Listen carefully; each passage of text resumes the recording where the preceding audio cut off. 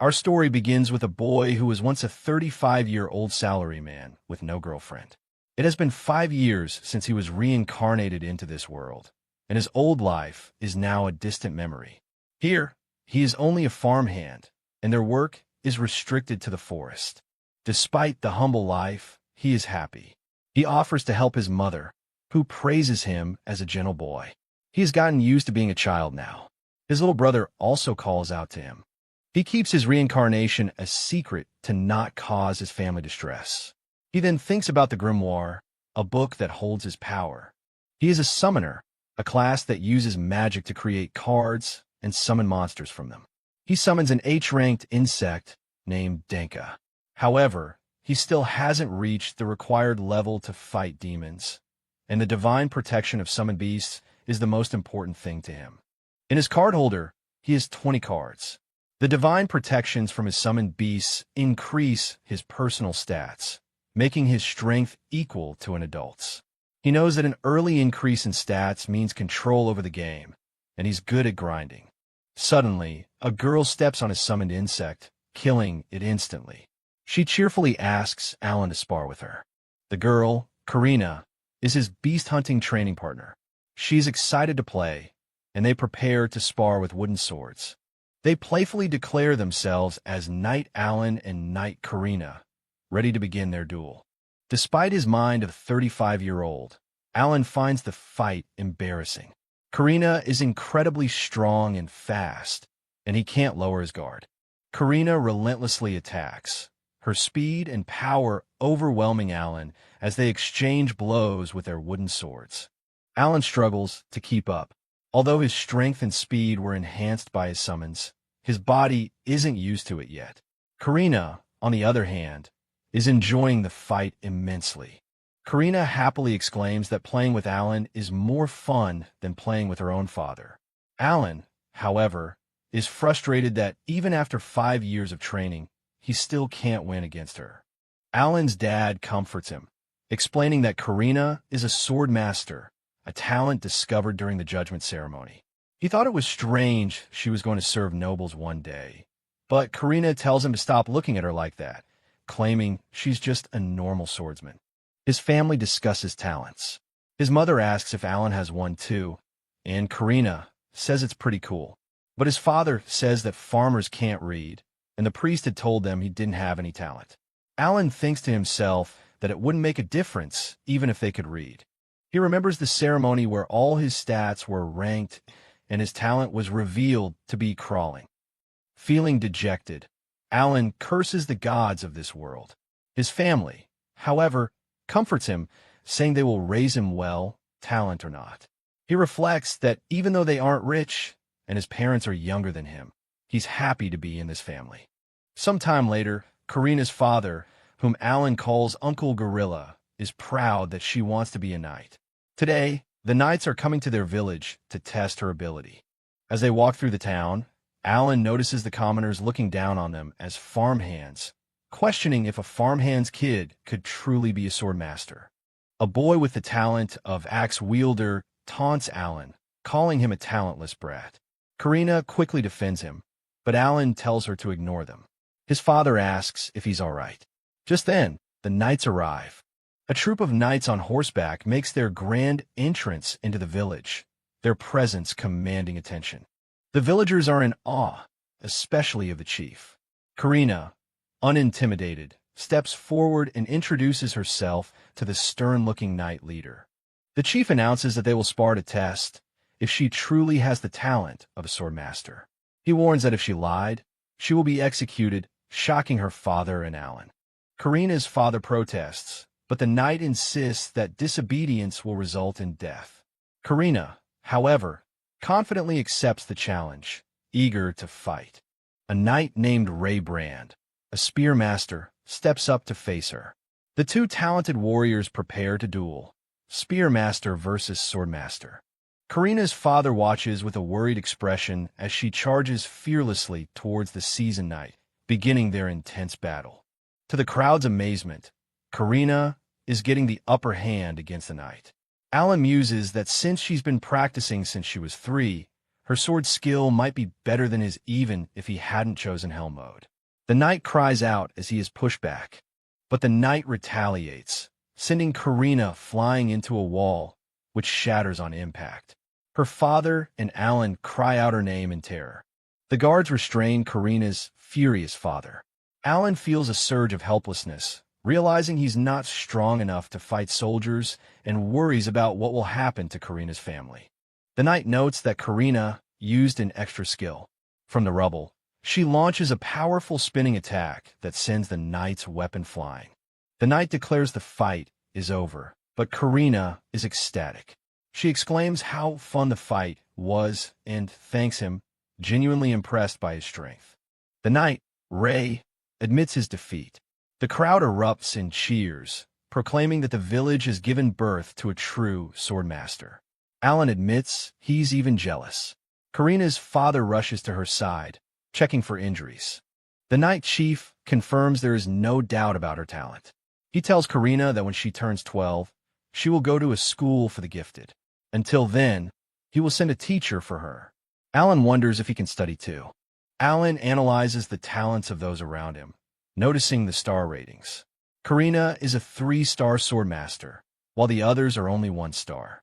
He realizes that at 3 stars, she is higher level than anyone else here and that the number of stars is related to their stats. He reflects on his own progress. He is still at level 1 after 5 years. He understands that in hell mode, his stats need to be 100 times higher than in normal mode. Seeing how strong a 3-star is, he wonders how far he is from his goal. Time passes and fall has come. Alan is now 6 years old, yet still at level 1. After the discovery of the swordmaster, his nameless village was renamed Karina Village. He continues to practice, honing his throwing skill after 200,000 throws, but he knows he needs another 5 years to reach hell mode. While eating, his mother notes that his dad is late. Alan explains that since farmers aren't allowed to do business, his dad leads a beast hunter team in the fall and winter to earn extra income. Just then, his mother calls out as a group of men arrives. His father, Rodden, has been brought back gravely injured and covered in blood. His mother, Teresia, screams in horror while Alan calls out to his dad. At his father's bedside, a fellow villager explains they were lucky to find a rare murres flower in the woods, and that the knights had given the money to buy the expensive medicine. Karina's father explains what happened. Rodden usually fights and defeats giant boars, but this year, a directive allowed commoners to participate. They thought it was easy money, but they panicked, broke formation, and Rodden was injured protecting them. After some time, Rodden recovers. He wakes up and is tearfully reunited with his relieved family. Despite the happy reunion, Alan feels a strange sense of detachment. He feels an invisible wall between him and his family, recognizing that with his memories of a past life, he is technically the oldest one here. Alan steps forward and tells Karina's father, Gelda, to let his own dad rest.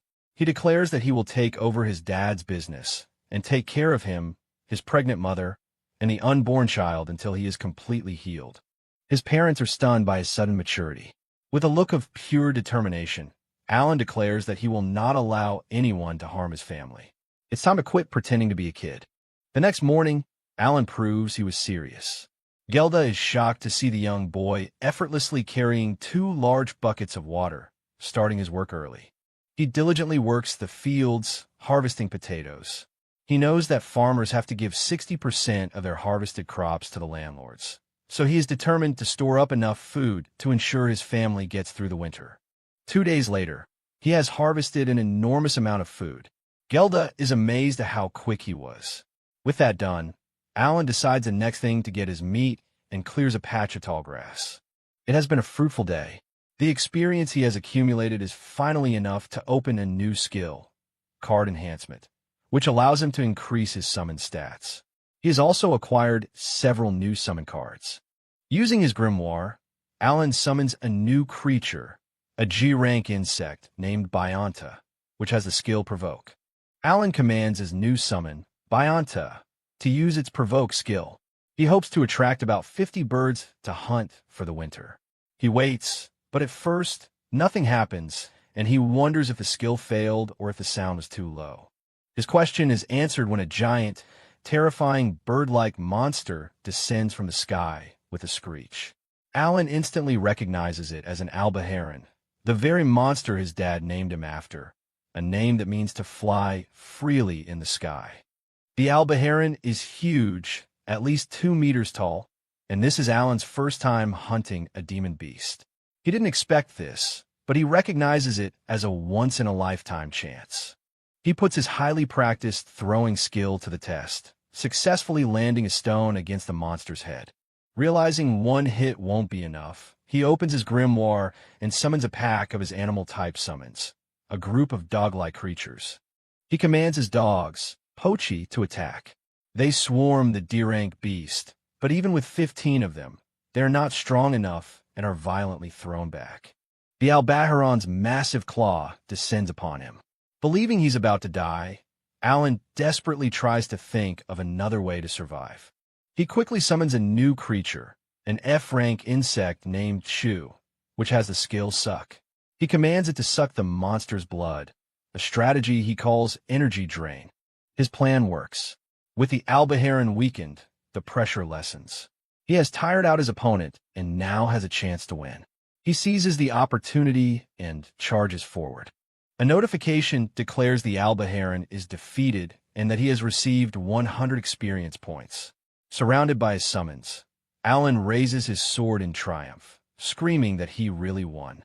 Exhausted but victorious, he hugs one of his dog summons, admitting to himself that the feeling of winning is even more awesome than he had imagined. He brings the colossal beast back to the village. His family is stunned, and Karina calls him cool, though she is also frightened. Gelda informs him that the village chief will let him have the rest of the monster after refining the wings and magic stones. Alan gives a sinister smile and thanks him. As he recovers, Alan realizes that his summons provoke skill works on demon beasts. He grimly decides to hunt an albaheron every 3 days, knowing he would have died if a second one had appeared during his last fight. Suddenly, a notification appears. His experience points have reached the threshold, and he has leveled up to level 2, receiving a massive boost to all his stats. Alan is ecstatic. After 6 long years in this world, he has finally leveled up. He examines his new stats, noting the significant increase in strength and magic.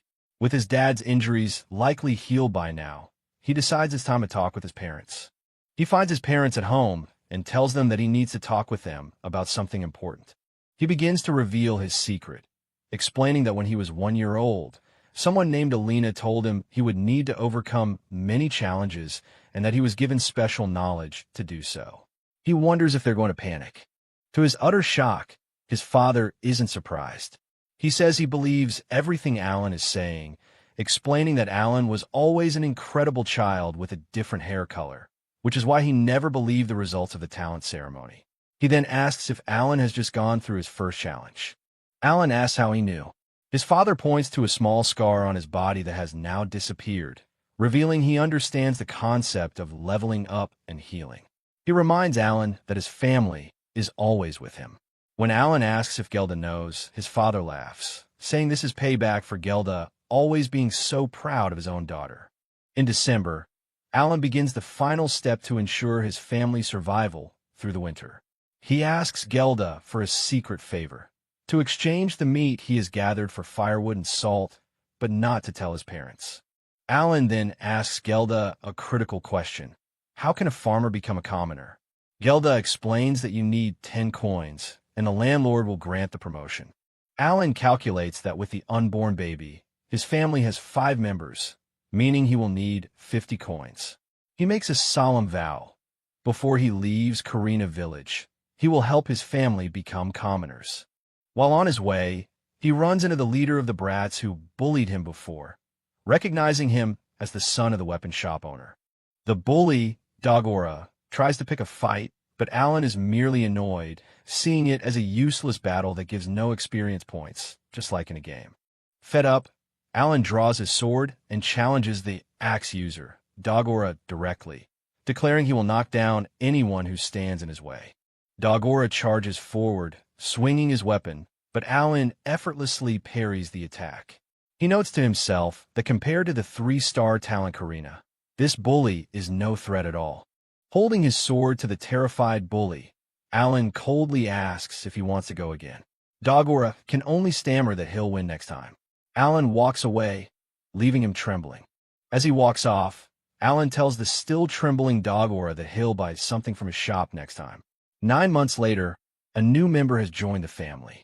Karina is overjoyed to have a little sister, fawning over the cute baby Mayuri-chan. Alan now finds himself playing knights with his former bully, Dagora. As they spar, Alan easily critiques Dagora's technique, telling him his movements are too obvious. He now regularly practices with his little brother Mashu, who is 3, and Dagora. Dagora is fired up, looking forward to the talent assessment in 2 years, hoping to prove himself. One night, Alan returns home to find Gelda there with his father. They bear bad news. The village chief summoned them because the Lord has increased the boar hunting target by 5, requiring them to kill 15 boars in total this year. This means more civilians will have to participate in the dangerous hunt, just like last year. Rodden explains he tried to object, but it's an order directly from the Lord. Teresia is distraught at the news. The situation is grim. They cannot defy a direct order, and there's a possibility the quota will increase to 20 next year. Alan realizes that for some reason, the Lord is actively promoting monster hunting. Seeing his family's despair, Alan steps forward. He confidently tells them to leave it to him, explaining that the Creator has given him wisdom and that he will figure something out. In October, the hunting party gathers at the village gate. The men are glad to see Rodden has fully recovered and is ready to lead them again. Alan joins his father, who seems to have made a full recovery. Rodden tells Alan to stay back, watch, and learn, but not to get close to the actual fight. 2 new civilians join the hunt this year. One of them is worried, but his friend tells him to stay focused. Rodden addresses the group, confirming their increased target number means 20 people will be hunting this time. Alan realizes his job is to assist these 2 new guys. This marks the first time in his 7 years as a farmhand that Alan has left the village. He's filled with excitement as he walks down the same road the knights once took. The Great Boar hunting group makes its way towards Hakuryu Mountain. Alan learns that, as the name indicates, a white dragon lives on its peak, and the great boars leave the mountains in autumn. He quietly vows that one day, that dragon will become his quarry. A lookout screams that a beast is coming. A massive, terrifying great boar with a single large horn charges out from the foliage. The newcomers are frozen in fear at the sight of the terrifyingly powerful beast.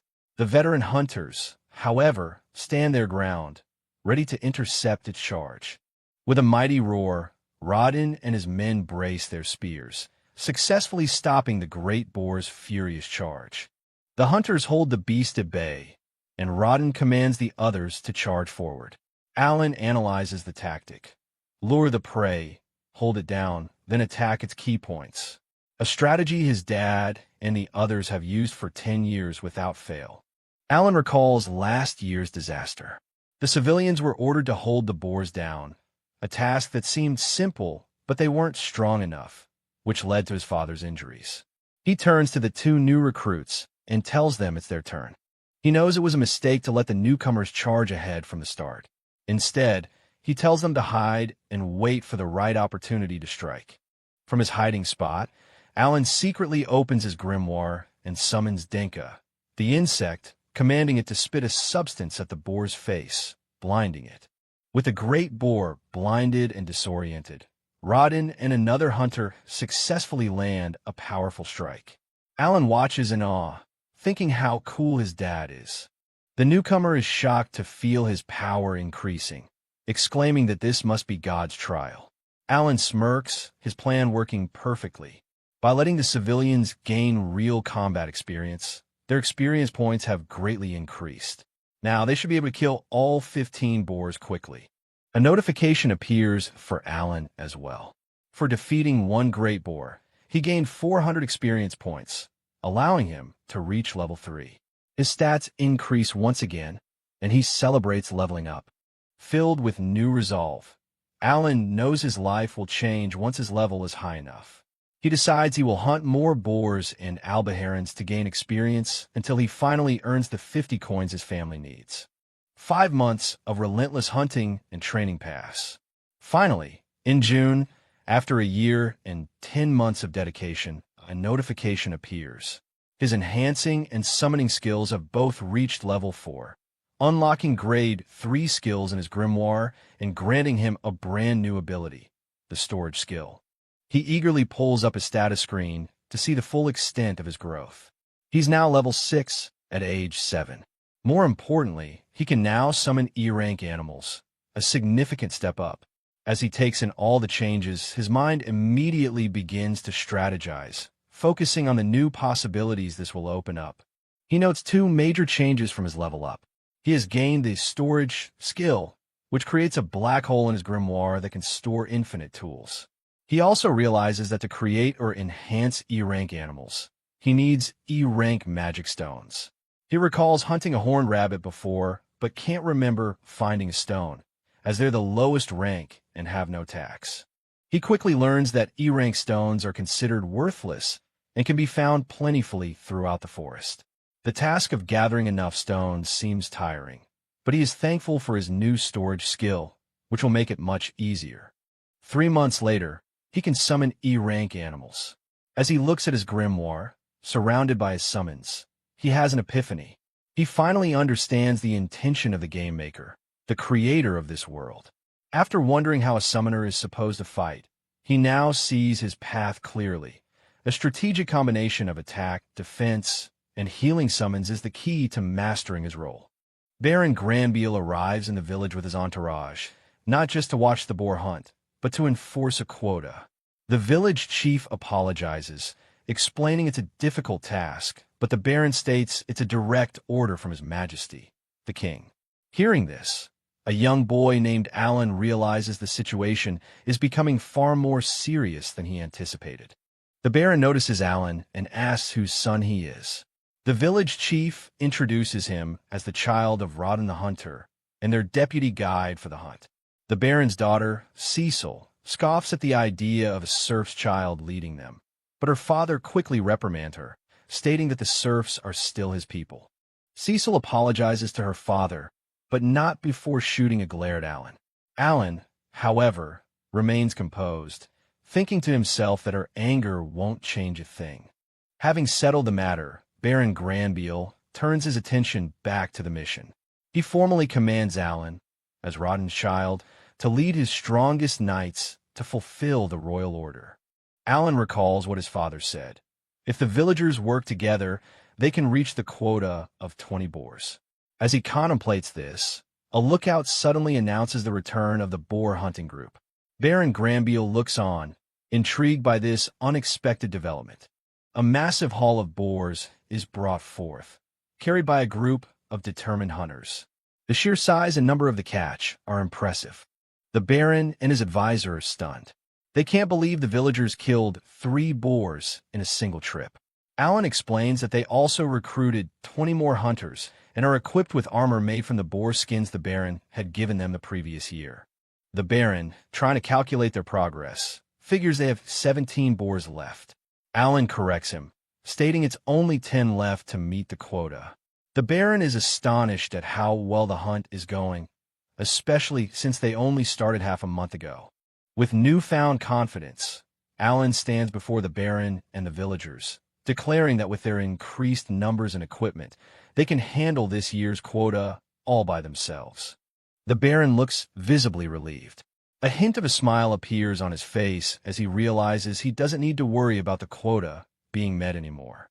Alan, speaking on his father's behalf, requests permission to keep the boar skins for future hunts. The Baron's advisor is skeptical, suggesting they shouldn't take a child's word for it. However, the Baron overrules him, stating that a serf's child has no reason to lie and that having an understanding lord is a good thing. Later, inside the village chief's house, Alan and 2 other hunters kneel before the Baron. The Baron praises Karina Village's success, noting that the Territory Reclamation Order has been active for 15 years, and their village's contribution is wonderful. The Baron specifically addresses the two men kneeling with Alan. He calls them out by name, Boar Hunter Rodden and Gelda. He acknowledges their hard work, noting he heard they have been leading the hunts for the past 10 years to contribute to the village's development. He declares that they deserve to be rewarded for their bravery. As their reward, the Baron declares that both Rodden, Gelda, and their families are now promoted to the status of commoners. The two men are left in stunned silence by this life-changing news. Alan, however, can't contain his joy. He exclaims in delight, realizing that as a commoner, he's now free to leave the village and go hunting whenever he wants. This has been his dream since he first heard of this reward. The Baron adds that all other serfs who have hunted for over 10 years will also be rewarded. He then asks a curious question. Why did they decide to start hunting the dangerous C-rank great boars? Rodden seems hesitant to answer, and Alan looks to his father, who never mentioned this part of the story. Rodden begins his tale. 13 years ago, they started exploring the land with other serfs out of desperation for food. But that fall, great boars attacked, stealing their winter supplies. It was then that a younger Rodden declared they would hunt the boars. They succeeded in killing one, but tragically lost a friend in the fight. Gelda tells Rodden to stop blaming himself for what happened. The Baron, having listened intently, trusts the story. He decides that as the Lord, it's his duty to reward his people's hard work and bravery, even from the past, and offers Rodden another reward. When asked what he desires, Rodden makes a surprising request. He asks the Baron to please allow his son, Alan, to work at his house. Rodden proclaims that his son is much smarter than him and will surely be of great use. Alan is completely shocked by his father's words.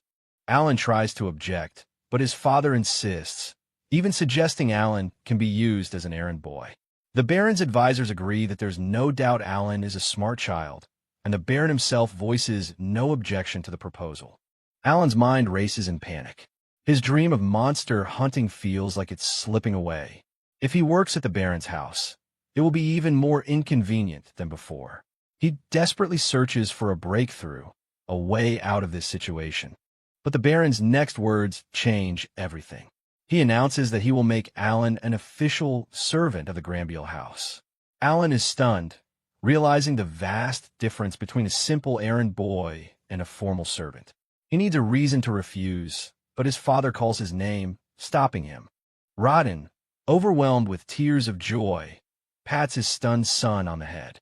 He sees this not as servitude, but as a priceless opportunity for Alan's future, a step up in the world he could only dream of providing.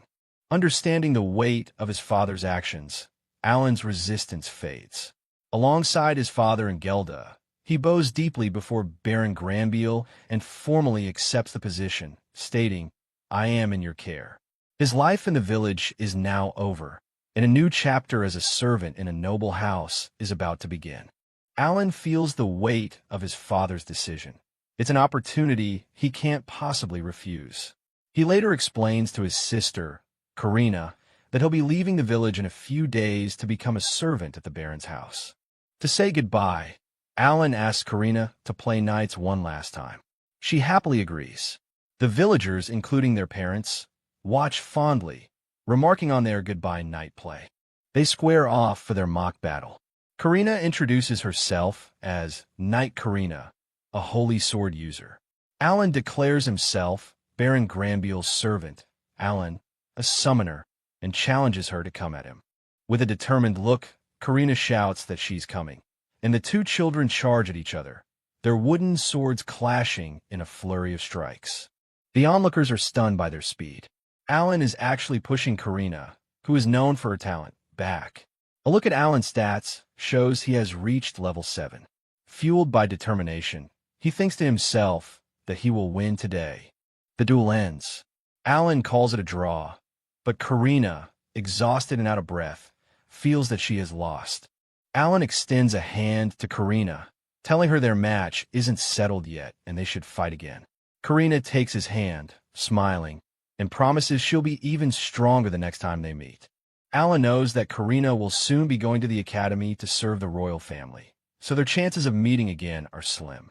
He's just glad he got to see her smile one last time, even though he knows she held back her best move. As he prepares to leave, Alan struggles to hold back his tears. He hugs his little brother Mashu, telling him to be strong and protect their baby sister, Miura. His friend, Dagora, gives him a dagger from his family shop as a parting gift. They exchange a simple bye as Alan prepares to leave his friend behind. Finally, the day of his departure arrives. As Alan stands before the carriage, his father, Rodin, kneels down and tells him that his life won't end as a servant forever, urging him to make the most of this opportunity. Alan waves goodbye to his family and his entire village. Inside the carriage, seated across from Cecil, Alan takes one last look at his village disappearing in the distance. He quietly promises to do his best. And so, upon arriving at the Baron's house, Alan became the personal servant of Cecil, just as she requested. The new role is clearly a struggle for him. His new life is demanding.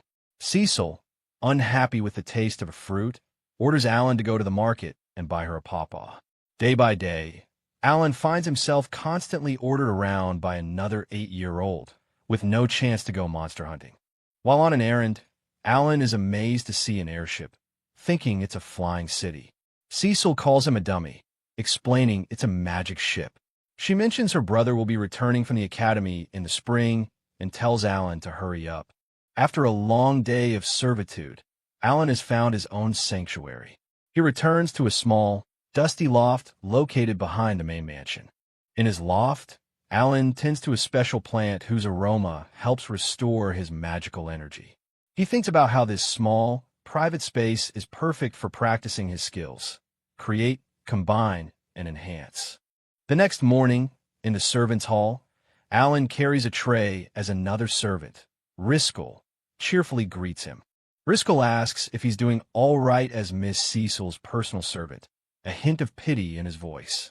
Alan learns that in the vast Granville house, there are a total of 30 servants, not including those who only work for a short time. Alan's life settles into a routine. He has two main duties in the house: taking care of the sleepy, yawning Cecil in the morning and serving meals to the entire Granville family. During a meal, Lady Granville observes that Alan seems to have gotten used to working there. She also notices that the family's meals are quite simple, much like the servants, and wonders if the Baron is trying to be frugal. Lady Granville compliments Alan, saying she can't even tell he was a serf. The Baron casually mentions that Alan doesn't have any talent. Cecil overhears this, a knowing smile on her face, thinking it's understandable that Alan knows a lot about her talent now. Cecil proudly puffs out her chest and declares her talent. She is a sorcerer. She also boasts that her older brother, Mihai, is a swordsman. While the Baron immediately scolds Cecil for revealing her talents so carelessly, Alan is privately impressed, noting that sorcerer is a good 2-star talent. The Baron then shifts the focus, turning to his other son, Thomas, to ask about his. The atmosphere at the table grows heavy. With a somber expression, Thomas apologizes to his father, confessing that he doesn't have a talent and expressing his deep desire to study at the academy, just like his older brother and Cecil.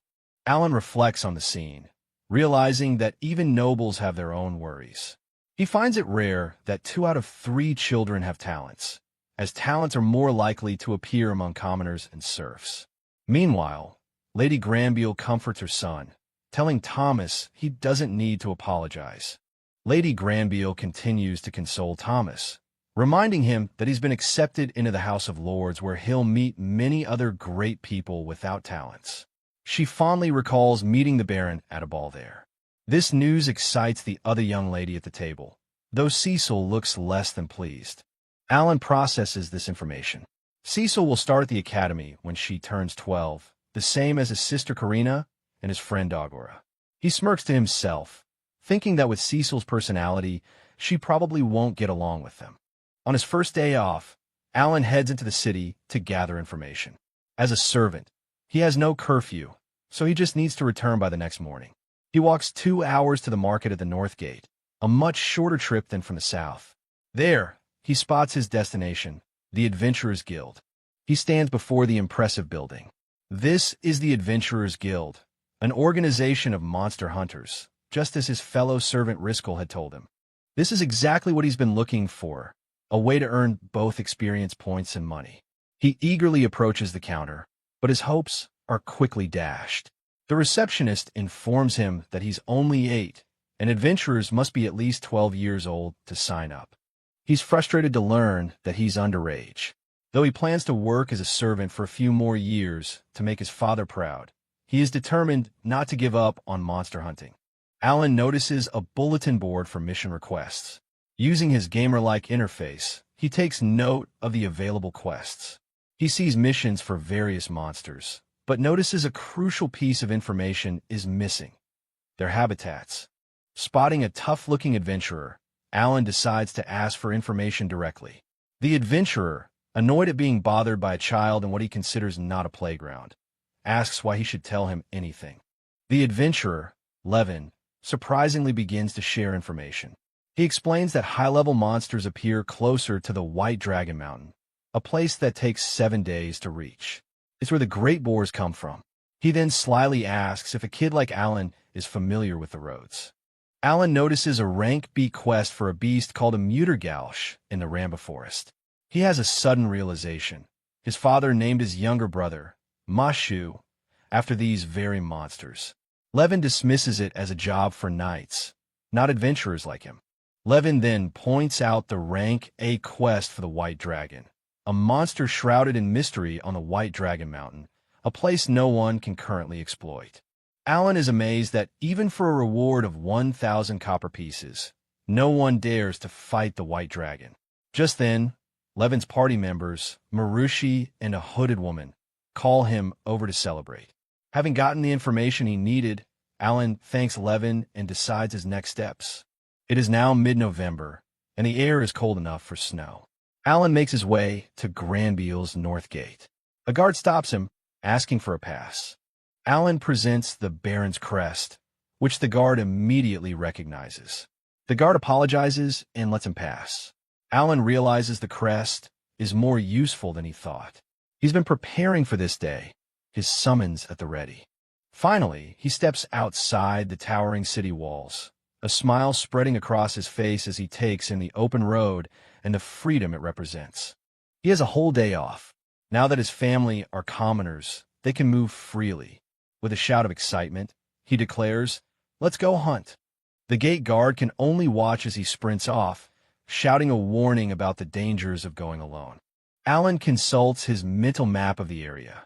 He knows that getting too close to the White Dragon Mountain is dangerous due to the high-ranked monsters that reside there. After running about 10 kilometers into the forest, he decides to aim for D-rank monsters, confident that he can handle them. He prepares to summon his bird, Hook. Alan tests Hook's intelligence, which has improved after enhancement. It's the only summon that can understand all his orders. Pleased, he pets Hook and then sends his flock of birds into the sky, using their Hawkeye skill to scout for monsters. An hour passes with no sign of monsters, leading Alan to believe the random encounter rate is low. He takes a moment to check his inventory, which includes some coins, a few magic stones, and the dagger he got from Dagora. Suddenly, Hook flies down, chirping. It's found something. Realizing it's much faster to search from the sky, Alan thanks his summon and draws his sword, ready for whatever lies ahead. Hook leads him deeper into the woods. Alan proceeds with caution, unsure of what kind of monster awaits. The area seems quiet, and he wonders if this is really the right place. His question is answered abruptly as several beast-like figures emerge from the trees, brandishing crude weapons. He quickly finds himself surrounded by a small horde. He identifies them instantly. They're D-rank goblins, about 1.5 meters tall. Recognizing the threat, he prepares for the impending battle. As the 5 goblins charge, Alan calmly opens his grimoire and summons his own reinforcements. "Come, Thomas," he commands. 5 ferocious, cat-like creatures, his E-rank summons named Tama, appear around him, growling and ready to fight. Their stats show they are formidable fighters. The goblins hesitate, intimidated by the sudden appearance of the beasts. Alan smirks, confident in the power of his E-rank summons. It's an even match, 5 of his Tamas against the 5 goblins. The beasts let out a collective growl, eager for battle. Knowing he can summon his animals within a 50-meter radius, Alan strategically surrounds the goblins, cutting off their escape. With a grin, he declares, "Now, let the hunt start." The Tamas leap into action, tearing into the goblins with their claws and fangs in a chaotic frenzy of battle. One of his Tamas successfully defeats a goblin, earning Alan 200 experience points. He's pleased his summons can handle the fight. However, the victory is short-lived as another Tama is struck down. Seeing one of his summons get defeated in a single hit, Alan realizes this won't be an easy victory. He quickly changes tactics and summons his E-rank insect, a Jiha. A large, beautiful butterfly named a Jiha emerges. Its status screen appears, highlighting its high endurance and agility, as well as its special skill, scales. A nearby goblin looks on in confusion. Alan knows he can use a Jiha's skill to put the enemies to sleep. As the goblins become drowsy from the butterfly's scales, he prepares to strike with a stone. He throws a stone, but, just as he expected, it has no effect on a D-rank monster. Frustrated, he commands his remaining Tama to attack the sleeping goblin. In less than 2 hours, the battle is over. Alan has defeated 5 goblins and gained 1,000 experience points. He grins, realizing this hunt is far more efficient than he could have ever expected. Alan gets to the grim task of harvesting the magic stones from the defeated goblins. He dislikes doing it, but for a summoner, magic stones are a lifeline that he must collect. Looking up at the sky, he sees his bird summon, Hook, has already located another group of 5 goblins within 3 kilometers. It seems goblins are a plentiful resource. It turns out to be the best day off ever. In total, he defeated 80 goblins and 5 horned rabbits, earning over 16,000 experience points and leveling up from 7 to 9. He also learned more about his insect summon skill, Scales. It has a high success rate on goblins, but he notes that to use debuffs on opponents 2 or more ranks higher, he would need to use multiple insect-type summons at once. As evening approaches, he notices he lost a few Tamas during the fights. He'll need to collect more E-rank stones to create new ones. He calls to his birds, telling them it's time to go. He notices his birds are acting strange and asks what's wrong. To his dismay, he realizes that since they have normal bird eyes, they can't see well in the dark. His first hunt is cut short, and to make matters worse, he's lost. A month passes. Alan establishes a routine, going out to hunt every 6 days. He reaches level 15. The cycle of hunting monsters for experience, money, and better equipment feels easy, but he still hasn't saved enough to buy good gear. As Alan worries about his low servant salary of 50 silver coins a month, he is suddenly summoned by the head butler. Alan is brought before Baron Granbiel, who sits at his desk with the butler standing by. The Baron informs Alan that the butler's performance reports have been nothing but praise. The Baron's expression turns serious. He asks Alan what he has been doing on his days off, noting that he was seen trying to sneak out before sunrise again. Alan realizes they are suspicious and knows he must be careful with his lies. To the surprise of the Baron and the butler, Alan confesses the truth. He goes monster hunting outside the city. He explains that he is the son of the hunter Rodden and that hunting is simply his family's way of life. The butler looks shocked. The Baron's stern face softens into a smile. He remembers Rodden's bravery and calls Alan the child of a hero. Alan feels relieved that his story, which was mostly true, sounded natural and believable. Alan explains that he sells the meat to a butcher for pocket money. The butler advises against it, warning of rumors. Instead, the Baron offers to buy the meat himself, paying 1 silver coin for each monster part. Alan is overjoyed, realizing he can now hunt proudly without wasting time. 5 days later, on another day off, Alan is back in the snowy forest. He gives a kiss to his butterfly summon, a Jiha, for good luck before setting his goal for the day: kill 100 goblins and 5 horned rabbits. While he's taking a break to eat a Mortimo fruit, his bird summon, Hook, suddenly lands and starts chirping frantically. Alan asks what's wrong. Hook takes off abruptly, flying far beyond the 3-kilometer search radius Alan had instructed it to stay within. Puzzled and a bit annoyed, Alan follows. He's led to the scene of a battle. He sees a group of adventurers being overwhelmed by goblins. One of the adventurers desperately yells for his companion, Marushi, to run. Alan immediately recognizes the group from the Adventurers Guild, Levin, Marushi, and their hooded companion. They are surrounded, and Marushi stands her ground, determined not to let the goblins pass. Deciding to intervene, Alan reaches into his inventory. He pulls out 3 custom-made iron balls he had acquired from a weapon shop. He hurls the first iron ball with surprising force, striking a goblin square in the head and sending it flying. Marushi is stunned by the unexpected and powerful intervention. Appearing seemingly out of nowhere, Alan grabs a stunned Marushi and declares that he's here to help. He quickly dispatches his other 2 iron balls, taking out 2 more goblins with precise and deadly aim. The remaining goblins, enraged by the sudden loss of their comrades, turn their attention towards the new threat. Alan realizes his iron balls aren't enough to kill them. Not wanting to reveal his summoning abilities, he decides to fight them directly. He tells a hesitant Marushi that he'll take care of the goblins on the right. He had been avoiding direct combat to keep his borrowed servant clothes clean, but now he has no choice. He charges in, sword drawn, and swiftly cuts down a goblin, moving on to the next. One of the adventurers manages to kill a goblin, but the fight is taking its toll. The hooded woman is almost out of mana. Marushi cries out in despair, seeing that Levin is gravely injured and won't make it. The battle ends. Alan stands alone amidst the fallen goblins, having saved the adventurers from certain death. Marushi and her companion are amazed that Alan killed 3 goblins by himself. They tell him Levin's wound is too serious and they won't reach the city in time. Alan offers them some herbs he has.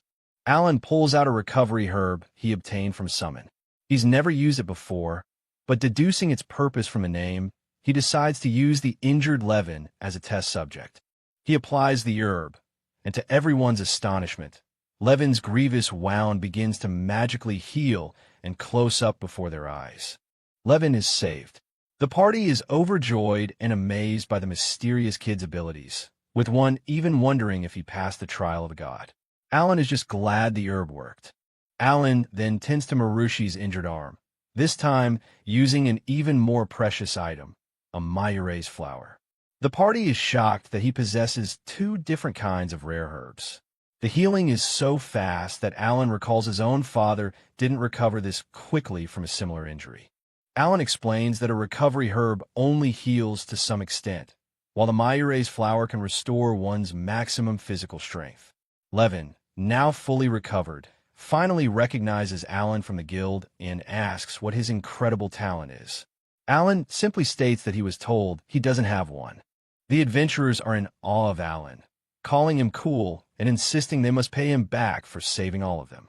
Alan, however, just wants to get back to his hunt and asks them not to tell anyone about him. But Levin persists, asking if there's anything else they can do. Alan pauses, considering their offer. An idea strikes him. As repayment, he asks for all the magic stones from the goblins they defeated, as well as 100 of their own E-rank stones. He declares that this will be enough. After the grateful adventurers depart, Levin vowing not to lose to goblins again, Alan is finally alone. But before he can resume his hunt, there's something he needs to check. He summons his bird, Hook. Alan tries to process what happened. He always believed that summons were supposed to simply follow their master's orders, and that their stats and skills were tools for the summoner to command. Hook looks back at him, not understanding the problem. But Hook ignored his instructions and prioritized its own will, choosing to lead him to the adventurers in need. Kneeling in the snow, Alan has a profound realization about the nature of the summons created by the god of this world. He reaches out and gently pets his summon. He apologizes to Hook, reassuring it that he isn't blaming it. With a smile, he promises that next time, he will consider the possibility of Hook finding someone in need and says, "I'm counting on you." With this newfound understanding and strengthened bond, Alan and Hook are ready for whatever comes next. Hook lets out a mighty cry and spreads its wings, ready to continue their journey together with his summons. In late December, 2 months have passed since Alan started working at the Baron's mansion. The Knight Commander, who sometimes visits to trade information, notes that Alan is looking much better. The commander's job is to protect the Lord by catching criminals and subjugating monsters. During dinner, the family discusses how their country seems to be safe from war. Cecil, the Baron's daughter, excitedly points out that the meat they're eating is from the 5-horned rabbits Alan caught in a single day, much to the Knight Commander's surprise. The Knight Commander then mentions that Karina Village successfully defeated 20 great boars. The girls praise Alan's father for the achievement, and Alan proudly accepts the compliment, saying it was only natural. This makes Karina suspicious. She wonders why, if they caught so many boars back in October, they aren't getting to eat any of the meat now, recalling that they had boar meat last winter. Alan silently agrees that it is strange. The Baron scolds Karina for her selfish question, while Alan internally speculates that the meat was likely sent to the royal capital on the king's magic ship.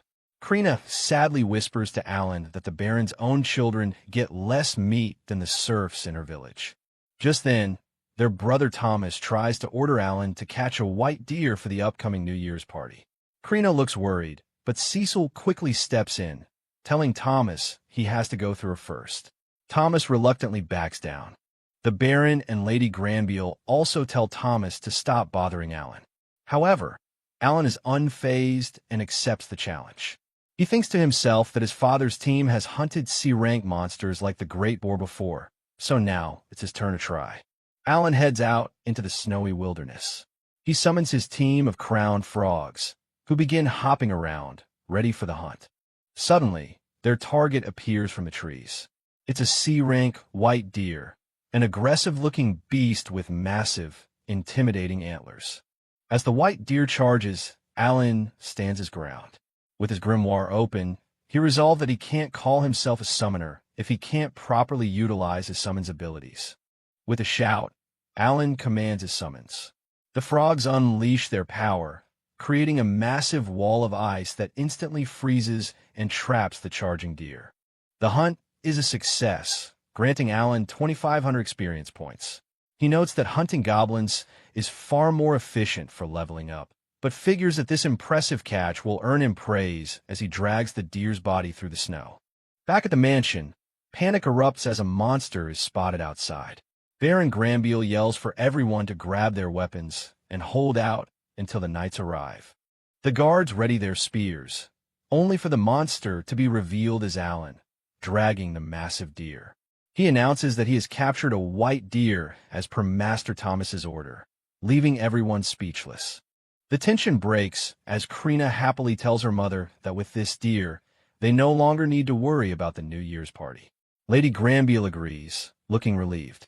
As the family thanks Alan, the Knight Commander questions if this is truly a talentless kid.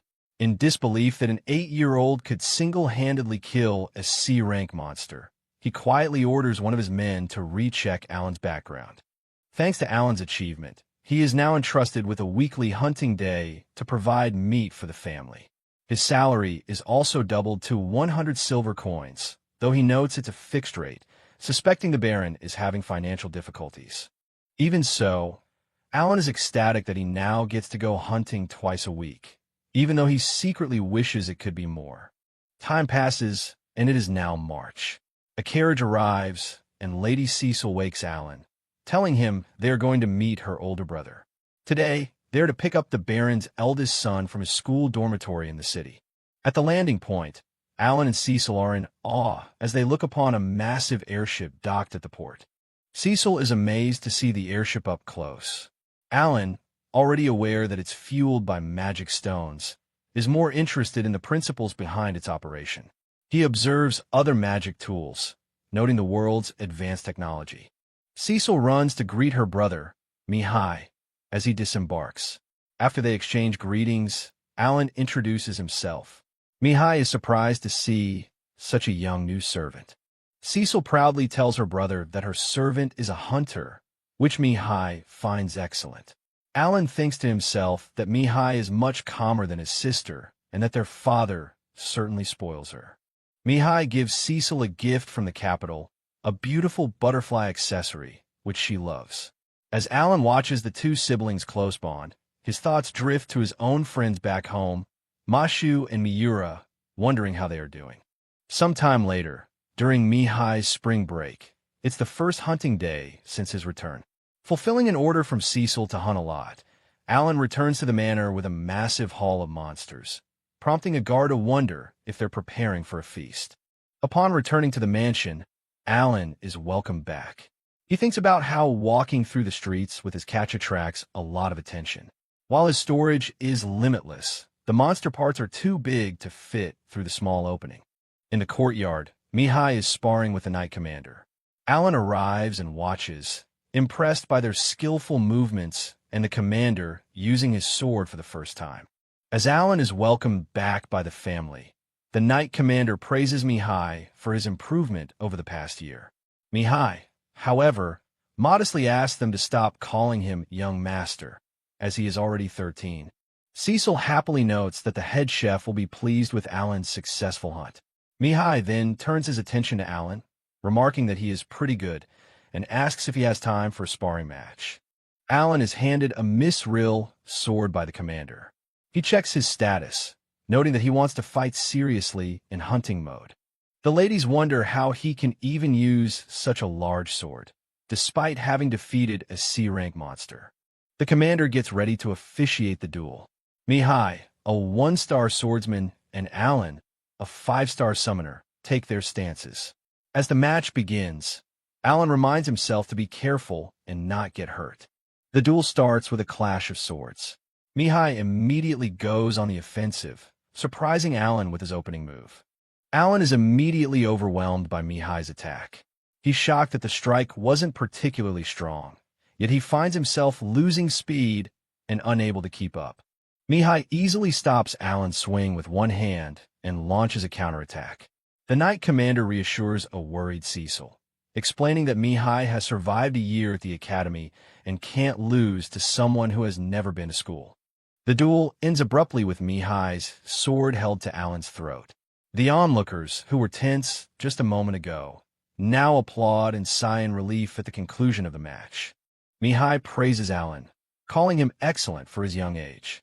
A breathless Alan can only admit his complete defeat, shocked at how strong Mihai was. Cecil and Krina rush to congratulate their brother on his victory. Mihai then reveals that he has to fight in a dungeon during his summer vacation, a statement that leaves his sisters and Alan in shock. Mihai explains that he will be forced to drop out of the academy if he can't get through the dungeon.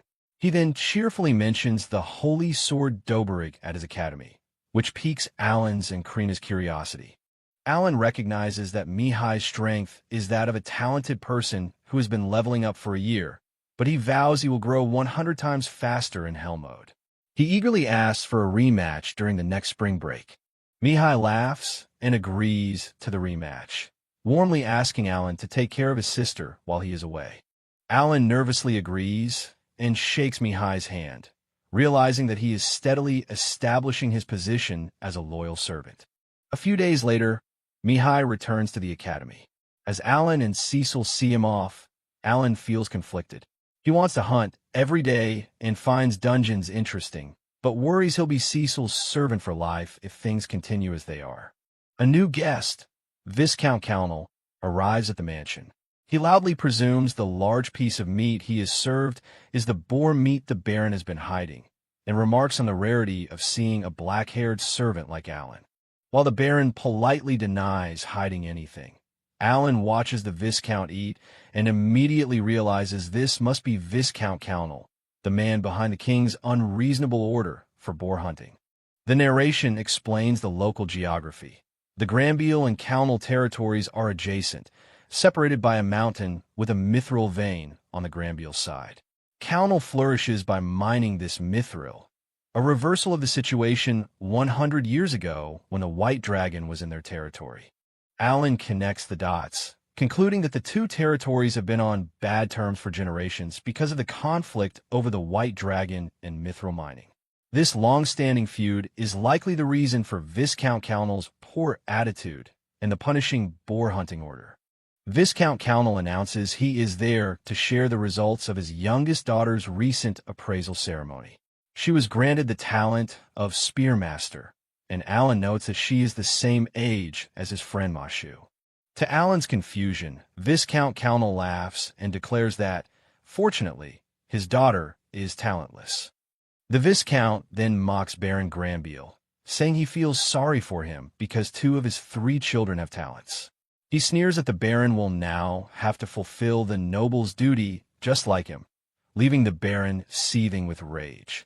As the Viscount leaves, Alan ponders the meaning of noble's duty. He wonders why having talent is considered bad when it allows for magnificent things like the airship. He concludes that being a noble is a hassle and is relieved that his friends Mashu and Karina likely won't be involved. By autumn, Alan, now 9 years old, has been working at the Granville house for a year. Wearing his new death spider cloak, he thinks about how the boar hunting season must be starting back in his home village. Alan checks his status screen. He has reached level 24 and is pleased that he is slowly getting all the necessary equipment and has a variety of summoned beasts at his disposal. Looking at his grimoire, he feels a sense of satisfaction. After killing 10,000 goblins, he has finally leveled up. He feels lucky and hopes he can hunt 3 or even 5 times the usual amount today. Feeling confident after leveling up, Alan decides to fight some higher-rank monsters. He summons his hawk, Hook, to scout ahead for D or C-rank prey. Hook quickly spots a target, a C-rank armored ant, a massive creature about 3 meters tall. Alan recognizes it as the monster another hunter named Levin had mentioned. He prepares for battle, summoning his wolf-like beasts, the Thomas. A pack of Alan's summoned beasts, the Thomas, surrounds the giant armored ant. They growl and prepare to attack the C-rank monster. The Thomas launch their assault, but their claws and teeth are ineffective against the ant's tough exoskeleton. Alan realizes that this direct method of attack isn't working. The armored ant proves to be too strong, easily shaking off the attacking Thomas and flinging one of them from its back. Seeing that his Thomas are no match for the ant, Alan quickly changes his strategy. He summons his Ajiha, butterfly-like insects that can use a scales attack. The 2 Ajiha butterflies fly towards the armored ant, releasing a cloud of poisonous scale powder from their wings. The strategy is a success. The poison from the scales works, and the giant C-rank monster collapses. Alan is pleased with this discovery, realizing he can use this same strategy against other tough monsters like white deers. With the giant ant unconscious from the poison, Alan decides to finish it off before it can recover. He climbs onto its back, looking for any wounds the Thomas might have caused. Alan aims for the ant's neck, but even with his offense stat at 438, his dagger can't penetrate the hard shell. He realizes he needs a better dagger just as the monster begins to stir. As the armored ant wakes, Alan panics but puts all his strength into one final, desperate stab, determined not to let it escape. He succeeds. A notification confirms the defeat of the armored ant, rewarding him with 3,000 experience points. Relieved, Alan prepares to collect the magic stones and move on. However, Alan runs into another problem. The ant's shell is too hard for his dagger to penetrate, making it impossible to collect the magic stones. Frustrated, he gives up and sends his birds to look for orcs instead. While scouting with his bird, Alan peeks from behind a tree and spots a large creature in the distance, which he estimates to be around 2 meters tall. He finds a C-rank orc fast asleep. Alan notes that while his summons are never exhausted, normal monsters have to sleep, giving him the perfect opportunity to strike. He summons his Tamas to prepare for an ambush. At Alan's command, the pack of Tamas viciously attacks the sleeping orc, catching it completely by surprise. The ambush is a success, as the orc lets out a cry of pain. Alan watches with satisfaction, pleased that his strategy is working. Enraged, the wounded orc retaliates with a powerful swing of its weapon, managing to take out 3 of Alan's summons in a single strike. Despite the orc's powerful counterattack, Alan remains calm and orders his remaining Tamas to attack it with their scratch ability. The Tamas swarm the orc once more, relentlessly clawing at the beast as it cries out in pain. Alan defeats the orc, earning 1,500 experience points, and decides this will be his next grinding target. He successfully collects the magic stone and celebrates killing a C-rank monster without needing to use traps. He feels a sense of accomplishment, clutching the C-rank magic stone he acquired. However, his confidence is short-lived. He remembers his crushing defeat by Mihai, a 15-year-old from the academy. He reasons that academy alumni, like the Knight Commander, must be far more powerful. Realizing the huge power gap, Alan resolves that in this Helm mode, he must gain much more experience to become stronger and overcome the overwhelmingly powerful people in this world. With his new grinding target set, Alan sets his next goal, to kill 2 orcs at once. He sends his hawk, Hook, to start searching, and a summary shows a successful day's results. 1 armored ant and 15 orcs defeated for a total of 25,500 experience points. Alan is ecstatic. He calculates that if he can handle 40 orcs a day, he'll earn 60,000 experience points, a massive increase from the 25,000 he got from hunting goblins. He happily declares himself the new orc killer as he runs back to the city. The scene shifts to early November. Cecil sternly reminds Alan, who is now dressed back in his servant uniform, to not say anything rude in front of her teacher. He casually agrees. As a present for his first anniversary of Servitude, Alan is allowed to attend classes with Cecil. He eagerly thanks the teacher, a man with a long white beard and an eye patch, when asked if he has any questions. Alan decides to test a hypothesis he's been thinking about. He asks the teacher what the conditions are to use magic, wondering if his summoner talent might allow it. Alan believes that since a summoner's intelligence has an S-rank growth rate, it should be usable for learning magic. However, another student scoffs at the talentless servant for even asking. The teacher calms him down, saying he will explain. The teacher gives a blunt and simple answer. To use any spells, you obviously need a talent that allows the use of magic.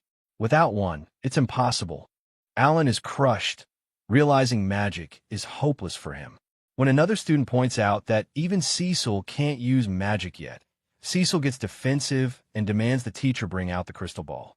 Confused, Alan asks if she's a sorcerer. To prove her point, Cecil places her hands on the crystal ball, and it begins to glow, showing she has magical aptitude. Seeing this, Alan excitedly asks if he can try it too. Full of hope, Alan declares he'll see if a summoner can use magic. The teacher allows it, and Alan eagerly places his hands on the crystal ball, while Cecil looks on, but nothing happens. The teacher confirms the result. Magic is impossible for Alan after all. The reality of it leaves Alan in a state of shock. Alan falls into despair. He questions what the point of his high intelligence is if he can't use magic or even win with a sword. His hopeful hypothesis is officially and quietly debunked. Another year has passed since Alan was officially allowed to hunt. In that time, he has become a familiar face in the city, gaining many acquaintances among the other adventurers. While walking through the city, Alan notices a commotion.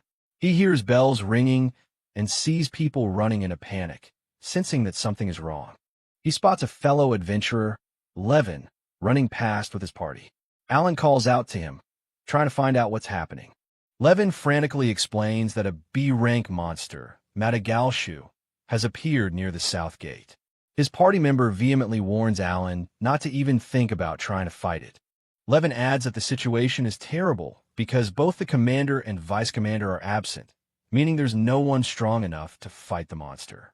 Their only choice is to help evacuate the citizens. Alan assesses the situation.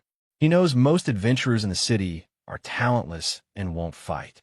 Recalling that his duty as the Granville family's hunter is to help those in trouble, he decides he must act. Believing the Baron will forgive him for acting on his own initiative this one time, Alan steels his resolve.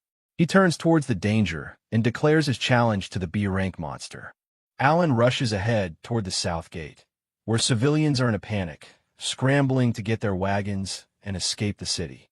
The city gate is a scene of chaos as guards try to direct the flow of traffic, shouting for the wounded to move one way, while civilians hurry to evacuate.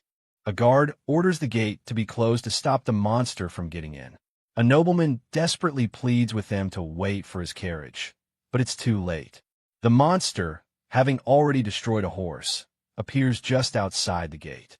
The B-rank monster, Madagalshu, looms over a carriage. It's a terrifying beast, well over 5 meters tall, with a grotesque, grinning face as it savors its kill. The nobleman frantically begs the stunned guards to do something to save his wife and daughter, who are trapped in the carriage. Seeing their hesitation, Alan prepares his grimoire and decides to act. Alan acts decisively, throwing an insect summon that explodes on the monster's face. As the beast recoils, Alan yells, "Hey, over here!" successfully drawing its attention away from the carriage and entirely onto himself. Levin desperately yells for Alan to stop, warning him that provoking the monster will get him killed. Enraged by the taunts, the Madagalshu lets out a furious roar. Alan sees that the monster has taken the bait, but worries that his mana still hasn't recovered. The beast charges with incredible speed, knocking Alan down. Levin and his party can only watch in horror, shocked at how fast it is. Alan gets back to his feet, surprised that the monster isn't pressing its attack. It just stands there, watching him. Instead of attacking, the monster stomps its foot and lets out a guttural noise, seeming to grin at him. Alan realizes with frustration that the powerful beast is just having fun and toying with him. The monster's name, Madagalshu, triggers a memory for Alan. His father named his friend Mashu after this very monster. Horrified at his dad's terrible naming sense, Alan wonders if this is some kind of sick turn-based battle. Determined to make the monster regret its arrogance, Alan opens his grimoire. With his mana still low, he prepares a new strategy. Alan summons multiple E-rank bug and bird cards, which merge with him to boost his endurance and agility. He knows he needs to increase his stats to have any chance of dodging the monster's attacks. The Madagalshu seems surprised by his sudden burst of speed. Watching from the city gate, Levin realizes Alan's plan. He's using himself as bait to lure the monster away. Once he's a safe distance from the city, Alan summons his Ajiha butterflies and commands them to put the beast to sleep. As he continues to lead the monster further away, Alan repeatedly orders his Ajiha butterflies to attack, hoping their sleep-inducing powder will eventually take effect. Exhausted, Alan finally stops deep in the forest. He clutches his grimoire, realizing with a sinking feeling that he has lost track of the monster. Panic sets in. All of his debuff attempts have failed, and he comes to the grim conclusion that it's impossible for him to defeat this monster on his own. Accepting defeat, Alan decides to retreat for now. He consoles himself that he at least lured the beast far away from the city. He resolves to gain more experience and return for revenge later. But the Madagalshu is relentless.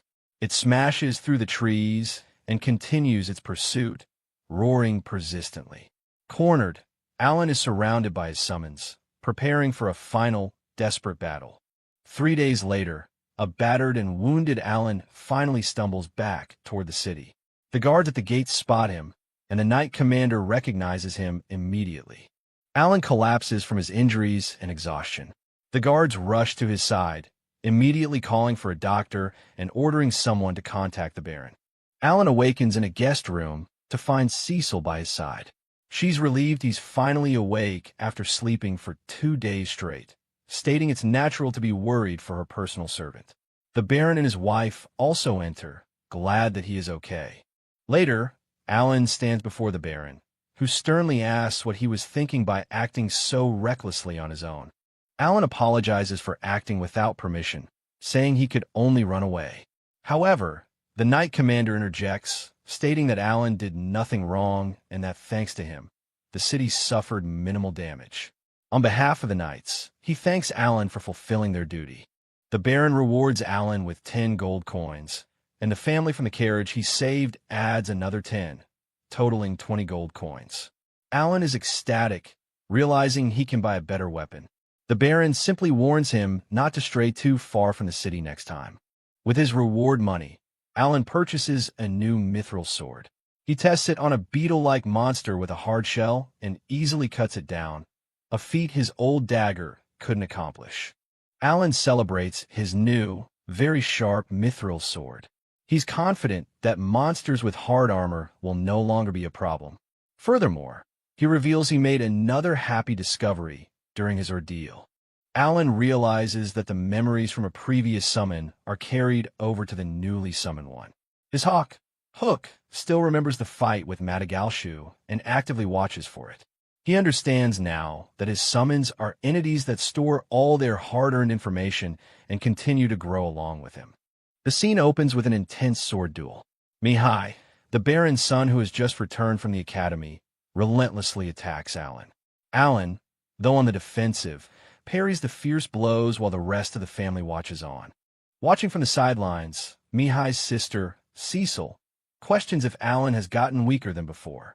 The duel reaches its climax as Mihai's sword strikes forward, knocking Alan's blade out of his hand and onto the ground. Alan clenches his fists in frustration, angry that he lost again despite his growth. Meanwhile, Mihai is showered with praise by his family for his amazing performance. Cecil tells the dejected Alan to practice more, while Mihai assures her that he will take care of her, solidifying his role as the dependable older brother. Later, at the dinner table, the family discusses Alan's past achievements. They are surprised to hear that Alan had previously fought against the Madagalshu. The consensus is that it's a dangerous B-rank beast, and there's no way Alan could have defeated it by himself. The Baron encourages his son, Mihai, to continue improving and become even stronger. Mihai agrees respectfully. Suddenly, their conversation is interrupted when a guard bursts into the room with urgent news, asking for the Lord Baron. The guard frantically announces the shocking news that has the entire room on edge. The legendary White Dragon has awakened. Alan is stunned to hear about the White Dragon, an A-rank beast that has been dormant for 100 years. The situation becomes more dire as the guard reports that an adventure guild saw the dragon flying towards the Kalnal territory, causing the Baron and his wife to worry. An advisor proposes a plan to investigate the new settlement of the White Dragon, starting with the 4 main mines in the surrounding area. The Baron listens intently, considering the course of action. The Baron expresses his concern, stating that such an investigation would likely take months due to the high-rank goblins and orcs infesting the foothills.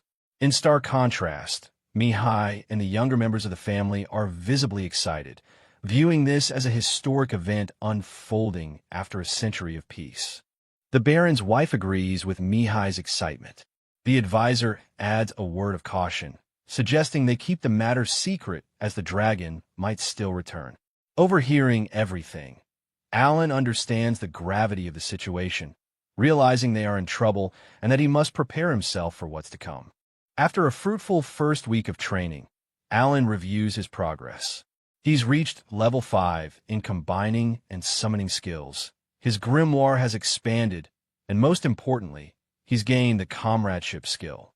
His stat sheet shows a significant boost in all his abilities, marking a major step up in his journey. He notes the movement of the White Dragon and plans to check it out. Alan examines his newly acquired comradeship skill. While a D-rank summoner skill might seem low, he's eager to test its potential, hoping it proves as useful as his storage ability. He activates it with his summoned bird, Hook. As soon as he activates the skill, Alan is taken aback. He stares in shock as his summoned bird, Hook, lets out a peculiar cry, indicating that something unexpected is happening. Alan is astonished as he realizes the true power of his new skill. He can now share senses with his summon. This is observation assimilation, allowing him to see everything through Hook's eyes. His excitement grows as he discovers the assimilation isn't limited to just vision. He can also share Hook's hearing. As the bird soars through the sky, Alan feels as if he's the one riding the wind high above the forest. Combined with his Hawkeye skill, Alan can now see for miles ahead. He notes a limitation. He can't issue direct orders when Hook is out of a certain range, but the potential of this scouting ability is incredibly interesting. Alan draws a parallel to his past life as a gamer. This ability is like controlling multiple characters at once through different screens. He realizes that as long as a summon has an intelligence stat above 100, there's no limit to how many he can control simultaneously. It dawns on him that increasing his intelligence is the key. For each summon under his comradeship, he needs 200 intelligence points, meaning with his current 1200 points, he can control 6 summons. Holding a vast amount of D-rank magic stones, he eagerly decides to see what new D-rank animals he can now summon.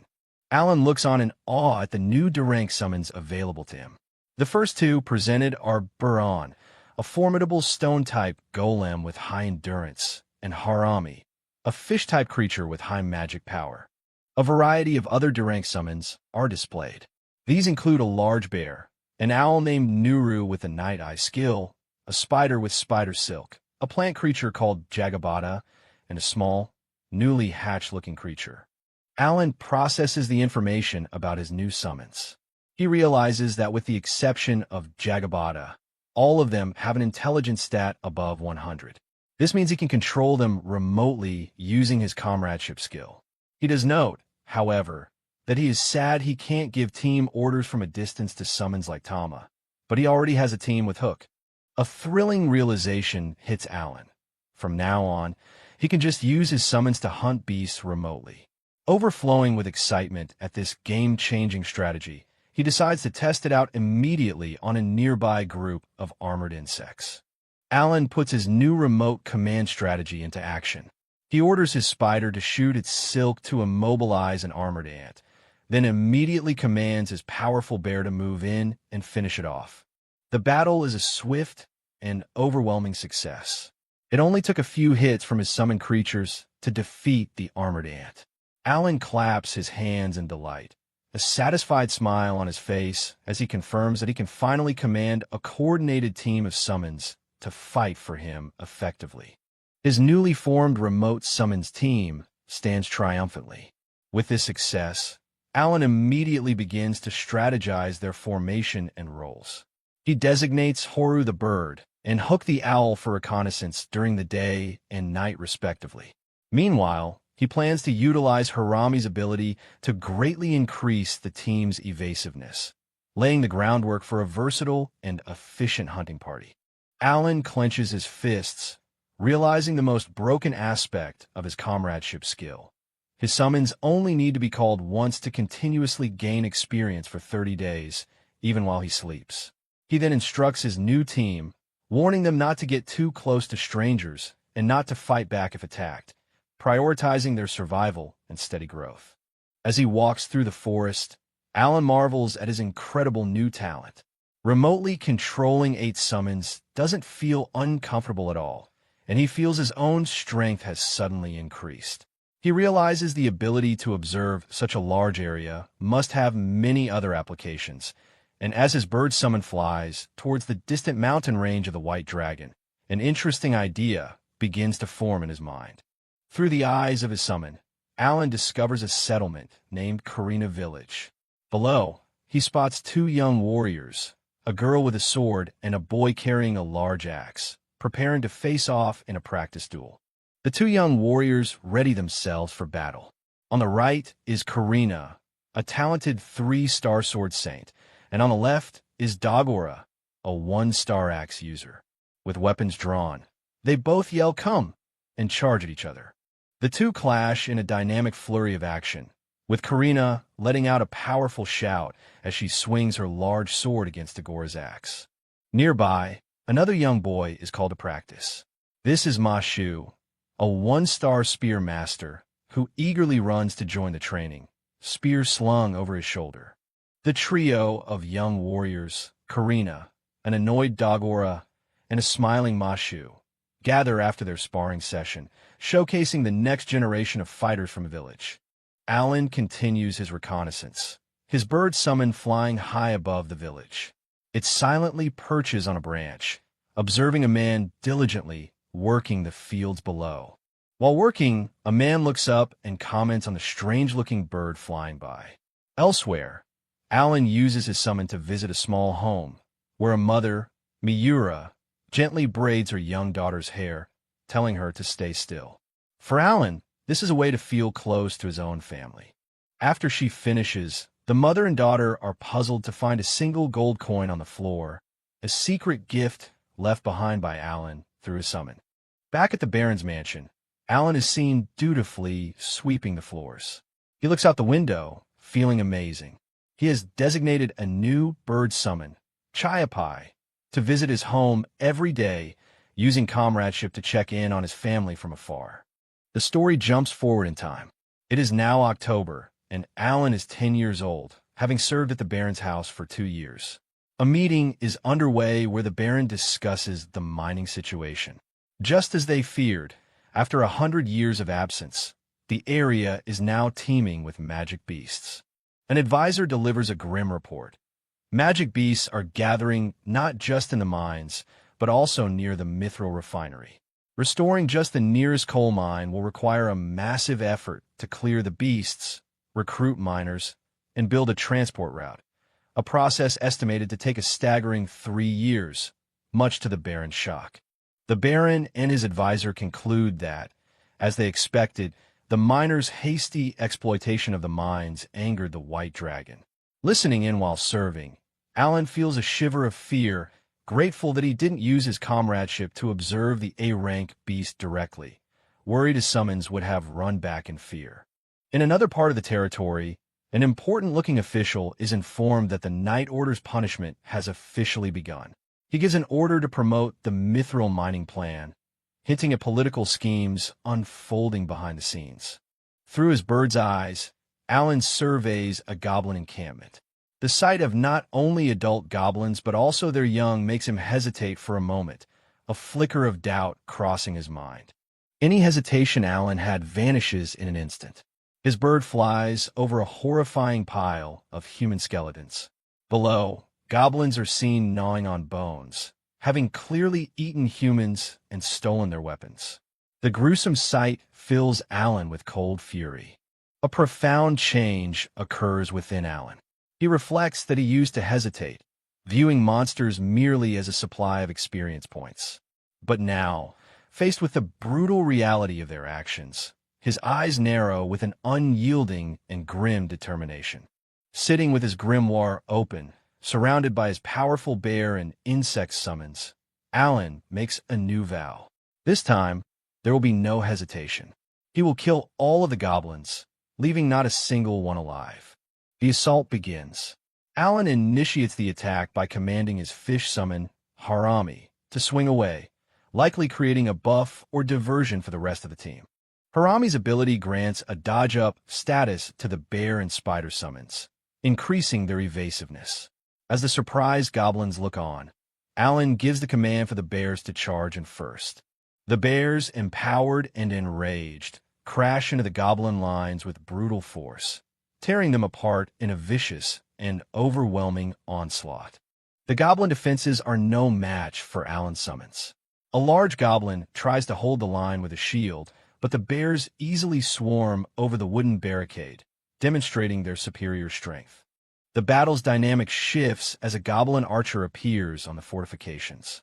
It looses a volley of arrows, but Alan's spider summon immediately counters, spewing a thick web that intercepts the projectiles mid-air, completely neutralizing the ranged threat. From his vantage point, Alan quickly adapts his strategy. Recognizing the danger of stealthy ranged attackers, he issues a precise command, directing his spider and bird summons to prioritize and eliminate the archers. With his team now managing both ground and air threats, Alan calmly oversees the unfolding battle, ready for the enemy's next move. As his summons continue their rampage, Alan watches as EXP notifications pop up. He sees the main force of the goblins emerge from their fortress and calmly says, "Here they come." A massive horde of enraged goblins, armed with swords and spears, pours out from their encampment, charging furiously onto the battlefield. Unfazed by the goblin horde, Alan stands confidently with his grimoire open, surrounded by his army of massive bear summons.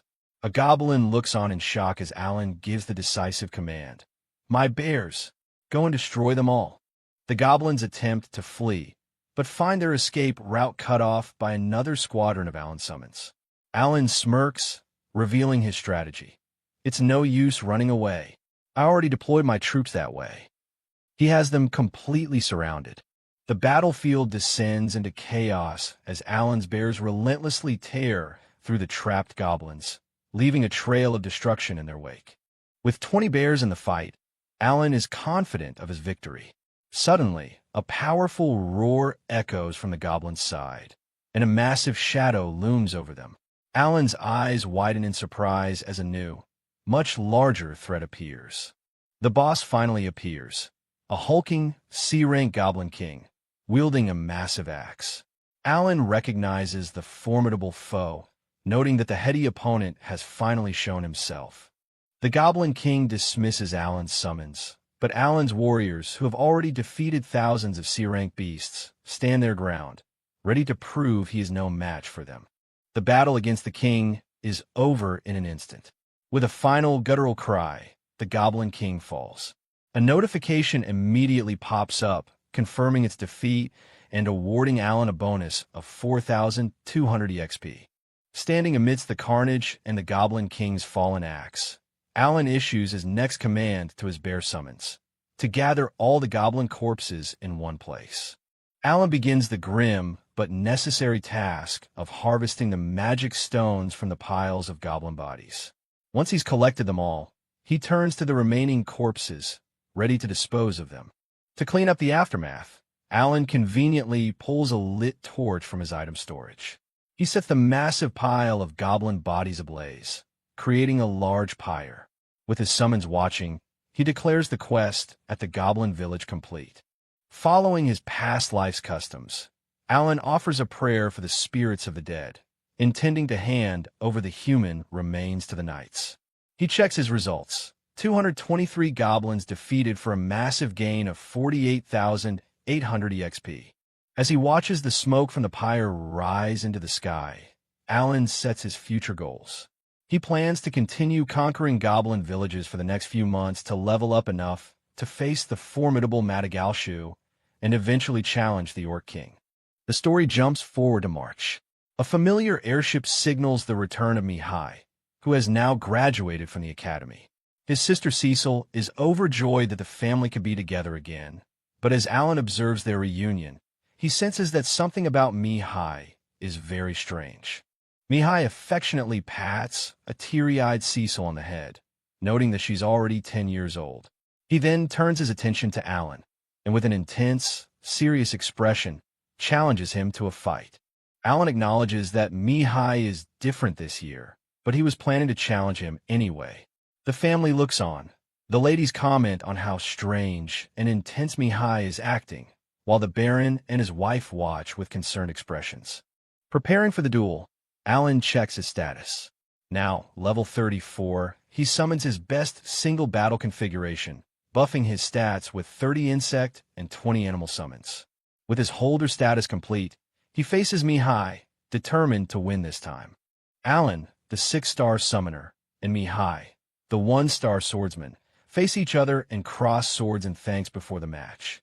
At the Baron's signal to begin, the duel erupts in a blur of motion. Mihai lunges with a swift and powerful thrust, but a much-improved Alan easily dodges the attack, demonstrating his newfound speed. Alan's agility has almost doubled from the previous year, now reaching an incredible 1483. With this massive boost in speed, he is confident that this time he will finally defeat Mihai. Alan presses his attack, launching a fierce strike. To his shock and frustration, Mihai, despite being slower, manages to block the blow. Damn it, he can still block it. Alan thinks, stunned by his opponent's defense. Alan continues his high-speed assault, confirming that he is indeed faster. However, Mihai remains calm and composed, seemingly unfazed by Alan's movements, which puzzles him. Alan unleashes a furious combination of strikes, surrounding Mihai with a whirlwind of attacks from multiple angles at once. The female onlookers watch in shock, believing Mihai is losing to Alan's relentless assault. However, the Baron calmly corrects them, stating, "No, not really," hinting that the battle is not as one-sided as it appears. Mihai, with a sharp, focused gaze, expertly deflects Alan's flurry of attacks, showing no signs of strain despite being on the defensive. The intense duel continues.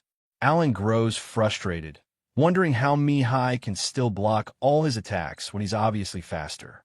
He questions if Mihai is somehow able to read his movements. Ultimately, Alan collapses in defeat, lamenting, "I lost again." He questions if it's because his physical strength is too low. The Baron declares Mihai the winner once more. However, Alan notices that this time, Mihai doesn't offer a handshake, looking away with a somber expression. The Baron proudly commends Mihai, noting how much stronger he has become after 3 years of training at the academy. Mihai smiles and respectfully thanks his father. Cecil rushes to Alan, praising him for getting stronger and for keeping his promise to fight her brother.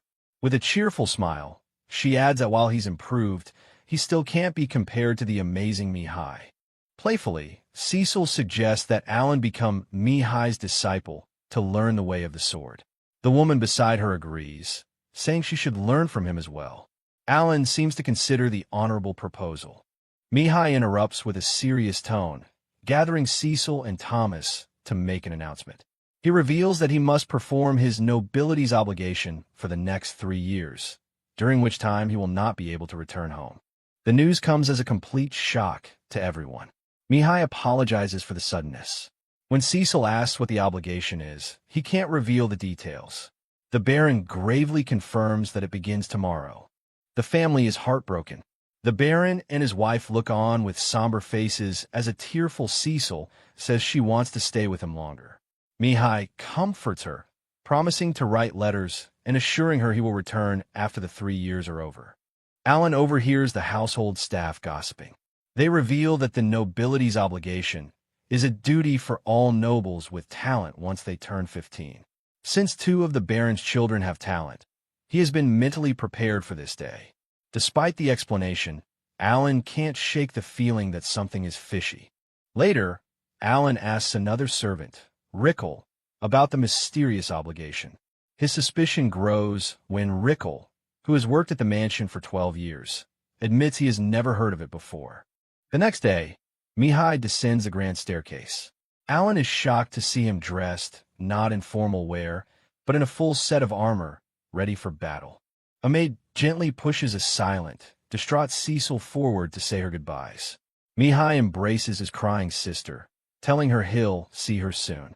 Through her tears, Cecil promises she will wait for him to return.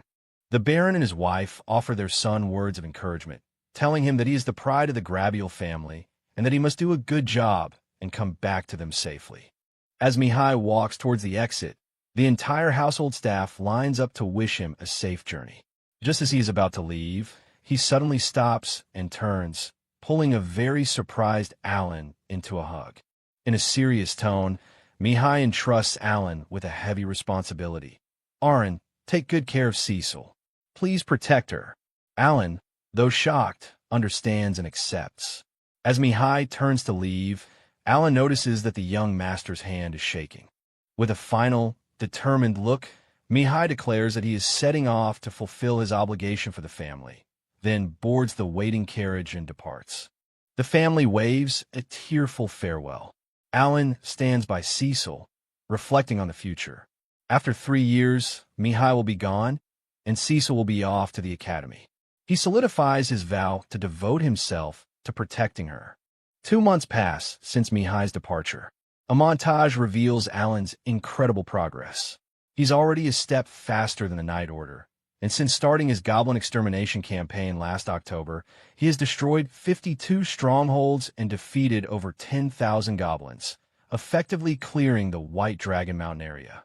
Alan knows the Night Order will arrive tomorrow, so he feels the need to hurry his plans. He clenches his fist, excited that even before conquering the final village, his level has already jumped significantly from 30 to 35.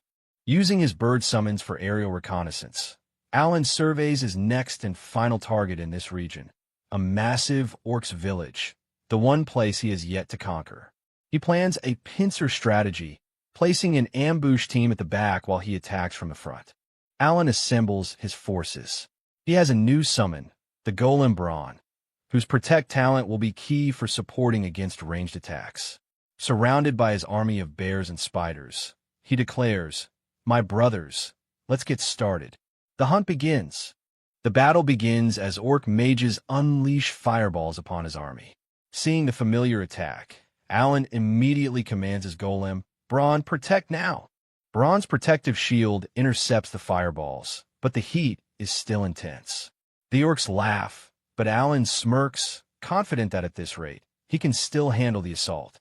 The orc mages continue their relentless assault, launching a continuous barrage of fireballs that creates a wall of flame, scorching the battlefield and crashing down upon Alan's summons.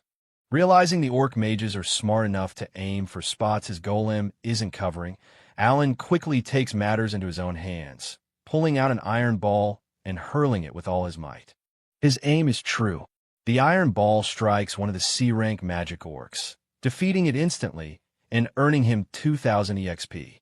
With a confident grin, he taunts the others, "Come take this." With only 2 iron balls left, Alan knows he can't afford to miss.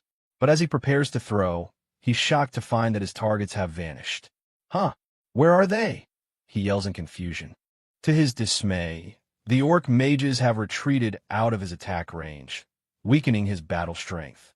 He looks on in horror as his summons are decimated by fireballs, and the battlefield is still swarming with hundreds of orcs. "Are you kidding me?" he cries out in despair. The battle has turned bitter, and Alan knows he can no longer play defensively. He has enough magic stones to summon another 20,000 bears and a special skill to restore his mana. He forms a defensive wall of 30 warriors, prepared to fight until his magic power is completely exhausted. Just as the front line is being pushed back, Alan's pincer attack begins. From the rear of the orc village, his ambush team, led by his slime and insect summons, launches a surprise assault, throwing the enemy into chaos. Suddenly, a deafening roar shakes the entire battlefield. A massive shadow falls over the village as a new, far more powerful enemy makes its grand entrance. Alan's eyes widen in terror as he watches from afar. "It's here," he thinks, recognizing the immense power. This new foe is on the same level as the dreaded Madagashu. The B-rank Orc King stands revealed, a monstrous behemoth standing 4 meters tall and wielding a giant poleaxe. It towers over the battlefield, making even Alan's large bear summons look tiny in comparison. With a single, mighty roar, the Orc King unleashes a devastating spinning attack. The massive swing of its poleaxe wipes out a huge portion of Alan's bear army in one hit. Alan is left speechless, completely shocked by this overwhelming display of power. Panic sets in as Alan realizes the dire situation. He's losing his army faster than he can summon them, and the bears are no match for the Orc King's sheer size. He desperately tries to create and enhance more D-rank animal summons to reinforce his crumbling front line. The Orc King charges forward, shrugging off the attacks from Alan's remaining forces. It swings its mighty axe again. Alan screams for his golem, Brawn, to intercept, but his prized defender is also struck down by the relentless magical assault. The heat from a magic is intense. To Alan's horror, even his powerful golem summon, Brawn, is defeated. Despair begins to set in as the Orc King continues its unstoppable rampage. In a desperate move, Alan sacrifices his remaining bear summons, throwing them at the Orc King to buy even a moment of time. "Sorry, bear," he cries out as his loyal summons are swatted away. The Orc King's powerful swing sends Alan flying. His forces are decimated, and he takes damage himself, crying out in pain. He quickly uses Mameteru's special skill, Fruit of Life, to recover 1,000 HP and stay in the fight. Pushed into a corner and sweating profusely, Alan frantically considers his options. What now? Should he keep fighting until the bitter end? Is there any possibility of regaining the initiative against this overwhelmingly powerful enemy? With his forces shattered and facing an impossible opponent, Alan stares at the destruction before him. He is left with only one logical, yet painful, choice: retreat. Just as all hope seems lost, a calm voice remarks, "What a bitter battle. Alan looks up in shock to see a tall, imposing man in knight's armor standing beside him, having appeared out of nowhere. Alan is stunned. It's the knight commander, who wasn't supposed to arrive until tomorrow. As the commander asks what he was doing, Alan's mind races, trying to think of a way to run now that his secret summoning army has been exposed. The commander tells Alan to head back, but to Alan's surprise, he calmly walks past the summoned beasts, ignoring them completely. He heads straight for the Orc King and the remaining orcs, who look on in confusion. Alan recalls the rumors. The strongest man in the Grabial territory was said to be able to defeat Madagascar alone. He watches in awe as the Knight Commander faces the monstrous Orc King without a single shred of fear. The Knight Commander makes a bold declaration. I will defeat the Orc King myself. The rest is up to you. His vice captain, Raybrand, acknowledges the order with a firm yes, sir. Alan realizes the deputy team has also arrived in a hurry. Though he's annoyed that he can't monopolize the EXP from this fight, he sees it as a perfect opportunity to witness the true power of these two legendary knights. The stats of the two powerful knights are revealed. The vice captain, a 1-star spearman, and the knight commander, a formidable 2-star swordsman. As the knight commander stands his ground, his vice captain, Raybrand, casually remarks, Hey, isn't it a bit risky to stand like that? Alan agrees, thinking the commander is far too close to the monstrous Orc King. The Orc King brings its massive axe down in a devastating blow meant to crush the commander. But in a stunning display of speed and skill, the knight commander effortlessly dodges the attack, and in the same fluid motion draws his sword, his hand gripping the hilt, ready to unleash a counterattack of his own. Xenoph, the knight commander, readies his blade with a calm intensity. On the other side, a massive Orc King roars, its raw power shaking the very air. This is the start of a demonstration that young Arin will never forget. In a flash of steel, Xenoph strikes. Arin watches from the distance, his eyes wide with a mix of shock and admiration. He realized right then that the gap between a regular soldier and a knight commander is an absolute abyss. As the smoke clears, more magic orcs emerge, but Xenoph doesn't even flinch. He notices the true threat hidden in the back.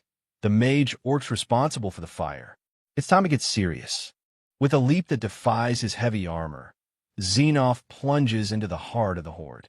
He's not just swinging wild. Every move is a calculated masterstroke of efficiency. Poor orcs never stood a chance.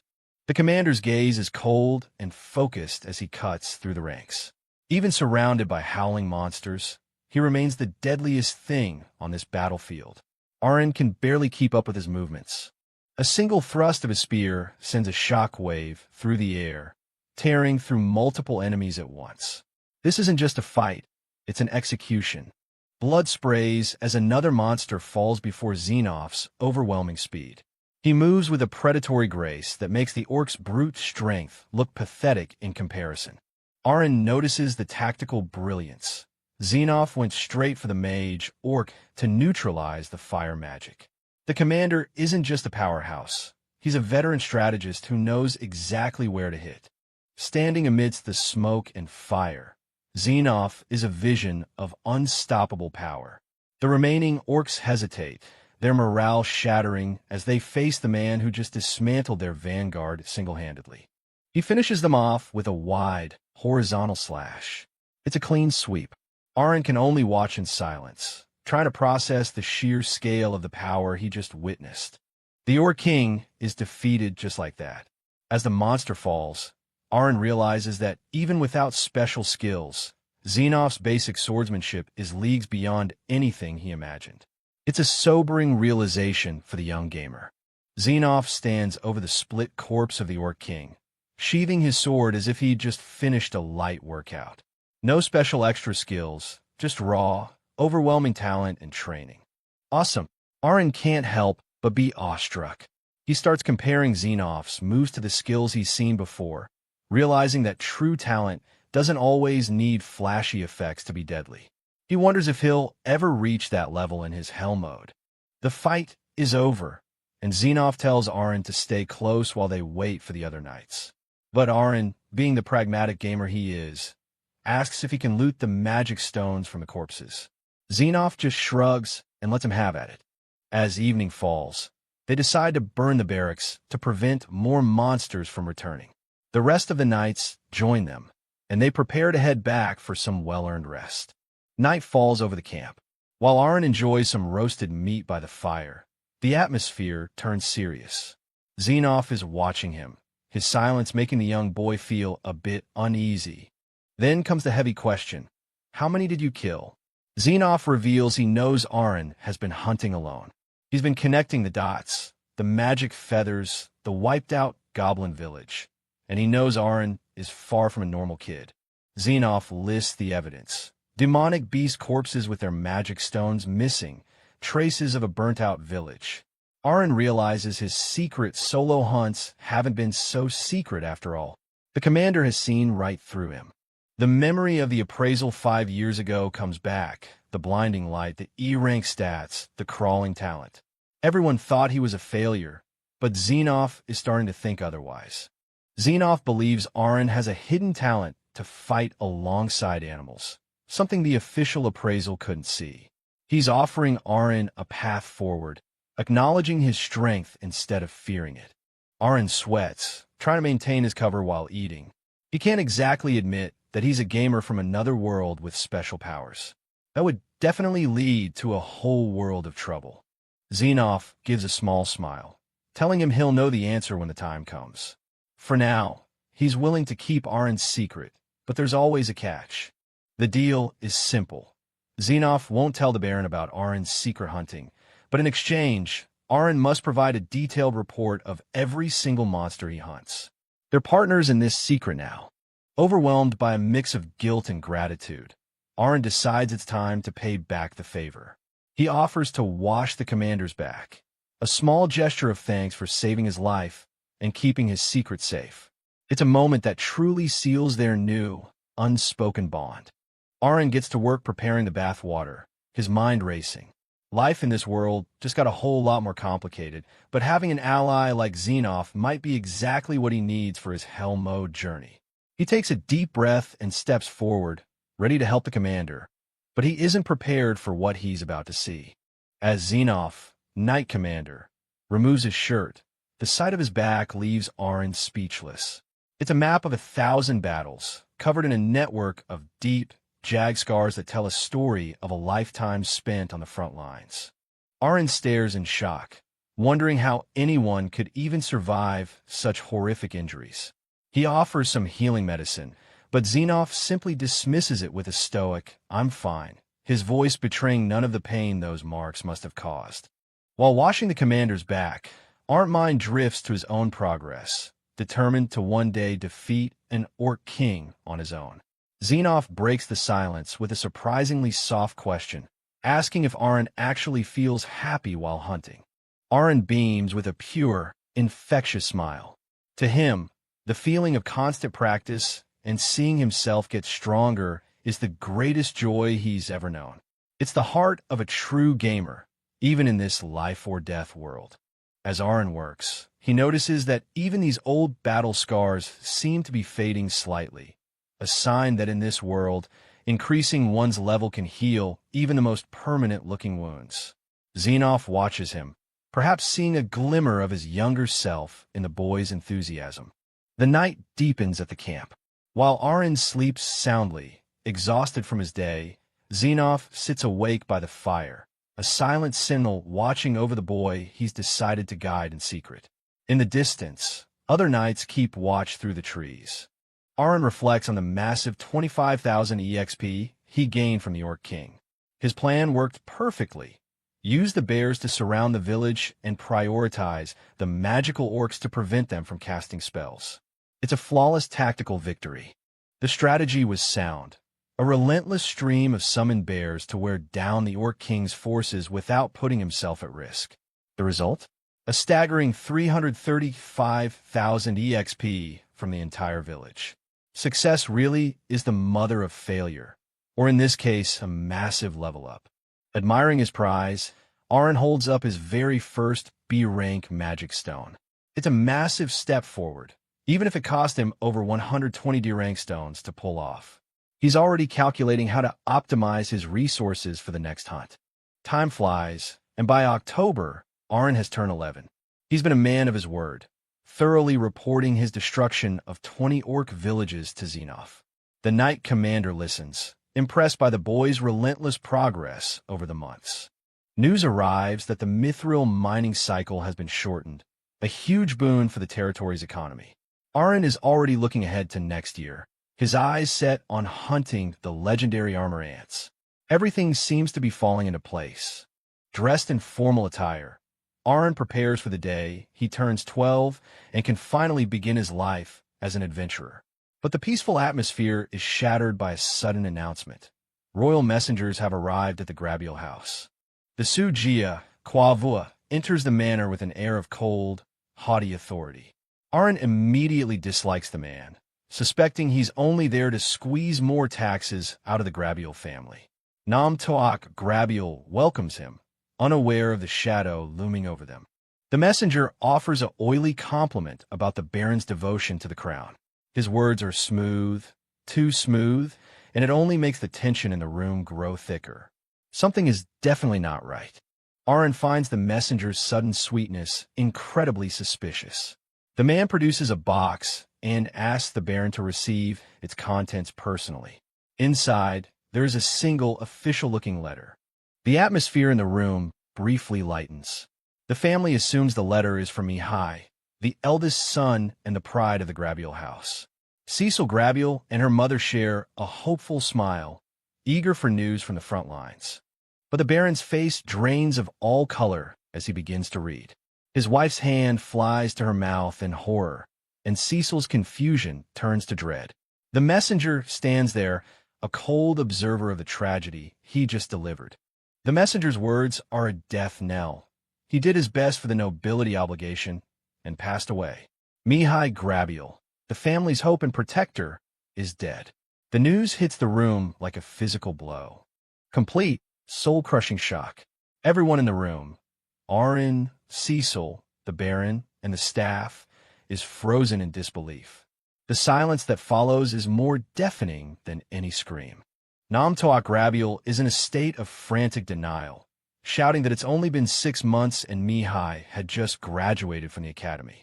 He can't accept that his son was sent to such a deadly place. But the messenger remains unmoved, even subtly threatening the Baron for questioning royalty. The Baron's wife collapses in grief, the reality of the loss finally breaking her. The messenger, showing no empathy, simply bids his farewell, mentioning he has other lords to visit and that they can discuss funeral money later. His callousness is staggering. The manor falls into a dark, heavy silence after the messenger leaves. The Baron hugs his daughter, Cecil Grabiel, who is shaking with tears, and orders everyone else to leave them alone in their grief. Arn watches, his heart heavy for the family he's come to care for. The doors close on the Baron and Cecil, leaving the rest of the household in the hallway. Arn finds it strange that only Cecil was called in, but he knows the family's world has just been irrevocably shattered. The mansion is consumed by a heavy, suffocating silence, broken only by the quiet weeping of the maids for the young master. Time itself feels frozen in the morning halls, yet beneath the surface of this grief, a bitter resentment is beginning to stir. Arn stands alone with his thoughts, staring at the closed doors where the Baron and Cecil have retreated.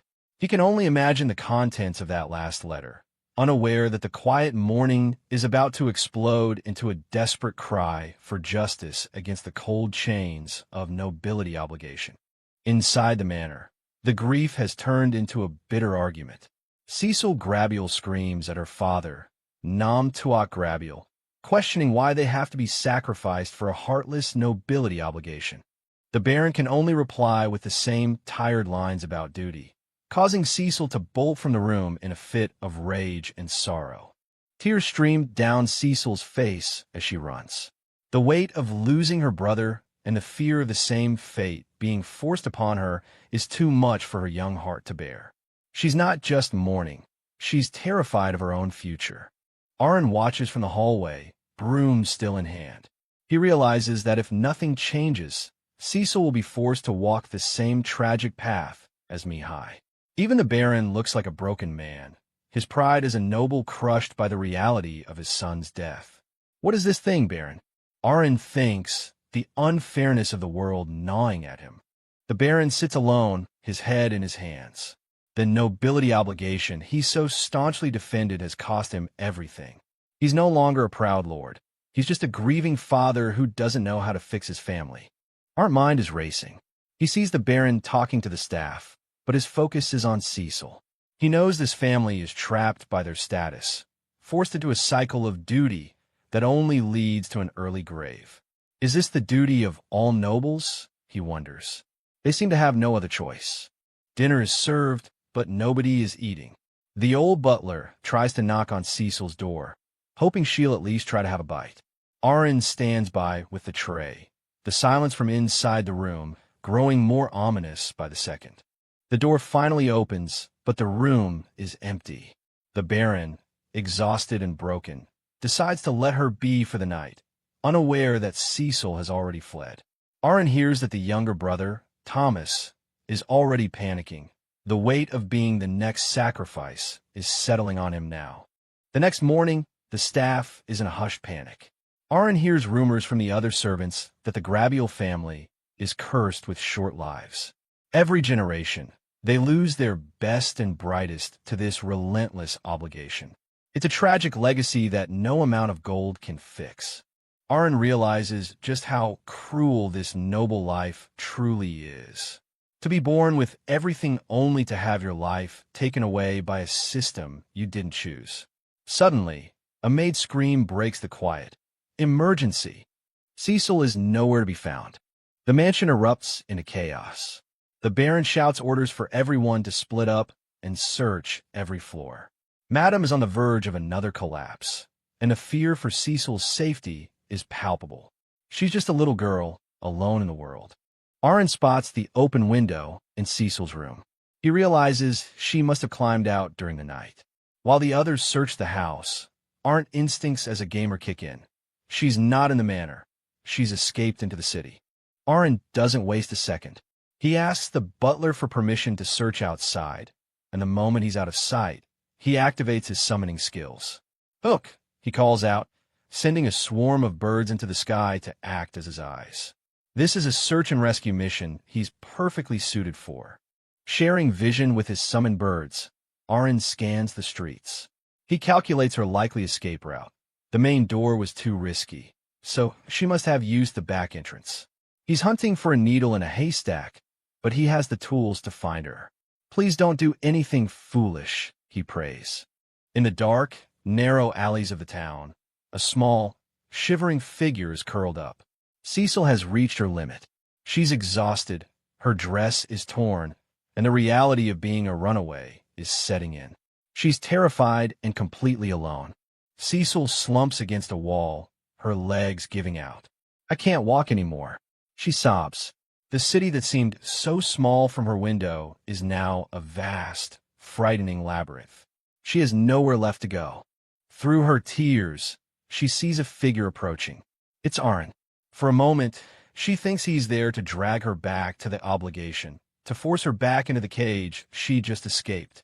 She calls out for her brother Mihai, wishing he was there to protect her. But Arin doesn't grab her. Instead, he gently places a bottle of water and some fresh bread in front of her. "Young Miss Cecil, please eat these for now," he says, his voice calm and comforting. He's not here as a servant. He's here as a friend. Cecil is stunned. She stares at the food, then at Arin. Hunger and thirst finally win out, and she begins to eat greedily, her sobs turning into quiet hiccups. Arin just sits there in silence, giving her the space she needs. As she eats, the dam finally breaks. Cecil cries about the promise Mihai made to come back, about the unfairness of it all. Arin listens to every word, knowing that sometimes people just need to be heard before they can be healed.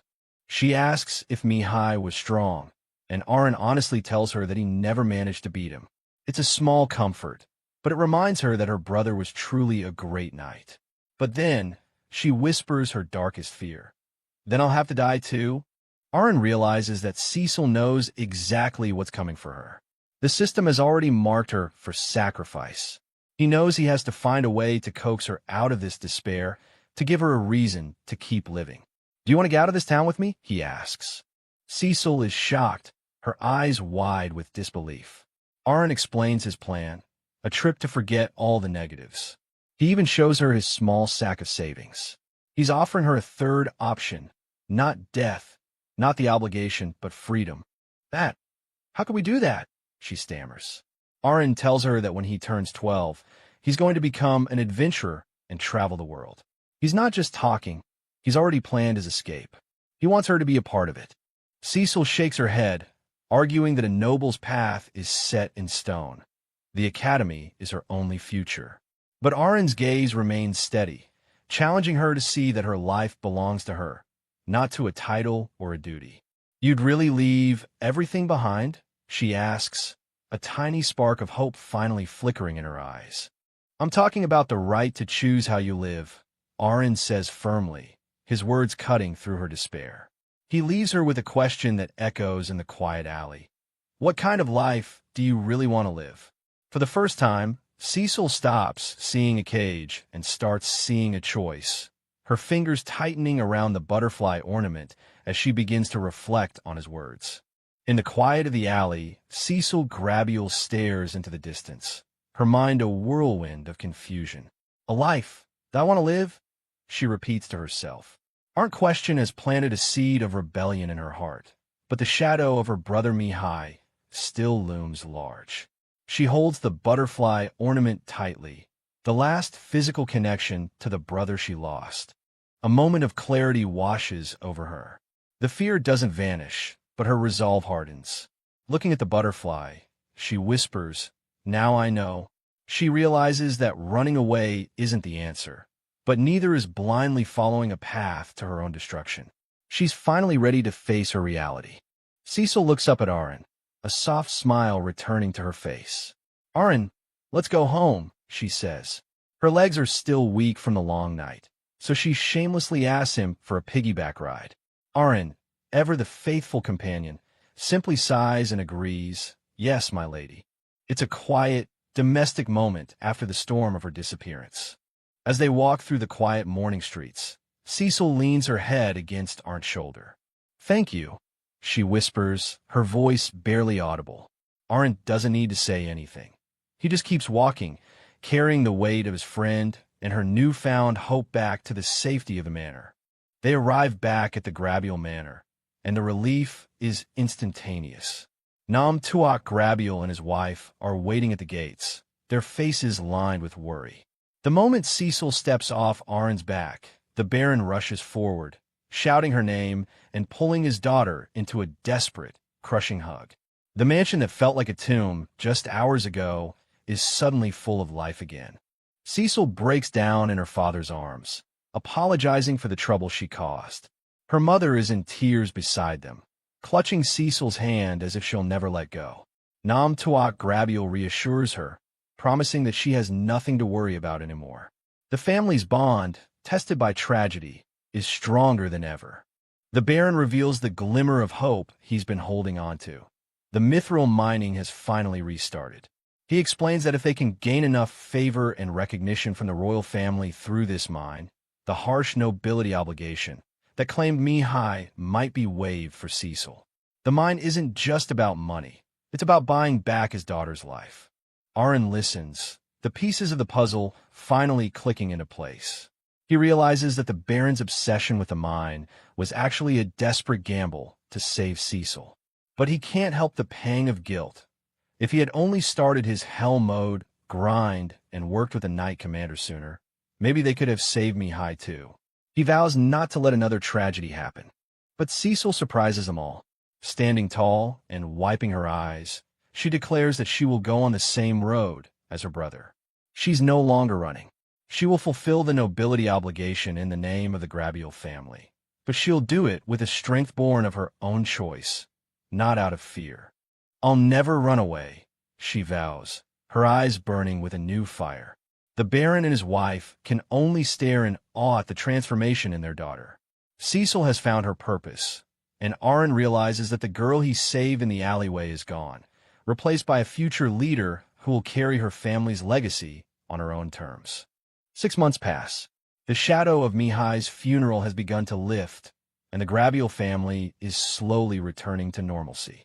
Mithril mining is in full swing, and the Baron is working tirelessly to secure their future. They remain wary of their neighbor Calnal, who's undoubtedly bitter about losing his mining rights.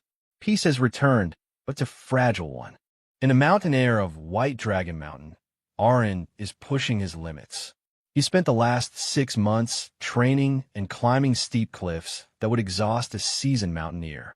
Cecil wanted to join his hunting trip, but Aaron knew the terrain was too dangerous for her yet. He's on a solo mission to clear the path for the family's next big venture. He reaches his target, a dark, damp cave that serves as an obstacle to the mining operations. Inside, he spots his first enemy, the armor ant, a C-rank magic beast. With its thick carapace and powerful mandibles, it's a formidable foe for any normal adventurer. But for a hell mode gamer like Aaron, it's just the next thing on the menu. Aaron's scouting report is grim. There are likely 1,000 soldier ants in this cave, all spawned by a single B-rank queen ant. The narrow entrance makes aerial scouting with his birds impossible. He'll have to go in the old-fashioned way, ground-based tactical warfare. He starts calculating the best strategy to deal with the overwhelming numbers. Bear, spider, harami, Aaron calls out, summoning his small army. He's no longer just a kid with a sword. He's a commander of magic beasts. He lines up his summoned bears to act as the front line, while his spider and the aquatic harami provide support from the rear. It's an RTS game brought to life in the heart of a monster cave. Harami uses its water splash skill to dampen the battlefield, while Aaron applies buffs to his bears, increasing their ability to dodge attacks. He's reusing the same backline arrangement that worked so well against the orcs. Every move is calculated, every resource managed with the precision of a professional gamer. Aaron checks his stats. Level 11, rank 38. He has 33 bears, 6 beetles, and 4 birds at his command. He's building his own manual in a world that offers him none, determined to master his powers through trial and error. Every opponent, I will fight, he declares, stepping into the darkness of the cave. The first wave of armor ants rushes out, their mandibles snapping. Aaron doesn't flinch. Go ahead, bear, he commands. The summons clash with the magic beasts, the sound of chitin cracking and bears roaring echoing through the stone halls. The hunt is officially on. Nice! Aaron grins as he watches the battle unfold.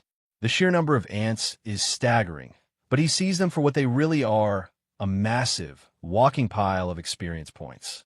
He plans to draw them out and finish them off one by one, slowly thinning the herd until he can reach the queen. The battle becomes a bloody grind.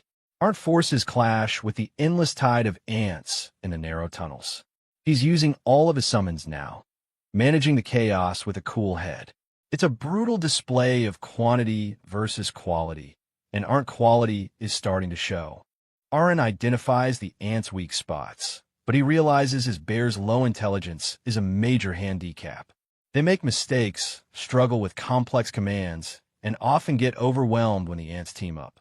He needs a better way to coordinate his troops if he wants to win this war of attrition. He uses his bird summon, Hook, to act as a battlefield coordinator.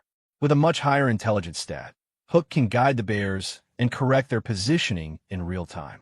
Aaron is evolving his tactics on the fly, turning his group of animals into a disciplined military unit. Keep it like this, he mutters, satisfied as his tactical effectiveness dramatically improves. With Hook guiding the front line, the bears are far more efficient, and the pile of ant corpses begins to grow. Every successful kill brings him closer to his goal. A month into the grind, and the mystery of the armor ant cave only deepens. Aaron has slaughtered over 2,000 ants, yet the horde seems as endless as ever, with the disappearing corpses suggesting the queen is birthing new ones at a terrifying rate. To stop this cycle, He realizes he needs to stop fighting at the entrance and push into the lightless heart of the hive. The Hell Mode payoff is a staggering 6 million EXP, but brute force won't solve the darkness of the tunnels or the low intelligence of his bears.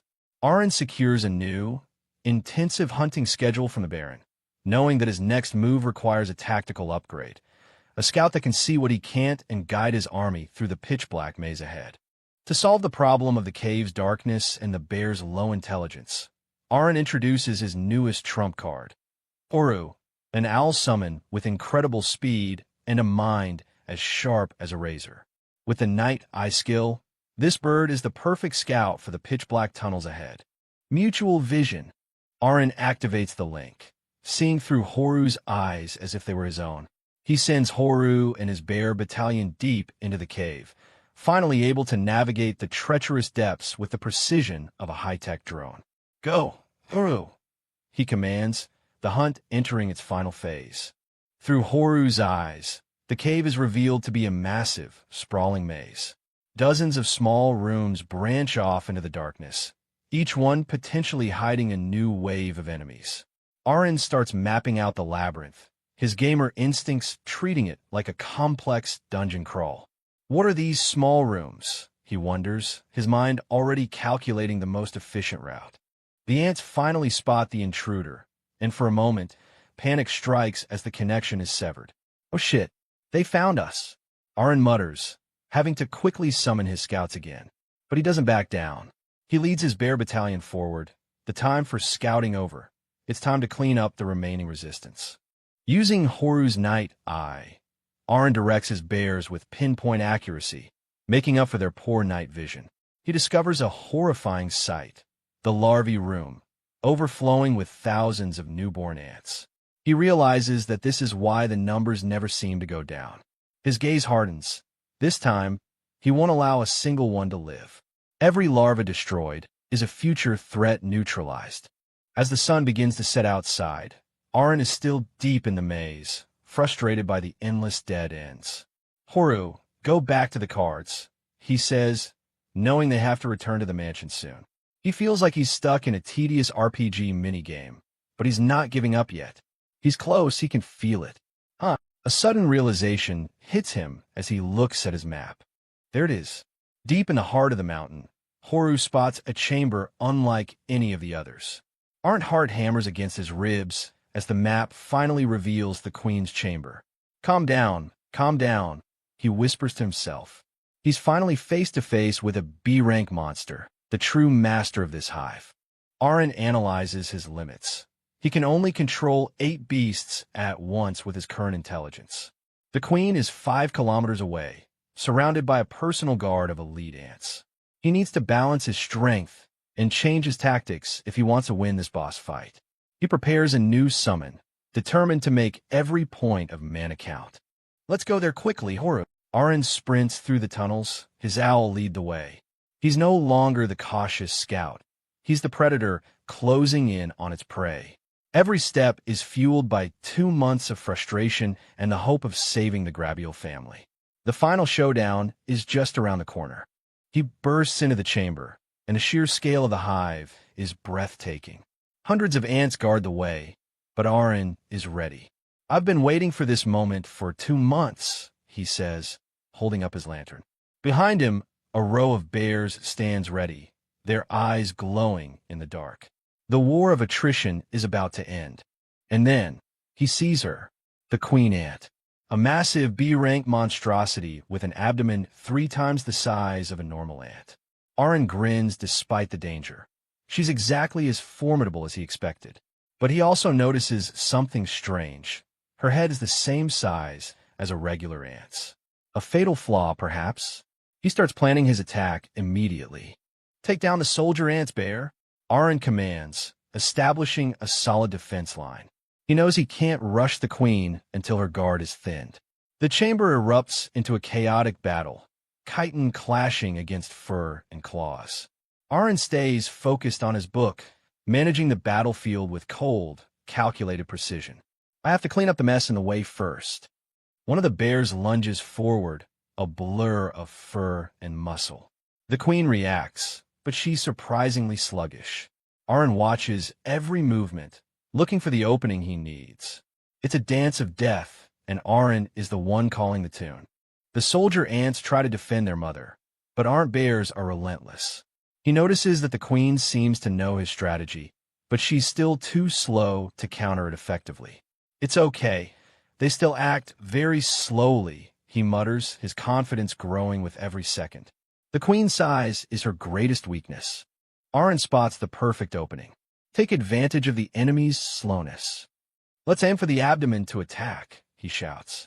The bears respond with a coordinated strike, their claws tearing into the queen's soft, vulnerable underside. The monster lets out a high-pitched scream of agony that echoes through the hive. The queen lashes out in a desperate attempt to protect herself, but the bears dodge and weave with surprising agility. It feels like they're inviting me to attack, Aaron thinks, his analytical mind never resting. He doesn't fall for any potential traps, keeping his troops focused on the killing blow. It's almost over. With a final, massive blow, the queen ant's abdomen is torn open. Green ichor sprays across the stone floor as the B-rank beast finally collapses. The remaining ants scatter in confusion, their hive mind shattered. Aaron stands amidst the carnage, the silence that follows the queen's death more deafening than the battle itself. Victory! The message flashes in his mind.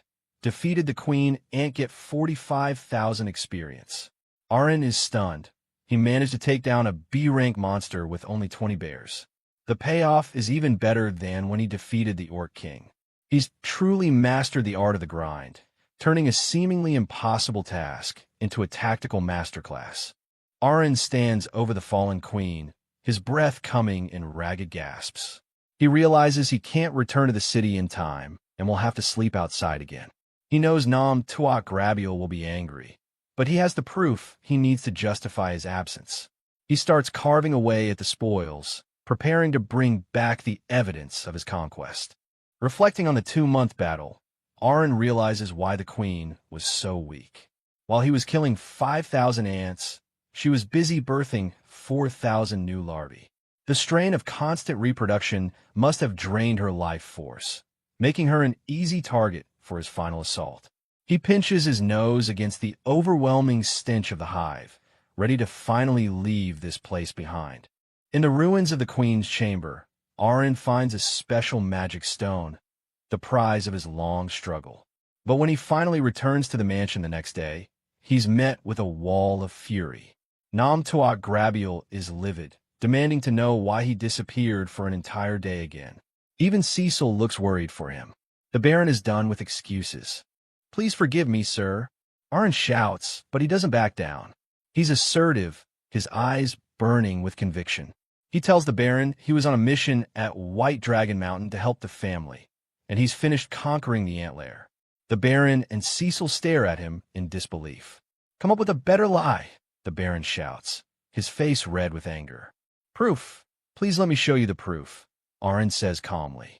Aaron leads them outside and gestures toward a massive object covered by a tarp. "This is the shell of the queen ant that I killed yesterday," he declares, pulling back the cover. The sheer size of the thing is staggering, its iridescent plates shimmering even in the rain. The silence that follows is absolute. "Xenoph, is this the queen's?" The Baron stammers, his anger replaced by pure, unadulterated shock. Nam Tuak Grabiel and Xenoph, Knight Commander, are frozen, unable to process the sheer scale of the iridescent shell before them.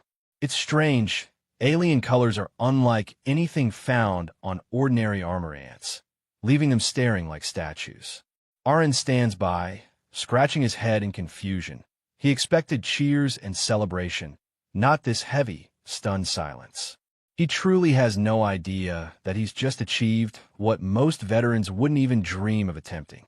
Xenoph, Knight Commander, finally finds his voice, admitting that in all his years of battle, he's never even seen a queen ant shell in person. He's visibly shaken, his earlier anger completely replaced by a sense of awe as he apologizes for doubting the boy. To him, the idea of a single 11-year-old destroying an entire colony is beyond logic. Meanwhile, aren't hell mode, gamer brain remains blissfully unaware of the legend he's just created, leaving the adults to wonder if this is even real. Even after seeing the shell, Cecil Grabiel remains suspicious, half-jokingly asking if Arin painted it just to trick them. Xenoph, Knight Commander, is also having a hard time believing his eyes, muttering that even he would struggle with such a monster. Arin can only sweat drop, realizing he might have overdone it with the proof. Impossible? He thinks, surprised by their reaction. Xenoph explains the gravity of the situation. He had estimated it would take a small army of thousands to even attempt to clear an armor ant colony of that size. The maze alone is a death trap for most adventurers. When asked if he really explored the whole thing and killed thousands of ants, Arin gives a nervous yes, deciding it's better not to mention the literal army of bears he had summoned for the job. But then, Arin pulls out his final piece of evidence: massive, shimmering mithril crystals he found in the queen's chamber. The air in the courtyard goes cold. Nam Tuak Grabiel stares at the ore, his face a mask of pure, unadulterated shock. Is this mithril? He stammers, realizing that his family's fortunes have just changed forever. Arin wonders if they finally believe him now. The weight of the discovery settles over the group. The Baron, Xenoph, and even the Baron's wife are speechless as they handle the precious ore. It's no longer just a tall tale from a young boy. It's a reality that will save the entire territory. Cecil watches them with a proud, knowing smile, her faith in Arin fully vindicated. Even Xenoph has to admit, if it's Arin, I think it's possible. The group moves into the manor study for a formal discussion. Nam Tuak Grabiel and Xenoph sit with Arin, their initial anger completely gone, replaced by a deep respect for the boy's accomplishments. Now show me the cave you conquered, the Baron says, and Arin proudly unrolls his hand-drawn map of the maze right there on the table. Arin presents a detailed map of the cave system, pointing out the locations of the mithril veins. The Baron and Xenoph realize that this isn't just a minor find. It's the discovery of the legendary fifth mine. The Baron decides to immediately dispatch the knights to secure the area. The reality of Arin's feat is now beyond any shadow of a doubt. Nam Tuak Grabiel officially excuses Arin for his unauthorized absence. He declares the feat remarkable and announces that Arin will be added to the official list of those who discovered the family's most valuable mines. The boy who was once dismissed as having no talent has just become the savior of a noble house. Thank you, sir, Arin says, his gamer heart finally feeling a sense of true accomplishment. But the biggest surprise is yet to come. The Baron explains that according to the law, Arin is entitled to a mining right, a full 30% of the mining results from the vein he discovered. Arin's eyes widen in shock. He didn't just save the family. He just became a very, very wealthy young man. This hell mode grind is finally starting to pay off in ways he never imagined. Chapter 1 ends with Arin standing on the threshold of a new, legendary life. 12 years have passed since Arin was reincarnated into this hell mode world. While the Grabiel family enjoys a hard-won peace thanks to the mithril mine, Arin remains restless, craving the next challenge. But that peace is about to be shattered. An emissary from the royal family has arrived, and alongside him is the cunning Viscount Connor, a man whose presence never bodes well. The tension in the room is palpable as Baron Grabiel faces his unwelcome guests. Viscount Connor, with a predatory smile, claims he has come with a generous offer to solve the ongoing competition over the White Dragon Mountain. He proposes that the Grabiel and Connor clans manage the territory together, a suggestion that reeks of hidden motives. Baron Grabiel's heart sinks as he reads the document. It's not just a proposal. It's a royal decree demanding they share control of their most valuable land. Beside him, Viscount Connor watches with a triumphant glint in his eye, knowing he's backed the Baron into a corner with this unexpected royal intervention. As the royal emissary drones on about the benefits of equal division, Cecil and Arin listen from the shadows, their faces tight with worry. Arin sees right through the facade. This isn't a partnership, it's a blatant power grab. The news that Viscount Connor has already signed the contract leaves only one signature remaining, the Baron's. But Baron Grabiel refuses to be intimidated. He denounces the contract as a sham and demands they return to the capital to verify its authenticity. This defiance ignites Connor's fury. He lashes out, insulting the Baron's rank and warning him of the consequences of defying a decree when Mithril is at stake. The room falls into a heavy, suffocating silence. Despite the looming threat, the Baron's first priority is his family. He reassures a trembling Cecil that he will protect their home, no matter what. He immediately orders his men to bring back Knight Commander Xenov from the mountain, hoping to bolster their defenses before things escalate further. Arin watches the scene, his sense of unease growing by the second. In the quiet of the servants' quarters, Arin tries to piece together the political puzzle. He knows that share management is just a stepping stone for Connor to seize everything. If his master refuses, he'll be labeled as greedy. If he accepts, he loses his legacy. But Arin's thoughts are suddenly cut short by a violent crash echoing through the manor. The manor's peace is shattered by screams for help. Cecil has been targeted. Arin doesn't hesitate, his gamer instincts taking over as he sprints toward the source of the commotion. He finds the hallway in ruins, a broken window, and an injured servant marking the trail of the intruders. Arin bursts into the room only to find his worst fears realized. A group of seasoned mercenaries has breached the manor, and Cecil is already in their clutches. Leading them is the menace known as Dagraha. Seeing the girl he's sworn to protect being hauled away like cargo, Arin's blood boils with rage. With a sword in hand, Arin launches a desperate assault. He realizes they used the cover of the meeting to bypass the outer defenses. Despite his young age, his movements are sharp and calculated, surprising the mercenaries. One of the captors clicks his tongue in annoyance, unimpressed by the kid who dares to stand in his way. The gap in experience is massive, but Arin has his hell mode assets. He quickly consumes magic fruits and activates supplementary cards to boost his stats, pushing his young body to its absolute limit. The lead kidnapper, however, seems to be enjoying the struggle, his combat skills far outstripping anything Arin has faced before. The mercenary taunts him, treating the life-or-death battle like child's play. Arin, his stamina rapidly depleting, is forced to use his precious leaves of life just to stay on his feet. He knows he's outclassed, but in his mind, retreat is not an option as long as Cecil is in danger. While Arin fights a losing battle, the news finally reaches Baron Grabiel. The realization that his daughter has been snatched from under his own roof leaves him paralyzed with shock and terror. His defiance earlier today has brought a nightmare directly to his doorstep. The battle reaches a tipping point.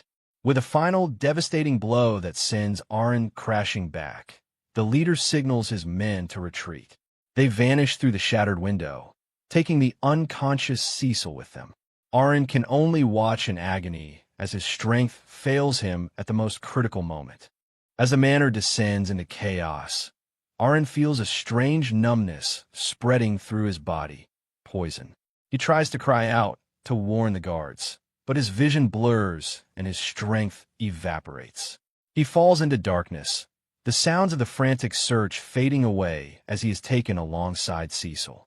When Arin finally regains consciousness, the world is cold and dark.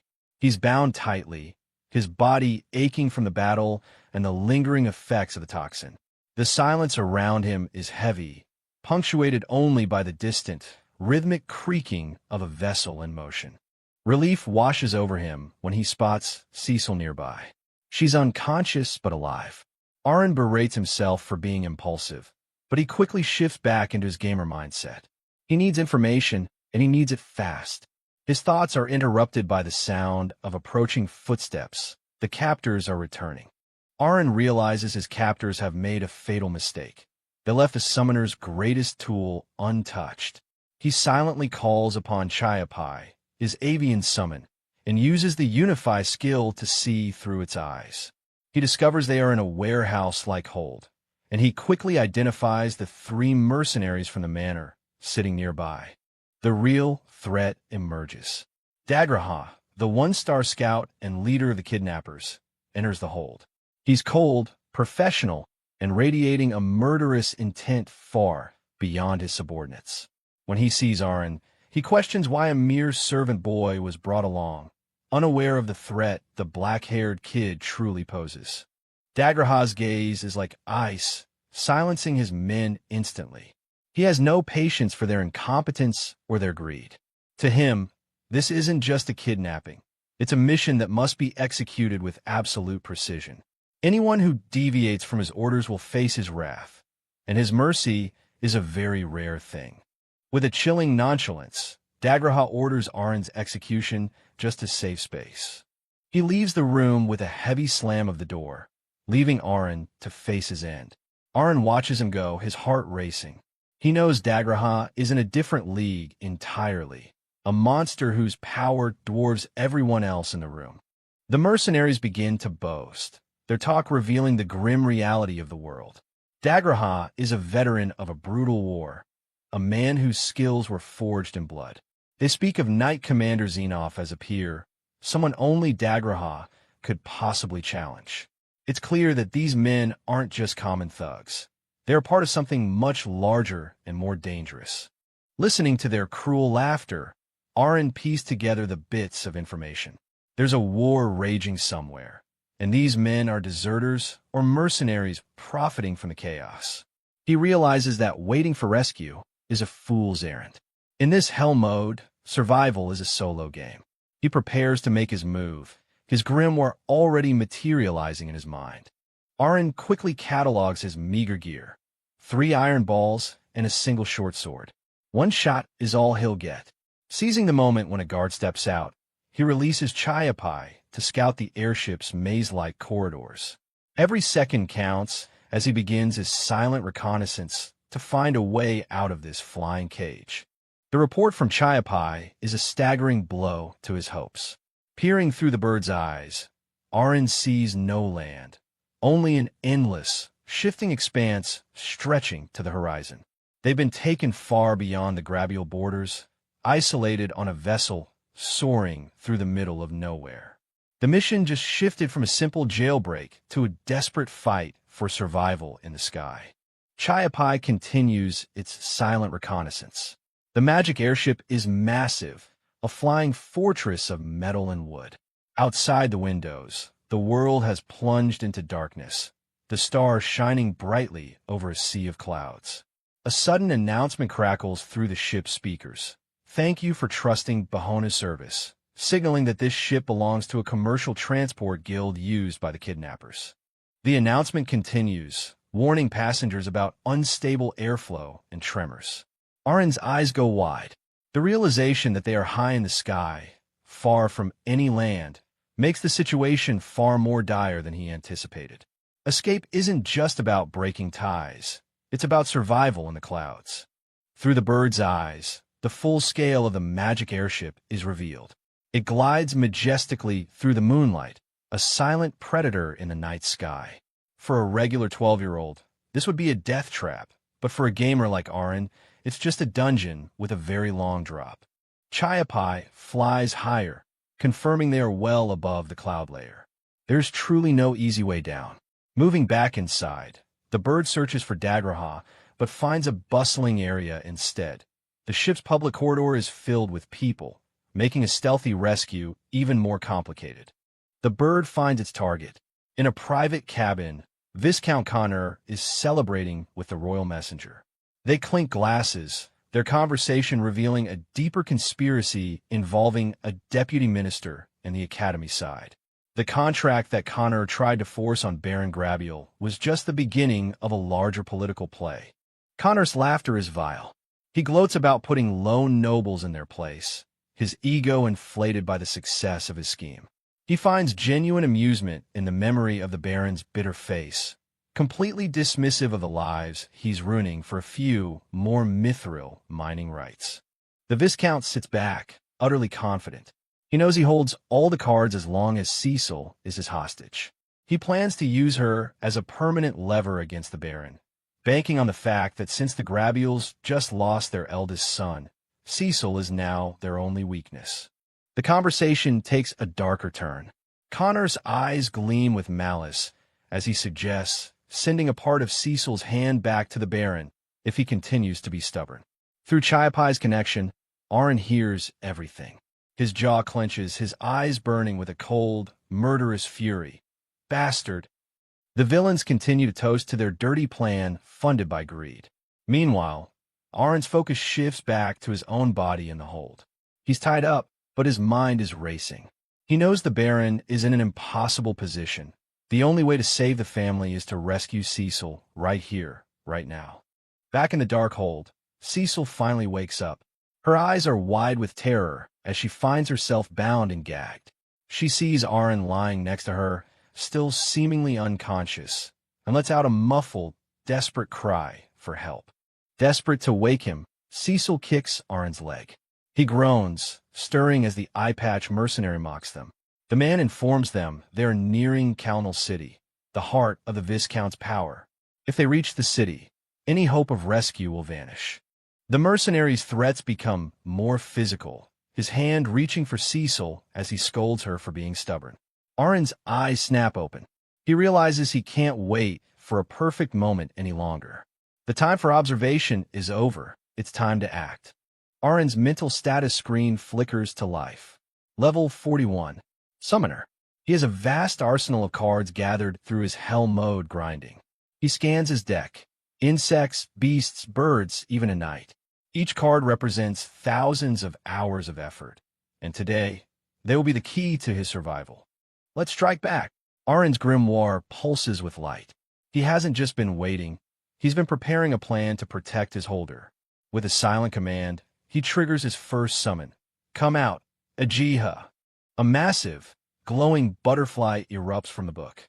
The mercenaries stumble back in shock, their eyes wide as they realize the helpless kid is a high-level magic beast summoner.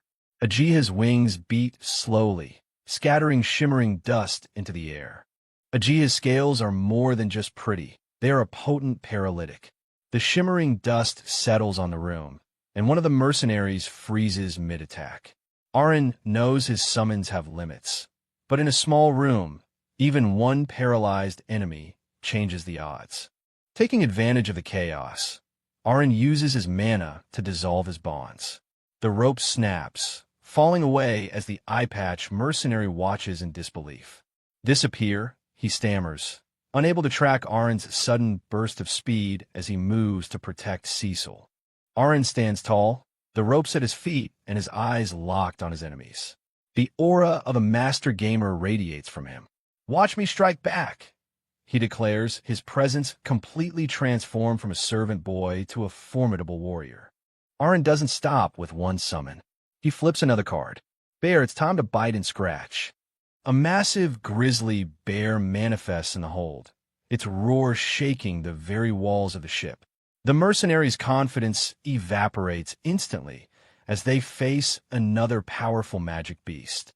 The grizzly lunges at the leader, forcing him on the defensive. Aaron doesn't just watch. He dives into the fray himself.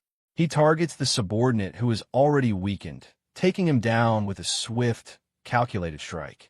Second guy defeated, Aaron stands ready for the next round. He knows the allies of these men will be here soon, and he needs to clear the room before they are overwhelmed. The eye-patch mercenary draws his blade, his expression turning from mockery to genuine fear. What did you do? The mercenary's fear turns into desperation. He snarls, declaring he'll kill Aaron this time. Cecil watches from the floor, her gag still on, her eyes filled with a mix of shock and hope as she sees the servant boy she knew standing his ground against a seasoned killer. Use your shield, Braun. Aaron summons his strongest tank, a fully armored knight. Braun appears instantly, his massive shield clanging against the mercenary's sword, completely neutralizing the attack. The man can only stare in mute shock at the sheer number of summons Aaron is fielding. Aaron's mind works like a well-oiled machine, calculating mana costs and cooldowns with lethal precision. He knows Braun and Grizzly can hold the line, but to secure their escape, he needs a complete tactical lockdown. He reaches into his deck for 3 more cards. Chew the Spider, Harami the Orca, and a bug-type summon, and shouts the order to engage. In a burst of mana, Harami the Orca manifests, its water scales providing a shimmering layer of protection to the armored brawn. As the room begins to fill with his creations, Arin positions himself protectively in front of Cecil, his eyes locked on the remaining mercenary. He's ready to turn this cramped hold into a nightmare for his captors. Arin isn't finished. He summons his spider, Chu, to ensnare the guard while another bug-type beast weakens him from the shadows. The eye-patch mercenary can only gasp in shock as the small room becomes a literal spider's web of magic, his movements restricted by the sticky silk. The mercenary struggles to comprehend what's happening. Manipulating magic beasts like this is a talent unheard of. Taking advantage of his confusion, Arin leaps from Bron's shield and drives a dagger toward the man's neck. However, the mercenary's armor is too thick and the blade fails to bite deep. Knowing he can't win with a single blow, Arin shifts his strategy to a war of attrition. He pushes his summons to wear the man out until, finally, the mercenary collapses in exhaustion. Arin stands panting, his fist clenched in triumph, but Cecil remains bound and terrified in the corner. A sudden announcement from the ship's loudspeaker shatters the moment. They have entered Council City. Arin's heart drops. They're in the heart of enemy territory. Realizing they'll be surrounded as soon as they land, he quickly desummons his beast to conserve mana, his mind racing for a way out. Arin rushes to untie Cecil, promising her that they'll escape together. But just as the ropes fall away, a chilling voice echoes from the doorway. It's Dagraha, the one-star assassin, and he looks far more interested in Arin's unique talent than he is in his failed subordinates. Arin freezes, his gamer instincts screaming that this is a boss fight he isn't ready for. Dagraha moves with a speed that defies the eye. Before Arin can even command his grimoire, he's blasted across the room by a devastating kick. He hits the wall hard, blood spraying from his mouth as the world spins. The raw power of a true professional is terrifying. Gasping for air, Arin tries to process what just happened. Dagraha is too fast. It's like he's teleporting. Cecil can only watch in horror, her muffled cries filling the air as she sees her protector battered and broken on the floor. The mercenaries Arin defeated earlier lie forgotten, insignificant compared to the monster standing before them. Dagraha mocks him, unimpressed by a kid who hasn't even mastered basic combat skills. Arin realizes that in a close-quarters fight, he's already dead. He needs to create distance and use his head, but his body is screaming in pain. Even his hell mode stats aren't enough to close this gap. Desperate, Arin activates a Tree of Life recovery item, healing 10,000 HP in a burst of light. Dagraha dismisses it as a useless struggle, unaware that Arin is just buying time. With Cecil's safety as his only motivation, Arin forces himself back into a combat stance.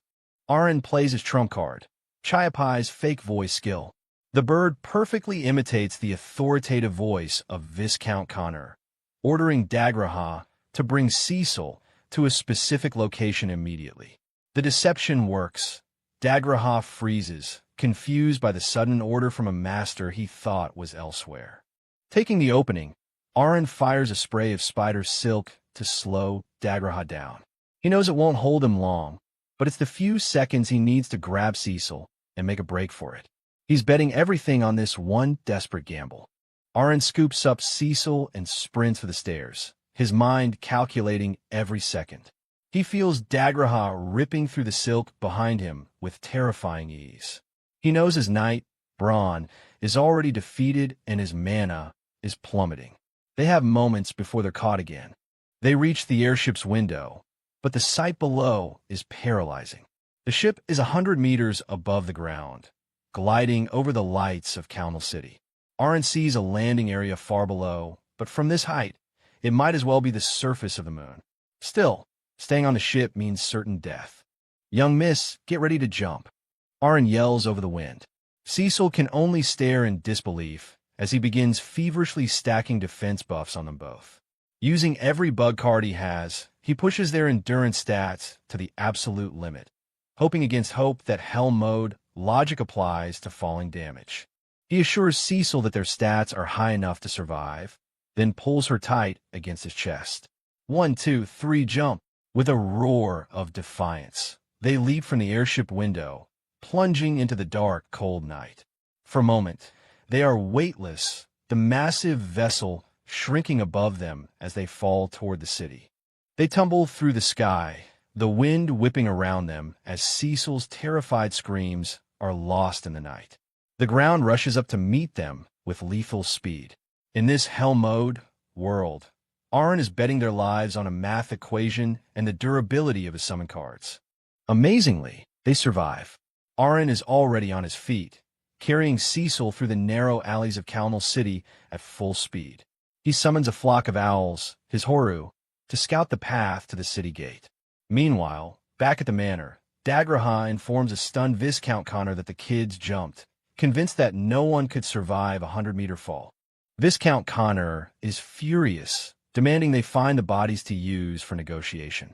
Dagraha is certain they're dead, but the Viscount knows Cecil is too vital to his plan to lose. If he had any idea she was actually alive and running through his city, he'd unleash his entire army to hunt her down. Arn and Cecil reach the city's outer gate. With a poker face that would impress any pro gamer, Arn shows a Grabial family crest and claims they are leaving on the young Mrs. orders. The guard is baffled. 2 children alone at night, without a single bodyguard? But Arn's confidence is enough to sow doubt. Once they're safely beyond the walls, Arn's tension finally breaks into a relieved grin. How lucky. We're out. Cecil can only shake her head, realizing that the servant boy is a far better liar than she ever imagined. Arn consults his mental map, plotting a course north toward the border gate between their territories. As the forest swallows them up, Arn activates his night vision skill. He tells Cecil not to worry, though she's clearly unsettled by the absolute darkness and the uncertain days ahead. To her, it's a terrifying wilderness. To him, it's just another area to navigate with the right buffs active. They find a secluded spot to rest for the night. Arn suggests they take care of their basic needs and get some sleep. Cecil is visibly flustered by the intimacy of the situation, but the presence of Arn's loyal owl summon, Horu, provides a strange kind of comfort in the wild. Cecil is stunned when Arn pulls out sandwiches and bottles of water from seemingly nowhere. "Where did you get those from?" she demands, her noble sensibilities clashing with his gamer inventory logic. They eat in silence by the soft light of a lantern, the weight of their ordeal finally beginning to settle. Cecil quietly asks if he can truly talk to magic beasts. In the flickering light of the lantern, Arn pets his Horu, explaining that his summoned beasts are incredibly docile and loyal.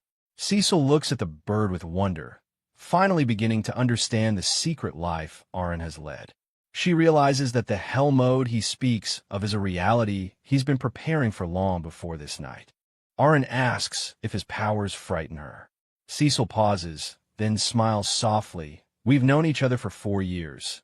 Nothing you do could truly surprise me anymore." A new bond of trust forms, but Arn's eyes remain sharp and distant. Even in this moment of quiet, he is already using his connection with his bird to monitor the city they just escaped, dreading the moment the hunt begins anew. Through the eyes of his bird summon, Arn watches Dagraha speak with the city guards. The assassin knows they are still alive and hasn't wasted a second. He's already heading outside the city walls, moving with a predatory focus toward the very forest where Arn and Cecil are hiding. The hunt hasn't ended. It's just entered a more dangerous phase. Arn doesn't hesitate. He tells Cecil they have to move immediately. When she asks how he knows they're being followed, he points to his scout bird. Suspecting Dagraha has a high-level tracking skill, Arn burns through 44 bug cards and several bird cards to nearly double his speed.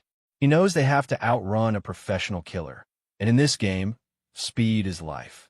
With Cecil on his back, Arn sprints into the dense forest, but he isn't just running blindly. He moves in a deliberate, zigzag pattern, testing the waters. He needs to understand exactly how Dagraha tracks his prey before he can hope to lose him for good. Cecil can only hold on tight, her mind reeling at the speed of the boy she thought was just a servant. The observation pays off. Dagraha is a one-star scout with a reconnaissance talent, following their exact footsteps with surgical precision.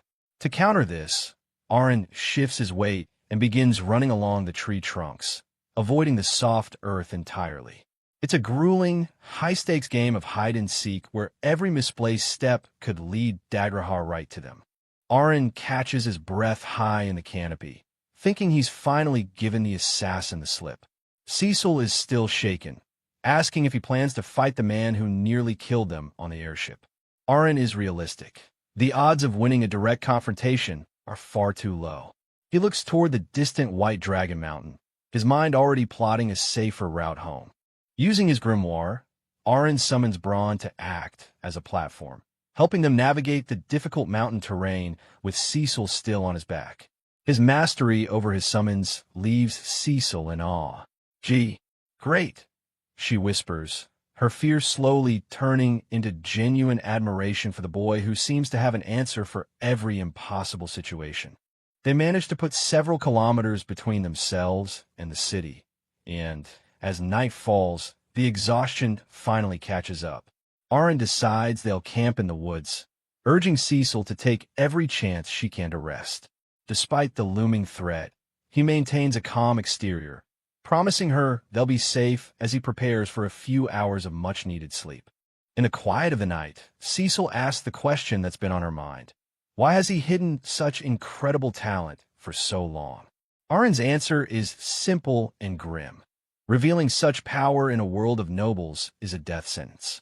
He thinks back to the terrifying Madagalshu from 3 years ago, a memory that still haunts him. He knows that in hell mode, being caught means more than just a game over. Dawn breaks over the mountains, but there's no time to enjoy the view. Dagraha is still out there, tirelessly closing the gap.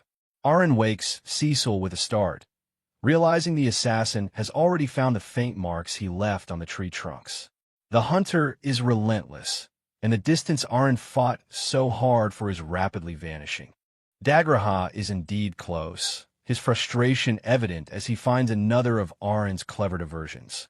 He begins to realize the brat is more than just lucky. Arin understands his tracking skills and is actively countering them.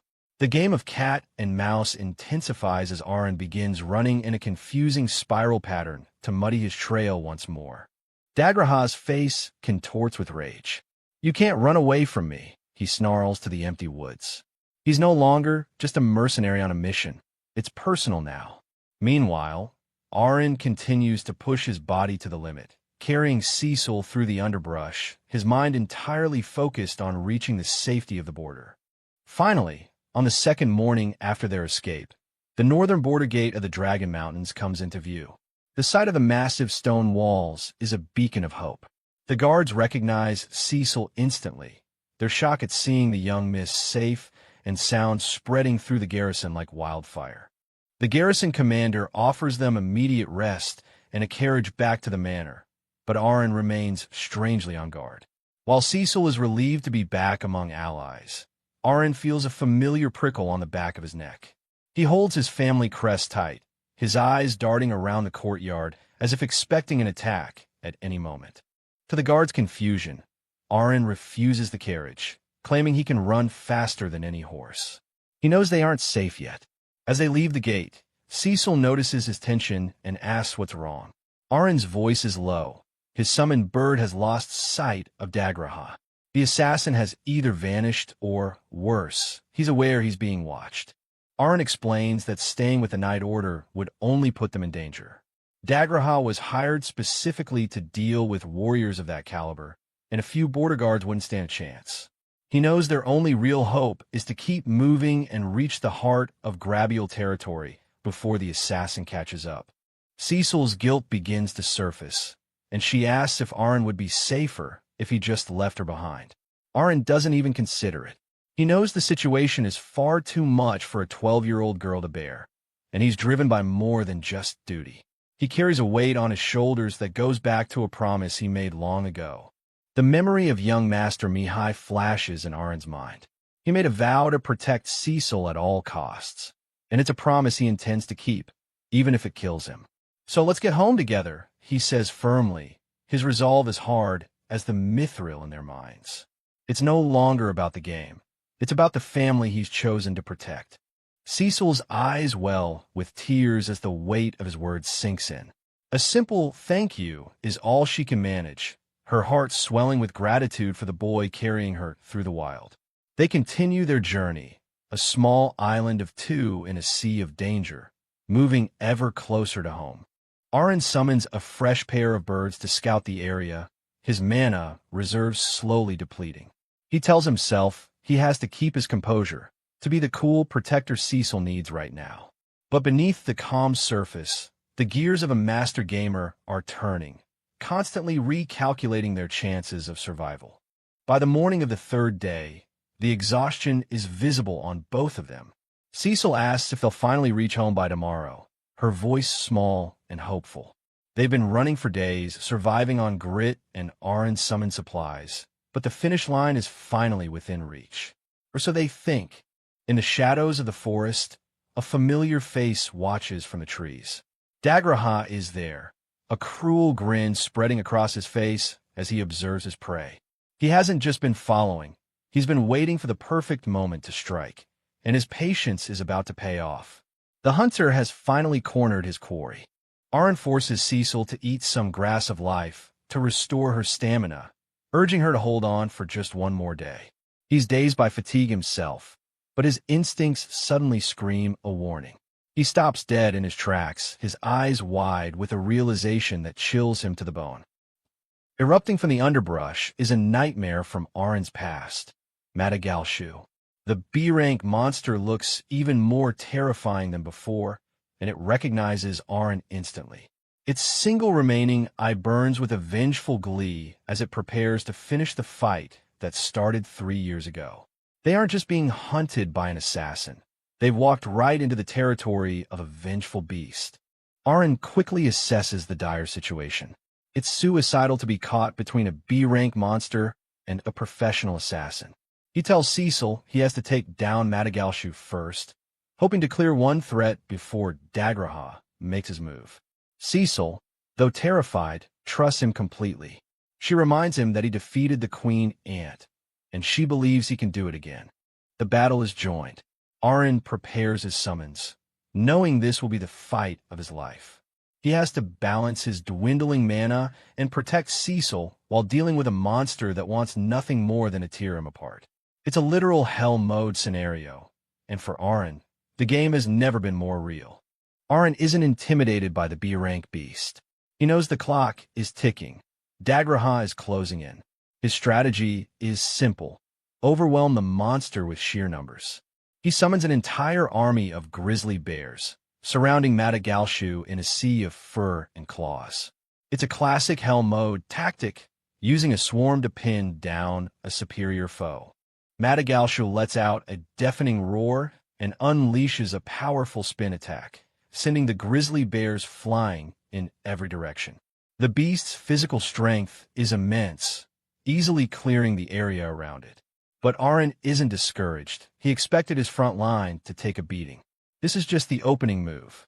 The monster laughs, a chilling, guttural sound, as it smashes another summon into dust. Arin quickly recalculates. He can't afford to waste his army on mindless charges. He calls upon Braun, his loyal knight, to provide a more stable defense, his eyes never leaving the monster as it prepares for another devastating strike. Besiege Madagalshu, Arin commands. Multiple Brauns appear, their shields forming a defensive perimeter that locks the monster in place. It's a coordinated tactical maneuver, designed to limit the beast's movement and create an opening for a counterattack. Madagalshu snarls, finding itself trapped in a cage of steel and magic. Arin watches intensely, wondering if this combined force is enough to bring down a B-rank superior monster. He orders his bears to exploit the opening, and one particularly brave grizzly manages to sink its teeth deep into the back of Madagalshu's neck.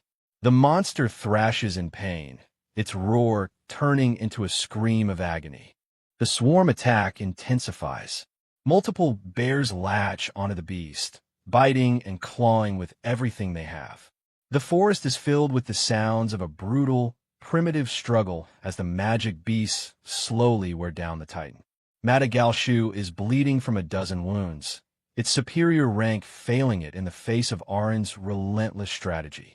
Madagalshu becomes wary, its single eye darting around as it looked for the source of the persistent damage. Arin doesn't give it a moment's rest, throwing an iron ball with pinpoint accuracy to keep the monster off balance. He knows the beast remembers their last encounter, and he intends to make this one even more memorable. Cecil watches the carnage from the sidelines, her eyes wide with shock. She's never seen anything like this, a battle of magical beasts that defies common sense. "So this is how Arin fights," she whispers.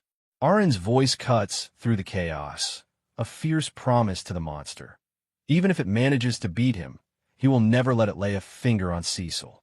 He vows to take its remaining eyes. Arin's confidence grows. He's defeated the Ogre King, so a B-rank Madagalshu shouldn't be an impossible hurdle. But the monster has one more trick up its sleeve. It suddenly lunges forward with a burst of speed that Arin didn't account for.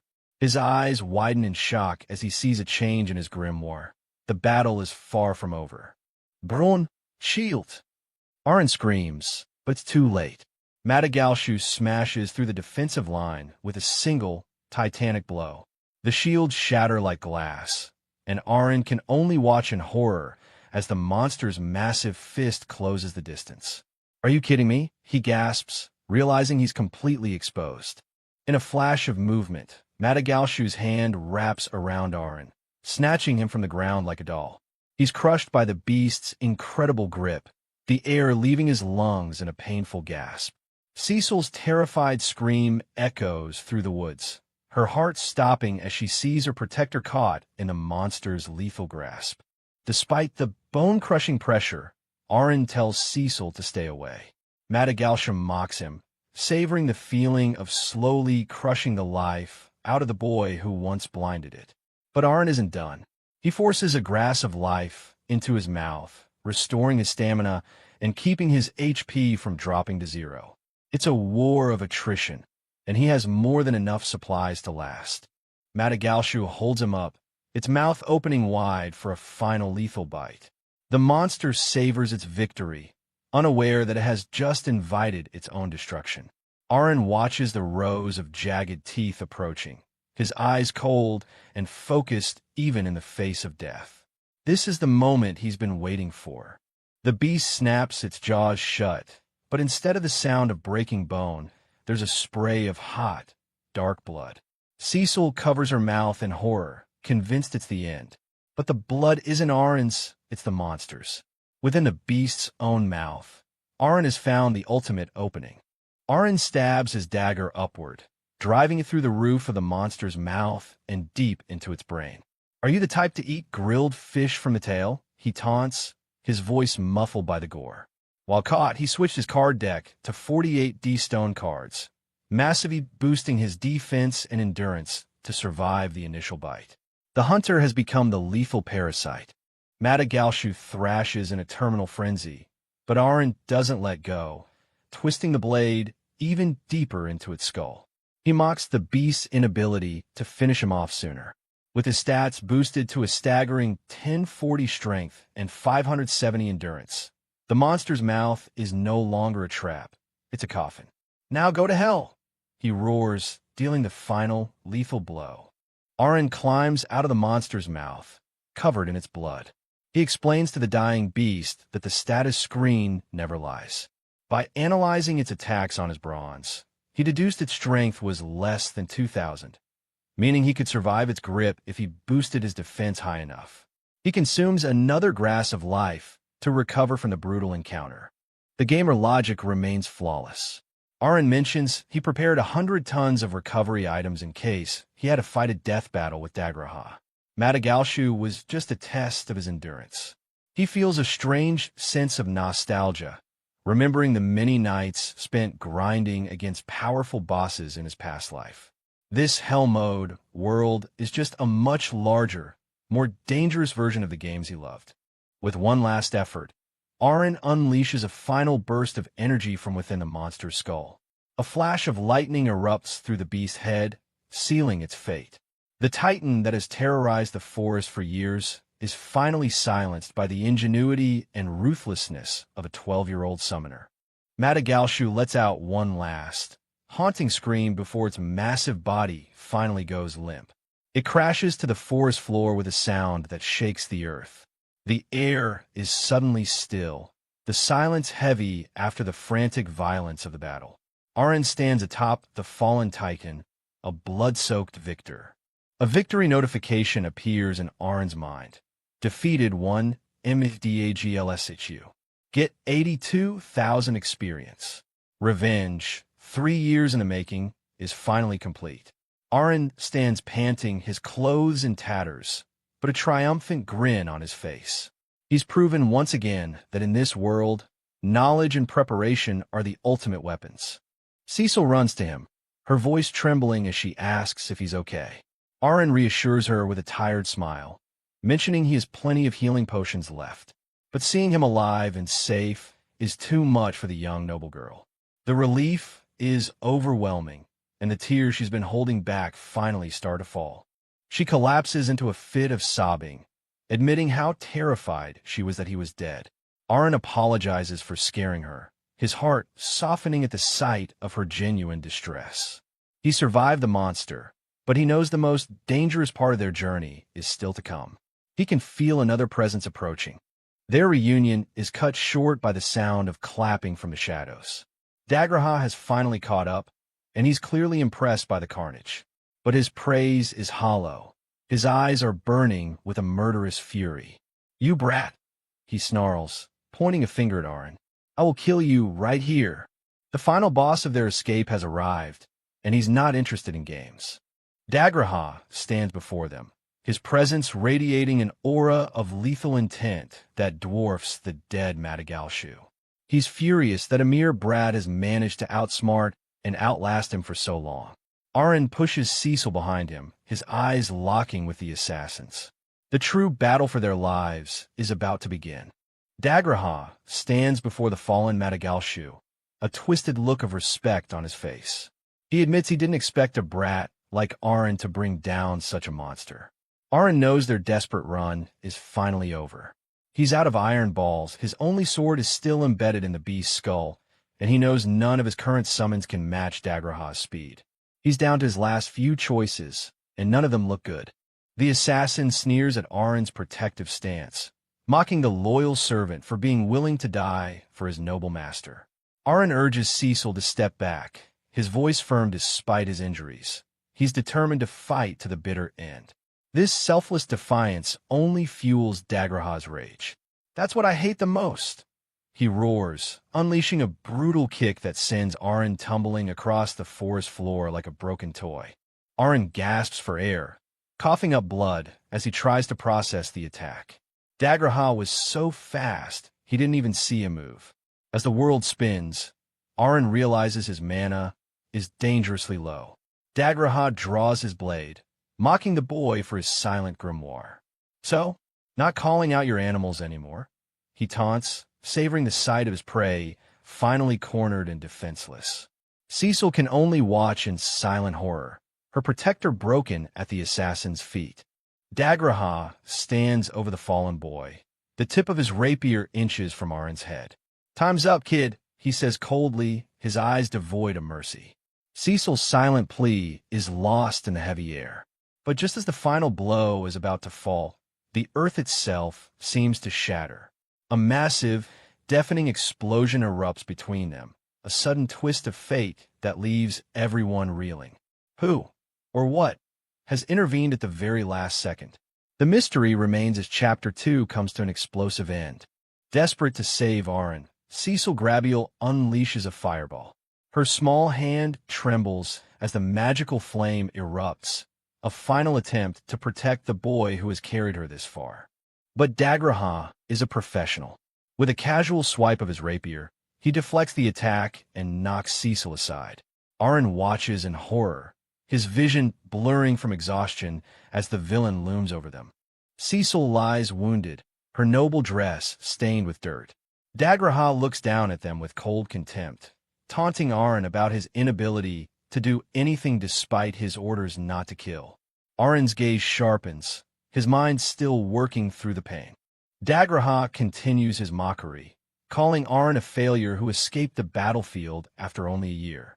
Blood drips from Arin's mouth as he stares back, his voice a low growl of defiance. "Such an asshole," he spits out. "Go to hell." Dagraha snarls, delivering a brutal kick that sends Arin tumbling. The force of the blow is immense, threatening to break the boy's resolve. The villain stands over him, frustrated by Arin's persistence. He thinks Arin is out of magic, but he doesn't realize who he's dealing with. Arin isn't just a child. He's a gamer in hell mode, and he's still calculating his survival. As he struggles, Arin analyzes the skill system of this world. There are 3 types: those requiring magic power, those formed through training from childhood like his own sword skills, and extra skills that he lacks. Memories of his past life as a gamer flash before his eyes. The system windows appear in his mind. In normal and hard modes, people get extra skills from birth or gacha, but in hell mode, it's only inherent talent. Arin realizes he has the rare, high-potential skill of a summoner, and he's already at level 41. He looks at Dagraha again, seeing the villain's stats. A 1-star scout with tracking. Even though Dagraha is strong, his rarity is low. Arin manages to block the neck sword combo, his body screaming in pain as he takes blow after blow. A bloody smile crosses Arin's face. If he can survive this, as an 8-star summoner in hell mode, how much stronger could he become? The gamer within him finds a strange thrill in this life-or-death struggle. Dagraha's irritation peaks. He strikes again, sending Arin flying back towards Cecil. The villain's rapier is swift and deadly, intended to end this disgusting brat once and for all. Dagraha wonders how many healing charms Arin is hiding. In reality, Arin is consuming Grass of Life, a basic item that restores 1,000 stamina. He's not exhausted yet, and he's certainly not ready to run. Arin stares up, his voice cold. You received a death sentence the moment you hit Cecil.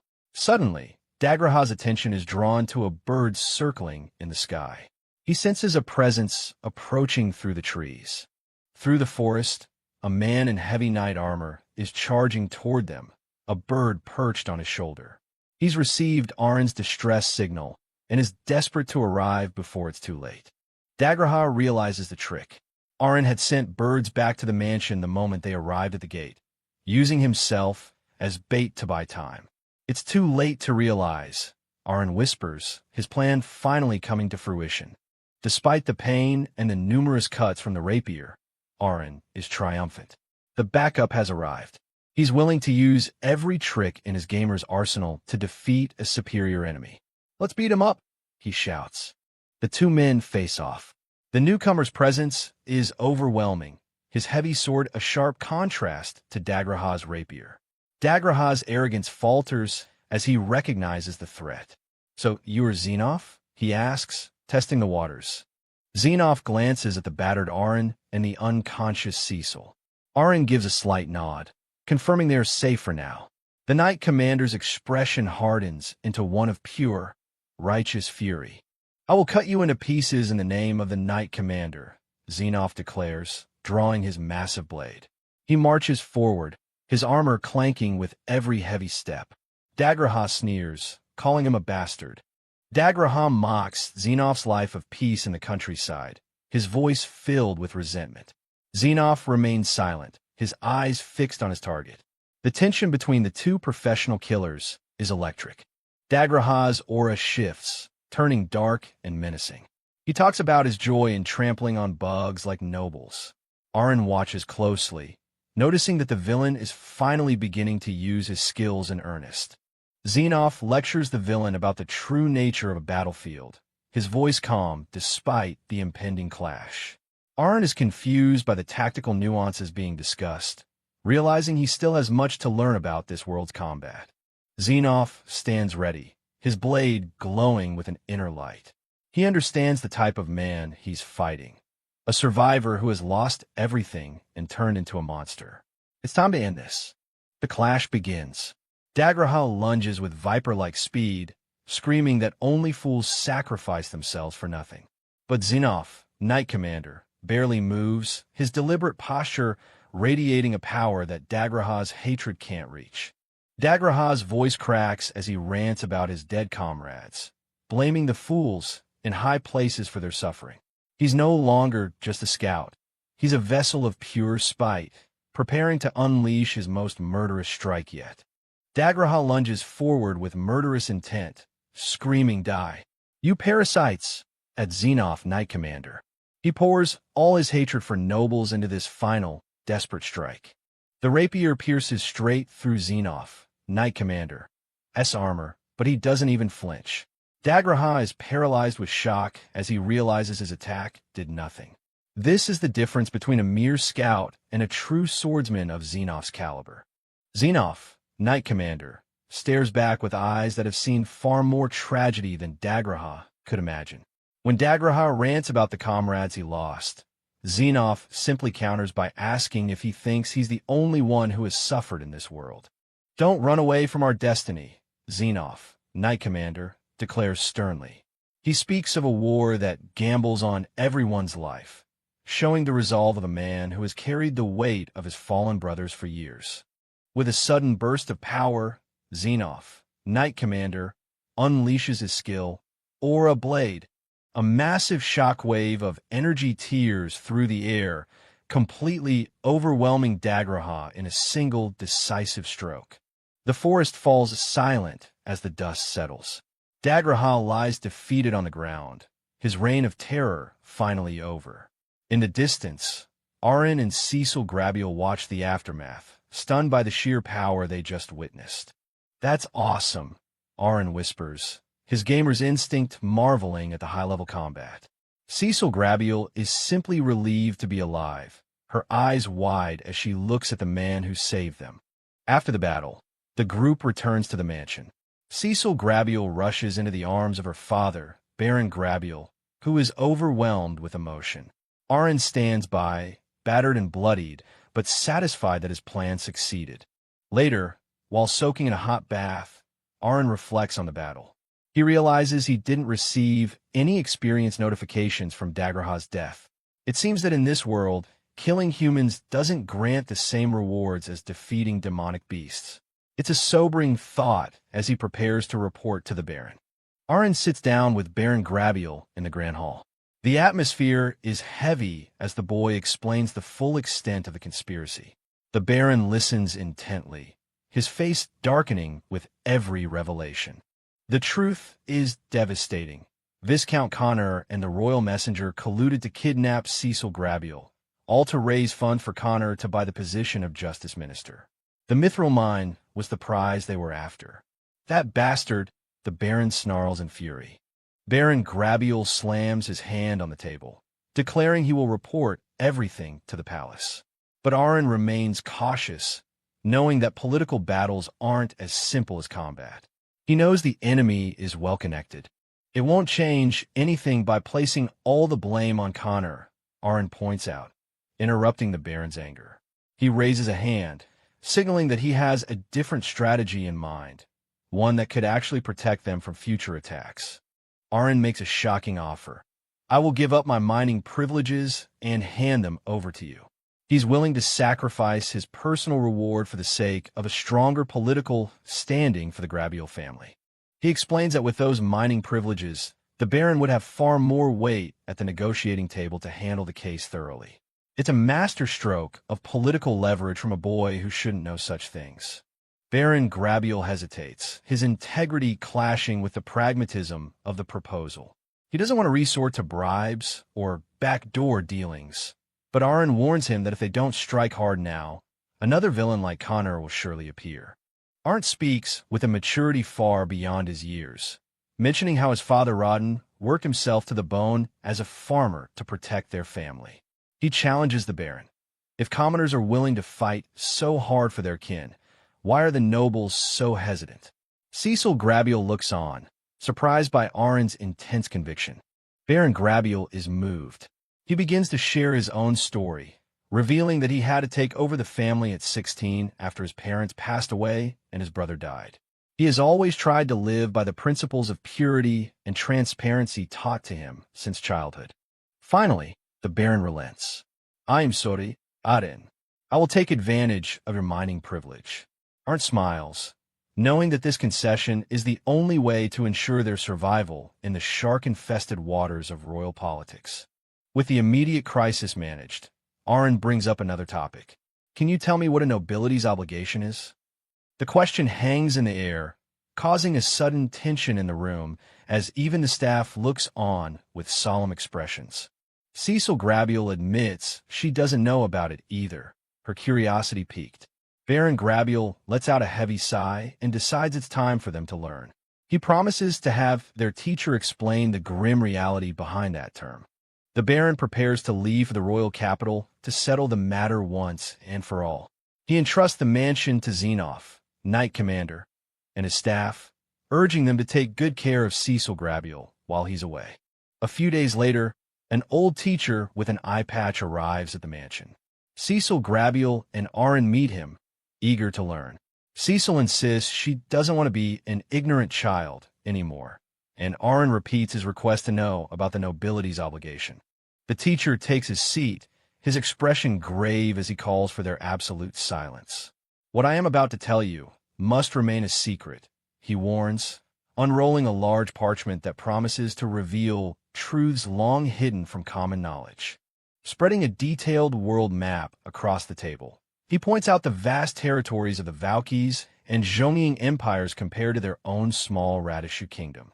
It is the opening of a lesson that will fundamentally change their understanding of the world's desperate situation. Looking at the map, Arn is struck by the scale of the world.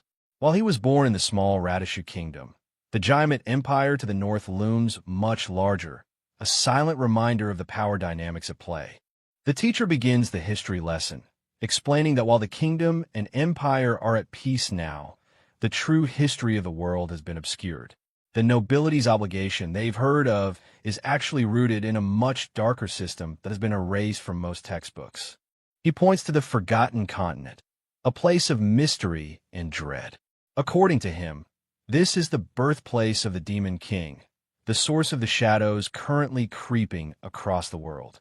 Arn and Cecil Grabiel listen in shock as the teacher speaks of the Demon King of the End, a man who appeared 112 years ago with the intent to make all kings surrender to him. Arn, having reincarnated, wonders if this world really operates like the RPGs he once played. The history grows grimmer as the teacher mentions the great disaster from 62 years ago.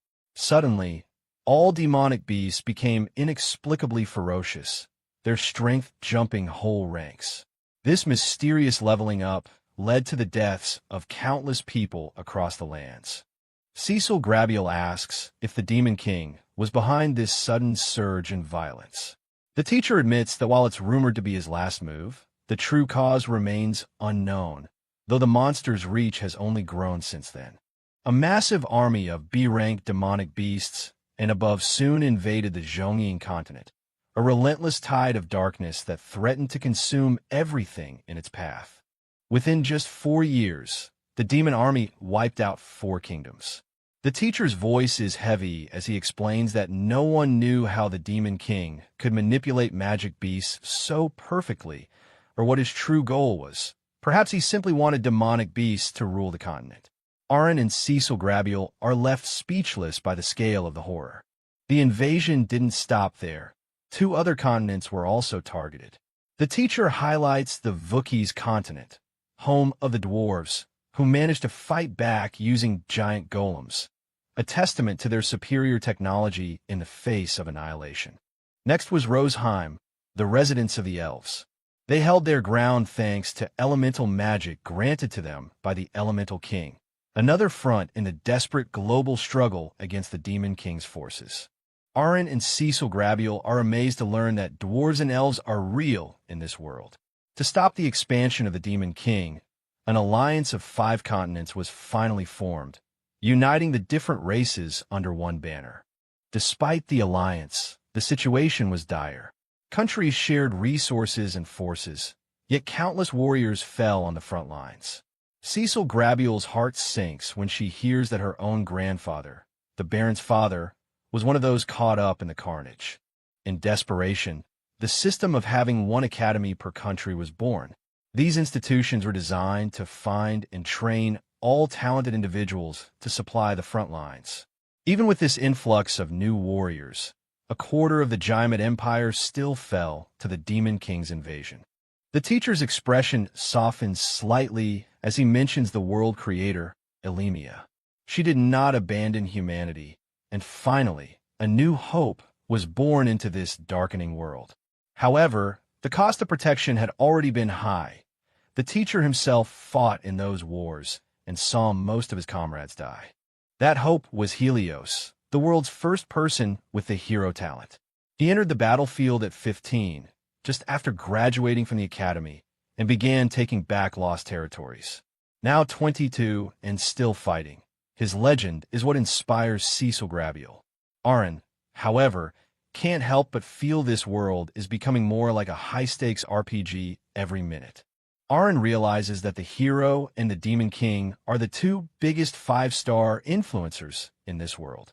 Because of their conflict, the Territory Exploitation Decree was issued, meaning all resources, including those from his home village, are prioritized for the battlefield.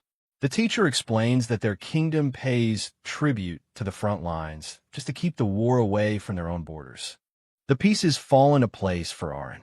He finally understands why Baron Grabiel accepted the order to increase the tribute, even if it meant his own family had to sacrifice their luxuries. Every farm and village is essentially serving the war machine. The teacher moves on to the specific part of history Aaron asked about, the nobility obligation.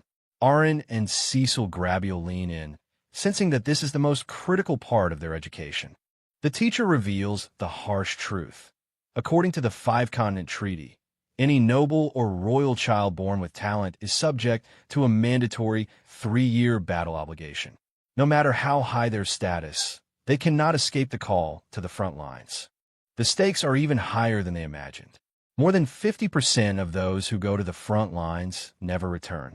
Cecil Grabiel realizes with a shudder that if she's ordered to serve, she'll likely be sent to the most dangerous zones, just like her brother Mihai. Aaron is stunned by the sheer sacrifice rate. The teacher tries to offer some small comfort, noting that those who do return enjoy high positions and good salaries. He was chosen to be their teacher because he is a retired magician who performed his own obligations. Cecil Grabiel thanks him, her resolve hardening despite the fear. Aaron, however, has another question. Later, Baron Grabiel meets with Aaron privately. He sincerely thanks the boy as both a leader and a father for saving Cecil from Calmel's grasp. The heir is appreciative as the Baron prepares to reward him.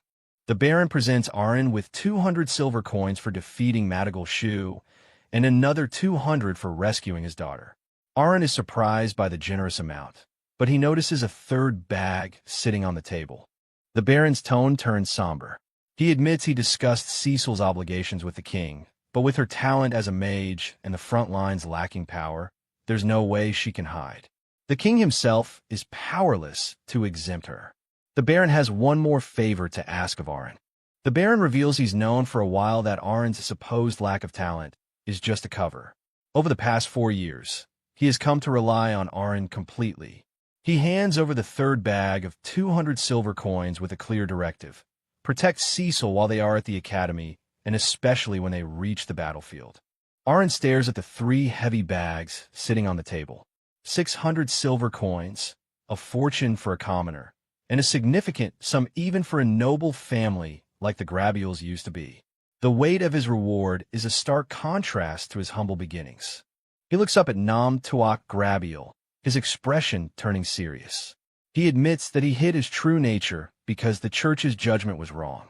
My talent is a summoner, Aaron finally reveals, coming clean to the man who entrusted him with his daughter's life. Nam Tuak Grabiel is stunned, realizing why he instinctively trusted a 12-year-old child with such a dangerous task. Aaron pledges to devote himself entirely to protecting Cecil Grabiel, a promise that brings a look of profound relief to the Baron's face. Arin pushes the bags of silver back across the table. Please change the bonus amount, he says. Instead of the money, he asks for a different kind of reward. Tax exemption for his own family and for the family of Karina, the family of the Holy Sword. It's a selfless request that catches the Baron off guard. Namtuak Grabiel readily agrees to the terms. Arin is satisfied. Now he can leave for the academy knowing his family is safe and provided for. He then requests to be relieved of his mundane service duties at the mansion so he can focus his training solely on protecting Cecil Grabiel. The Baron hands Arin a beautifully crafted short sword. It is a gift from the House of Granbiel as proof of Arin's status as their main guest. Arin is momentarily taken aback, not quite understanding the full weight of the honor he's being given. Standing proudly before his family crest, Namtuak Grabiel announces that the Granbiel family has been promoted to Viscount. He admits, with a touch of grim honesty, that the mining rights Arin gave up essentially allowed him to buy this elevated position. The Baron warns Arin that managing mineral mines is complex, but Arin simply offers his humble congratulations. His mind is already on the future and the new responsibilities that come with being the house's main guest. Namtuak Grabiel emphasizes that as the main guest, the Viscount family will always be Arin's shield and support, no matter what happens. He thanks the boy for his 4 years of service, formally welcoming him as an honored member of their circle. Arin accepts the short sword and the title with a confident smile. The bond between the commoner genius and the noble house is now forged in stone, setting the stage for his journey to the academy. Scene shifts to January in Karina village. Snow blankets the quiet houses as Arin's summoned bird, Chiapai, returns to his family's home. Mashu and Miura are excited to see the bird, but then they realize a familiar figure is standing in the doorway. Arin, they cry out in joy. The homecoming is filled with tears and laughter. His mother and his father, Rodden, can't believe how much Arin has grown in 4 years. Even Mashu and Miura have changed, though they're still small in Arin's eyes. It's a warm, long-awaited family reunion. There's a humorous moment when Miura, who was only a baby when Arin left, doesn't recognize her big brother at all. Arin is hilariously devastated as his sister hides behind Mashu. His mother gently tries to explain that this stranger is actually part of the family. They gather around the hearth for a warm pot of soup. Rodden hunters fresh game for the occasion, and Arin looks around the familiar room, feeling as though the house has shrunk. His father just laughs, reminding him that it's the boy who has grown, not the walls that have moved. As they eat, Mashu is eager to hear about Karina and Dagora. His mother thanks Arin for sending money home every month, but she's worried about whether he was able to live well on what was left. Arin reassures her, his heart full from the simple joy of being home. Arin explains that he's taking a break from the Baron's house to attend the academy. He delivers the news that he won't be able to send money home anymore while he's a student, but the mood remains optimistic as he enjoys the familiar warmth of his family's home. He shows them the proof of his reward for saving the young miss, the ornate short sword. But the biggest news of all is when he tells his parents that they no longer have to pay taxes to the territory. Rodden and his mother are stunned into silence by the incredible gift. Aren't done yet. He pulls out a bag containing 100 silver coins and sets it on the table. Rodden and his mother are terrified by the amount, but Arin casually explains that he earned it from hunting. That's too much. Rodden cries out, unable to fathom such wealth. Mashu is wide-eyed when Arin mentions hunting armor ants on White Dragon Mountain. He looks at his big brother with newfound awe, realizing just how dangerous Arin's life has been while he was away. Arin just smiles, happy to share his success. Rodden and his mother exchange a look of pure amazement. What a strangely superhuman child we have, Rodden mutters, while little Miura is more interested in the magical bird perched on her head. The family is in awe of the person Arin has become. The visit is short, and soon it's time to say goodbye again. Arin promises to send Chiapai whenever he needs to contact them. The snow falls softly as he prepares to leave Karina village once more, bound for the academy. Mashu declares that he'll join the academy when he turns 12 too. Arin smiles warmly, telling his brother he'll be waiting for him. But little Miura is still hesitant, holding a piece of paper as she watches her brother leave. She holds up a letter Aaron had sent, asking if he really wrote those words about her. She's been too shy to talk much during the visit, but her eyes are full of questions. Aaron's heart melts as he confirms that every word was for her. In a sudden burst of emotion, Miura throws herself into Aaron's arms, crying as she begs him to take care of himself. Aaron holds her tight, his own eyes moist as Rodden and his mother watch on, their hearts full of pride and the bittersweet ache of a final goodbye.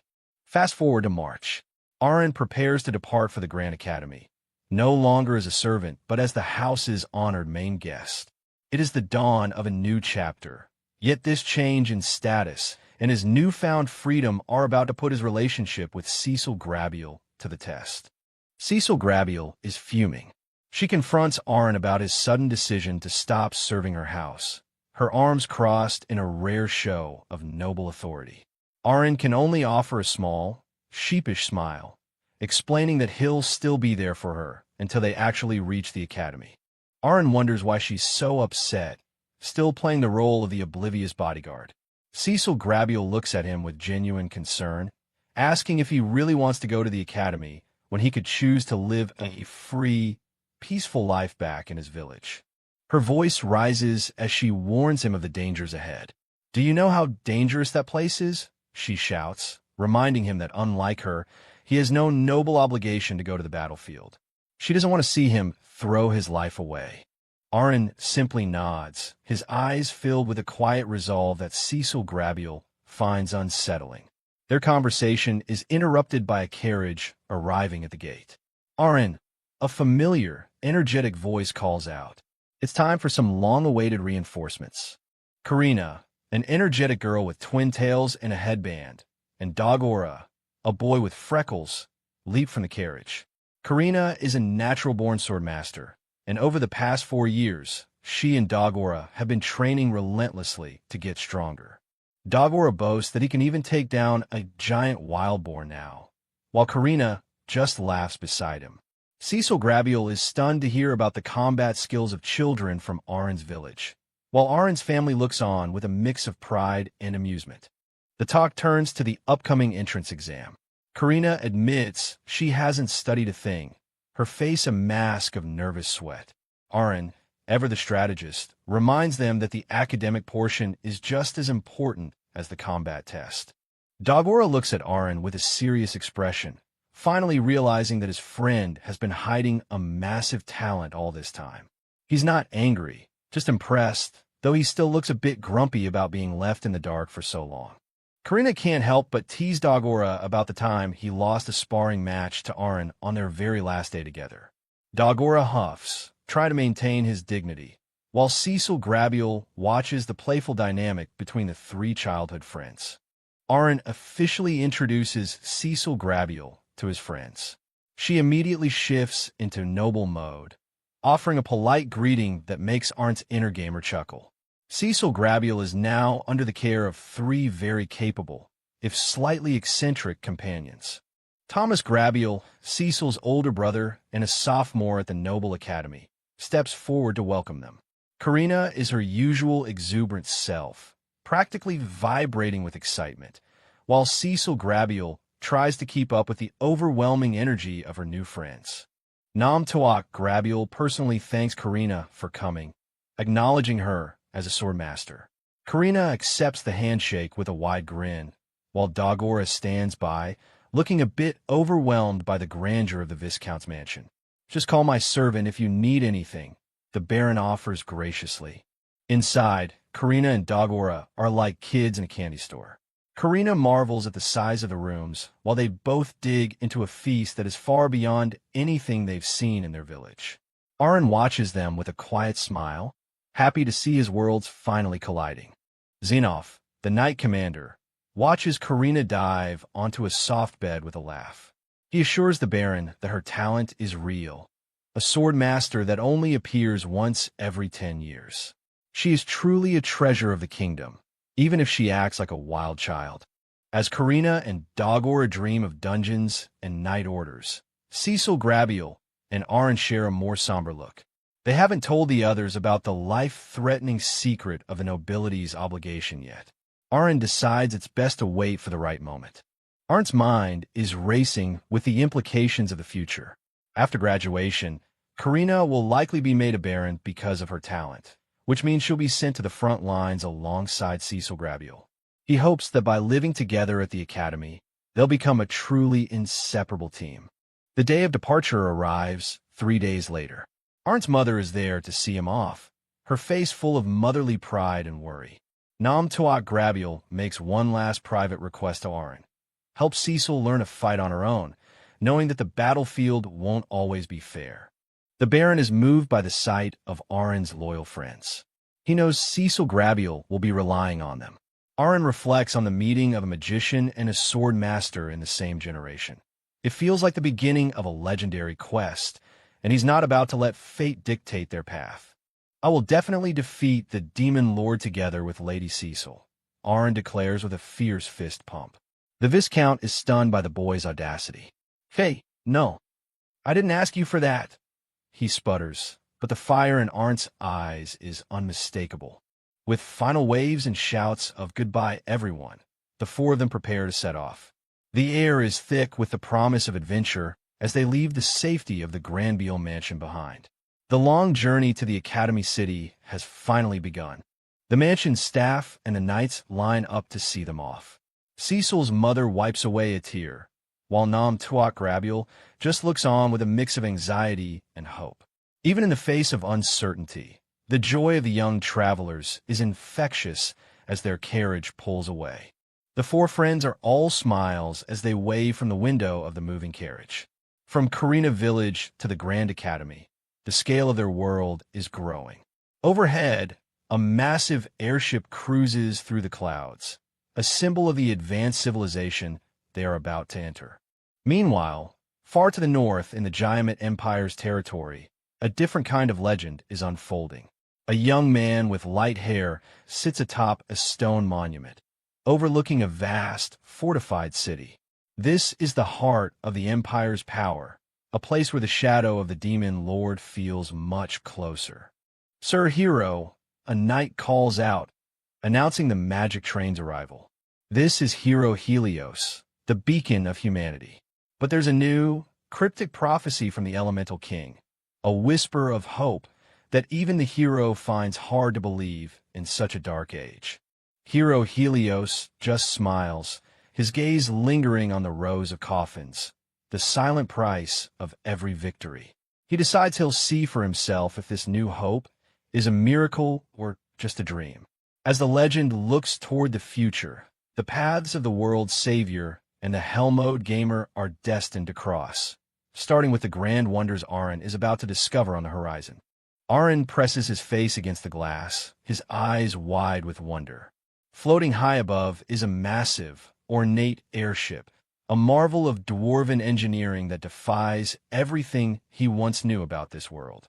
I can see it, he exclaims, his heart racing with excitement. As they clear the clouds, the full scale of Academy City is revealed. It's a breathtaking sight, a massive, circular metropolis spanning the horizon, designed with military precision. Aaron realizes that this isn't just a school. It's the heart of the kingdom's defense, a place where legends are forged to fight the coming darkness. Karina, Dagora, and Cecil Grabiel can only stare in awe, their journey finally reaching its first great milestone. The group steps off into a bustling station, surrounded by other travelers arriving on similar flying boats. Karina is practically vibrating with energy, her eyes darting everywhere at once. Cecil Grabiel walks with a more measured pace, though even she can't hide her surprise at the sheer number of people gathered in one place. Aaron and Cecil Grabiel discuss the incredible technology around them. Aaron explains that almost all the magic tools in the kingdom are made by dwarves, who share their technology and currency here. The city feels more advanced than even the capital. Suddenly, a collective gasp from the crowd draws their attention. Something else is coming. A train?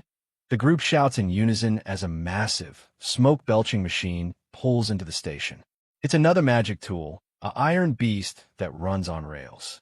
Arin calmly walks up to the counter and buys 4 tickets to the academy, much to the shock of Cecil Grabiel, who is still trying to process how casually everyone uses such expensive-looking technology. The 4 of them are jolted as the train begins to move. Karina and Dagora are terrified and excited at the same time, clinging to their bags as the iron beast accelerates. Arin just smiles, marveling at the high level of civilization the dwarves have brought to this world. For his friends, this is pure magic. For Arin, it's like being back in a modern world. From the window of the train, the city looks even more impressive, with buildings reaching 5 floors high, a sight that makes even the Grand Granville mansion seem rural by comparison. They finally arrive at the Academy station, where a sea of applicants begins to spill out onto the platform. Dagora is overwhelmed by the crowd, realizing just how big their competition really is. They walk towards the massive, ornate gates of the Academy, joining a crowd of over 20,000 applicants who have come from all corners of the kingdom. Each one is a hopeful warrior or mage, all dreaming of the same glory. Arin and his friends look like a small drop in a vast ocean as they approach the entrance to their new life. Karina is buzzing with excitement, wondering if anyone here is super strong. Cecil Grabiel is more cautious, taken aback by the sheer number of talented people her own age. But as the chapter ends, Arin's face is a mask of pure determination. He knows what's at stake: pass the tests, level up, and prepare for the battlefield in 3 years. The Hell Mode gamer is ready for the next challenge. The day of the Academy's appraisal ritual has finally arrived. Arin, with his signature messy black hair and calm gaze, explains to his friends that this is just like the test they took when they were 5 years old. Behind them, the line of nervous students stretches out as everyone prepares to see what their future holds. Cecil, the blonde magician, is buzzing with excitement, wondering just how much stronger they've become after all their training. At the counter, a stern-looking receptionist points toward the water crystal. Dagora, never one to back down from a challenge, steps up first, eager to set the bar high for the group. As Dagora touches the crystal, his stats flash onto the screen.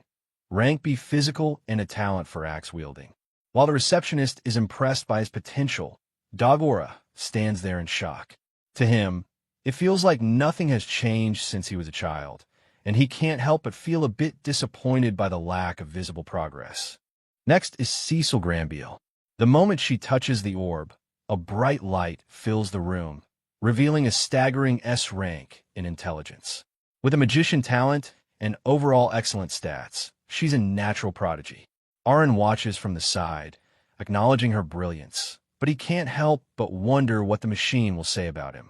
Then comes Karina, the energetic warrior with her blonde twin tails. Her results are even more explosive, boasting 2 S-rank stats and a legendary swordmaster talent. The crowd erupts in awe, but Karina herself is trembling with frustration. Despite being a swordmaster, she feels like she hasn't improved at all, leaving her friends puzzled by her reaction. Finally, it's Arin's turn. As Arin steps forward, a blinding pillar of light erupts from the pedestal, far more intense than anything seen before. The entire room is engulfed in brilliance, forcing the onlookers to shield their eyes. Tension thickens as everyone waits to see what kind of monster-tier stats this mysterious boy possesses. But when the light fades, the results are baffling. The screen shows nothing, but he ranks across every single category. Physical, magic, speed, all bottom tier. His talent is listed as Summoner, but the abysmal stats leave the receptionist horrified and his friends completely speechless. It's a complete disaster on paper. The word fail hangs heavy in the air. Arin is sweating, realizing that the Hell Mode he chose has fixed his growth rate at the absolute lowest rank. Cecil is the first to snap, shouting that there's no way someone as capable as Arin could fail. But the crowd is already whispering, looking at the black-haired boy with pity and confusion. Despite the crushing results, Arin forces a smile, trying to comfort his friends.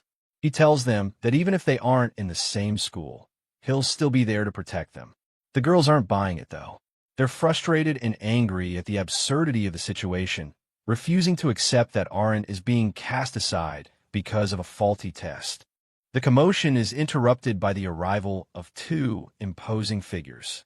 The receptionist stands up in shock, recognizing the academy's principal, a tall elf with an aura of absolute authority. Walking beside him is a younger man with pinkish hair and a confident stride, his presence alone commanding the room's attention. The principal speaks of a prophecy regarding an E-rank youth, his eyes fixed on Aaron. Cecil, desperate for a second opinion, asks the newcomer, Sir Helmios, if the inspection device could be faulty. Aaron is caught off guard, sensing an overwhelming power coming from the man standing before him. Aaron's friends are stunned. Helmios isn't just anyone. He's the hero who carries the hope of all humanity. The hero leans in close to Aaron, his eyes narrowing as if he's looking right through him. He starts rattling off numbers that the machine missed: offensive power of 570, intelligence and magic over 1600. The room goes dead silent. Aaron is internally panicking. This flamboyant guy is just blabbing out his secret personal stats for everyone to hear. He realizes Helmios has a special skill that can see through the rank facade of Hell mode. It's a total invasion of privacy in Aaron's eyes, even if it's proving he isn't a failure. Helmios casually dismisses the appraisal machine as faulty and says he wants to see Aaron's summoner ability first. Aaron tries to introduce himself properly, but Helmios is already moving at his own pace. Before Aaron can even finish a sentence, Cecil is being pushed aside as the hero focuses entirely on the boy with the black book. With a sparkling aura and a grand pose, Helmios officially introduces himself. Karina and Dogora are starstruck, realizing they are standing in the presence of a living legend, the main character of their world. Aaron, however, remains unimpressed by the theatricality, his tactical mind already plotting a countermove. Aaron isn't going to let the hero have all the fun. He calmly suggests that if Helmios looked at all of his stats, then it's only fair that Helmios shows his own abilities using the appraisal machine. It's a bold move that catches the hero off guard, but with a grin, Helmios agrees.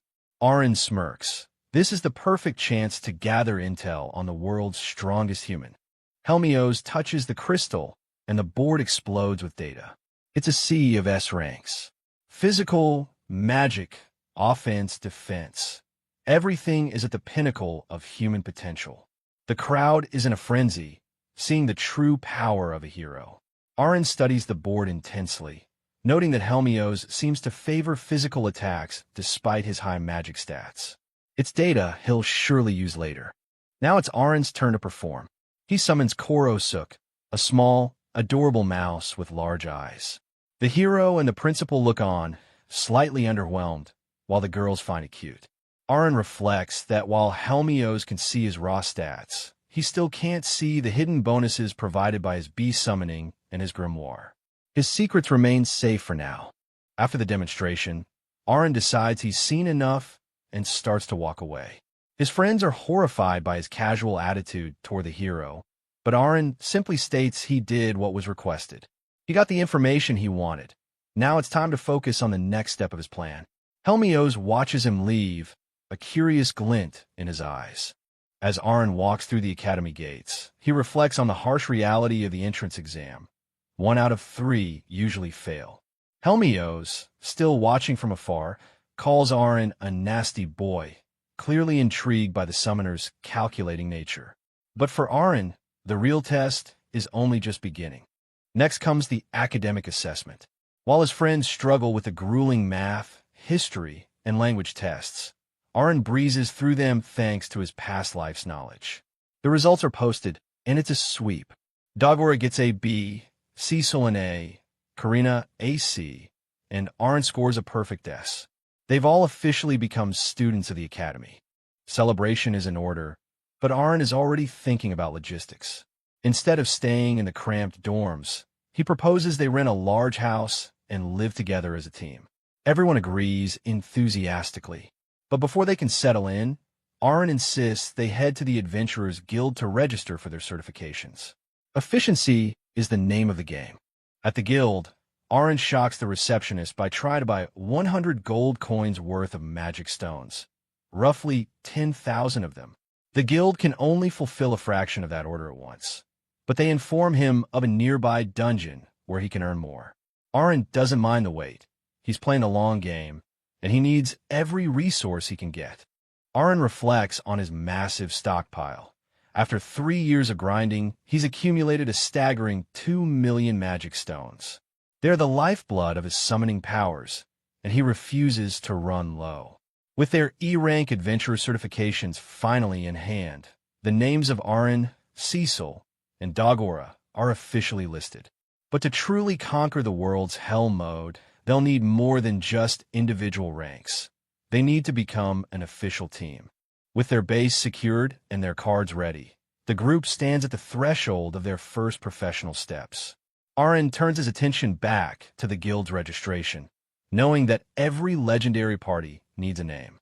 He looks at Cecil, Karina, and Dagora, a mischievous glint in his eye as he prepares to unveil the title that will define their legacy, whether they like it or not. At the guild reception, the group prepares for the next step. The clerk asks if they'd like to register as a formal party. Aaron, always thinking several steps ahead, looks over at Cecil Granville. He asks if she has a good name in mind, but ultimately, the choice falls on him. After a moment of deep thought, he's ready to announce their identity to the world. Aaron proudly presents his choice, Game Junkies. The reaction is mixed, to say the least. Dagora, Karina, and Cecil Granville stare at the sign in utter confusion. To them, the term game means nothing, and Junkies doesn't sound particularly heroic.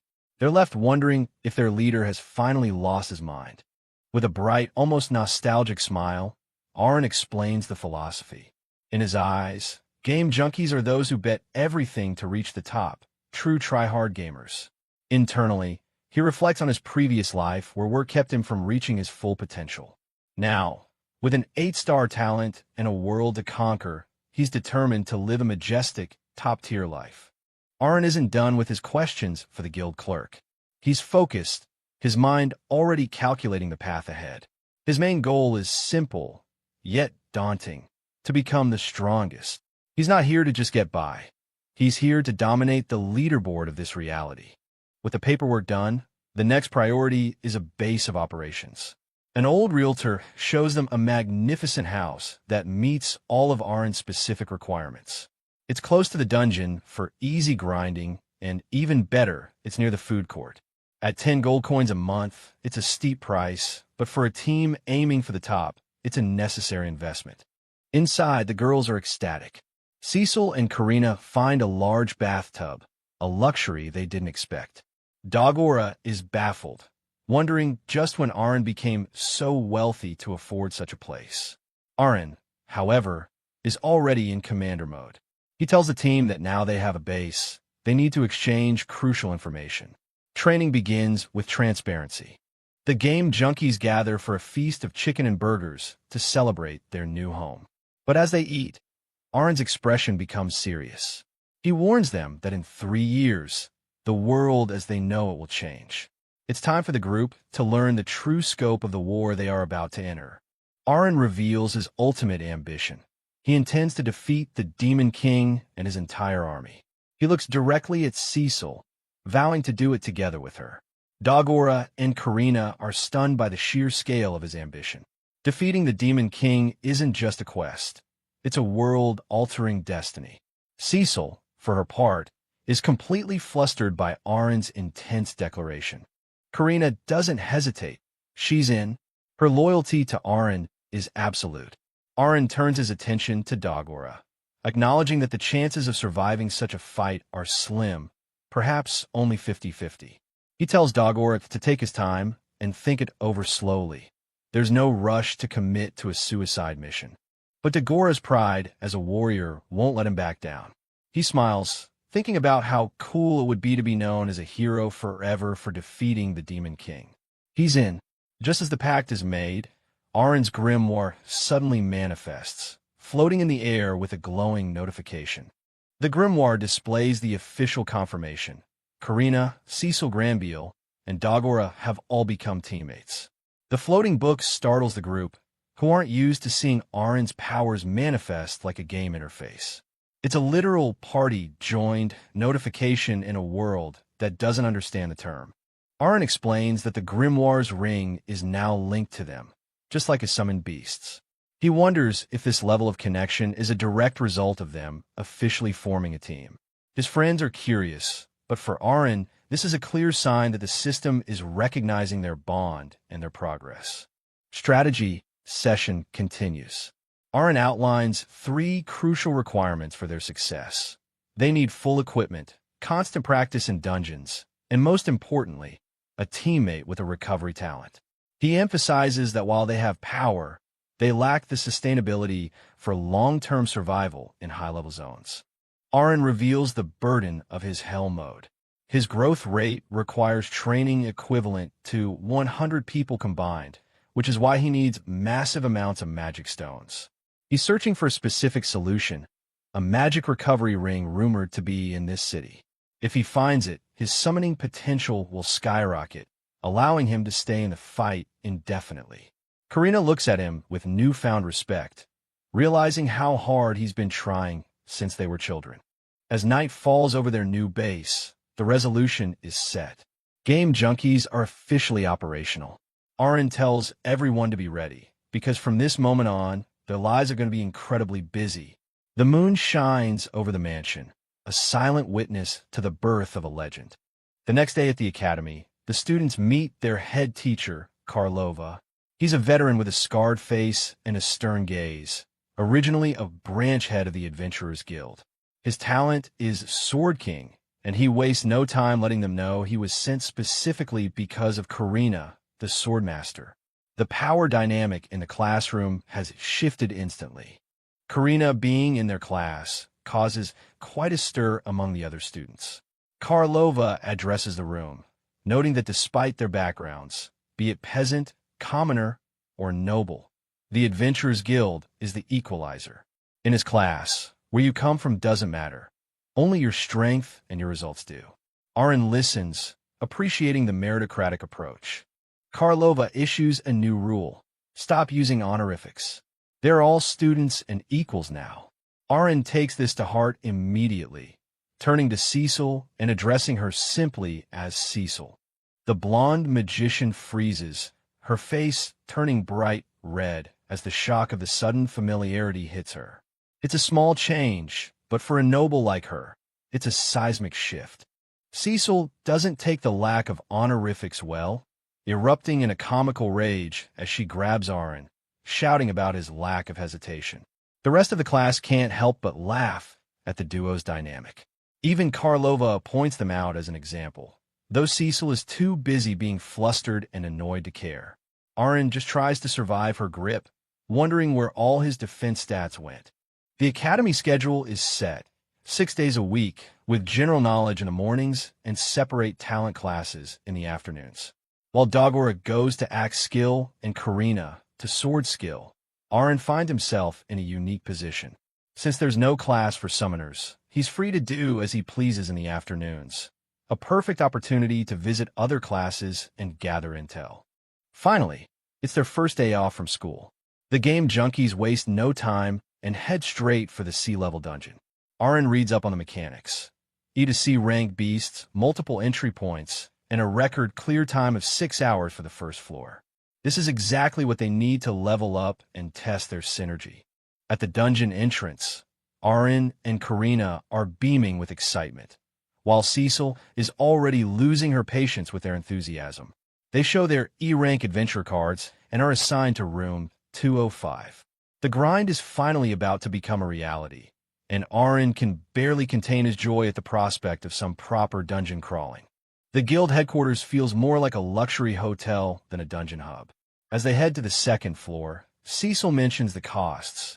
Buying all the essential equipment has already set them back 150 gold coins. Arin casually reveals they still have 200 left. Dagora is impressed by their heavy luggage, but Cecil is just glad that, thanks to Arin, they don't have to worry about the logistics. Finally, they reach the door to room 205. The door opens to reveal a high-tech chamber with floating, glowing cubes. A digital-sounding voice welcomes them, introducing itself as the Dungeon Management and Operations System, C205. It's a far cry from the medieval fantasy they expected, and the team stands in awe as the system prepares to guide them into the dungeon dimension. The team is baffled by a floating cube that can speak. The system explains that each room has a separate entrance, ensuring that different groups will never cross paths or share the same monsters. Our eyes widen in realization. This isn't just a dungeon. It's like a private server. His gamer instincts are firing on all cylinders as he understands just how efficient their training is about to be. Aaron is practically vibrating with excitement. He realizes that having a private room means he can use his summoned beasts to their full potential without anyone outside the group finding out his secrets. It's the perfect setup for a try-hard gamer like him. Cecil, meanwhile, just stares at him, worried that the stress of the academy has finally broken his brain. With all questions answered, the floating cube system grants them access. The game junkies step through the portal and find themselves in a massive stone corridor. The sheer scale of the dungeon is breathtaking, and for a moment, they just stand there, soaking in the fact that they've finally begun their real training. The dungeon is oddly bright, despite the lack of torches or windows. As they walk, a flock of bird-like monsters is startled and flies away into the darkness. Dagora is on high alert, his axe ready, while Aaron keeps his grimoire open, constantly scanning the environment for any signs of trouble or opportunity. Aaron uses the grimoire's mapping feature to navigate the maze. He decides to take the shortest route, advising the team to ignore low-level treasure boxes since they might be trapped. Efficiency is the priority. Dagora and Cecil find the map incredibly convenient, marveling at how Aaron always seems to have a tool for every situation. Aaron takes a moment to review the team's current stats. Karina, the level 21 swordmaster, is their powerhouse with her mithril greatsword. Dagora, also level 21, is a sturdy axe user with high physical stats. Cecil Granville, at level 1, is their glass cannon mage, equipped with an ancient wand. They have a solid foundation, but Aaron knows they need to level up Cecil quickly. The first encounter is a simple slime. Cecil takes the lead, casting a fireball with a determined expression. The spell hits the target with a satisfying explosion, marking the group's first successful combat in the sea-level dungeon. Aaron watches with a smirk, glad to see that his teammates' individual statuses are exactly as he calculated. Cecil is overjoyed, her face lighting up as she celebrates her first solo kill. A notification from the grimoire confirms she's received 8 experience points. Aaron encourages the others, telling them that they both have impressive skills as well. The group's morale is high as they move deeper into the dungeon's stone halls. The difficulty ramps up as larger, spike-backed monsters appear. Karina cleaves through them with her /skill, while Dagora finds the combat almost too easy. Aaron, ever the pragmatist, focuses on collecting the dropped magic stones. He tells the team that killing these creatures is the fastest way to gather the resources he needs for his summons. The results of their first day are staggering. Cecil hits level 7 and can already feel herself getting stronger. By the end of a 10-hour grind, the game junkies have cleared the entire first floor. Aaron is pleased with the pace, but he's already thinking about a way to take advantage of the dungeon's convenience to maximize their growth. Aaron introduces a new strategy, auto-farming. He positions his summoned beasts, bears, spiders, and even a butterfly, throughout the dungeon to hunt while the group attends school. This way, they can earn around 200 magic stones and experience points every single day without even being there. It's a total game changer for their efficiency. By early April, the group has already reached the 6th floor. They encounter a significant threat, a C-rank boss flanked by 10 D-rank monsters. Cecil is worried they look dangerous, but Karina is just excited for a real challenge. Aaron sees this as the perfect opportunity to show off the true power of his summoner talent. Aaron prepares his counterattack. He's used up 35,000 D-rank magic stones to upgrade his power, and his enhancement skill has reached level 6. He spent 7,000 magic balls to boost his beasts, and now it's time to see just how strong they've become. He steps forward, the boss and its minions unaware of the overwhelming force about to hit them. Aaron commands his level D bear summons to use their crunch skill.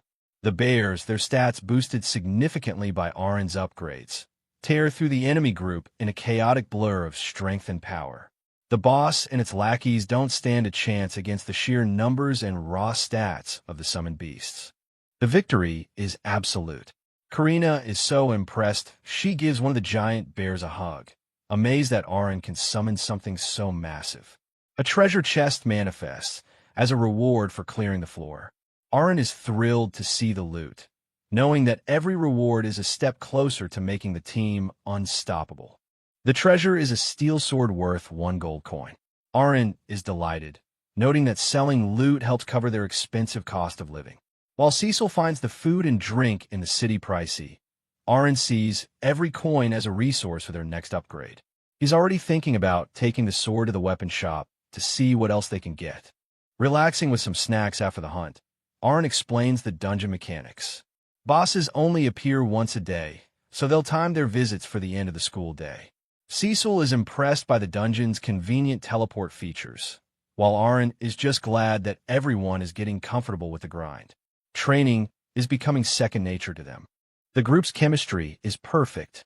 Karina's performance as a swordmaster is flawless, and Cecil is genuinely happy to see her level keep increasing. They're all enjoying the nonstop practice, but Aaron knows they can't afford to get complacent. The world beyond the dungeon is starting to take notice of their progress. The peace is broken during class when Karlova makes a grim announcement. In 3 months, there will be a dungeon exploration test, and those who fail will be expelled. He warns them that 20 people died during the test last year. The classroom is filled with murmurs of dread, but Aaron and his team remain stoic, their eyes fixed on the challenge ahead. Suddenly, Karina is swamped by other students desperate to join her team. They know she's a swordmaster and believe her talent is their only ticket to surviving the upcoming test. Karina is overwhelmed by the shouting and pleading, while Cecil looks on, equally confused by the sudden attention. They've become the hottest recruitment target in the school. The classroom is chaos as everyone tries to pitch their talents to Karina and Cecil. Aaron watches the frenzy, noting that Karina really doesn't know how to turn down invitations. He decides it's time to take control. He tells the team to stand up, his mind already formulating the perfect recruitment pitch to find the one piece they're still missing. Aaron stands at the front of the room and delivers a professional-grade recruitment ad. Dungeon clear PTLF at 1 cleric. He lists their current roster: Summoner, Swordmaster, Axe, and Mage. He proudly announces that the 4 of them have already cleared 2 sea-level dungeons, and they are now in dire need of a support and recovery expert. The negotiation is open. The rest of the class is floored. Clearing 2 sea-level dungeons this early is unheard of. Aaron sets his conditions. Any potential recruit must have faith in their teammates' abilities and be able to attend at least one of their 2 weekly expeditions. He's looking for commitment and synergy, not just raw power. Aaron highlights the merits of joining: shared rewards and more loot for everyone due to the small party size. He promises they'll always hear out any concerns. The other students are left gawking at the sheer professionalism and confidence of the game junkies. Aaron's smile is infectious, making the offer almost impossible to refuse. Karina watches in awe as Aaron takes command of the room, looking like a seasoned veteran leader. But despite his impressive pitch, the perfect candidate doesn't step forward immediately. It seems high-level healing skills are a rarity even in this prestigious academy. The game junkies are still 1 member short, leaving Aaron to wonder where they'll find the final piece of their puzzle. Later that day, the group heads to the academy's grand buffet, where Karina and Cecil indulge in a literal mountain of steaks and pancakes. It's a rare, light-hearted moment of peace for the team, but it doesn't last long. A long shadow suddenly falls over Aaron's plate as a mysterious figure approaches, breaking the silence of their meal with an unexpected presence. The shadow belongs to a boy named Kill. He introduces himself as a classmate with the cleric talent. Aaron is immediately interested, a recruit. However, Kill awkwardly mentions he doesn't eat lunch. Arn's gamer brain starts ticking. Is this guy on a diet, or is there a more serious reason behind his skinniness? Regardless, they need to talk. Aaron senses the situation and hands over 2 silver coins, telling Kill it would be awkward if he's the only one not eating. Kill is flustered, his hand trembling as he accepts the money. It's a small gesture, but for Kill, it clearly means more than just a meal. The first step of the recruitment is a success. At the buffet, Aaron piles food onto Kill's plate, encouraging him to eat more. Kill eventually gets to the main point. How much income can one really get from dungeons? He looks skeptical, but Aaron's calm demeanor suggests that the rewards are far beyond what a normal student could imagine. Aaron drops the bombshell. They earn 20 to 40 silver coins every single time they go exploring. Kill nearly chokes on his food. That's a massive amount of money. Cecil confirms it with a smile. Kill is sold. He agrees to join them for a dungeon run this upcoming weekend, his eyes showing a mix of hope and disbelief. Aaron is internally cheering. They've waited a long time for a cleric, and now they finally have one. He tells the team they must give him a warm welcome. While Aaron stuffs his face with a happy grin, Cecil just looks on, slightly exasperated by how easily Aaron handles people using food and money. Back in the dungeon, the chemistry is already building. Aaron takes the lead, giving orders to the front line while he covers the back. Kill looks at his new teammates with a serious expression, whispering the word teammates as if he's still trying to get used to the concept. He's starting to realize this group is different from anything he's known. 2 weeks later, the game junkies are a well-oiled machine. They're deep in their 3rd day of exploration, and even with a swordmaster in the group, the addition of a cleric has made their runs vastly safer. The team looks confident as they navigate the stone halls, their synergy improving with every floor they clear. They reach the bottom floor of the sea-level dungeon. Standing before them is the boss, a massive, tusked boar man surrounded by a horde of goblins. Aaron doesn't even break a sweat. He simply gives the order to his team. I'll leave it to you. Karina and the others are more than ready to show what they've learned. Cecil leads the charge with her flame lance. A concentrated beam of fire erupts from her wand, incinerating the front lines of the goblin horde. Her growth has been exponential, and the power behind her spells now rivals the veterans. The boss can only roar in frustration as the battlefield is engulfed in flames. Combat becomes a whirlwind of steel and magic. Dagora and Karina tear through the goblins with terrifying speed and precision. Every swing of Karina's greatsword and every strike of Dagora's axe sends monsters flying. They aren't just fighting, they are dominating the dungeon floor. Karina delivers a powerful kick to the boar boss, sending the massive creature reeling. Aaron watches from the side, reflecting that a C-rank monster is absolutely no match for them anymore. The gap between their power and the dungeon's challenges is widening, and Kill can only watch in awe at the sheer brutality of his new friends. The battle leaves Dagora with a minor injury, and Kill immediately gets to work. He casts Heal, a warm light sealing the wound instantly. Aaron asks if he studied magic at school, and Kill reveals he worked as a healer at a church for only 10 silver coins a day. The contrast between his old life and the profits of the game junkies is staggering. The group is impressed. Cecil notes that using skills at their age is amazing, though Kill humbly mentions it took him 2 months to master. Aaron realizes that Kill's professional experience from the church and serving a noble family makes him an even more valuable asset than they initially thought. He truly is a good job find. The victory reward is a silver treasure chest. Kill is practically glowing with excitement, realizing there must be something of immense value inside. His enthusiasm is contagious, and the group crowds around the shimmering box, eager to see what kind of loot the dungeon has bestowed upon them this time. The loot is a mithril hand shield worth 15 gold coins. Aaron split the take, handing Kill 3 gold coins and 1/5 of the magic stones they gathered. Kill is stunned by the amount of money, his eyes wide as he holds the heavy bag. Aaron just smiles, reminding him that magic stones can also be exchanged for even more cash. It's the payday of a lifetime for the young cleric. Kill takes a deep breath and officially asks to join the group. Aaron accepts with a firm handshake, welcoming him to the Game Junkies. The rest of the team bursts into applause.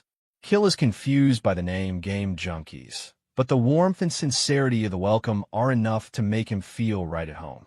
The party is finally complete. The grimoire updates instantly. Kill has become a teammate.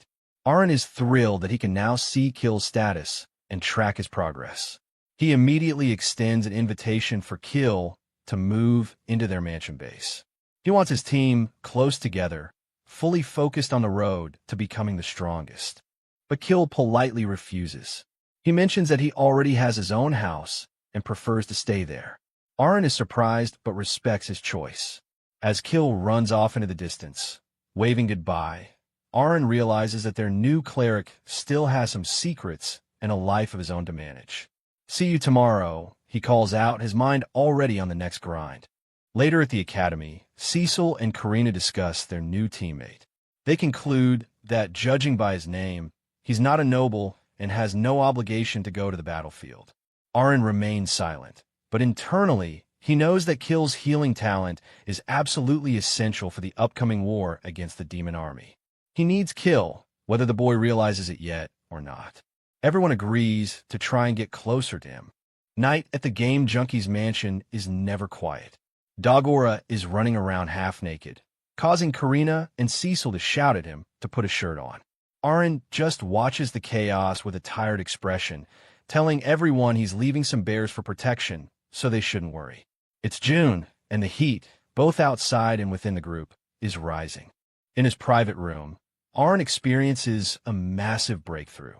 His fusion and summoning skills both reach level 6, and Tier 5 skills are finally unlocked. The grimoire glows with power as it reveals a new category, Awakening skill. Aaron is ecstatic, his eyes wide as he realizes he's finally succeeded in reaching the next stage of his power. But what exactly is this awakening? Aaron tests his new Tier 5 summons. He brings out a diverse array of C-rank beasts. A 3-meter-tall scorpion, a powerful shark, a wild boar, a massive ostrich, and even a hulking golem made of rock. He reflects that after nearly 3 years of investment and magic stones, his new friends are finally ready.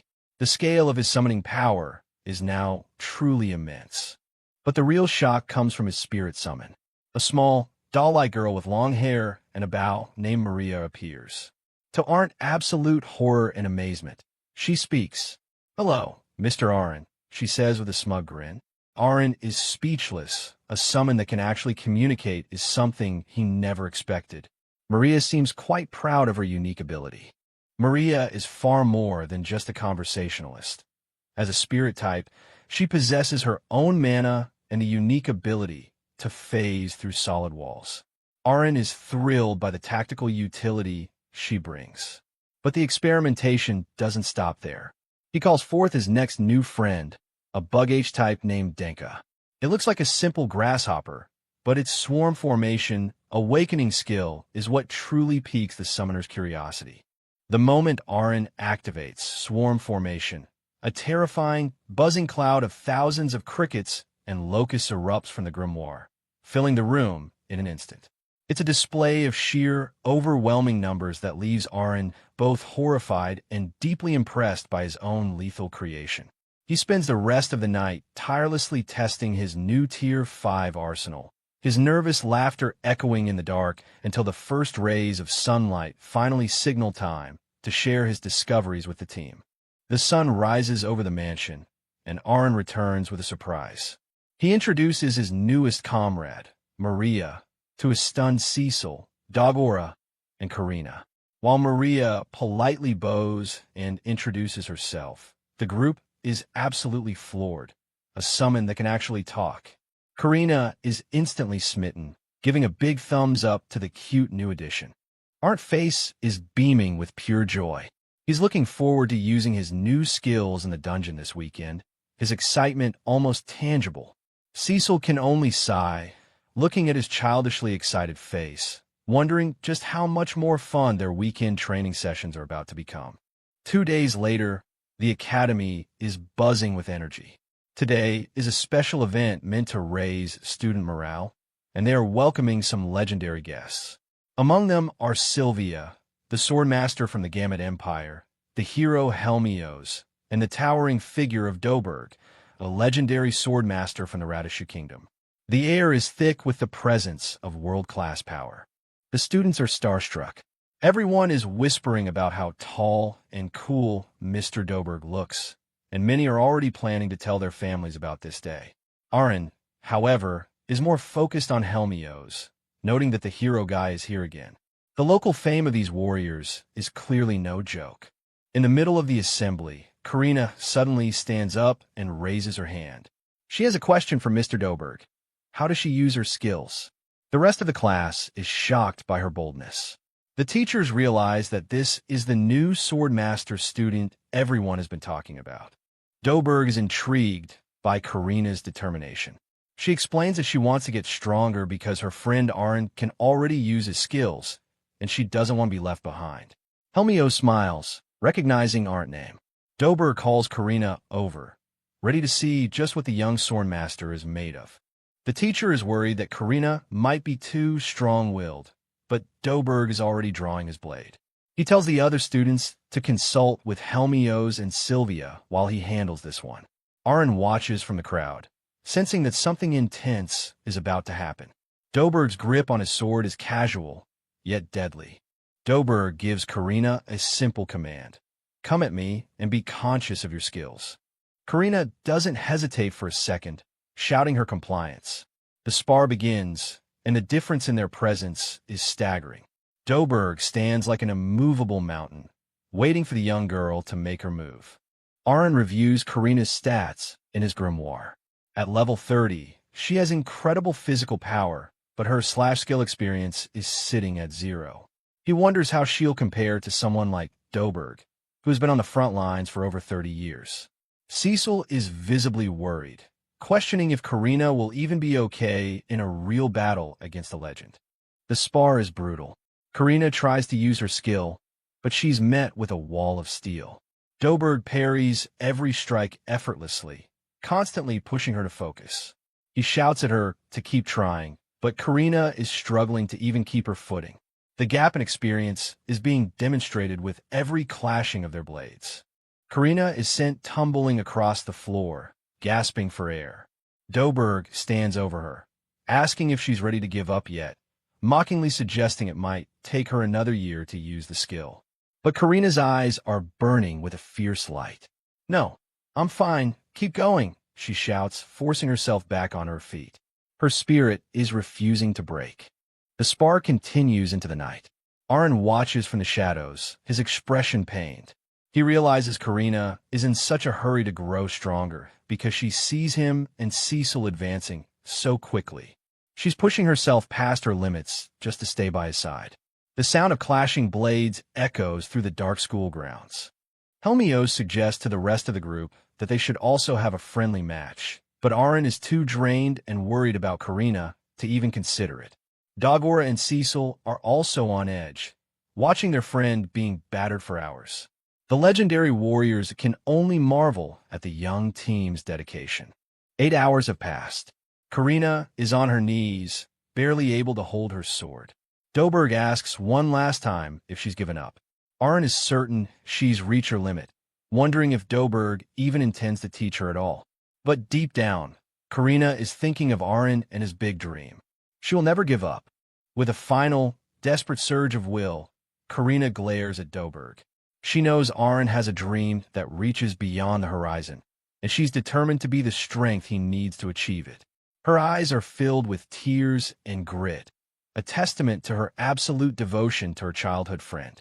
Doberg tells her to focus and charge for the last time. Karina lunges forward, her vision blurring from exhaustion. She puts every ounce of her remaining strength into her blade, focusing entirely on the feeling of the mana flowing through her. This is it, one final strike to prove her worth. Slash! A massive wave of power erupts from Karina's blade. The impact is so intense, it creates a blinding shockwave. Sylvia, Helmios, and the rest of the group watch in total awe. She finally did it. She awakened the swordmaster's true power in a moment of absolute extremity. Doberg's face is hidden, but he feels the raw force of the strike. Karina falls to the ground, a tired but triumphant smile on her face. I did it, she whispers before collapsing. Doberg puts away his sword, acknowledging her success. He tells her it was very good and warns her never to forget that feeling. The legendary warrior has officially recognized her as a peer. Sylvia scolds Doberg for being too harsh on a 12-year-old girl, but Doberg simply states that for someone like Karina, soft teaching would have been useless.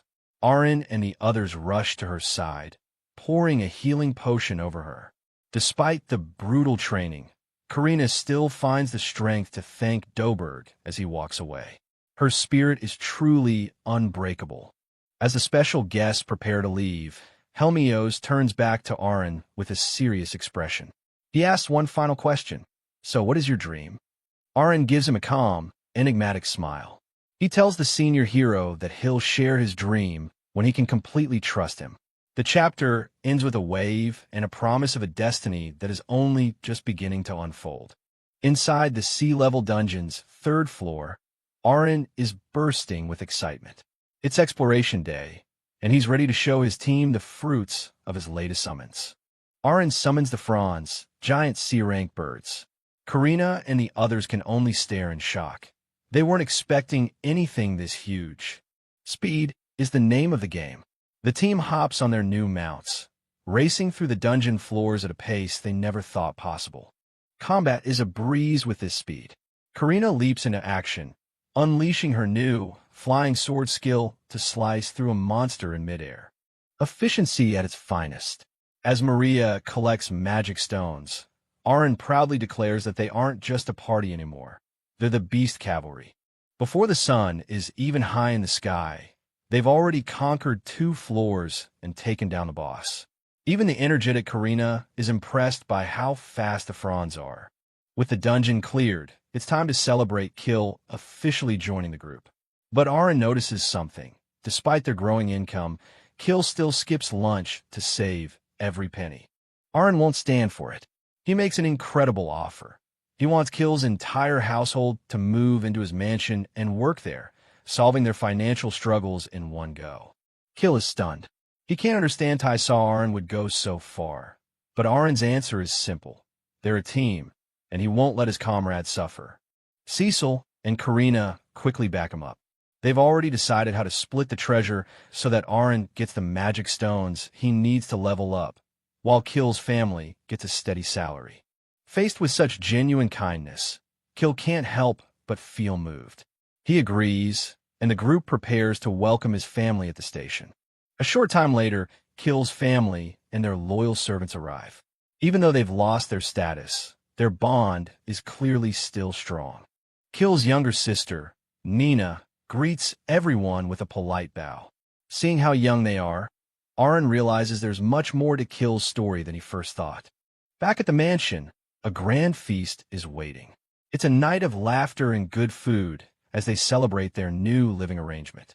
The atmosphere is warm as Kill asks Aaron and the others to speak to him casually. But the conversation takes a turn when Cecil realizes Kill's manners are those of a former noble. Kill confirms it. His title was stripped away, and now he lives as a commoner with the servants who refuse to leave his side. Nina promises to do her best to help too. Trying to lighten the mood, Aaron mentions that he and Nina are commoners too, while Karina notes that she and Aaron both have sisters about Nina's age. The talk shifts to where they all grew up.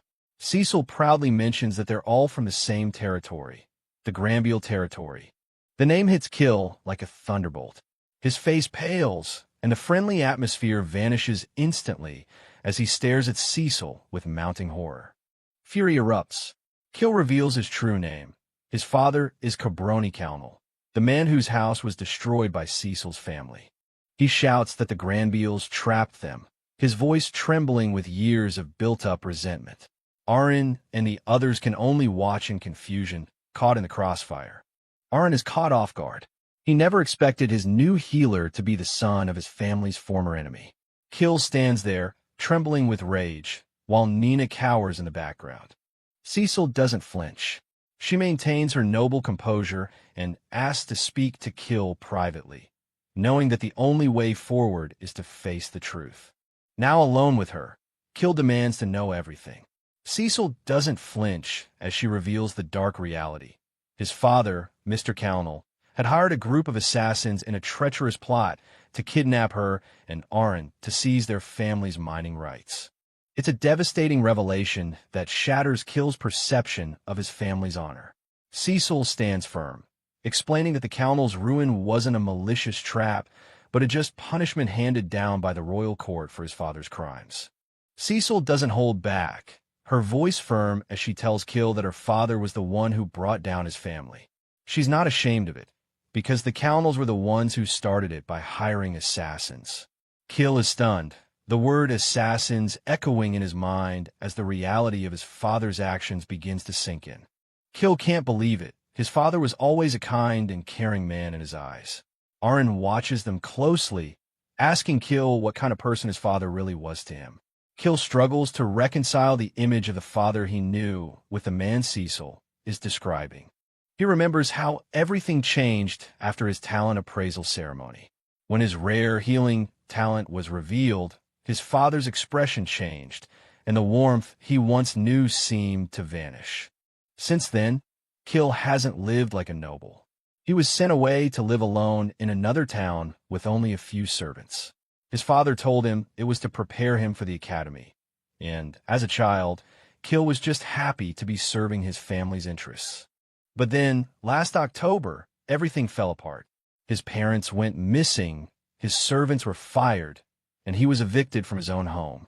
It was then that a royal emissary came to him, telling him his family was ruined because of the Granbeels. The emissary told him that to resurrect his family name, he would have to fight magic beasts for 5 years. Hearing this, Cecil is overcome with guilt, apologizing for her family's role in his suffering.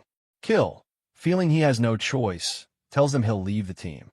He's determined to restore his family name in 5 years. But he's also worried about finding a place for his family and Nina to return to in the meantime. The weight of his responsibility is clearly taking a toll on him. Arryn steps in, reminding Kill that they all have their own duties and goals. He asks Kill what he really wants to do, refusing to let him just walk away from the team they've built. Arryn tells Kill that his background doesn't matter to them. They have the same destination, and they need his talents as a healer to balance out the team. He warns Kill that trying to fulfill his duty alone will be incredibly dangerous. Cecil's voice wavers as she reveals a painful truth. Her own brother passed away while performing his duty. Arryn explains that they must stand together and become stronger if they hope to survive and eventually face the Demon Lord's army. Kill is still hesitant, admitting that he's only using the team for his own purposes of returning to nobility. He claims he has nothing to do with the Demon King. But Arryn doesn't mind, telling Kill it's okay to fight for his own reasons as long as they fight together. Karina and Dagora jump in to support him, calling him a good comrade and promising to help him return to his noble status. Kill is overwhelmed by their support, his eyes wide as he looks at his friends. Arryn smiles warmly at Kill, telling him there's no need to carry everything alone. Kill finally relents, agreeing to stay with the team. A new day begins, and Kill's family and servants introduce themselves, ready to start their new lives in Arryn's care. Arryn's talent for summoning spirits is a hit with Kill's family. Nina is delighted when Arryn summons Maria, who greets her with a warm welcome. The servants are impressed, realizing that Arryn is more than just an ordinary student. Arryn reflects on how much more exciting life has become now that they're all living together. But deep down, he still has doubts about the royal emissary's words and wonders if he can really be trusted. He resolves to do some research of his own to find out the truth. The next morning, Arryn prepares to head out for another day of adventuring. Nina is worried, but Kill reassures her that his teammates are strong and they'll be just fine. With a cheer, the party sets off for the B-level dungeon. Arryn hands out antidotes to Karina and Cecil, warning them that there will be many traps in this dungeon and they need to move carefully. He's always the strategist, thinking ahead to keep everyone safe. The scouting team returns with reports of the area ahead.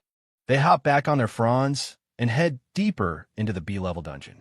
The giant birds make quick work of the distance, their loud clucks echoing through the stone halls. It's time to see what this new challenge has in store for them. On the 4th floor, Kill spots a treasure chest and starts to rush towards it. But Cecil and Aaron are more cautious, warning him to watch out for traps or disguised monsters. It's a good thing they're there to keep him in check. Aaron sends Maria ahead to check the chest. Just as she gets close, the chest transforms, sprouting giant teeth in a dark, shadowy form. It's a mimic, just as Cecil feared. The B-rank mimic lets out a terrifying growl as it prepares to attack.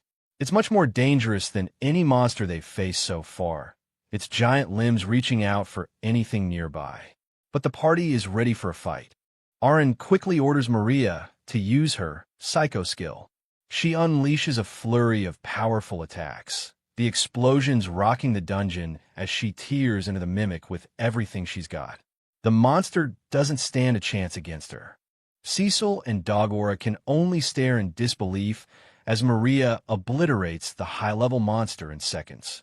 With a massive 20,000 experience points added to their total, Aaron takes a moment to analyze Maria's stats, noting how her intelligence and mana pool have surged from this single encounter.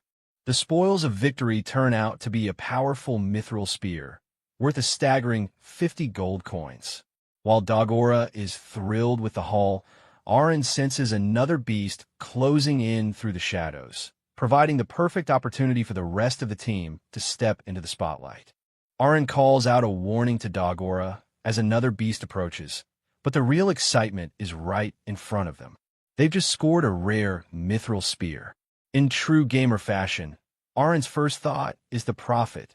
This beauty sells for about 50 gold coins. Finding high-tier loot like this makes all that grinding feel worth it. Dogora finally pulls it off. With a shout, he activates full body armor, his body glowing with power as he shatters a monster with a single blow. The team can't help but cheer for their comrades' growth. So this is what it feels like to use mana. Dogora beams with pride. With his new skill, even this B-class dungeon is starting to look easy. He's finally feeling like a true warrior. July brings a new challenge for the game junkies. The party reaches the final floor of the B-level dungeon, staring down the massive summoning circle where the boss awaits. They've come a long way since the academy started. The ground shakes as the boss emerges. A B-rank huge boar, its tusks sharp and its eyes filled with primal rage. It's the ultimate test for their teamwork. Standing at a towering 5 meters tall, the boar is a literal wall of muscle. But Aaron isn't intimidated. He's already analyzing its stats, reminding everyone to stay sharp and not get complacent. They can't afford to lose here. Everyone in the party has reached level 37, their stats showing the results of their relentless grinding. From Karina's overwhelming power to Cecil's massive mana pool, they have become a formidable force. Even Kill and Dogora have seen significant growth. Aaron realizes that even though he thought only summoners could gain massive stats through blessings, his friends' own skills like Diamond Body and Fighting Spirit are doing the exact same thing. Their potential is far higher than he first imagined. As level 42 Aaron leads the charge, Kill reinforces the team with High Protect, boosting the party's defense for the fight ahead. Cecil prepares her magic, ready to unleash hell on the beast. The battle is a symphony of steel and magic. Cecil unleashes a Flame Lance, while Aaron calls upon his bear's once per day awakening skill to turn the tide. The monster's ranks are starting to break. Bear, Crazy Bite. The summoned beast tears into the boar with triple damage. Aaron doesn't let up, barking orders for Karina and Dogora to close in and deliver the decisive blows. Karina leaps from her mount with Flying Sword, while Dogora charges forward in full body armor. They strike as one, blood spraying as they land heavy blows on the massive boar. The beast can't keep up with their speed. The boar lets out a pained squeal. Sensing the end is near, Aaron points out its weak spot, directing Karina and Dogora to aim carefully and end it quickly. Teamwork is their greatest weapon. Karina takes to the air, her silhouette bright against the dungeon's gloom. She focuses all her energy into a single point, her blade glowing with intense power. She's not just a warrior anymore. She's a force of nature. With a final, earth-shaking sword strike, Karina cleaves through the boss. The massive creature falls, and the battle is finally over. They've done it. Victory! A massive 24,000 experience points flood into the party. Karina and Dogora share a jubilant fist bump. They've officially conquered their first B-rank boss. The sense of achievement is palpable. And then comes the best part, the loot. A silver treasure box appears on the pedestal, glowing with promise. Kill is so excited he almost forgets to use high heel on the team. Inside are the Scarletite Knuckles, a legendary drop worth 100 gold coins. Aaron laughs as he watches Kill's eyes turn into gold signs, though he secretly wonders if they're ready for the even stronger demon army that awaits. He knows he needs to raise everyone's levels even more. Back at the guild, Aaron manages his resources like a true pro. He's netting 600 magic stones a day and offloading hundreds of thousands of stones for serious capital. The guild staff can barely keep up with his volume. August marks the start of summer vacation, and the team is finally done with tests. Aaron spends his hard-earned gold on a magic watch for dungeon timing and builds new stables for the mansion. He's always investing in the future. Far away in Karina Village, Aaron's family is enjoying a quiet meal when a familiar sight appears in the window. The messenger bird, Popo. It's been a long time since they last saw it. Using Popo's contact skill, Aaron reaches out to his father. His voice fills the room, bridging the massive distance between the academy and his humble home. His father and Uncle Gelda are shocked, but happy to hear from him. The family is overjoyed to hear that everyone is getting along well. Aaron sends over letters from Karina and Dogora too, though his father jokingly admits he still hasn't learned how to read. They're constantly surprised by Aaron's growing talents. His little sister Miura is a bit downcast because she hasn't discovered a talent yet, but Aaron's warm voice quickly brings a smile back to her face. He reminds her that she's just like their parents, and that's more than enough. There's great news from home. Aaron's father has been elected the new village head after leading the hunting team for a decade. A massive mining project is also set to begin next year, bringing prosperity to the village. His parents have worked so hard to raise them. Finally, Aaron sends Popo to House Granville to report to Cecil's father. They discuss the report regarding Cecil and Kill, with the Viscount confirming that there is a possibility of reviving the Calnell family, if the king allows it. Aaron is determined to see his friend's goals through. Viscount Granville delivers some heavy news through the messenger bird. It seems most of the nobility sees Kill's rare talent as nothing more than a political tool. The king himself plans to use Kill as a shield for his soldiers the moment he returns from the front lines. He explains the harsh reality of their world. Human healers are mostly commoners, and elves refuse to fight for anyone but themselves. That's why he wants to keep a healing noble like Kill close, to act as a living protection charm for his daughter, Cecil. Aaron can't hide his disgust. Hearing how Kill's father, Calnell, treated his own son like a disposable pawn is almost too much to stomach. Even the Viscount agrees that the man's actions are an absolute disgrace to the nobility. The realization hits hard. The royal emissary didn't just recruit Kill. He tricked him into serving a kingdom that had already cast him out as a commoner. Aaron's eyes narrow as he begins to see through the layers of manipulation surrounding his friend. But Aaron has a plan. He wants to find a way to help Kill rebuild his family name without being used as a sacrificial lamb. He asks the Viscount if he's willing to take action. The Viscount is stunned that Aaron is being this open and honest about his intentions. There is still a way, the Viscount says, his tone serious.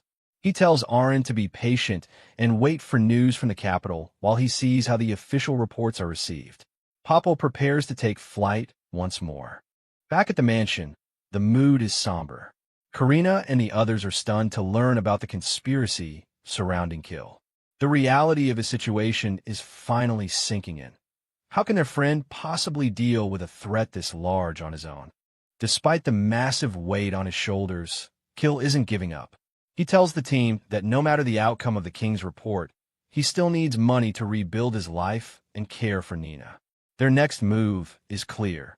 They need to dive even deeper into the dungeons to secure their future.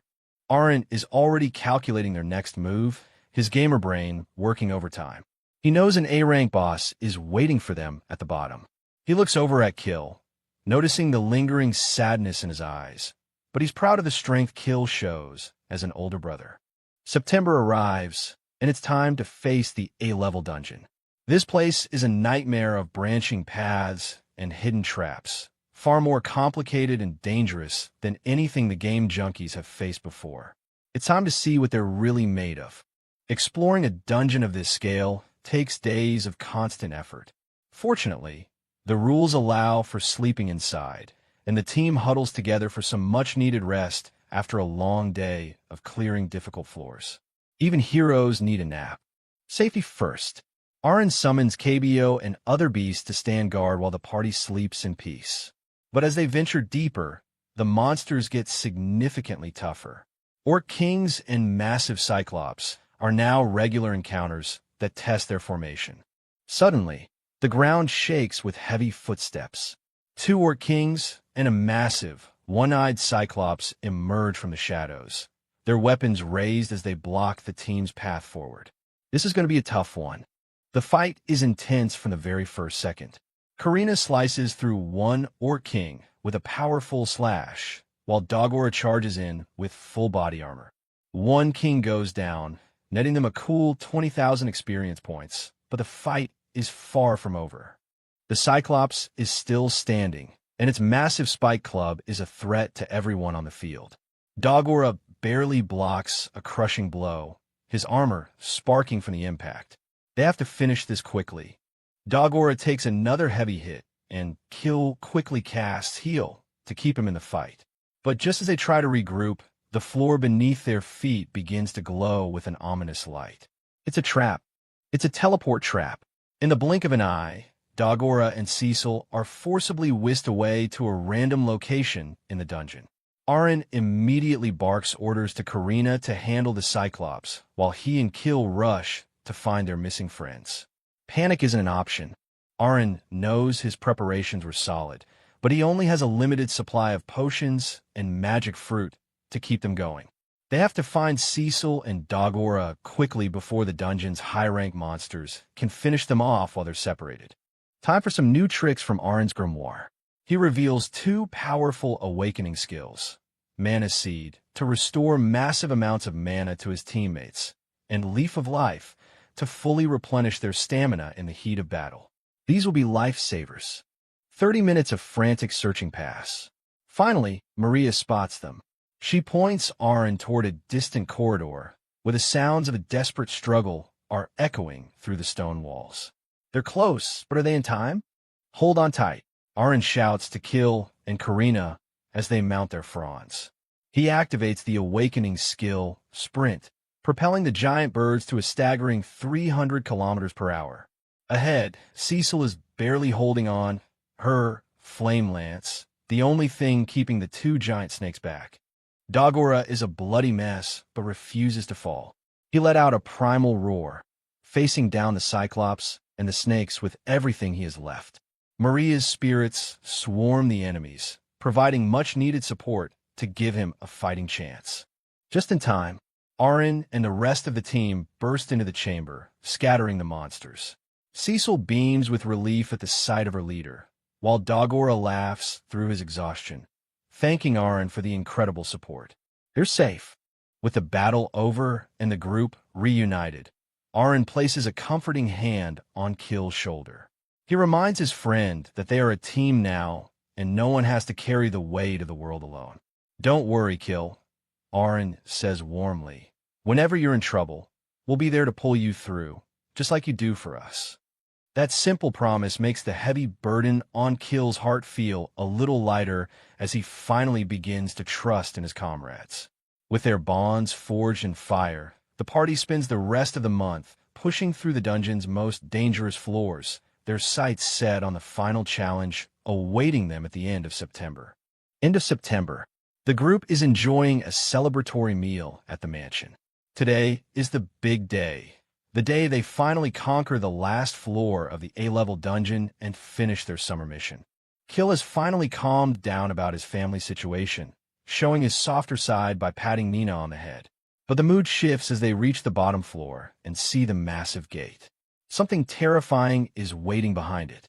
The boss reveals itself, the Great Warrior, a towering A-rank monster encased in thick, impenetrable armor, standing at least 10 meters tall. The party is shaken by its sheer scale. Aaron isn't scared. He's optimistic. He realizes that if they can defeat this heavily armored beast, it proves they can handle any A-rank threat. Plus, the experience gained from a victory here will be legendary. A quick look at the stats. Karina, Cecil, Kill, and Dogora have all hit level 56. Aaron lags behind at 49 due to his Helm mode difficulty, making him realize his comrades are pulling further and further ahead of him in terms of raw power. Time for a strategy shift. Aaron looks through his summoning cards, wondering if a new formation is needed. He has a variety of beasts, birds, and spirits at his disposal to tip the scales. He activates a series of powerful buffs: Shark Oil for critical hits, Flicker for dodging, and Substitute to redirect damage. As the team strategist, he makes sure everyone is protected before the real battle begins. "Take this!" Aaron shouts, summoning his elite unit, Team KBO. He orders them to activate maximum firepower against the high-rank Or Kings surrounding the boss. Boom! Aaron uses the awakening skill, Self-Destruction, on his summons. The resulting explosion is like a meteor strike, wiping out 10 Or Kings in an instant and netting a massive 200,000 experience points. Even Cecil is shocked by the power, but the Great Warrior still remains. Karina and Dogora charge in, refuse to be intimidated by the boss's massive size. They have to keep the pressure on if they want to survive. The boss swings a heavy, spiked fist with earth-shattering force. Cecil and Kill watch in horror as it connects, but Aaron stays cool. He's already activated Substitute to save his friends from a direct hit. Karina is pinned under the boss's massive hand, but she grits her teeth and shouts that she's fine. The Substitute skill is doing its work, absorbing the brunt of the impact so she can keep fighting. "Right now, Fran," Aaron commands. Kill and Cecil provide immediate healing support, while Dogora prepares for a high-speed counterattack from his bird mount. Dogora unleashes his own awakening skill, Violent Revenge. He smashes into the boss with explosive force, channeling all the damage he's taken into a single, devastating blow. Not to be outdone, Karina activates Red Lotus. Her blade glows with a fiery intensity as she slices through the armored giant. Aaron coordinates their movements for the final strike. Full attack. A stampede of summoned beasts charges the boss, while Maria's spirits pepper it with magic explosions. The Great Warrior is being overwhelmed from all sides by Aaron's tactical genius. With one final, devastating blow, the Great Warrior collapses. The A-rank boss is officially down, and the group receives their well-earned experience points for the kill. Success. The team cheers, raising their weapons high in the air. They've finally completed the hardest difficulty level available to them, proving their strength once and for all. The treasure chest reveals its secrets: an enormous A-rank magic stone and the gorgeous scarletite axe. Dogora is speechless. It's the perfect upgrade from his old mithril weapon, and he thanks Aaron for getting him this far. As they prepare to leave, a mysterious card floats down from the dungeon's core, the A-level dungeon clearing certificate. It has a single, intricate mark on it, leaving the group curious about what comes next. They realize it's a stamp card. After obtaining 5 marks from clearing A-level dungeons, they'll be eligible to enter the legendary S-level dungeons. The summer of exciting adventures ends with a new, even bigger goal on the horizon. October arrived, and Alan, now 13 years old, returned to school after the summer vacation. But things were different now. his team's incredible feat of clearing a C-rank dungeon while only being E-rank had become the talk of the entire academy. Friends and classmates crowded around, thanking Alan for the advice that helped them succeed. The rumors were spreading like wildfire. While even third-year seniors like Arius were still struggling, Alan's party had already conquered an A-rank dungeon. The shock on the faces of the other students was priceless. Clearing an A-rank dungeon at their age was practically unheard of. Karina, always the eager warrior, was fired up and wanted to practice her sword skills even more after class. She practically begged Alan to join her, but he politely declined. Between managing his summons in the A-rank dungeon and trying to increase his combat power, he already had his hands full. His hell mode grind never truly stopped. Instead, Alan found himself practicing with Lifo Hamilton, a talented one-star swordsman. Meanwhile, Karina was busy being put through the ringer by the legendary Sword King teacher. Even for a genius like her, keeping up with a master was no easy feat. 3 hours of grueling training later, even the Sword King was impressed. He acknowledged that Karina truly was different, finally believing they had cleared that A-rank dungeon. But their session was cut short when the teacher delivered a sudden message. The principal himself wanted to meet both Alan and Karina immediately. For a moment, even Karina's confidence wavered. Had they done something wrong? As they walked through the grand corridors of the academy, Alan's mind was racing. He'd only met the principal once during the entrance exam. Karina, on the other hand, was already looking ahead, confidently declaring that they would conquer an S-rank dungeon before they even graduated. Her ambition was as boundless as ever. The teacher shared some historical context, noting that in the last few decades, no one had managed to complete an S-rank dungeon. If Alan and Karina pulled it off, they'd literally be writing their names into the history books. It was a daunting goal, but for Alan, it was just another challenge to optimize. They arrived at a building with truly unique, elven-style architecture. Waiting inside was the principal, a man with a presence as ancient as the building itself. He welcomed them warmly, inviting them to sit and talk. Karina couldn't hide her curiosity. Was the principal actually an elf? The principal confirmed her suspicion with a calm smile. Despite his youthful appearance, he revealed he was actually 1,000 years old and had been running the academy for over 4 decades. His long, elegant hair and the mark on his forehead spoke of a power and wisdom far beyond human understanding. The reason for this meeting was simple but significant. Now that they had cleared an A-rank dungeon, the principal wanted them to represent the school in the martial arts festival convention next week. Karina's eyes practically sparkled at the mention of a festival, her competitive spirit instantly igniting. Alan, however, was more hesitant. He had never even heard of this festival, which was usually only announced to second-year students. The principal explained it was a high-profile tournament with only 16 elite participants, attended by many distinguished guests, including the king of Radishu himself. Alan tried to suggest Dagora as a better fit, hoping to stay out of the spotlight. The principal's response was firm. One-star talents like Dagora weren't allowed to compete. He was recommending Alan specifically because of his unique skills and potential. Karina, meanwhile, was just happy to be included, unaware of the political weight behind the invitation. True to his cautious nature, Alan initially refused, not wanting to show his full summoning potential to the world just yet. Why waste energy if it didn't help him level up? But the principal was persistent, and seeing Karina's excitement, he ultimately agreed to let her register. Little did they know, the festival would also give them a chance to challenge the legendary swordmaster Doberg. One day before the festival, the mood changed when 3 unexpected guests arrived at Alan's house. Among them was Earl Hamilton, a powerful noble with a stern mustache and a presence that demanded respect. This wasn't a social call. They were there for business that would change everything for Kill and Nina. Earl Hamilton looked at Kill and Nina, noting their resemblance to the late Viscount Cownell. The tension in the room was thick as the children realized their past was catching up with them. Kill's heart raced. Why was such a high-ranking noble interested in them now? The guest presented a formal box containing a contract. Earl Hamilton explained that he had spoken to His Majesty about the revival of the Calmel family name.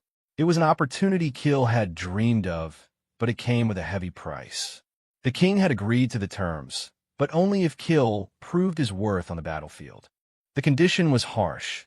Kill would have to dedicate 5 years to the battlefield. Significant achievements could shorten that time, but it was still a life-altering commitment. As Kill stared at the contract, his friends Alan and Karina watched in silence, realizing the weight of the burden their friend now carried. The blonde boy from Alan's training session introduced himself properly as Lifo Hamilton. He explained that his father, Earl Hamilton, served as the Lord Patron for both the Granville and Calmel families. He was there to testify on behalf of his father and ensure the honor of their houses was upheld. It was the first time he and Kill had truly spoken as equals. Alan pondered the concept of a Lord Patron, someone who takes care of lower-class nobles. It was a harsh reality of this world that many parents didn't care about their children, but the Hamiltons were different. They promised that while Kill was away on duty, the rest of the Calmel family would be fully protected. Kill and Nina were overcome with gratitude. Earl Hamilton reminded Kill that as a noble, he had to take responsibility for his actions. "What needs to be done must be done," he said with a small, encouraging smile. Kill looked at him with newfound determination. He was ready to face whatever came next to restore his family's name. But then, the Earl revealed one final, chilling detail. The royal messenger who had previously tricked Kill and was seen with the Calmels served a specific royal figure. They had never revealed their orders, but the connection was clear. A shadow began to loom over the room as the pieces of the puzzle fell into place. The mastermind behind it all was none other than Crown Prince Inbal von Radishew, the current king's grandson and expected successor. He was the one who had tricked Kill and orchestrated Nina's kidnapping. The realization hit the group like a physical blow. Their enemy wasn't just some common criminal. It was the future king of the realm. The current king was old and would likely cede the throne within 5 years. No one could predict what Prince Inbal would do once he held absolute power. Despite the danger, Kill's resolve didn't waver. He was more determined than ever to finish what he needed to do before the new king could tear his family apart again. With their bond forged in the face of royal intrigue, Alan and the team stood firmly behind Kill and Nina. They were more than just a party now. They were a family ready to defy a prince. As the sun set, Earl Hamilton expressed his high expectations for the coming day, and a spirited Karina vowed to give it her all, unaware that her greatest test was just hours away. Morning brought a thundering roar from the Academy arena, now overflowing with spectators eager to witness the next generation of heroes. But as the martial arts festival officially kicked off, the atmosphere turned heavy for Alan's group. Amidst the cheering crowds, Earl Hamilton leaned in to point out a chilling presence high above, Crown Prince Inbal himself, watching from the shadows as the first moves of a much deadlier game began to unfold. Alan watches with a serious expression as the stadium roars with anticipation. High in the VIP stands, the arrogant Crown Prince Inbal von Radishew observes the scene with a smug grin, flanked by his elite guards. Below, Karina stands ready on the arena floor, her eyes fixed on her next opponent, the legendary and imposing swordmaster, Doberg. The crowd erupts in deafening cheers. It's truly unbelievable. Karina, a mere first-year student, has defeated the third-year participants to become the champion of the student tournament. Among the spectators, two mysterious hooded figures watch the celebration in silence, acknowledging the rapid and terrifying growth of the young swordmaster. In the stands, Kill, Dagora, Alan, and Cecil watch with bated breath, their hearts racing with a mix of pride and worry. The main event everyone has been waiting for is finally here. The special match between the new student champion, Karina, and the undefeated legendary swordmaster, Doberg. Doberg looks down at Karina, acknowledging her arrival on this stage, but his gaze remains stern and unyielding. He identifies himself as a true hunter of demonic beasts, tribes, and even gods. Karina responds with fierce determination, making it clear that she has grown stronger and is ready to test her limits against a master. The vast difference in their power is evident just from the weapons they carry. Karina grips her scarletite greatsword tight, while Doberg unsheathes his massive adamantite greatsword. The atmosphere is heavy with tension as Doberg challenges her to come at him with everything she has. The battle begins with an explosion of force. Karina unleashes her flying sword technique, but Doberg counters almost instantly with his King of Thunder. Lightning and steel clash in a blinding display of power that leaves the entire audience breathless and reeling. Karina quickly realizes that her attacks aren't having the impact she hoped for. Despite her incredible speed, Doberg remains a solid, immovable wall. As the crowd watches in awe, Doberg prepares his sword strike, while Karina charges forward again, refusing to be intimidated by his overwhelming presence. The swords clash with a deafening ring that echoes through the stadium. Karina pours every ounce of her strength into the strike, but Doberg parries her with effortless precision. The massive gap in experience and raw power is becoming painfully clear to everyone watching. With a single, powerful counter, Doberg sends Karina flying backward. "Is this all you've got?" he taunts, his voice booming across the arena floor. Karina grunts in pain, her body battered as she struggles to keep her footing against the weight of the swordmaster's strength. Alan and the team cry out in alarm as Karina is pushed to her absolute limit by Doberg's relentless assault. But even as she coughs and struggles on the ground, her spirit is far from broken. Doberg looms over her like a titan, demanding to know if she's ready to give up, but her answer is a defiant, desperate scream. Not yet. In a final, desperate clash of wills, Karina ignites her Red Lotus technique, meeting Doberg's Thunder Sword head-on. The entire arena is swallowed by a violent storm of fire and lightning as the two warriors push themselves to the brink of their power. The explosion clears to reveal a tragic sight for the team. Karina's friends watch in horror as she is struck down, her uniform stained with blood. Even as she collapses to her knees, she mutters that she still wants to fight, her eyes losing focus as she finally slips into unconsciousness from the sheer exhaustion and damage. The announcement rings out through the silent stadium. The champion Karina has fallen, and Doberg remains undefeated. Standing tall, he acknowledges that she only became this strong because of her teammates. In the VIP box, Viscount Granville and Earl Hamilton look on with mixed emotions, seeing that Doberg is still in top form.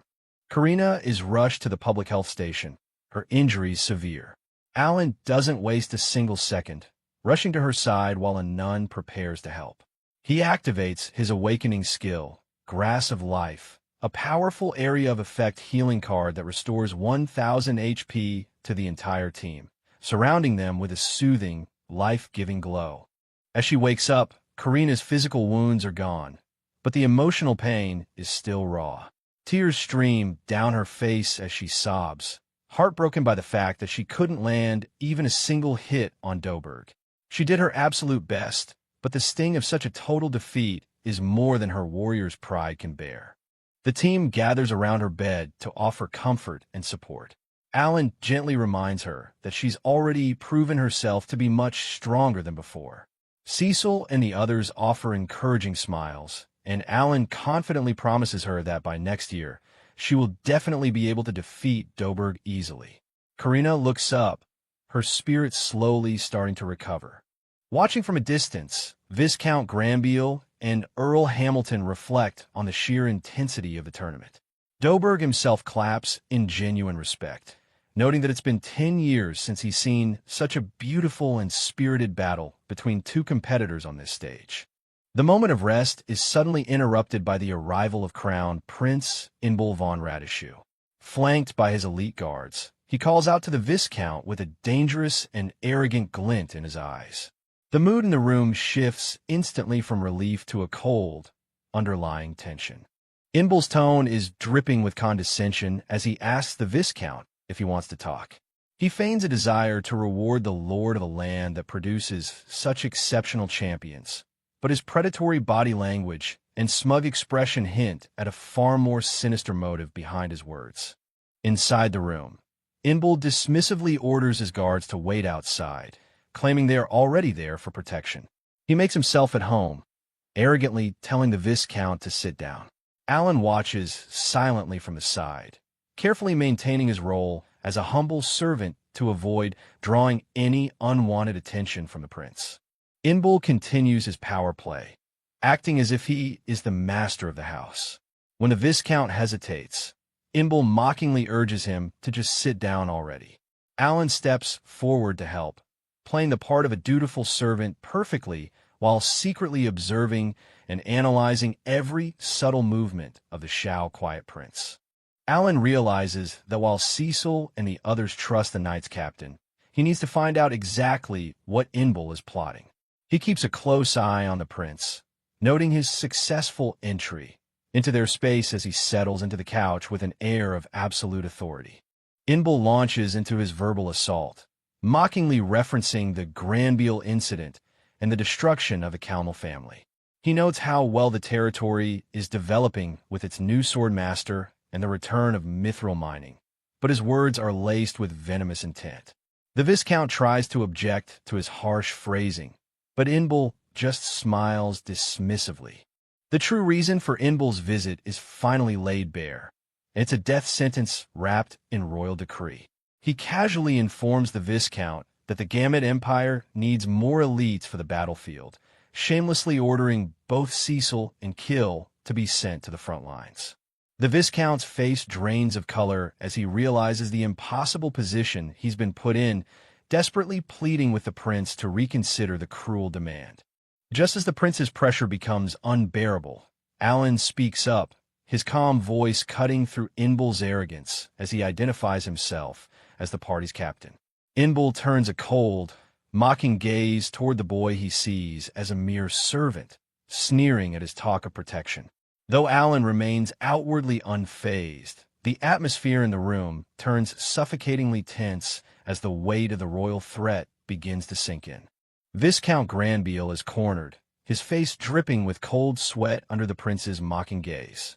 Crown Prince Inbul von Radishu's arrogant smile never wavers as he tells the Viscount he should be grateful for being stopped from ruining everything just because of his love for his daughter.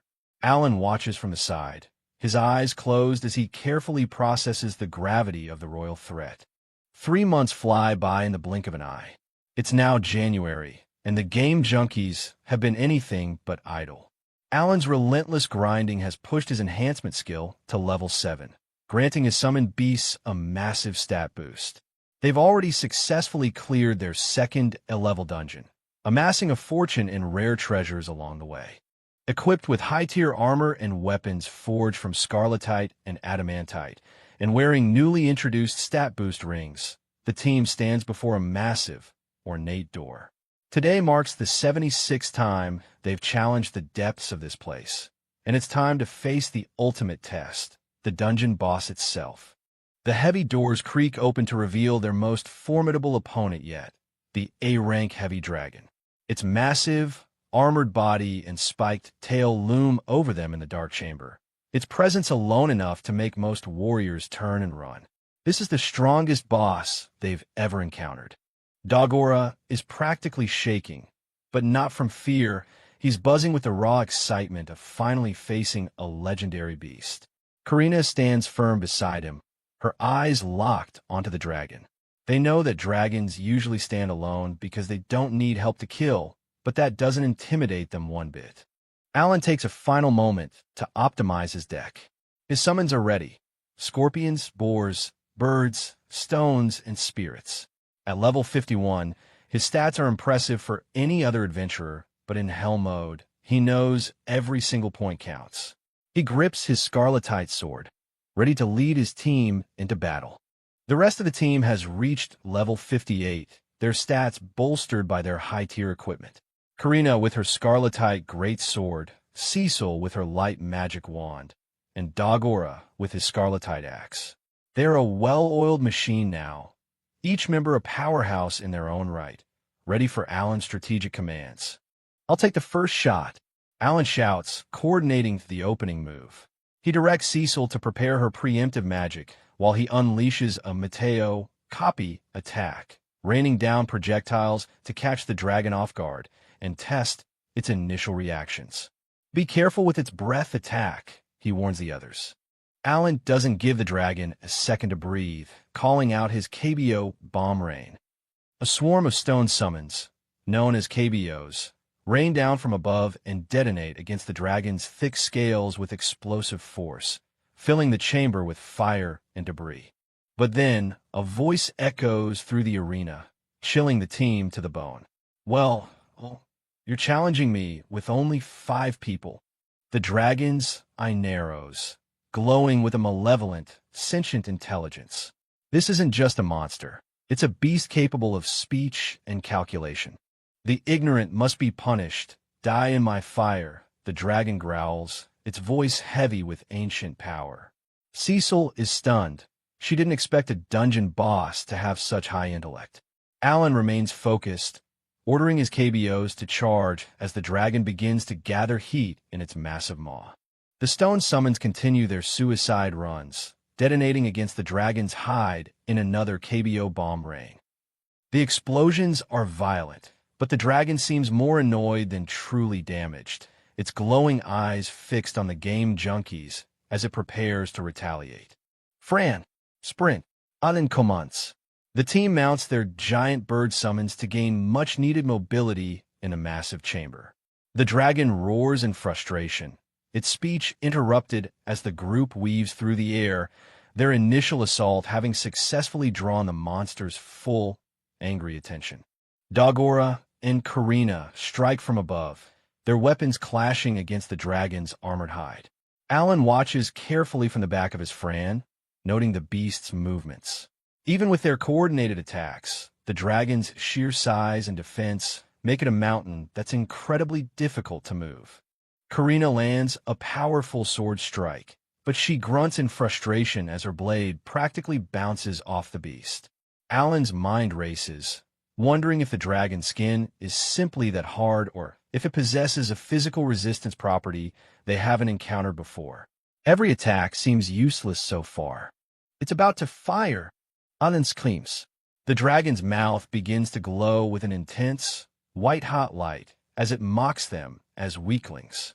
Alan acts quickly, calling for his shielded Teku summons to form a defensive line in front of the team.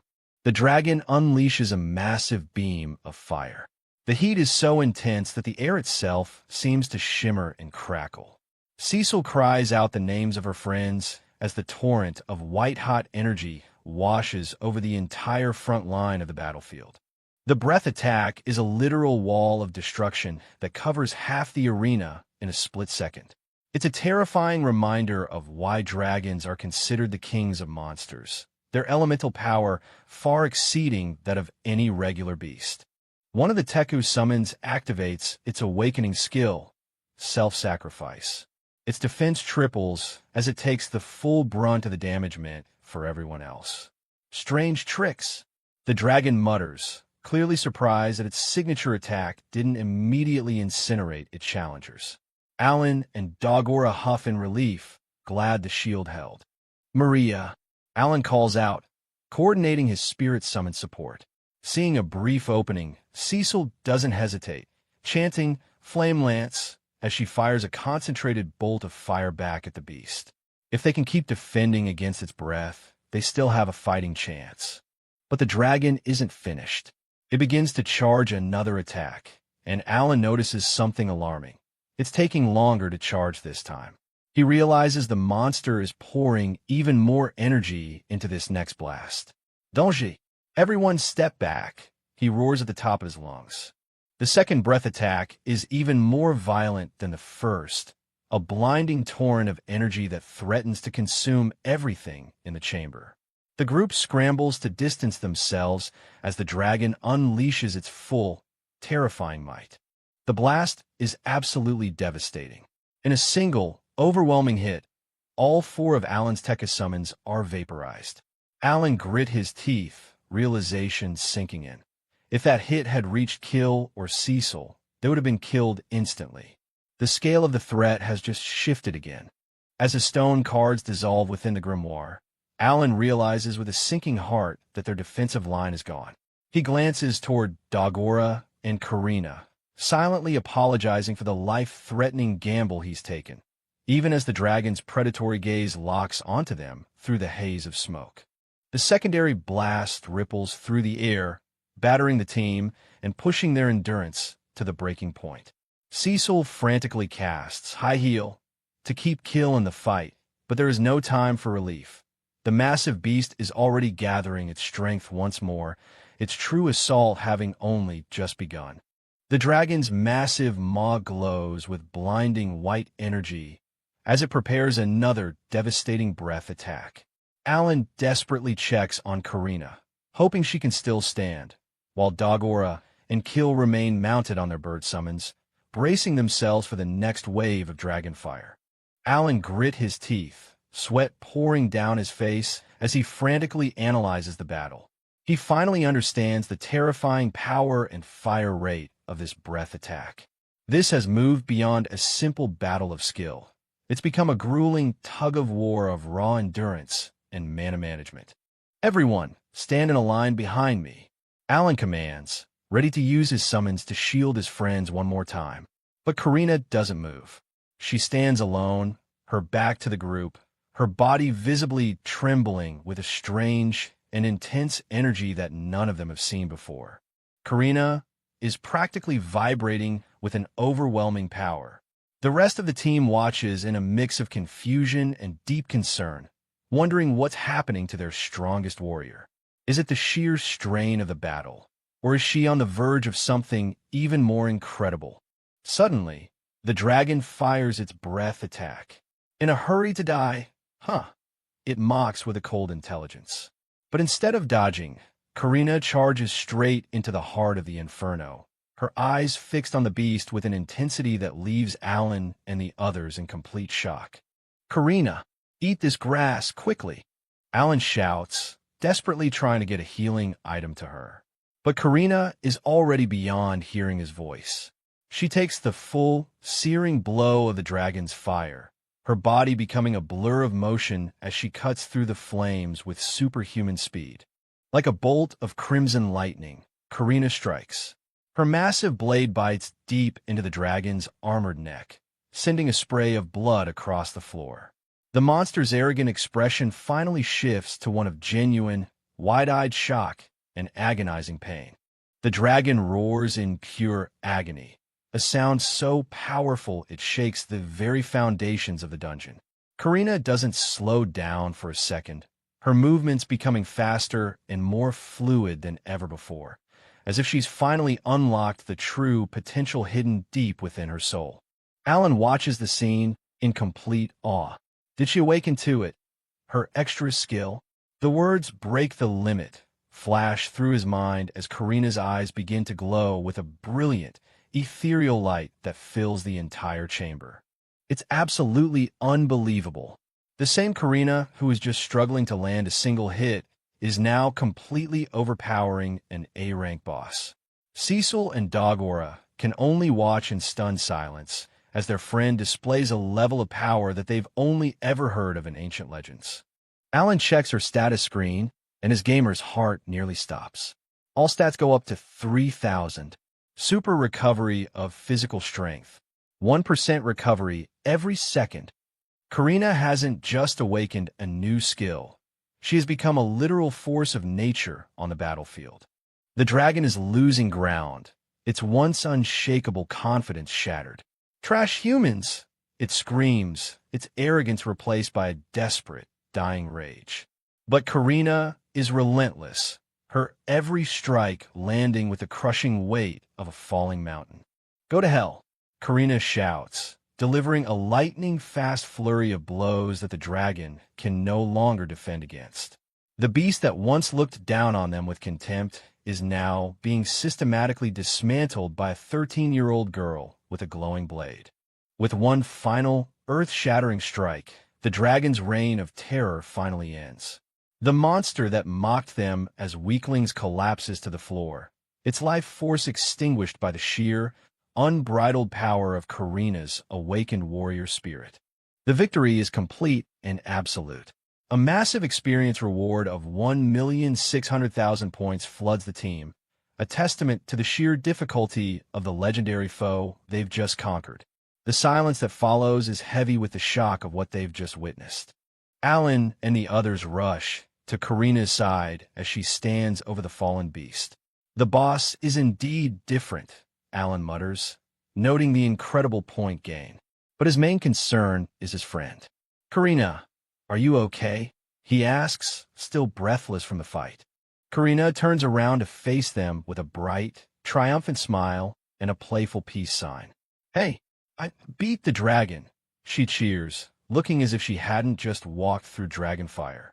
The heavy tension finally breaks as the team breathes a collective sigh of relief. But their true reward is still waiting. Look, that golden chest, Dagora shouts excitedly, pointing to an ornate chest that has appeared in the center of the chamber. It's their first time seeing such high-tier loot, and even Alan's gamer instincts are tingling with anticipation. Karina is already wondering how she used her skill all of a sudden. Karina excitedly shows off their prize, his stamina recovery ring. Alan's gamer heart thumps with excitement. Though he's a bit disappointed, it's not the magic healing ring he's been searching for. Still, in a world where endurance is key, it's a valuable and rare find. Karina is just happy they all have extra skills now, except for Alan. As they prepare to leave, the team is already looking toward their next challenge. They've defeated the dragon, and even though Alan feels a bit sad about the loot, they still have plenty of hope for the future. Cecil listens as the boys talk about their next big target. Cecil brings up a legendary rumor that has piqued her interest. Maybe we could defeat the white dragon next, she suggests. The mention of the legendary creature rumored to be hidden in the Grabial territory with a 1,000 gold coin reward makes even Dagora's jaw drop in surprise. No, we can't take it down yet, Alan says firmly, surprising everyone. Karina and Dagora are excited to try, but Alan's gamer brain is already thinking 10 steps ahead. He explains that Karina only won by accidentally awakening her skill, and they need to be more prepared before facing a legend. Alan explains his cunning strategic plan. If they defeat the white dragon now, the royal family will likely seize the territory and never hand it back to Kill. His plan is to wait until Kill is established as a lord, then secure the land for good. Cecil can't help but feel a chill from Alan's horrible and calculated smile. Time to keep plowing the dungeon during spring break. 3 months later, the game junkies have become a truly legendary force within the academy. They've already successfully cleared their 3rd A-rank dungeon, their coordination and power reaching levels that even the most elite seniors struggle to match. The grind never stops for Alan's team. Karina cheers as she levels up once again. But for Alan, the notification is bittersweet. Everyone, except me, has reached the level limit. At just 13 years old, his friends have already hit the world's level 60 cap, while he is still grinding his way through the impossibly slow hell mode. The notification is final. Karina, Cecil, Kill, and Dagora have all hit the level 60 cap of this world. Their stats are legendary for their age, but for Dagora, the realization is chilling. If they can't level up anymore, how will they ever get strong enough to face the Demon King? Alan, still at level 51 due to his hell mode grind, remains focused. We still have a lot of work to do, he says, his mind already calculating the next phase of their training. A sense of emptiness settles over the team. After months of nonstop growth, hitting a wall feels like a defeat. They discuss their options. They've only found 1 gold chest so far, so they need to hunt for more support rings and powerful equipment. More importantly, they need to master the extra skills they've recently awakened. The path to power has shifted from raw levels to technical mastery and gear. Alan's gamer instincts are tingling. He remembers games with thresholds to break level limits and suspects this world might have something similar. With only 2 years left until they're drafted for war, he needs to find a way to push his team beyond the limits that even legends like the hero and swordmaster Doberg haven't surpassed. The challenge is immense, but Alan isn't backing down. April arrives, marking the end of spring break and the start of their second year at the academy. A stern new teacher stands before the class, announcing that while the original members remain, they will be welcoming outstanding new transfer students into their ranks. The atmosphere is thick with curiosity. Who could possibly be talented enough to join their prestigious year? The teacher introduces 3 students from kingdoms in the northwest and northeast, areas far beyond the usual reach of the academy. The classroom erupts in whispers as the newcomers step forward. Among them is a girl with distinctive long ears, a rare sight that immediately captures everyone's attention. My name is Sapphirone, from the Kingdom of Elves, Rosenheim. The girl introduces herself with a graceful bow. Just call me Sophie. Her presence is ethereal, and her kind smile instantly charms the entire class. It's not every day you meet an elven princess in the middle of a human academy. Next is her guardian, a stern elf named Falmel. The teacher reveals that Sophie is actually next in line to be the Queen of Rosenheim, causing a wave of shock to ripple through the students. A queen?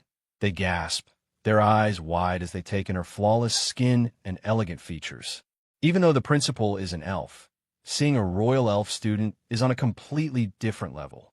Sophie's gaze lingers on Alan, her eyes wide with a strange intensity. Is my black hair that weird? Alan wonders, feeling a bit self-conscious under the princess's stare. Behind him, Cecil watches the interaction with a curious and perhaps slightly protective expression. While the class is focused on the elves, an energetic young girl raises her hand high. Alan can't help but notice that Falmel looks a lot older than 13, but his attention is quickly drawn to the final transfer student who is ready to take the spotlight. Next is my turn, she shouts with a bright grin. My name is Maruru from the Bakis kingdom. I'm 13 years old, too, and I'm a dwarf, she announces, her tan skin and steampunk-style goggles giving her a distinct look. She's full of life and eager to make friends, a stark contrast to the regal and composed elves standing beside her. The girls in the class instantly fall for Maruru's tomboyish charm, calling her so cute. But the real surprise comes when the teacher looks directly at Alan. Aaron, your group only has 5 people? I will send these 3 new friends to your group. Alan is stunned. Expanding from 5 to 8 members is a major change that will definitely impact their experience point sharing. As the new members prepare their things, Alan's mind is already racing with the logistical challenges. Sharing experience among 8 people isn't ideal, but he figures they'll manage. More importantly, he wonders how much these newcomers actually know about the impending war with the Demon King. The stakes are getting higher with every new member. During lunch break, the group gathers in the crowded canteen. Alan takes the lead, introducing himself as the captain of the Game Junkies. He doesn't sugarcoat their lifestyle, warning the newcomers that they camp inside dungeons every single day. Do you still want to join? He asks, his gaze steady. Karina and the others watch with a mix of excitement and curiosity. Sophie remains unfazed, revealing that she is an elemental spirit mage who has already cleared all the C-rank dungeons in Rosenheim. She's confident she'll be a help, and she introduces Falmel as a talented archer.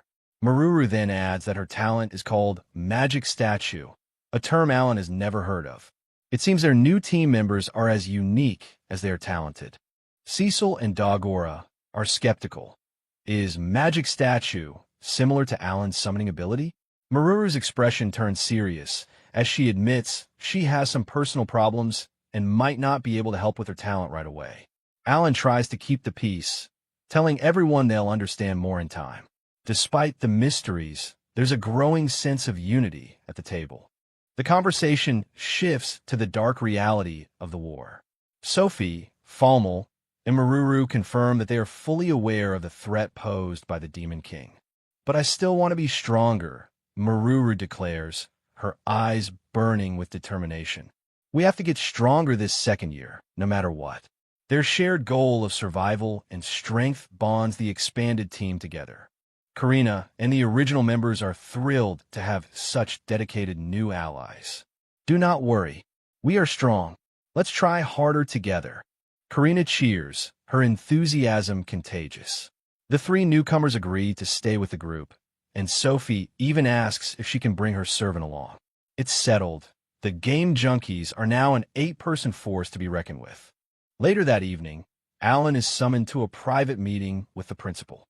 "It's an honor that you took the initiative to meet me, Principal," Alan says respectfully. The ancient elf stands before him, his presence as imposing as ever. There's an unspoken weight to this meeting that Alan can't quite place yet. The principal reveals that while he is also a high elf, Sophie's position is far more complex and important than his own. He's deeply worried about the princess's safety at the academy. "Not only is Falmel tasked to protect her, but now you are too," he says, looking Alan in the eye. "Please keep an eye on her for me, Aaron." Alan simply nods. He's used to taking on heavy responsibilities. 4 days later, the new living arrangements are in full swing. Luckily, Alan had rented a massive place to accommodate their growing numbers. The house is filled with life as elves, dwarves, and humans gather for a grand feast. Alan apologizes in advance for the crowded living situation, but Sophie just laughs it off, happy to be part of such a lively group. The table is overflowing with delicious food, and the original team dives in with their usual hunger. "Yum!" Karina cheers, stuffing her face. But Alan notices the newcomers are sitting in silent prayer before their meal. He watches with interest, realizing that even mealtime is different now with such diverse backgrounds. "Let's eat before it gets cold," he says warmly to Cecil. Sophie explains their customs to a curious Alan. Elves are a deeply religious race, and they always privately thank the ones who bestowed elemental spirit magic upon them. "Are you praying to the elemental king?" Alan asks. Sophie smiles, confirming that her people's magic is intimately tied to their faith.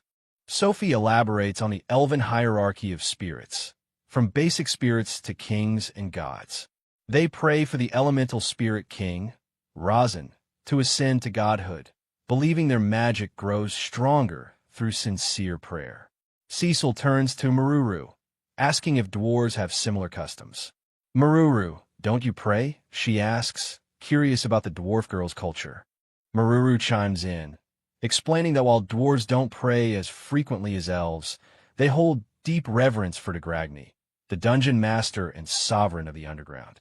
"He doesn't demand constant prayer," she says with a giggle, though the title Dungeon Master immediately captures Alan's attention. To a gamer like him, a deity who oversees the very places they spend their lives grinding is someone worth knowing more about. Maruru goes on to describe the incredible legacy of her god, credited with the invention of countless magical marvels. She excitedly shows them diagrams of dwarven technology, from airships and trains to intricate magical lamps, all based on Degragny's designs. Alan and Cecil are stunned. They knew dwarves were skilled, but this level of mechanical sophistication is far beyond their expectations. As the table marvels at these dwarven wonders, Sophie turns her curious gaze back to the humans among them. Curious about their customs, Sophie asks if Aaron worships anyone. Cecil speaks up, explaining that humans worship the creator god Elmia and that praying in the church is vital for developing their healing magic.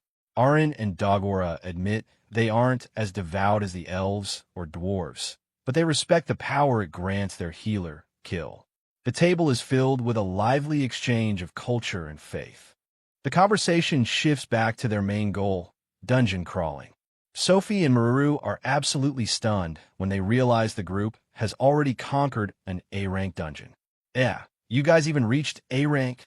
Maruru gasps, realizing how far behind they are. Aaron explains their plan to keep exploring the A-rank dungeon until July, while also re-exploring the B-level to help the newcomers catch up. It's a daunting schedule, but for the game junkies, it's just another day of grinding. To optimize their efficiency, Aaron reveals his master plan. "Our team will split up into 2 groups to explore the dungeon." He holds up 2 fingers with a confident grin, his strategic mind already organizing the party members. Cecil and Dagora are a bit skeptical. Is there really enough time to manage both groups and 2 different dungeons? But as they've learned, Aaron always has a plan to push them past their limits. The real challenge of their second year has only just begun. After the sudden increase in members, the group at the academy decides to split into two distinct teams for their next phase of action: an A-level dungeon exploration group and a B-level group. Aaron, Kenichi, and Dagora plan to alternate between the two groups, coordinating with the beast summoning and communication teams to ensure their distribution remains efficient and feasible. Meet the new teammates joining Aaron and Dagora: Sapphire, Sophie, a skilled 48-year-old spirit mage; Formal, a 67-year-old elven archer; and Maruru, a young dwarf who can control magic statues. While Maruru is fascinated by how their strength is expressed in numbers, Dagora is left in a state of utter shock after learning the real ages of the youthful-looking elves. The group is ready to dive in. As they prepare to set off, Sapphire praises Aaron's incredible abilities, though her constant use of Sir leaves him feeling a bit confused. Deep within the dungeon, the battle begins. Maruru is told to stay safe behind the front lines, as Sapphire calls upon the water spirits to grant the group healing. Though she considers herself only a one-star spirit mage, Sapphire's water-type magic proves to be an exceptional tool for both support and recovery in the heat of combat. Formal shows off his expertise as a one-star archer, using strength and bow to pin down enemies and promising to cover everyone's backs while they push forward. Maruru's talent for controlling golems is incredibly rare, found in only 1 in 10 million people, but she feels useless here since there are no golems for her to command. During a brief respite, Sapphire admits that having Aaron and Dagora on the battlefield is immensely reassuring, prompting Aaron to ask why she insists on addressing him with such formality. Sapphire reveals that she sees him as the boy from a famous prophecy made by Elemental King Rosen, who usually never speaks to anyone, but woke up long enough to deliver a specific forecast. 10 years ago, the king spoke of a black-haired boy with minimal talents born under the Zhongying Empire, a description that matches Aaron perfectly. The prophecy continues, stating that this boy will dance in a sky filled with light and eventually dispel the darkness that plagues this world. While Sapphire is convinced of the truth, Aaron is more focused on his goal to defeat the Demon King, though the mention of dispelling darkness sounds a bit vague to him. Suddenly, things begin to make sense for Aaron. He finally understands why the school's principal and the hero Helmios have allowed him so much freedom since he arrived at the academy. By mid-April, summer break arrives, and Aaron returns to his home in the Grabial territory, introducing his summoned beast, Maria, to his startled father and the other villagers. The villagers are in awe of the massive summoned beasts, but Arn's father is more concerned about the sheer amount of baggage his son has dragged home with him. That baggage turns out to be a massive haul of premium equipment: scarletite spears, mithril armor, and hundreds of gold coins to help the village thrive. While the village celebrates their new gear, Arn's father is slightly overwhelmed, questioning if his son's finances are really all right after spending so much. Aaron leaves Maria to help the villagers during the giant boar hunting season, promising her that she can eat as much as she wants if they catch one. Fast forward to the end of July. Back at the academy, the group faces a formidable dark entity, and Sapphire tells everyone to step back so she can unleash her extra skill. She performs a great spirit manifestation, summoning Nomu, the great spirit of the earth, who has been contracted to lend his power to the group. Nomu strikes with overwhelming force, crushing the enemy beneath a barrage of massive earth and stones. The monster is crushed in an instant. The sheer scale of Sapphire's once-a-day summon leaves the entire team stunned, showcasing a level of power that is simply in a league of its own. As Sapphire beams with pride at her successful manifestation, the battle comes to a quiet end, but the overwhelming display leaves those without such powers feeling more than just a little bit left behind. As the battle ends, those who can't use extra skills are left in a state of deep jealousy. Dagora and Aaron, Kenichi, can't help but feel envious, while Formal explains with a stern look that he always saves his power just in case Princess Sapphire, Sophie, is in danger. With summer vacation set to begin tomorrow, the principal calls a meeting, and a familiar face greets the group. It's Helmios, the pink-haired hero, much to the surprise of Aaron and a beaming Karina. Helmios has a direct proposal. He wants to recommend both Aaron and Karina for the Academy's martial arts conference this coming October. While Karina enthusiastically agrees, Aaron gives a flat and unexpected refusal. Aaron sees no reason to display his abilities, but the hero and the principal aren't so easily deterred, especially since they've already heard Saphirone's report about the Elemental King's forecast regarding him. The principal speaks plainly, explaining that they all want to know more about summoner abilities, believing there is a high possibility that Aaron is the one destined to defeat the Demon King. Aaron notices the shift in the principal's tone. He's no longer hiding the gravity of the war against the Demon King.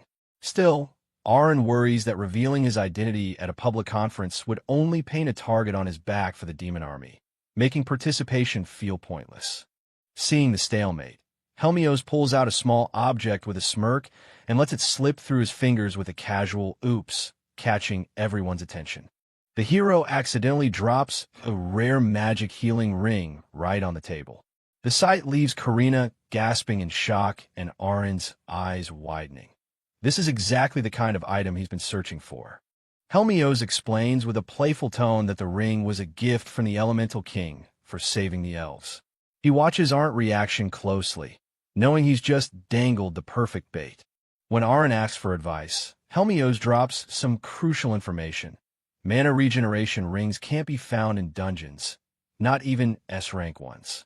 He keeps the source of such items a closely guarded secret. The hero continues his lecture, noting that while S-rank dungeons might hold orichalcum weapons, they won't yield magical recovery items. He directly advises Aaron against going there for such things. The warning gets grim as Helmios points out that even with a party of 8 from game junkies, lives would surely be lost in an S-rank dungeon. Aaron and Saphirone listen with visible apprehension. Finally, the hero lays out the terms. The tournament's runner-up gets to fight swordmaster Doberg, while the champion faces Helmios himself. If Aaron can win, the hero promises to give him the ring, an item that restores 1% mana every second.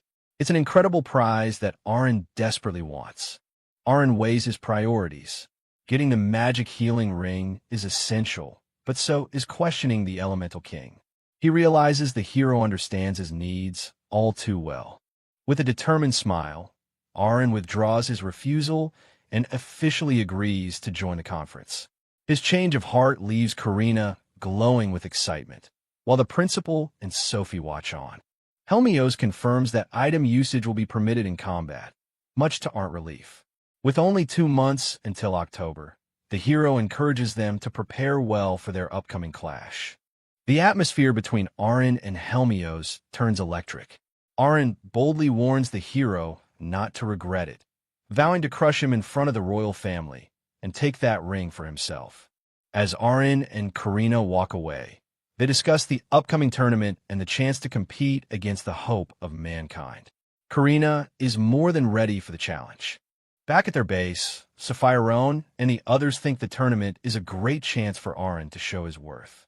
However, Kill and Cecil Granville are surprised by how quickly things escalated with the hero. Aaron drops another bombshell on his friends. He plans to practice alone for the entire next month. Kill is taken aback, questioning how Aaron expects to defeat the strongest hero solo. Aaron explains his logic. To become strong enough in just 2 months, he needs new summoned beasts and massive experience. But to fuel those summons, he needs far more magic stones than he can find in local guilds or dungeons. Saphirone agrees that a summoner's mana needs are truly vast.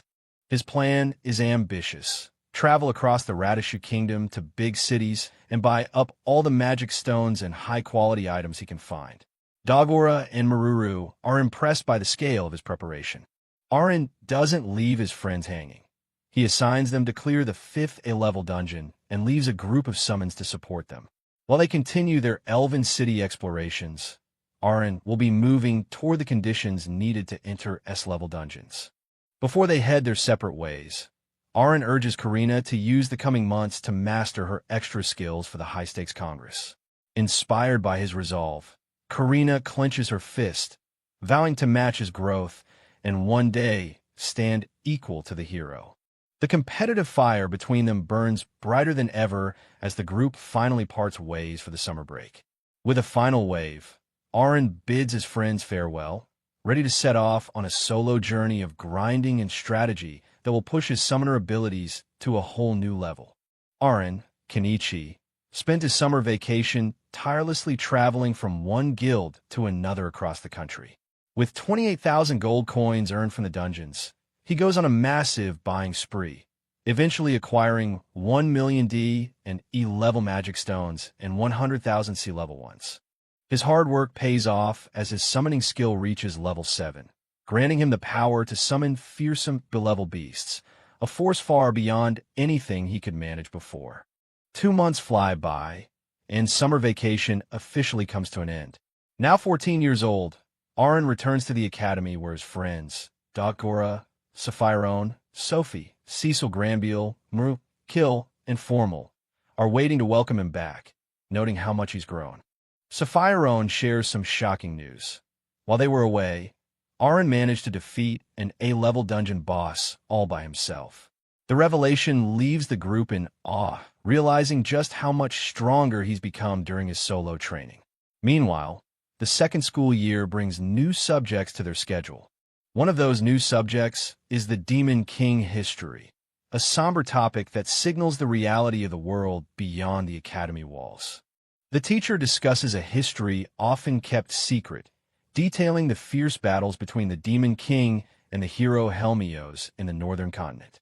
Karina, Formal, and a few others are among the nobles destined to fulfill their duty on the battlefield. While some students are eager to increase their achievements on the front lines, others prefer to stay as domestic adventurers. The academy even has a program for those who wish to join the battlefield voluntarily, and many are now deciding their future paths. Following the lecture, the teacher officially announces the upcoming martial arts congress. He proudly reveals that Arin and Karina will be the ones representing their class in the tournament. A few days later, the Academy's Martial Arts Congress officially begins, held in a massive coliseum filled with cheering crowds and expectant students. The preliminary rounds are intense. On the arena floor, high-level students clash under the watchful eyes of the spectators, with every strike echoing through the massive stadium. To the audience's surprise, Arin wins his match against a third-year student, defeating the Sword King using nothing but his own sword skills, without relying on his summons at all. His friends watch from the stands, impressed but also slightly unsettled. Dagora notices that Arin's expression is unusually cold and focused. He's clearly saving his true strength for the hero. Watching from the VIP section, Helmios, the principal, and swordmaster Doberg observe the match closely. Doberg notes with a stern look that the boy is still carefully hiding his true talent. The moment everyone has been waiting for finally arrives, the championship final. It's a showdown between the previous champion, Holy Sword Karina, and the dark horse of the tournament, the black-haired boy Arin. The announcer introduces the two finalists, both members of the famous guild Game Junkies, which has already achieved the incredible feat of clearing all 5 A-level dungeons. The crowd erupts as the two face each other. Standing face-to-face in the arena, Karina challenges Arin to use his summons, but he refuses, promising to fight her with everything he has using just his sword, rekindling a rivalry that spans 6 years of practice battles. The stat screen highlights the gap. Karina at level 60 with her holy sword and limit break, while Arin stands at level 55, boosted by powerful speed and offense rings. They are both ready for the duel of a lifetime. The battle erupts as Karina launches a flying sword attack. Arin manages to parry the heavy blow, but Karina immediately activates her limit break, pushing her power even further and forcing Arin to take her seriously. Arin remains calm under pressure, noticing that Karina is still holding back her most powerful extra skill. He prepares himself for the real fight to begin as they circle each other. The two exchange a series of blindingly fast strikes. While Karina possesses superior sword skills and destructive power, Arn's speed and pure offense stats allow him to hold his own and even pressure the previous champion. Karina laughs with pure joy, relishing the challenge of a serious fight, while Arn focuses every ounce of his concentration on defending against her relentless and heavy-handed assault. In the stands, people wonder if a summoner can really win a sword fight without their beasts. Karina taunts Arn to summon them, confident she could take them down instantly with her overwhelming holy sword. Karina unleashes her executing strike, a devastating vertical blow aimed at ending the fight. Arn manages to evade the massive impact by a narrow margin, though the ground beneath him shatters. Karina doesn't give him a second to breathe, swinging her massive blade for a red flame-breaking attack. A violent wave of fire erupts, engulfing the center of the arena in a searing explosion that leaves the crowd in awe. Arn is completely swallowed by the raging flames. His friends watch in horror from the sidelines, their hearts sinking as they realize an attack of this magnitude is powerful enough to take down even an A-level beast in a single hit. As the smoke from the red flame-breaking attack clears, Karina gasps in disbelief. To the shock of everyone in the arena, Arn, Kenichi, emerges completely unscathed. He gives her a confident look, simply saying, "Not yet, Karina." Before she can even react, Arn closes the distance and points his blade directly at Karina's throat. The speed of his counterattack leaves the audience breathless, realizing the duel has taken a sudden and decisive turn. Arn reminds her that while the battle isn't over, the outcome is now clear. Karina, seeing the determination in his eyes, lowers her greatsword and finally admits defeat with a heavy sigh. "I lost," she whispers. The announcer's voice booms across the stadium, declaring Summoner Arn the official winner of the Congress. The crowd erupts into a mix of cheers and confused whispers, shocked that a summoner managed to defeat the famous Holy Sword in a pure duel of blades. Watching from the sidelines, Dagora, Sapphirone, Sophie, Maru, and Cecil Granville are equally bewildered. They debate whether Arn used a hidden protection skill, as Cecil mentions seeing a brief flash of something shielding him during that final explosion. Despite her disappointment, Arn approaches Karina to offer a healing potion. He encourages her not to stay sad, reminding her that, as the runner-up, she still has an important special match against Swordmaster Doberg to settle last year's scores. Arn advises Karina to save her extra skill as a trump card for the upcoming fight. Doberg is a formidable opponent at level 60, armed with an adamantite sword and armor, making him a true wall for any student to overcome. Karina's expression turns somber as she thinks about Doberg being stuck at level 60, the known limit for most people in this world. She fears that she, too, might be reaching her own ceiling soon. Arn notices her distress as they walk together. In a moment of intense focus, Arn promises Karina that he will find a way to solve the level cap problem. He tells her to forget about the distant future and focus entirely on surpassing the wall that Doberg represents in the present. High above the arena, Doberg and the hero Helmios prepare for the next event. Helmios remarks that it's a senior's responsibility to teach stubborn juniors the reality of the world, though Doberg's expression remains grimly professional. The special match is officially announced: Swordmaster Doberg versus the runner-up, Holy Sword Karina. Doberg's stats are displayed for all to see. Level 60, rank 6 sword skills, and top-tier adamantite gear, a daunting challenge for any adventurer. The audience and friends alike are worried about the immense gap in experience. However, Arn remains hopeful, noting that Karina's speed has significantly improved thanks to the auxiliary rings he provided her before the break. Doberg challenges Karina to show him the results of her year of training, identifying himself not just as a swordsman, but as a veteran beast hunter. He is ready to test her limits to the extreme. The battle starts with an explosive clash as Karina immediately activates her limit break. Doberg counters with a lightning-fast thunderbolt attack, his experience allowing him to react instantly to her movements. Both fighters unleash their decapitate skills simultaneously. The shockwave from their colliding blades ripple through the arena floor, showing that Karina is no longer the same girl who lost so easily a year ago.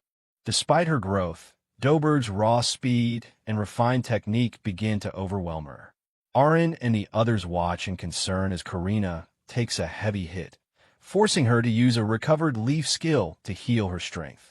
Dobberg begins to read her every move, catching her with a powerful earth attack that sends her crashing to the ground. He sternly warns her to get up, telling her that on a real battlefield, she would already be dead. Driven by Arndt words and her own determination, Karina's eyes glow with a new intensity as she pushes her limit break to its absolute maximum. Her stats surge to unbelievable levels, fueled by her resolve to surpass the wall of level 60. The intensity of the duel reaches a fever pitch. The two blades become blurs of motion as they clash again and again, the pure force of their struggle creating a spectacle that leaves the entire Colosseum in silence. Dobberg is taken aback by the sudden surge in her power, realizing that her extra skill has truly awakened. Aaron and his friends cheer wildly as they see Karina starting to regain the upper hand, her resilience and stats now rivaling the veteran swordmasters. Karina's attacks become so powerful that even Dobberg struggles to block them. He is forced onto the defensive, grunting in shock at the raw strength behind every one of her desperate swings. With a final, earth-shattering effort, Karina delivers a massive horizontal strike. Dobberg lets out a scream as the sheer force of the blow finally breaks through his guard, sending his massive blade flying. The arena falls into a stunned silence as Dobberg is sent tumbling across the stone floor. Karina stands breathless but victorious, having achieved what many thought was impossible for a student. Everyone from Aaron to Sapphire can't believe their eyes. Did she really win? They wonder, as they watch the veteran Dobberg lying motionless on the ground, seemingly defeated by the young holy sword. However, the victory feels short-lived. Dobberg slowly picks himself up, a dark and unsettling aura beginning to emanate from his body. Arndt's celebration turns to immediate worry, fearing that the veteran is about to go all in with a dangerous hidden power. The special match between Dobberg and Karina takes a terrifying turn as the swordmaster loses control of his own power. Shouting guard break, he delivers a devastating overhead strike that crushes Karina's defense with overwhelming force. Karina's heavy blade is shattered into pieces, leaving her defenseless and the audience in a state of absolute shock. Dobberg stands over the dazed girl, his expression mask-like and unsettlingly aggressive. Before the worst can happen, Helmios the hero leaps into the arena, blocking Dobberg's follow-up strike with ease. He sternly questions if the swordmaster has completely forgotten himself and was actually trying to kill his young student. Helmios points out that Dobberg's own skill had taken control of his mind. Regaining his senses, the swordmaster kneels and officially admits his defeat, much to the confusion of a shaken Karina. The announcer declares Karina the winner of the special match, and Helmios even offers his own blade as an apology for her broken sword. The crowd erupts into applause, recognizing the incredible feat the young girl has achieved. In the stands, onlookers discuss the match with reverence, realizing they've just witnessed a 13-year-old student drive a legendary swordmaster to his absolute limits. Karina's talent is now the talk of the entire academy. Aaron, Kenichi, checks on Karina immediately after the duel. While she only suffered minor flesh wounds, she seems emotionally drained and dazed by how the fight concluded, leaving her friends deeply concerned for her state of mind. Helmios thanks Aaron for looking out for Karina, though his playful tone never wavers. Aaron, meanwhile, is more focused on the hero's golden armor, recognizing it as the most powerful orichalcum gear in existence. The atmosphere shifts as the final main event is announced. The tournament champion, Aaron, versus the hero Helmios himself. The crowd goes wild at the prospect of seeing the hope of mankind fight in person. The world views heroes as saviors sent by the gods. Helmios, who has been battling demons since he was only 15, stands as a symbol of hope for millions, a legend that Aren is now about to face head-on. Aren isn't intimidated. He's more determined than ever to wipe the smug smile off the hero's face and claim the mana recovery ring for himself. The stakes for this duel couldn't be higher for the summoner. Helmios tries to discourage Aren, telling him that no amount of training or hidden tricks can overcome the gap between a student and a hero. He mockingly advises Aren to take a loss now to avoid the pain of a real defeat. Aren has had enough talk. He believes that if he can just push his level a little further, all his hard work in this hell mode world will finally bear fruit. He signals for the duel to begin. Their friends, Dagora, Sapphirone, Sophie, Maruru, Kill, and Cecil Granbeal watch from the sidelines with bated breath. Helmios takes his stance, urging Aren to show him the full extent of his resolve. The match explodes into action. Helmios moves with a burst of speed that leaves Aren completely blindsided, forcing him to react with every ounce of his concentration just to survive the opening move. In a feat that leaves the stadium gasping, Aren manages to deflect the hero's powerful attack. The sheer force of the impact sends vibrations through the arena floor, showing the raw power Helmios possesses. Aren realizes that, even without using skills, Helmios is incredibly strong. A single misstep would have resulted in his death. Meanwhile, the spectators are amazed that a mere student could block the hero's strike. Helmios uses his assessing ability to read Arnt's stats and skills, noting the wide range of summoning and sword abilities the boy has collected. He's curious why Aren hasn't used his extra skill yet since they met. Helmios mocks Arnt's struggle, telling him he's already figured out his movements from watching Karina's fight. He encourages Aren to summon his next move as he continues to apply relentless pressure without even trying. Growing tired of the hero's condescension, Aren decides it's finally time to use a new skill. As Helmios continues to toy with him, Aren pulls out his grimoire and prepares to unveil his latest and most powerful summoning. "Show up, Dora!" Aren shouts, manifesting a massive dragon be right in the middle of the arena.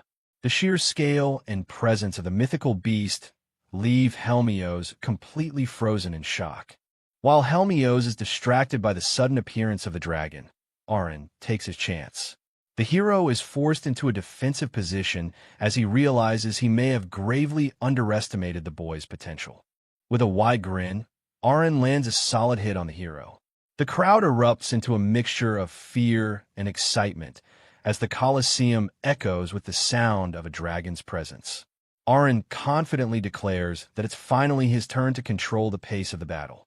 Alan stands confidently with his newly summoned dragon, Dora. A status window reveals the creature's immense power, and the dragon itself roars that it will show no mercy to its master's enemy. The crowd is a mix of shock and excitement. Alan's classmates can't believe he called back his dragon, with Dagora noting that Alan seems eerily calm while experimenting on the nation's hero. As panic starts to spread through the audience, an official announcement is made. The voice of the headmaster declares that the boy is a summoner and that the special match will continue as planned. Back in the arena, Alan narrowly dodges a strike from his opponent. He notes that the hero hasn't used any of his special skills yet, and decides it's time to force him to get serious. Alan shouts to his dragon, Dora, ordering it to unleash its awakened skill. The dragon responds instantly, fire gathering in its mouth as the hero looks on, slightly surprised. In an instant, Dora unleashes its ultimate attack, the Fire of Rage. A colossal stream of fire erupts from its mouth, blazing across the stadium. The fiery blast sends the hero flying backwards, much to the horror of his fans in the crowd. Alan, however, simply stands and watches the result of his command, his expression unreadable. But the hero, Helmios, recovers quickly in midair. He lets out a small cough, admitting that the dragon's attack actually hurt. Alan and his friends can only stare in amazement. They're completely blown away by the fact that the hero can actually fly. Just when they thought they couldn't be more surprised, Helmios begins to use healing magic on himself. Observing this, Alan realizes he can now roughly grasp the full extent of the hero's status. A detailed status window appears for Helmios. At level 60 and with skills like flying and healing, it's clear the hero's power is on an entirely different dimension. Helmios taunts Alan from the air, boasting that he's faster than the dragon and can no longer be hit. Meanwhile, Alan analyzes the new data, deducing the hero's skills and planning his next move. With a smirk, Alan chants "Come on," and summons a new group of monsters. Team KBO, a set of enormous stone walls, erupt from the ground and instantly surround a surprised Helmios. Before the hero can react, the walls detonate in a massive explosion. The crowd screams his name in terror, horrified by the scale of the blast. As the black smoke billows upwards, Cecile looks on with a worried expression, shocked that Alan would actually use such a reckless and powerful skill against the revered hero. But moments later, Helmios emerges from the smoke, brushing himself off. Though his armor is singed, he seems more annoyed than injured, asking Alan if his little trick is over. Alan just grins, reminding the hero that he promised it wouldn't be easy. On his command, another set of KBO walls spring up, trapping Helmios once more. A second, even larger explosion rocks the arena. Cecile can only watch in stunned silence, muttering again as the battle intensifies beyond anyone's expectations. The crowd descends into chaos. People are now screaming for someone to stop the match, convinced the young student is actually trying to kill their hero. But Alan ignores the commotion. He was just testing his 7th skill, high-speed summon. A satisfied smile creeps onto his face as he confirms it works perfectly, opening up a whole new level of strategy. As Alan reads from his grimoire, he explains the power of his new skill.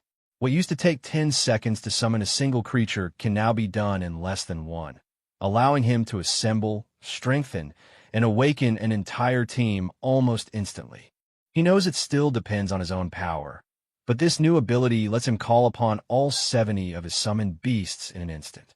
The strategic advantage of summoning creatures before his opponent can even notice is a complete game-changer. A confident smile spreads across Alan's face. This skill is exactly what he needs to survive in Hell mode. In the background, coughing from the smoke, Helmios is beginning to realize this fight isn't going to be as simple as he thought. The smoke finally clears, revealing that the hero, Helmios, has taken to the sky. He hovers high above the arena, preparing for an aerial assault while Alan and his dragon look up in anticipation. Helmios dives down with incredible speed, but instead of attacking Alan directly, he crashes into the arena floor, shattering the remaining stone monoliths with a single, powerful blow. Thinking fast, Alan calls out for a new summon, Kararin, activating its awakened skill. Helmios, having just cleared the field, looks up, confused by the unfamiliar name. From a summoning card emerges Kararin, a massive 3-headed hound with terrifying stats. Alan gives a simple, brutal command, tear him apart. Without hesitation, both of Alan's high-level summons, the dragon Doradora and the hound Kararin, lunge at Helmios in a coordinated pincer attack. Helmios, however, seems completely unfazed. He lets out a casual laugh, remarking that with another huge beast on the field, it now feels like he's fighting an entire army. The hero dodges gracefully and counters with a sword strike against the hound, but he's shocked when his blade phases right through the creature, drawing no blood. While the hero is distracted, Alan seizes the opportunity. He commands Doradora to spit fire, forcing Helmios to quickly evade the blast. Helmios deftly maneuvers his blade, seemingly deflecting the attack, but not without consequence as his opponent lets out a cry of pain. Kararin closes the distance and unleashes its special skill, a vicious 9-bite combo. Helmios cries out as all 3 heads sink their teeth into him simultaneously. Alan stumbles, clutching his side. It seems the damage his summons take is reflected back onto him.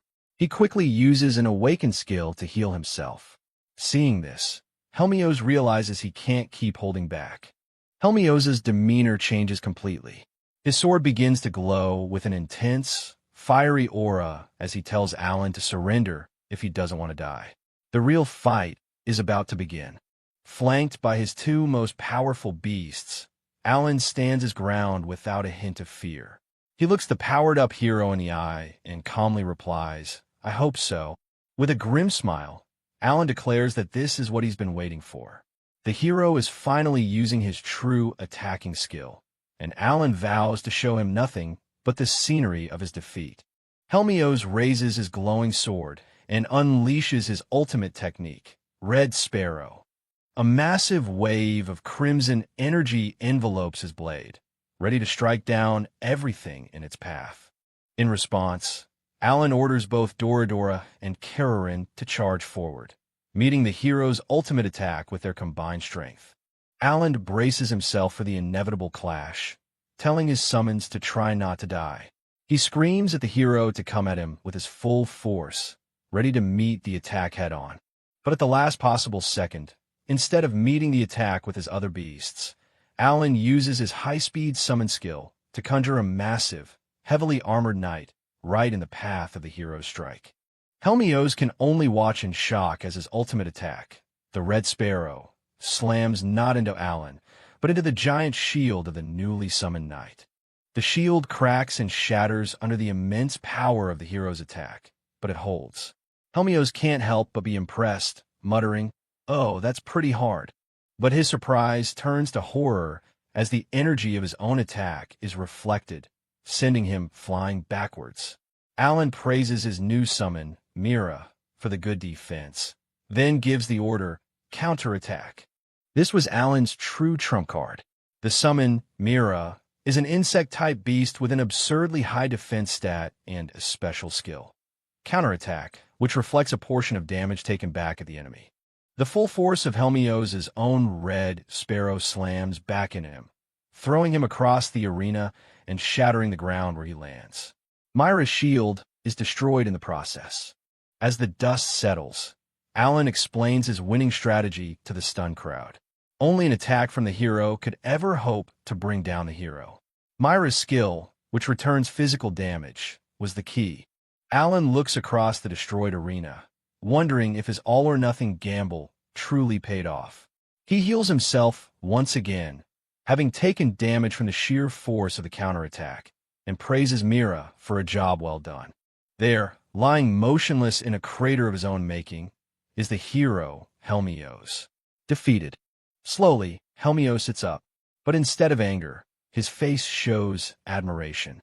He looks at Alan and praises him, acknowledging that the young summoner had brilliantly baited him into using his most powerful skill.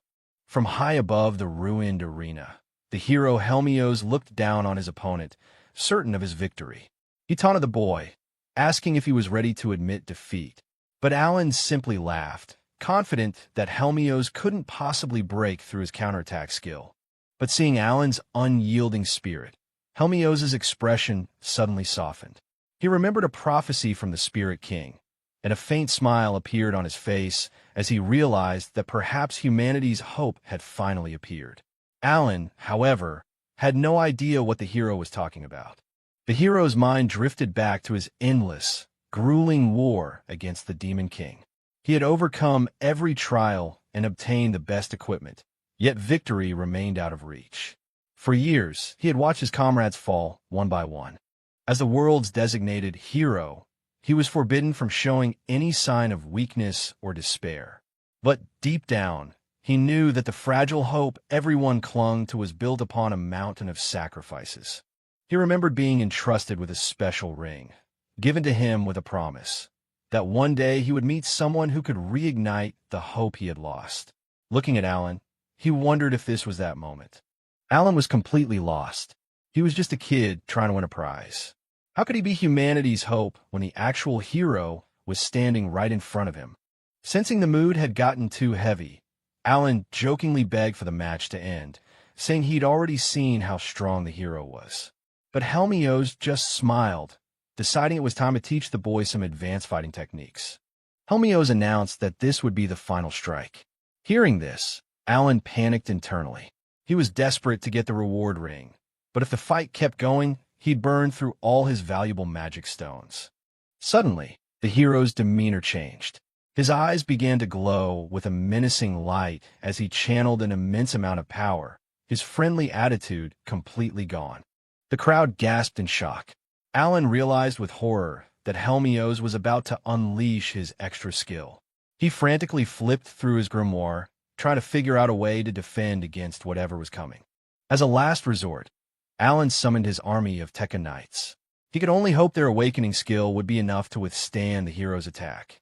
With a confident smile, Helmios announced his attack and charged forward, his sword gleaming with power, ready to shatter Alan's defenses.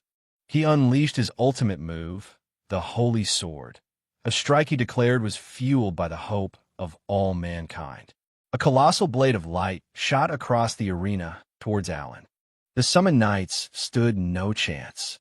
The Holy Sword shattered their shields instantly, blowing them away like dust in the wind. But the knights had served their purpose. Their awakening skill, self-sacrifice, activated, redirecting all the incoming damage from his allies directly to Alan himself. The full force of the hero's attack slammed into Alan, sending him hurtling backward as he took the cataclysmic blow head-on. The spectators cried out in horror as they saw Alan's arm had been completely shattered by the impact. Even Helmios was surprised the boy was still alive after a direct hit from his special skill. Bloodied and broken, Alan's expression twisted into a furious scowl. He finally realized the hero wasn't holding back at all. Fine. If it was a fight of resilience they wanted, he would get that ring even if it broke every bone in his body. But then, a gentle light enveloped his mangled arm. It was a skill called Heaven's Blessing. In an instant, a magic peach appeared, and his arm, along with his mana and stamina, were fully restored as if the injury never happened. Helmios watched, his mind reeling. He couldn't understand how Alan had just regrown an entire arm in seconds, wondering aloud if he'd used a priceless dose of Elf's restoration medicine. From Alan's direction, a simple reply came back, something like that. Helmios couldn't comprehend what was happening. Items and skills were appearing out of thin air, things that didn't seem humanly possible. He realized he wasn't just fighting a person, but a summoner with a strange and powerful monster at his command. The hero urged Alan to give up, pointing out the massive gap in their abilities. But Alan just gave him a crazed grin. For a gamer like him, the stronger the enemy, the greater the rewards. He declared he would never back down and that they should fight to the death. Helmios warned him that such a path could lead to despair before he ever saw victory. As he spoke, Alan noticed the hero's smile had vanished, replaced by a look of profound weariness. In that moment, Alan finally understood. Even for a prodigy born once every 100 years, the pressure of being the world's sole hope was a crushing burden. The hero was suffering, just like his friend Karina. This world was simply too extreme for anyone playing on normal mode. But Alan had made his decision the moment he arrived. He was playing on Helm mode, and when all hope is lost, the only thing to do is stand up and push through. With newfound conviction, Alan declared that if they were faced with hopelessness, then they just had to overcome it. Hearing this, the hero was stunned into silence, wondering if such a thing was even possible. Completely bewildered by Alan's spirit, Helmios finally asked him who he really was. Alan pondered for a moment. He thought about how the Demon King calls himself the King of the End, and an idea began to form. Drawing himself up, Alan dramatically announced his new title, Alan, Summoner of the Beginning. A moment later, he sheepishly admitted to a confused Helmios that he had just made it up. But to his absolute shock, Helmios didn't question it. Instead, he simply tossed the priceless ring to Alan, who couldn't believe he was being given the reward just like that. Helmios explained that the Elemental King himself had instructed him to give the ring to the Summoner of the Beginning. Alan was utterly dumbfounded. All this time, all he had to do to get the magical healing ring was cook up a cool-sounding nickname. Alan, covered in injuries, expresses his concern for the hero, Helmios. He questions if it's really okay for Helmios to give away such a powerful item, warning that he could die without it. But Helmios just grins, holding up another identical ring. He reassures Alan that it's fine since he has a spare, praising the Elemental King's generosity. Eager to keep going, Helmios suggests they continue their fight. But Alan, looking completely worn out, cuts him off with a pained expression. To everyone's surprise, Alan declares that he will forfeit the match. He claims he's exhausted and sees no way to win against a true hero. The crowd erupts in confusion at the sudden forfeit. Helmios, on the other hand, bursts into laughter, seemingly understanding Alan's pragmatic decision. The announcer's voice declares the end of the battle, with hero Helmios as the winner. From the sidelines, a girl with pigtails rushes towards the destroyed arena, calling out Alan's name. Down in the arena, Alan is immediately surrounded by his friends and classmates, who flock to him now that the intense duel is over. Two of the students comment on how Alan performed much better than they had anticipated. With the exhibition match concluded, the martial arts conference officially comes to a close, and Helmios returns to the battlefield. A week later, a celebratory banquet is held at a grand hotel to honor the contestants. As Alan and his friends step into the hall, they are formally welcomed. The sheer scale of the event seems to take them by surprise. As they walk through the crowd, whispers follow them. The guests murmur about the black-haired boy's immense talent and wonder how such a powerful individual managed to stay hidden for so long. Suddenly, a stern voice commands them to halt. A man, sweating nervously, orders them not to come any closer as they approach the throne. The man on the throne, the king, issues a veiled threat, warning that their security isn't guaranteed. Alan coolly assesses the situation, wondering if the king now sees him as a danger, and mentally prepares to summon a dragon if things get ugly. The king begins his formal address, congratulating all the contestants for their incredible fights and urging them to use their strength for the good of the nation. While the other students respond with a formal, "Yes, sir," Alan is just glad the speech was short. The king, meanwhile, watches them with a tense expression. The king then approaches Alan directly, singling him out. He praises the battle against Helmios, calling it the most eye-opening duel in the Academy's history. With a sly grin, the king puts another noble, Sir Granvelle, on the spot, questioning why such a talent wasn't recognized and promoted sooner. In a surprising move, Alan suddenly reveals an ornate dagger. He announces that he is a main guest of the Granvelle family, instantly shifting the political pressure. The guards and onlookers are shocked. They can't believe he just drew a weapon, but they immediately recognize the crest on it as authentic. Alan begins to speak, explaining that as a humble farmer's son, he owes his growth and opportunities entirely to the Granvelle family. He claims his actions are all for their benefit, while the king watches with a grimace. His expression hardens. Pointing the dagger forward, Alan declares that he will act as the Granvelle's guardian, ready to destroy anything or anyone who might bring them harm. The threat is clear.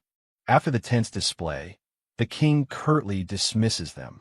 The scene then cuts to the Giant Kingdom's northern bastion, where Helmios has just returned and is greeted by a female warrior. She casually asks him about the E-rank boy he had mentioned before, curious to hear about his encounter with Alan. A gentle smile appears on Helmios' face as he recalls the battle. He admits that for some reason, watching Alan happily lead his friends gave him a renewed sense of hope. Meanwhile, Alan's party was putting that hope to the test.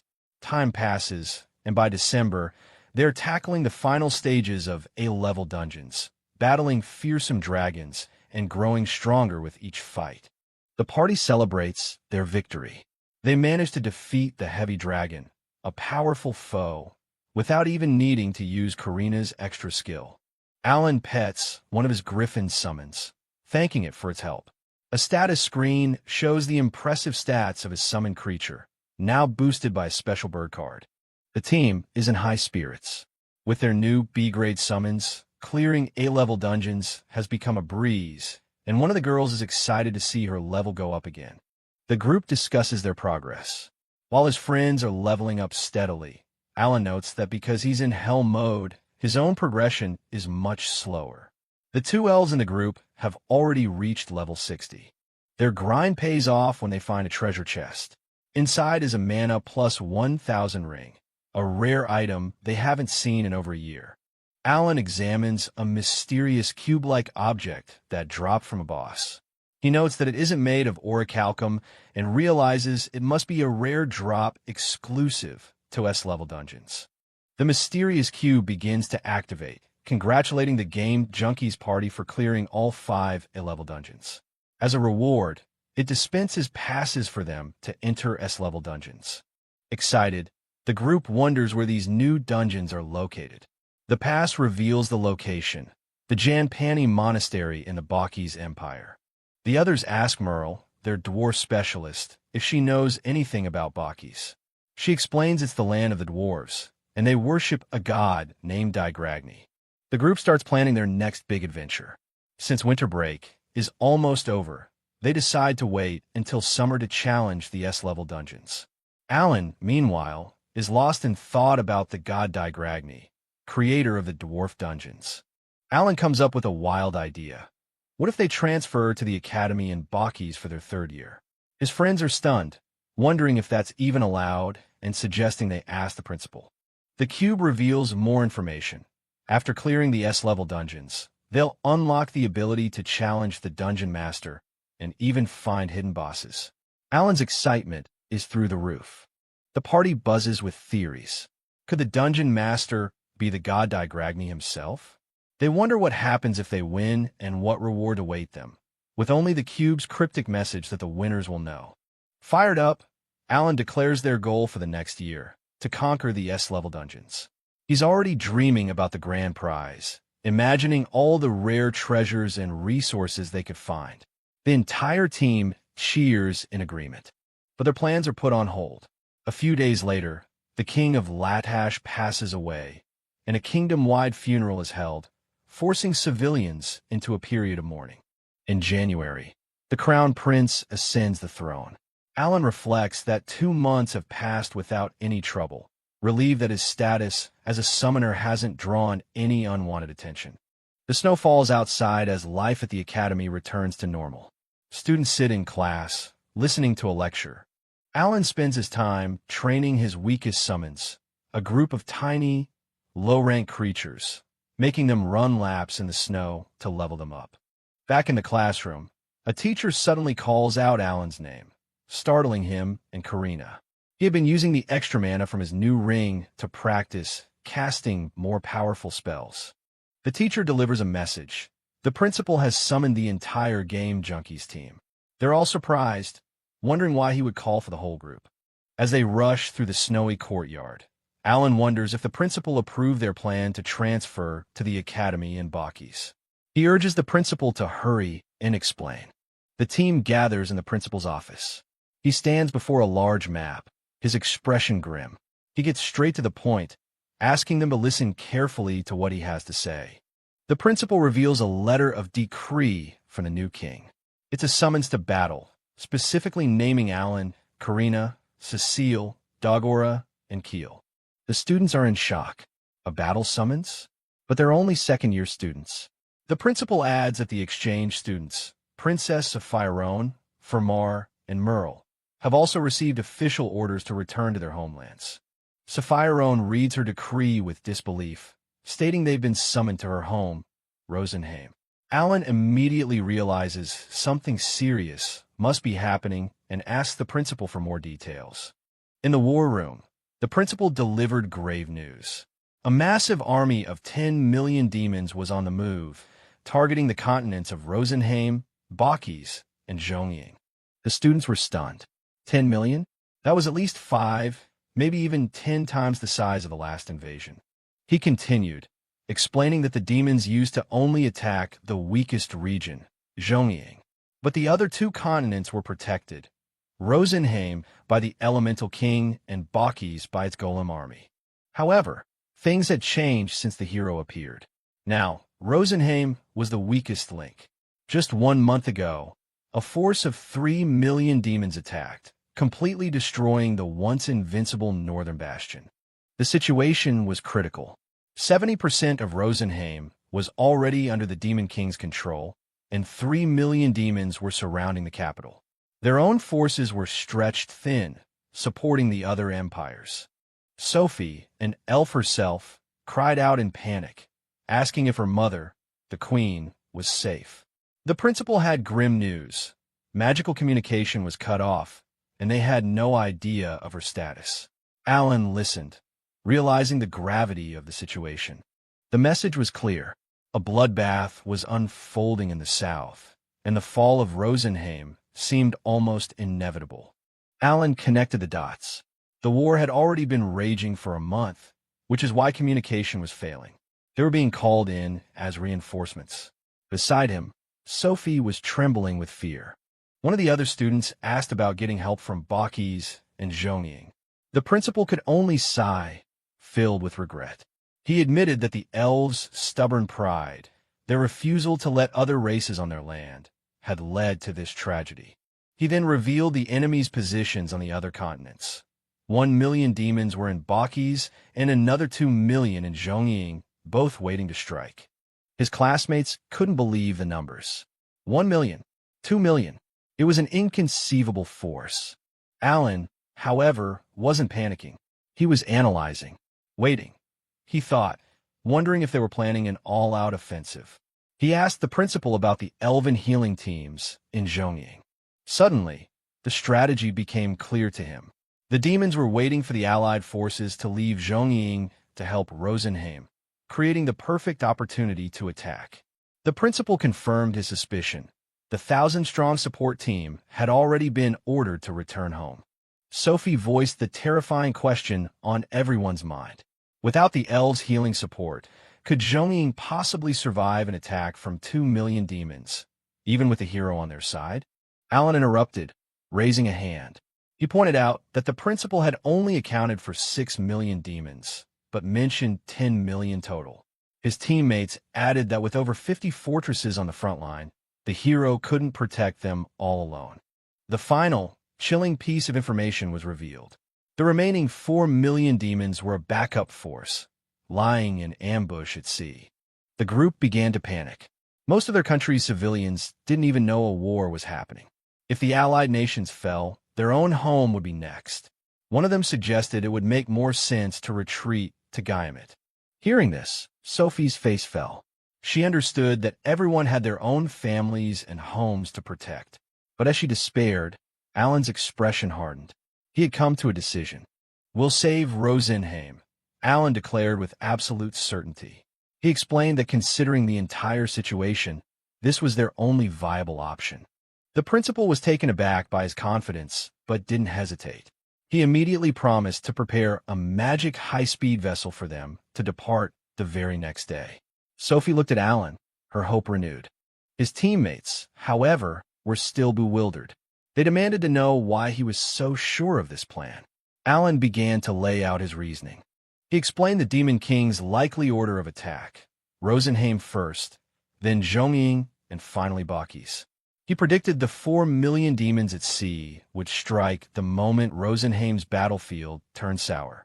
The principal then asked if withdrawing support from Zhongying would violate the 5-continent alliance. Alan continued his analysis, revealing the enemy's true objective.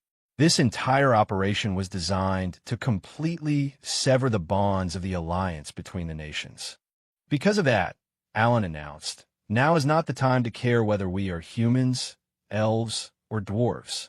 He declared that they had to focus all their efforts on saving Rosenheim, which in turn would help protect their own nation, Ladash.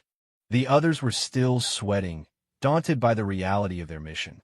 Just 7 of them against 3 million demons? It seemed impossible, but Alan calmly assured them, "We have reasons to stay positive." One of the girls spoke up, reminding everyone that the hero himself had confirmed it. Alan was the chosen one from the Elemental King's prophecy, the one carrying humanity's hope. But the rest of the team was still overwhelmed. Everything was happening too fast. Their weapons and gear weren't ready, and the expectations placed upon them were growing heavier by the second. Alan, however, cut through their anxiety with a confident smile. He reminded them that they simply had to do what was necessary, because their ultimate goal was to defeat the Demon King. His confidence was infectious, shaking his teammates out of their stupor as they began to agree with him. Fired up, Another teammate declared their new mission. They would save Sophie's mother and their other friends' homeland. They would save everyone. Sophie was left completely speechless by their unwavering loyalty. Tears streamed down her face as she thanked them, overwhelmed with gratitude. The two elven officials bowed deeply, pleading for the students to lend them their strength. Merle, a girl with dark skin and goggles, apologized to Sophie. She explained that she had already been summoned back to her own homeland of Bakis, but she promised to do her best there. One of the boys worried about how the Zhongying continent would manage without elven support. Just then, while looking through his book, Alan's eyes lit up. He had an idea. He revealed his plan to send a massive number of recovery leaves to Zhongying, holding up a shimmering, clover-like herb as an example. Alan explained that a single leaf could restore the strength of 1,000 soldiers at once. The others were shocked. If used well, it could revitalize an entire army, making it far more powerful than any healing charm. The principal wondered if this was another of Alan's summoner abilities. But then Alan dropped the real bombshell. He was going to send 600,000 of these herbs to the front line. The number left them speechless. Sophie, recognizing the item, clarified that the elf's recovery leaf was a special product from her homeland, Rosenheim. Alan grinned, explaining that this massive aid shipment would serve as Rosenheim's special gift, an apology for withdrawing their support troops from Zhongying so abruptly. Sophie's eyes widened as she grasped his clever political strategy. With this gesture, the alliance would be forced to prioritize saving Rosenheim. After that, they would send aid to the other continents, completely foiling the Demon King's plan to divide them. His teammate was amazed by the brilliant plan, but Alan remained cautious, noting that they would still have to adapt based on what the enemy did next. Alan then turned to Merle, offering her 1,000 recovery leaves for her own mission. Knowing that controlling high-grade golems required a lot of mana, he also gave her 1,000 mana seeds. Merle was overjoyed, promising to take good care of them. He promised Merle that once they defeated the Demon King, they would keep their promise to visit her in Bakis in April and explore the S-level dungeons together. Moved to tears, Merle accepted, promising to wait for them and show them her improved golem-controlling abilities next time they met. As the meeting concluded, the homeroom teacher complimented Alan, surprised by his strategic mind. Alan simply thanked him, attributing his growth to the freedom the academy had given him. The principal placed his hand on Alan's shoulder, entrusting him with the mission to save both the Queen and Rosenheim. The teacher then approached another student, the team's vanguard. He expressed his reluctance to send them into such a deadly battle, but admitted that all he could do now was pray for a miracle. Finally, he addressed the entire group, telling them that their skills had already surpassed those of second-year students, and that some among them were even stronger than him now. These would be his last words to them before they departed. With grave expressions, both the teacher and the principal gave their final command. The battlefield is not a dungeon. Survive and return. The team stood united in the falling snow, ready for the war ahead. With confidence, Alan replied, "Yes, sir." As snow falls, the students reflect on their time at the academy. After 2 years, their school life is over, and are set to leave for Bakis in April. The group hardens their resolve, determined to fight so that the war doesn't reach their schoolmates. Alan announces they'll leave the next day, assuring them he's already packed their belongings in his grimoire and sent them home. Cecile is stunned by the sudden talk of the battlefield. The boy tries to explain it's a mission to revive his family, but she looks at him in panic, telling him he's the only thing that matters to her. He gives her a gentle hug, praying for her safety. She hands a letter to a butler, asking him to keep it safe, which catches Alan's attention. She explains with a somber look that the letter is for her father, in case she doesn't make it back. Another student remarks that their friend Mihai did the same before he left for the battlefield.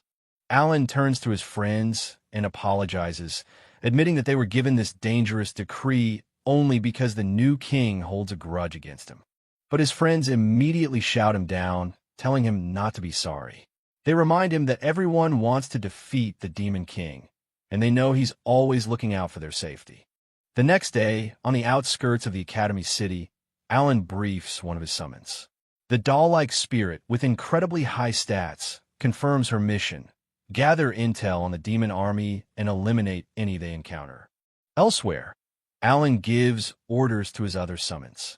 He tells a massive dragon and a group of beastkin maids to incinerate their targets, but warns them to avoid being seen by any civilians. Meanwhile, the rest of the party stands ready. Cecile announces their own preparations are complete, standing before a high-speed magic vessel designed for transporting people and goods. Aboard the flying vessel, the elf princess, Sapphire gratefully addresses her attendants. She promises them that as soon as they arrive in Rosenheim, they can all go find their families. Her human companions ask about Rosenheim, wondering if they'll even be allowed in. Sapphire looks concerned, advising them to disguise themselves just in case. With a sad expression, she describes her homeland as a land blessed by spirits, a beautiful and prosperous place that has long been closed off from the outside world. A place of peace. One of the boys points to a location on the map, suggesting the seaport of Nest as the safest place for their families to take refuge. Sapphire agrees, feeling confident since her mother has elite guard stationed there. But Alan can't shake his anxiety. Surrounded by his summons, he worries about the situation on the ground and hopes they can make it in time. 4 days later, their vessel arrives at the seaport of Nest. From the sky, they feel a sense of relief, seeing that the city has not yet been attacked. Once on the ground, the group moves through the city in hooded cloaks. Their attempt at stealth is short-lived, as a guard immediately recognizes Princess Sapphire. Alan groans in frustration as the guard approaches. He informs them that a meeting of the elders is currently taking place and insists they come with him. As they follow the guard, they're confronted by a horrifying sight. The streets are packed with wounded and suffering elves, a massive, makeshift camp for refugees. The group is shocked by the sheer scale of the disaster. With over 1 million refugees and not enough healers, the people are in no condition to fight. They quickly decide to split into 2 groups to help out and gather information. With a quick okay, part of the team runs off to start saving people. Alan tells them he'll join after the meeting, planning to summon a communication beast to coordinate. Sapphire, flanked by her guard and Alan, finally arrives at the council building, announcing her return. Inside, an elven elder welcomes her back. But Sapphire has no time for pleasantries, immediately demanding to know the status of the queen. The elder looks down, filled with shame. He has to tell the princess that her mother, the queen, is trapped in the city of Tiamo, near the front line. Worse, they lack the magic stones to even cast a spell to communicate with her. The news gets worse. The elder warns that the demon army has Tiamo completely surrounded and that Nest itself could be attacked as soon as the next day. Hearing this, Sapphire's face fills with despair and all hope seems lost. The elven elders are immediately suspicious of Alan. They question why a human, a boy with black hair no less, is with their princess. But Sapphire steps forward, declaring that Alan is the savior from the prophecies, sent to save their kingdom. Alan notices a high-ranking elf warrior, Lucidril, is seriously wounded, with his arm completely gone. Ignoring the elders, Alan steps forward and offers to heal him. As Alan holds out a glowing herb, he mentions that a wound this serious needs heaven's blessing. In a flash of light, Lucidril's arm is completely restored. The elders stare in disbelief, wondering how a human could possess such a powerful item like an elf's magic herb. Alan explains that the herb can heal and restore mana and strength to everyone in a small area. He then asks how many casualties are in the citadel, and Lucidril reports a staggering 10,000. Lucidril is stunned, realizing this is no ordinary herb. Alan announces he will use 1,000 of them to heal the soldiers. He then declares his intention to rescue the queen in Tiamo, but Lucidril informs him it's impossible. They've run out of magic stones for the vessel, and a trip by horse would take a month. Alan isn't concerned about the travel time. He tells his 2 summons, who have just appeared from his grimoire, that he's leaving a substitute to handle things here while he's gone. The doll-like spirit explains to the shocked elves that she and the bird are beasts summoned by Alan. The bird on her shoulder will allow them to communicate with Alan even when he is far away, solving their communication problem instantly. With a plan now in motion, Sapphire makes a decision. She declares that she's going with Alan and orders the remaining elves to follow his commands. Without wasting a moment, they head out. But instead of leaving, Sapphire returns to the courtyard where the refugees are gathered. The people are stunned, asking why their princess would come back at such a dangerous time. The refugees cry out in despair, saying they have no home, food, or weapons left. But Sapphire shouts back, telling them not to give up. Their survival, she says, is proof that hope has not yet abandoned their country. Her words are met with a heart-wrenching scream. A woman collapses, crying that she watched monsters devour her husband and child. She wails, asking how there can possibly be any hope left. Sapphire trembles, her resolve shaken by the woman's grief. Still, she forces herself to stand tall, insisting that even so, they can't give up on the lives of their people. Alan steps in, telling Sapphire they're out of time. As his party members arrive, he pulls out several cards and shouts, "Come out, Glyph!" Sapphire flinches as massive, shadowy wings suddenly appear before her, shocking the gathered elves. Now soaring above the city on the back of giant griffin-like creatures, Sapphire calls out to her people. She yells for them not to lose hope and to believe in the blessings of their elemental king, for she has returned to save Rosenheim. Inspired by the sight of their princess, the elven commander's spirit is reignited. Believing they can still fight, he orders all commanders to gather and have their soldiers take their posts. High in the sky, Alan summons use their awakening skill, Skyhawk. Their flight speed is instantly enhanced, gaining triple the power for 1 hour. They streak across the night sky. With this incredible speed, Alan calculates that they can cover the 1,000-kilometer distance in a single night. Just 2 hours later, they spot their destination in the distance, Tiamo's citadel. As they near the besieged city, Alan commands another of his summons, a large owl, to use its own awakening skill. Below them, the demon army has set up camp, surrounding the citadel with powerful-looking mages and trolls. The owl's skill, White Knight, activates, granting Alan perfect vision in the darkness within a 100-kilometer radius. He confirms that while the citadel is surrounded, the battle has paused. They still have time. As they land within the citadel walls, the guards are shocked. They had received notice from Nest, but didn't expect the princess to arrive so quickly. They immediately offer to escort her to the queen. Inside the throne room, Sapphire and her companion formally announce their arrival. A regal elf in ornate dress, the elven queen, looks up in absolute shock, unable to believe her daughter is standing before her. The queen rushes to embrace her daughter, welcoming her back and asking if she's safe. She quickly reassures Sapphire that their family members have all taken safe refuge back at Nest. Sapphire is relieved to hear the good news. The queen then turns her attention to the hooded figures with her daughter, asking who the children are. She notices a small creature on Sapphire's shoulder and smiles, remarking that it must be true that animals always love elves. Alan and his party, the Game Junkies, arrive at the Elven Citadel. He announces that he's here on an emergency backup order and is introduced as the group's leader.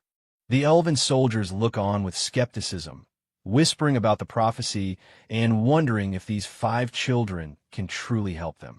The Elven Queen welcomes Alan, acknowledging she's heard of his battle with the hero. Alan notes that not everyone seems to believe in the prophecies.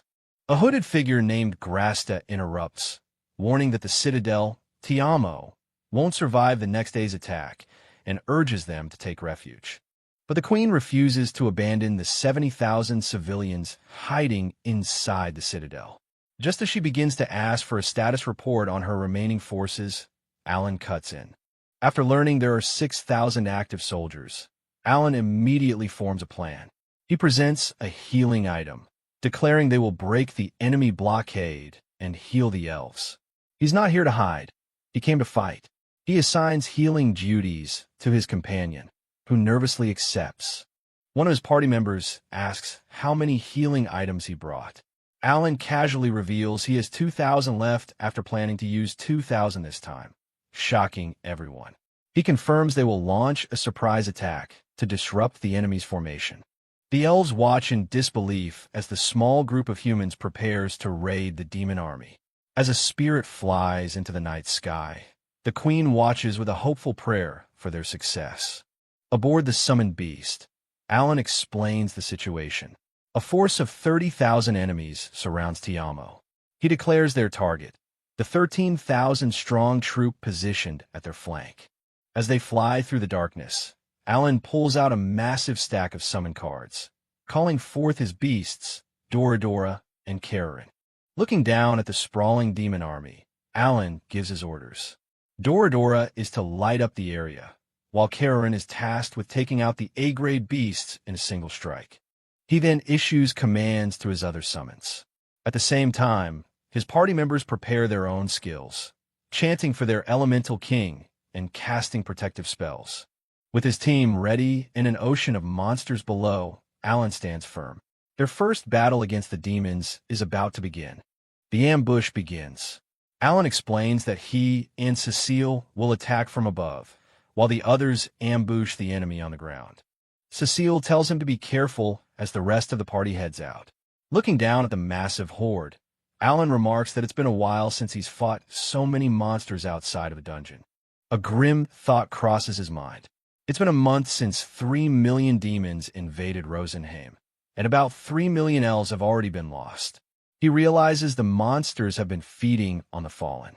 A dark expression crosses Alan's face as he vows to make the demons regret everything. He turns to Cecile, asking if she's ready. With a look of fierce determination, she confirms she is. High in the sky, Cecile unleashes her magic. Calling out for her brother to watch, she casts her spell. Small meteor, a massive ball of energy hurtles towards the ground and explodes with devastating force. The attack worked perfectly, taking out almost 10,000 enemies in a single shot.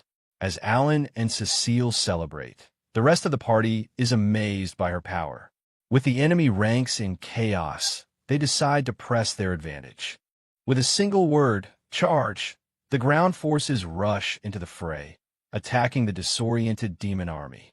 Watching the massive crater left by the meteor, Alan is impressed by the overwhelming power of a sorcerer in an open field, a sight he never got to witness in cramped dungeons.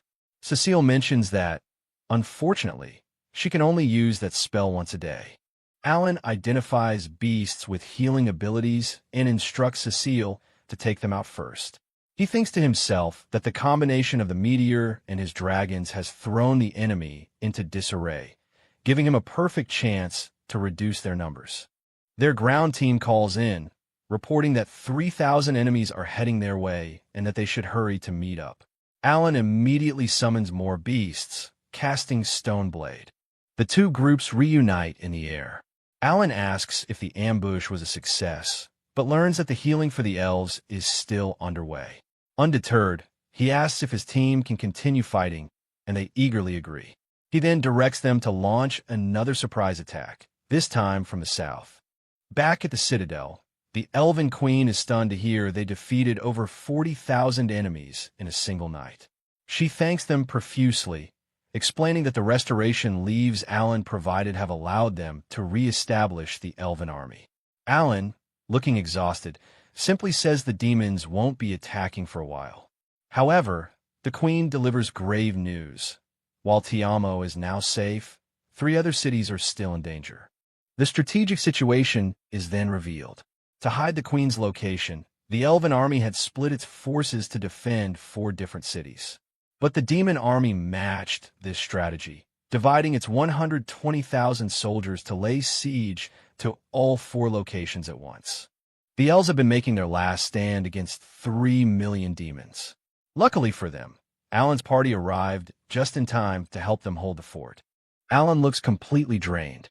He explains that he distributed 500 restoration leaves and his summoned beasts to each of the 4 cities, which should allow them to take control of the situation. He mutters about how sleepy he is, having used up all of his heaven's blessing and 2,500 B-grade magic stones to help 30,000 soldiers make a full recovery. The elves are amazed, but one of his party members notes this is only a temporary solution that will last a few days at most. With a determined look, Alan calculates that there are still 2.8 million demons left to deal with across all of Rosenheim. The queen thanks him, saying he's delayed the enemy's attack for at least a day. Alan, clearly wanting to sleep, says he just has two quick requests. First, he needs more magic stones and asks if they can take the ones from the beast they defeated. The queen agrees immediately. For his second request, Alan declares that he wants to meet the Elemental King. The queen and her attendants are shocked, exclaiming that it's not possible. As the elves try to explain that speaking directly with Sir Rosen is impossible, a new voice chimes in. A small, squirrel-like creature appears, asking the summoner of the beginning what he wants. The creature announces that he is Rosen, the Elemental King, leaving the queen and her guards completely stunned. Alan's party is just as shocked, unable to believe this tiny flying squirrel is a god. Alan, however, casually thanks Rosen for the magic ring from a long time ago and asks what his plans are this time. Alan eagerly asks for a special gift for saving Rosenheim. But it's not materials he wants. He asks Rosen to bring his entire group into hell mode. He explains that all his friends have reached their maximum level, and he wants them switched to hell mode, so their levels are no longer restricted. Rosen agrees to check on it. Rosen returns, explaining that he asked the creation god Elmia, but it's not possible to switch modes. As a mere half-god, he can't convince them. Alan then counters, asking if hard mode is possible. Sighing, Rosen complains that Alan is bothering the god too much. Alan then changes tactics, asking if his friends can at least get higher-ranked roles, like changing from a swordsman to a swordmaster. Rosen explains that the 8-star summoner role was an exception made by the god to change Alan's mind about becoming the Demon King. His party is shocked to hear this. Alan presses his case, asking if it's possible for them to switch roles.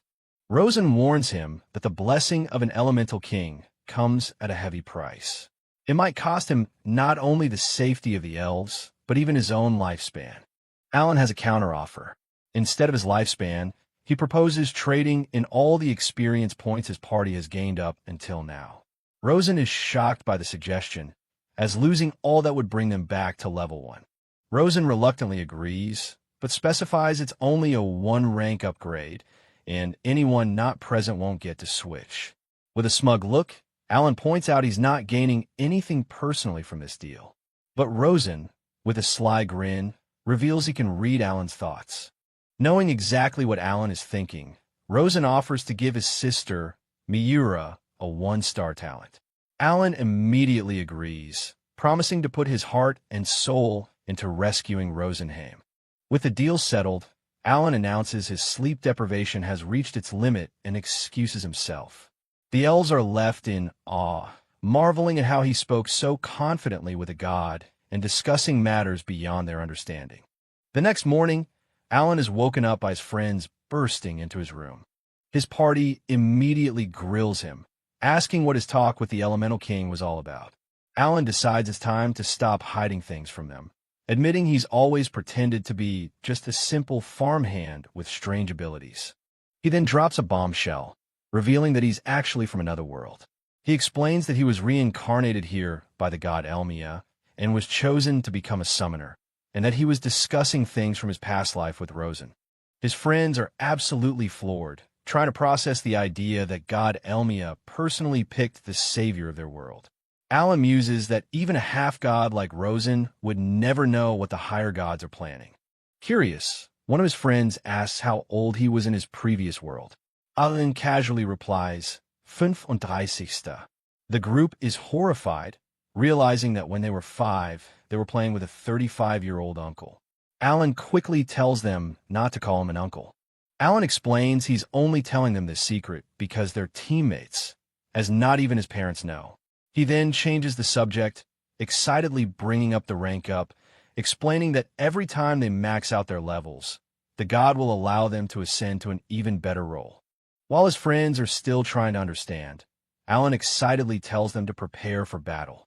They have to complete the ascension quest that the Elemental King promised them.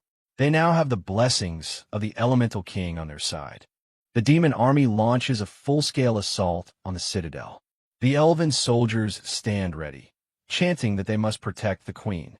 A massive dragon unleashes its fiery breath, crashing against the fortress walls. But this time, the elves are empowered. A volley of arrows pierces the dragon, and a powerful spell finishes it off in an instant. The soldiers are shocked at their newfound strength, realizing it's the blessing of the Elemental King. Their commander rallies them to fight. Alan sees that the elven army has received the blessing. Checking his grimoire, he calculates that he has already deployed dozens of summons to various locations and can still summon 37 more. He and his party decide to join the fray. He pulls out his trump card, a B-rank bug summon named Alapon, and throws out dozens of cards at once.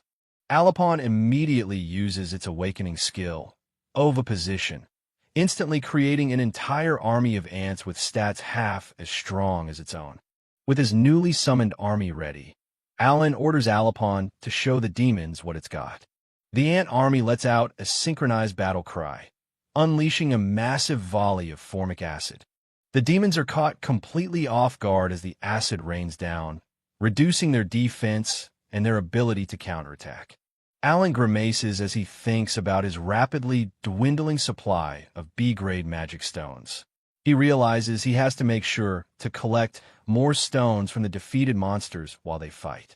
With a clear strategy in mind, Alan commands his ant army to surround the enemy on all sides, leaving no room for escape. He readies his own sword, preparing to join the battle himself. The rest of the party charges in as well. One of the members uses her limit break ability, a powerful aura surrounding her. His friends unleash their own powerful attacks, a spiral cyclone and an explosive slash, cutting through the demon ranks with ease. Suddenly, Sapphireone, the princess of the elves, joins the battle. She declares that anyone who taints Rosenheim will burn to ashes as she summons her great element, a massive creature of living flame. Inspired by the princess's bravery, the elven commander rallies his troops. He reminds them that the giant insects and dragons are their allies and orders them to attack without fear. Watching from the walls, Alan notes the elves' great morale. He observes that there are no S-grade monsters present, and if they keep this up, victory is certain. Alan smirks, thinking about his true trump card. With just one Alapon, he can breed an army of 3,000 antlings over the next 30 days, steadily gaining experience from their battles. The tide of the battle has turned. From the west gate, the elven soldiers watch in disbelief as the demon beasts begin to flee to the north. They wonder if a miracle has just happened. The fortress erupts in cheers. We won. Long live the elven army. All hail the queen. But the victory came at a great cost. Though all 4 defensive battles were won, over 3,000 soldiers were lost. An elf cries over the body of a fallen comrade. A hooded figure approaches the grieving soldier. As the soldier looks up in confusion, a brilliant light emanates from the fallen elf's body. The hooded figure uses a powerful skill, grace energy, and the fallen soldier's wounds begin to heal. The grieving elf looks on, whispering, "Father," as life returns to his comrade. As the revived elf breaks down in tears of relief, the hooded figure expresses his own relief that the skill worked. His companion remarks on how amazing the ability is. A panel explains that grace energy can revive a person who just died, but its success rate depends on intelligence, and it has a 1-day cooldown. The hooded figure looks out at the field of fallen soldiers, lamenting that despite his power, he can only revive one person. The outcome of this hard-won battle is then brought before the queen. In the throne room, the report concludes, about 10,000 demons were defeated, with 7,000 of them taken down at the south gate alone. The queen is overjoyed, calling the news wonderful. The Elven Council discusses the victory, noting that summoned beasts aided them at the west gate. One of the queen's advisors, Gatruga, insists that she must now return to the safety of Nest City. But the queen refuses, standing by her decision to remain. Another elf scolds Gertrude for being too straightforward with the queen, but he insists it's not his intention. Alan's party watches, with one member noting it's the first time she's seen an elf be so direct. It's revealed that Gertrude is the strongest man in Rosenheim and the only spirit mage ever chosen as the queen's guardsman. Alan observes that Gertrude didn't join the battle to avoid revealing the queen's location, and that he can't see any spirits surrounding him. An elven soldier reports that, as promised, they are collecting magic stones from the 7,000 monster corpses. They've already gathered the first 3,000. Alan is pleased to hear they collected up to 7,000 stones, noting that the recovering armies will soon be back on the front lines. The queen remarks how much the situation has improved in just 2 days and asks if Alan has enough Heaven's blessing left. He assures her that he is preparing more. Alan explains the logistics. Every 500 B-grade magic stones can create 100 Heaven's blessing. Since the Citadel used 400 of them today, he'll need a steady supply of stones to replenish them. Gertrude is taken aback by the request.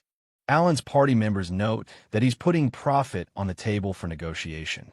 Suddenly, Alan gets intel from his summons outside the Citadel. The demon army has retreated from all 4 bastions and is regrouping up north. The elves are shocked by the unexpected news. Alan immediately proposes a new plan. His team will chase after the enemy to scout them, while the elves call for reinforcements. Their main goal is to reclaim the capital. His team is stunned to hear him declare a shift from defense to an all-out counterattack to destroy the remaining 250,000 demons. The queen and her advisors are speechless, trying to process the sheer audacity of his plan. The next day, they begin their pursuit of the demon army. They take down a fleet of 3,000 demons and collect more magic stones. 3 days after leaving the Citadel, they continue flying north, wondering if the enemy is seeking cover in a nearby bastion. As they approach a massive fortress, Alan suddenly stops. He's realized the enemy's true intention. His teammates agree that they can't take on this force alone and decide to return to the city for now.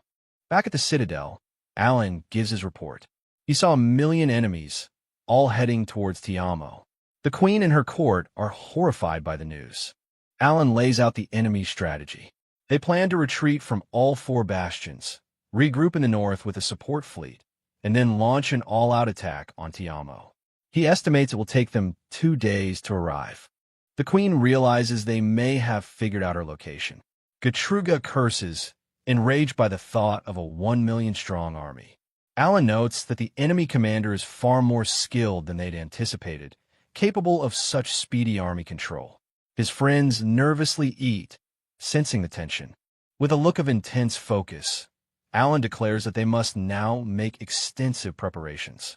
He asks all the elven soldiers to lend him their strength, as Tiamo must be ready to face the grand army of the Demon King.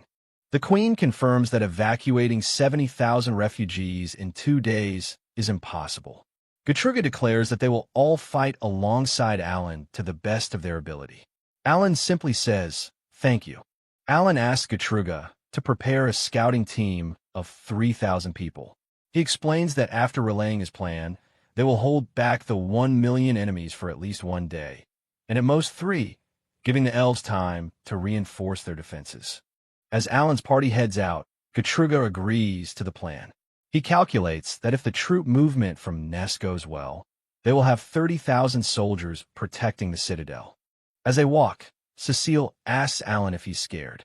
He admits that he no longer fears his own death, having been reincarnated once already. But now, what terrifies him is the thought of his teammates' lives being at risk. Alan suddenly turns around and declares, "Don't worry, I'll protect everyone." He reminds them they still have a swarm of 1,000 healthy Olipons. His party is surprised by his sudden declaration.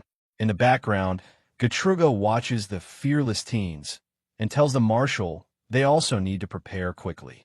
3 days later, an elven commander addresses his troops, stating that for the past 3 days, Alan's small group of 7 has defeated 40,000 enemies. Now, they must face the remaining 60,000 while Alan's group is away. The massive demon army charges, clashing with the elven forces. The elves shout, "Attack!" as explosions and chaos erupt on the battlefield. The commander curses, realizing their temporary barriers aren't slowing the demons down at all. He calls upon the earth spirit for aid. Bracing for the impact, the elven soldiers raise their spears in a desperate line of defense. Their orders are clear: protect Her Majesty, no matter the cost.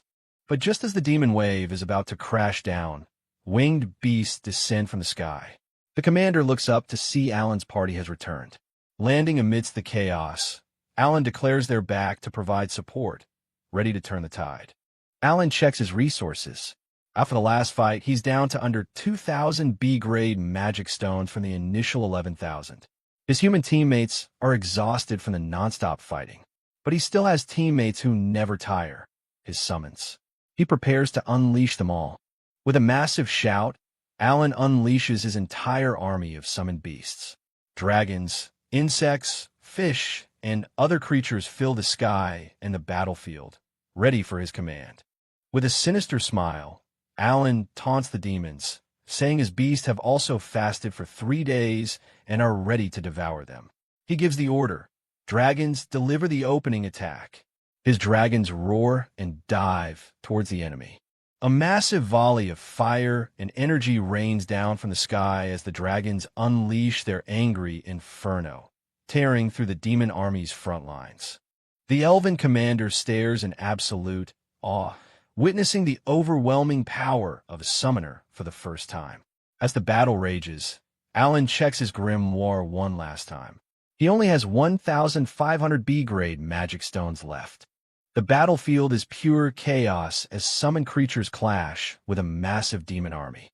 An elven commander desperately rallies his spirits, ordering them to hold the line against the overwhelming swarm. An elven officer orders his troops to use their extra skills, and they immediately comply, unleashing a powerful attack that blasts through the demon ranks. But even with their efforts, Alan watches in horror as the endless demon horde continues its advance. He realizes with a sinking feeling that his magic stones are draining fast, calculating that he only has about 30 minutes before he's completely out of power. Suddenly, a powerful blow sends Kurenai flying, and one of the commanders screams her name, frantically calling for a healer. Kurenai, however, gets back on her feet, insisting she can still fight. Watching from afar, Alan grows worried, realizing his plan of assigning the toughest enemies to his friends is taking a heavy toll on them. He wonders if they can hold out. Meanwhile, a lone scout runs frantically through the chaos. Following a map, he makes his way to the north gate, where a guard is waiting for him. The scout hands over his heavy cargo. The guard instructs him to pour the contents into a large basin, revealing a massive pile of magic stones.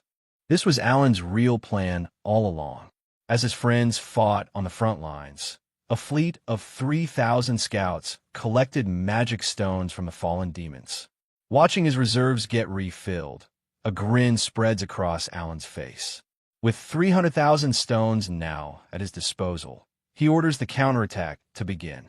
With his mana restored, Alan unleashes his trump card, summoning an entire army of dragon spirits.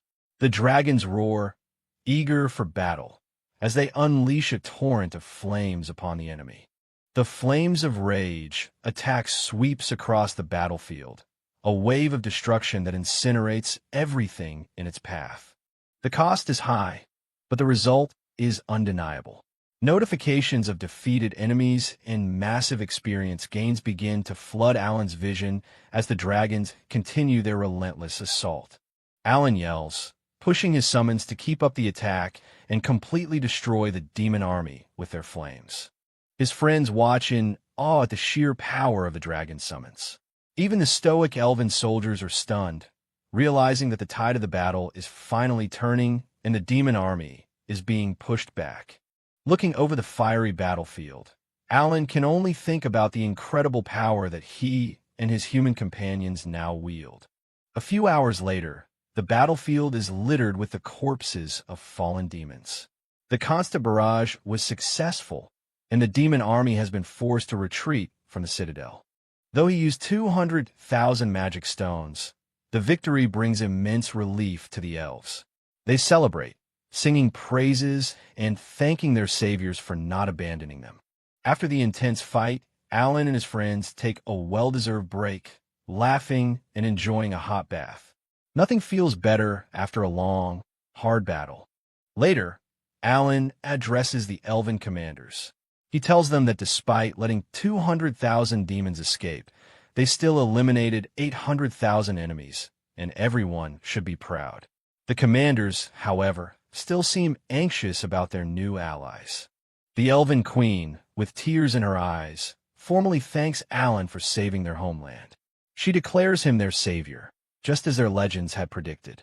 Alan dismisses the praise, saying their victory was just luck. The elf commander asks him about their next steps, and Alan makes sure to pass on his thanks to the scouting team for their crucial contribution. Alan gets serious, explaining that they can't let their guard down. He reveals there are still 1.7 million demons left, with 400,000 waiting on another continent, likely planning to join forces for a massive, combined assault. He lays out their new objective. To continue their resource-heavy strategy, they need a stronger fortress. He points to a map, identifying a vital base to the north of Tiamo that they must capture before the demons can fully fortify it. Alan argues that staying defensive in Tiamo gives them no chance of winning, especially once the demon reserves arrive. The elf commander understands and agrees to immediately arrange an army of 300,000 elves to retrieve the fortress. The elven commanders agree to the plan, noting it will take 5 days to prepare the army and the magic vessel for the assault. In the meantime, Alan decides his team will use that time to hunt down the remaining demons who escaped the last battle. Later that night, while his friends are sound asleep, Alan is already putting the next phase of his plan into motion. He summons a spirit named Aerie, giving her a new mission to immediately fly ahead and infiltrate the target area for reconnaissance. The next day, Alan's summon, Aerie, flies over a snowy mountain range. After a long journey, she finally spots her target in the distance. Through Aerie's eyes, Alan gets his first look at the enemy fortress. It's nestled deep within the mountains, making a direct assault incredibly difficult. Aerie changes her form, disguising herself as one of the local monsters. Alan is confident that even if she's discovered, no one will ever suspect she's one of his summons, as he's never used her in a fight before. Her infiltration is a success. She finds the fortress teeming with monsters, both inside and out. As she moves through the halls, a guard suddenly calls out to her. A large, pig-like monster orders Aerie to bring tea to someone named Sergrasta. Through his connection to Aerie, Alan immediately picks up on the name, wondering if he's finally found the enemy leader. As she follows the guard, Alan is surprised by the monster's behavior. They're intelligent enough to have tea parties, yet still brutish and threatening. He focuses his attention, trying to figure out which one of the leaders is Grasta. Aerie enters a large, ornate hall. At a grand table, 3 imposing figures are seated, clearly the leaders of this army. Alan is shocked. The leaders aren't just monsters. They appear to be powerful demons or even devils in human form. He kicks himself for not gathering more information on them beforehand, as even the Academy had no data on such creatures. As Aerie serves the tea, one of the leaders, a massive demon with large horns, slams his fist on the table. It's Grasta, and he's furious, demanding to know how they could have possibly lost the last battle. His 2 subordinates begin to speculate. One suggests that the elves, who are normally too proud to ask for help, might have made an exception. The other, a hyena-like demon, mentions that there was a spirit mage powerful enough to control dragon. The third demon, a cool-headed figure with a single horn, finds this illogical. He questions why. If the elves possessed such power, they would wait until they were on the verge of defeat to use it. Listening in, Alan smirks, realizing just how little the enemy knows about him. Grasta's rage boils over as he smashes a teacup in his hand. He roars about their lack of information, and reveals he has already sent a request for reinforcements to the devil. The news sends a jolt through Alan. The other demons clarify that the reinforcements aren't here yet, as they're still in charge. This is a critical piece of intel for Alan. Not only are reinforcements on the way, but there's a higher-ranking devil in the capital, meaning these three are just regional commanders. The situation is far more dangerous than he thought. With a sinister grin, Grasta lays out his new strategy. Once the reinforcements arrive, they will execute a pincer movement to completely annihilate the elves. Having received the intel, Alan discusses it with his team. They're confused by the demon army's movements, wondering why they would detour to attack from the south. The gravity of the situation slowly begins to dawn on them. They quickly realize the horrifying truth. The demons are targeting the southern nest, the location of the elven food supply, and, more importantly, where 2 million refugees are currently taking shelter. They know they can't let that happen. Thinking fast, Alan turns to Kurenai and Dagora village, assigning them a new, crucial task. Dagora immediately catches on, realizing Alan wants to make use of his extra skill. Sapphirone discusses her own extra skill, Limit Break. While it allows her to use her other abilities, she confesses that the mental strain is immense, often leaving her overwhelmed and confused. Alan immediately shuts down her self-doubt. He tells her she can't afford to set her own limits, reminding her that her class is hero and she needs to live up to that potential. He pulls up a stat comparison, showing that during her limit break, Kurenai's stats rival those of Helmio's, the world's strongest hero. He declares that to win, they'll all need to master their ultimate moves, even if it means going through hellish training to do it. Kurenai and Dagora steel their resolve and agree. After briefing his team, Alan turns his attention to his own status. He's gained a lot of experience and is now level 63, but he's also facing a new problem. Despite his level increase, his commanding skill remains locked. He had expected it to unlock at level 60, but for now he's forced to fight with the cards he's been dealt and starts planning his next move.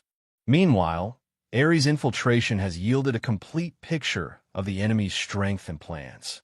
With 1.7 million demons remaining in Rosenheim, all preparations for the elves' counteroffensive are now complete. Based on the new intel, the Elven High Command holds an emergency meeting. They scrap their old plans and decide on a new, daring strategy. A 10-day siege on the fortress of Rapalka with 300,000 troops. 3 days after the defensive battle at Tiamo, a massive elven airship arrives to transport the army. Commander Rukitaral greets Alan, signaling that it's time to begin the operation. The Archer Master informs Alan that an army of 50,000 elven troops has been prepared for the assault. He and another commander named Gatlug will be joining the fight personally, while the Queen remains safely in Tiamo. With a determined look, the commander clenches his fist. He remembers the demon who took his arm in a previous battle and vows that this time, he will be the one to defeat him.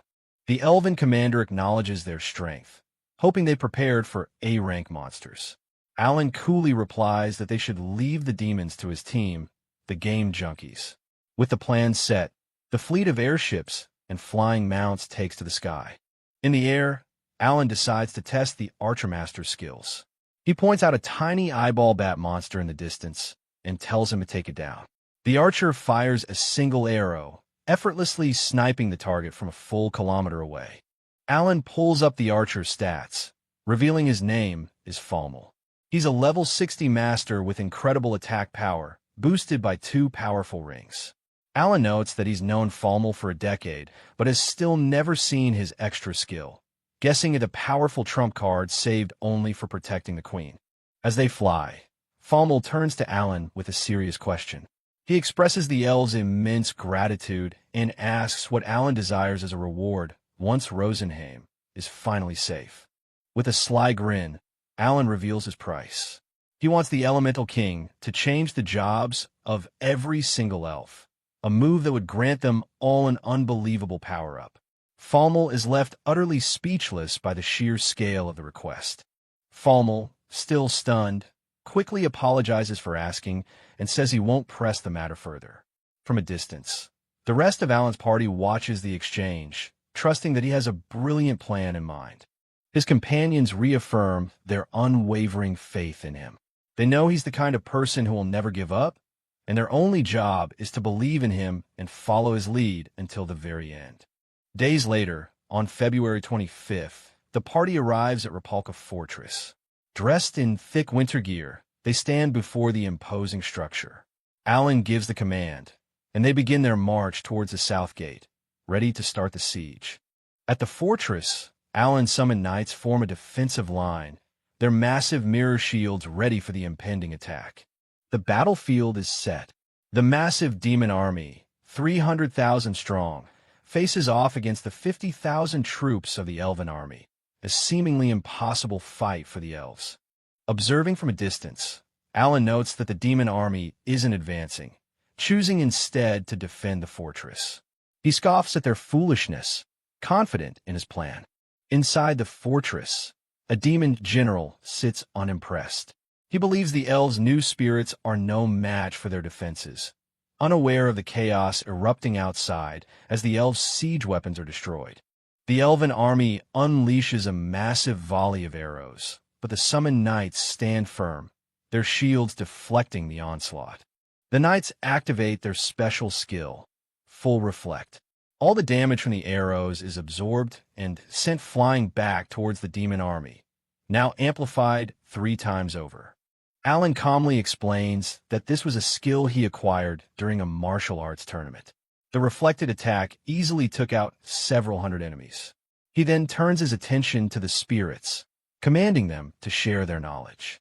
With this new knowledge, Gatlug activates a powerful skill called Garden of Eternity, summoning various spirits to aid their cause. Alan realizes with excitement that Gatlug's ability strengthens all 50,000 elven troops within a kilometer, raising them all to 3-star status. Gatlug then gives the order to charge and reclaim their fortress. Cecile, eager to join the fray, is held back by Alan. He checks his watch and reminds her that they must remain hidden for now, as their part in the plan comes tomorrow. Gatlug informs Alan's group that they will use the demon army's current positioning to their advantage. He tells them to proceed as planned and not to use any more extra skills, and with that, Alan's team departs. Alan reveals his next summon, Molar, a creature whose awakening skill, Burrow, can create a massive hole. It's the key to their infiltration plan. As Molar gets to work, Alan instructs his party to keep watch. Soon after, the tunnel is complete and the preparations are finished. Later, gathered together, Alan remarks how impressive the fortress is, noting that it was built by greater spirit mages and has been unfazed by their attacks. He then turns to Sophie, asking about the fortress's original purpose, noting it doesn't seem designed to fight demons. Sophie begins to explain the history from thousands of years ago, when the continent was ruled by both elves and dark elves. The flashback begins. The elves cherished the world tree, from which spirits were born. But the dark elves coveted it, starting a great war. The elves offered to coexist, but were rejected, and this very fortress was built as a defense against the slaughter.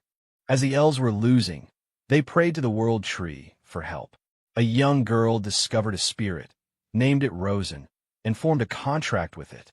Her hair turned silver, and she became known as the Praying Witch.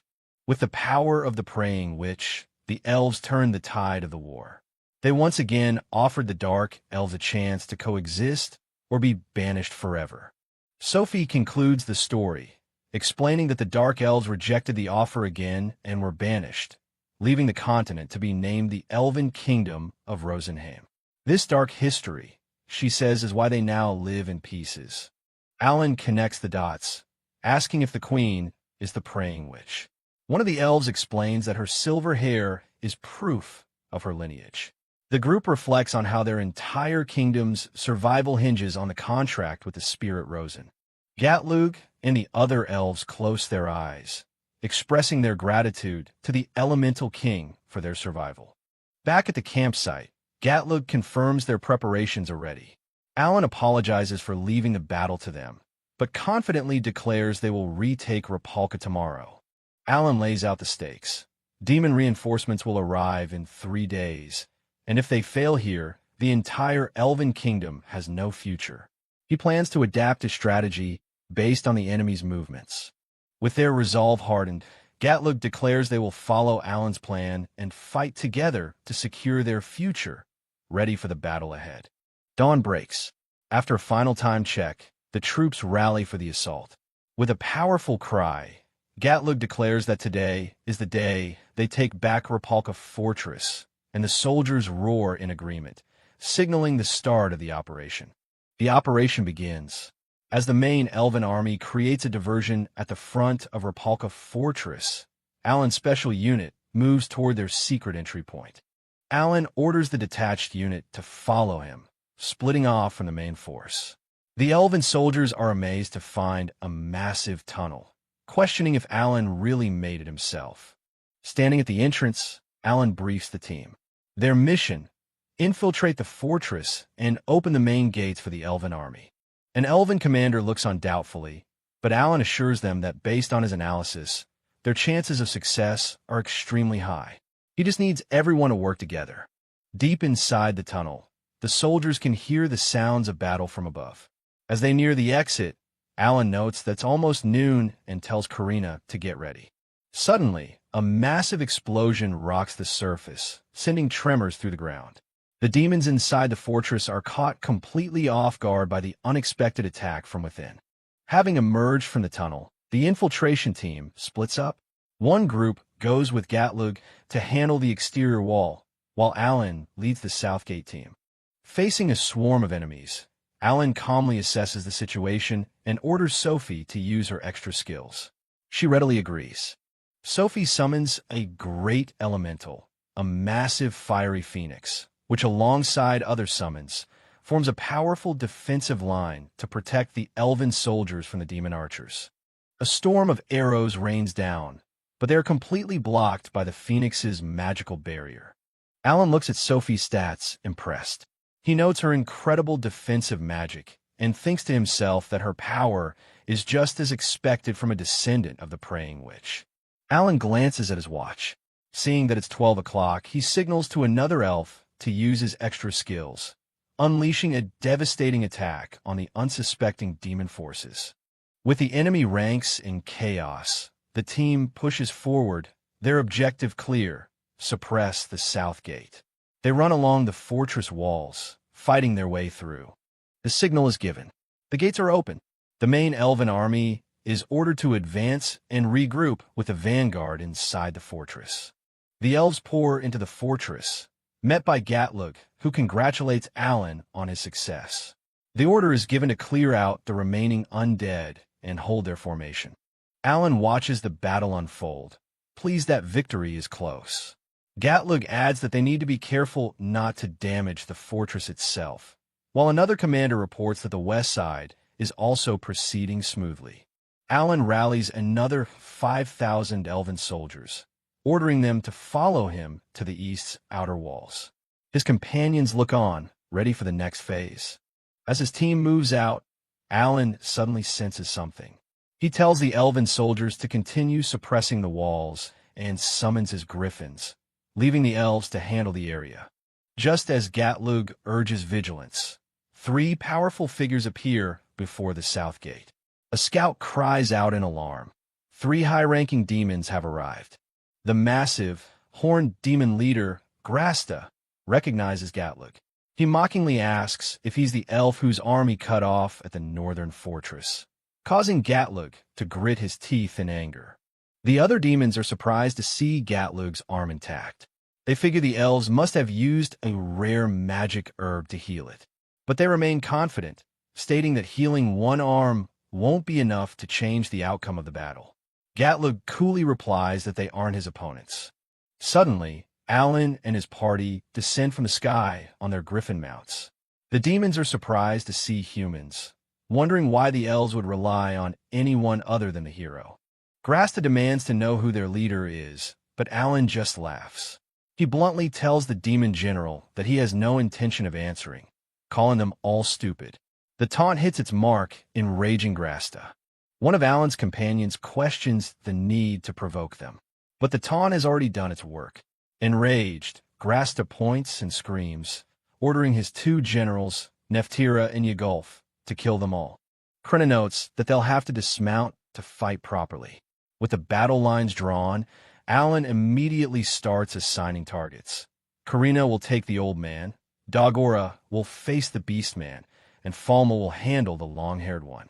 The showdown is about to begin. Facing three demon generals for the first time, Alan opens his grimoire to reorganize his cards.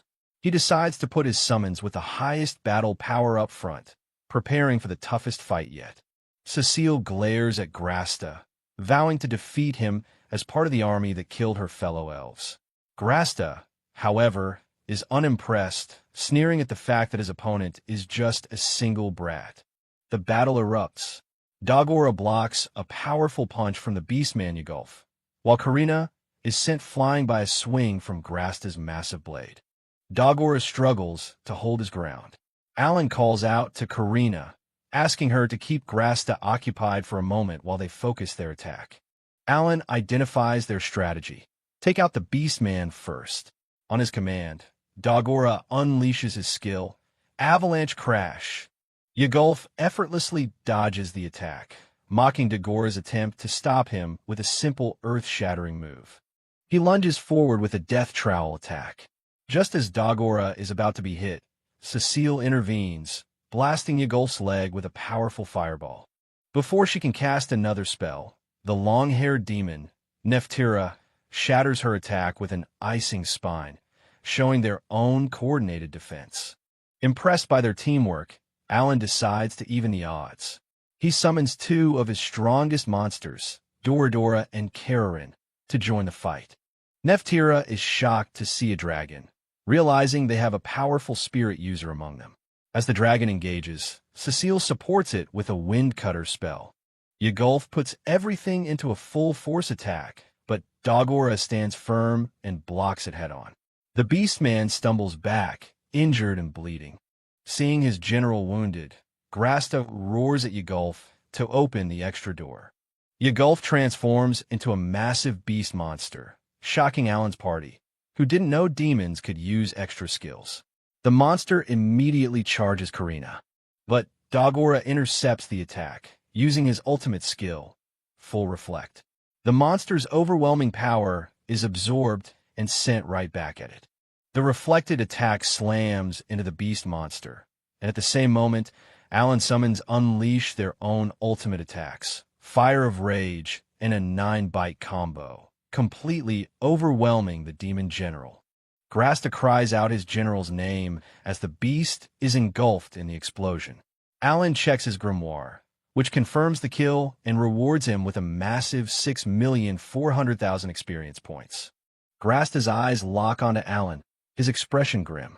He realizes this black-haired boy is the one who changed the tides of the battle, possessing a talent that no ordinary human should have. Staring at Alan, Grasta murmurs a single cryptic word that hangs in the air. A liberator?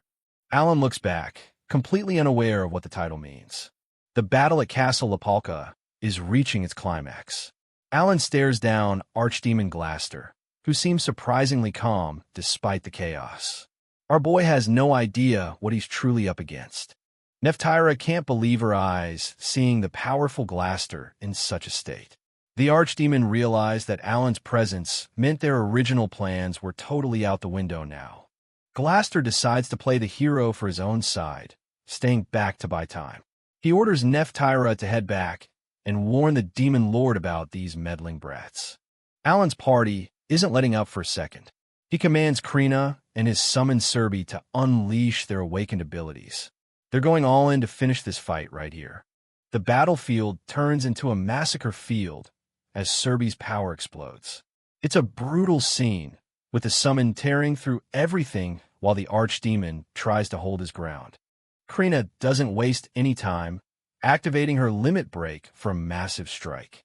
Alan cheers her on as she charges forward to deliver a blow that could end it all. The sound of clashing steel rings out as they trade blows. Glaster mocks her for just forcing her way through, but Krina's determination is clearly starting to get under his skin. Alan realizes this demon is on a whole different level, comparing his strength to a human hero.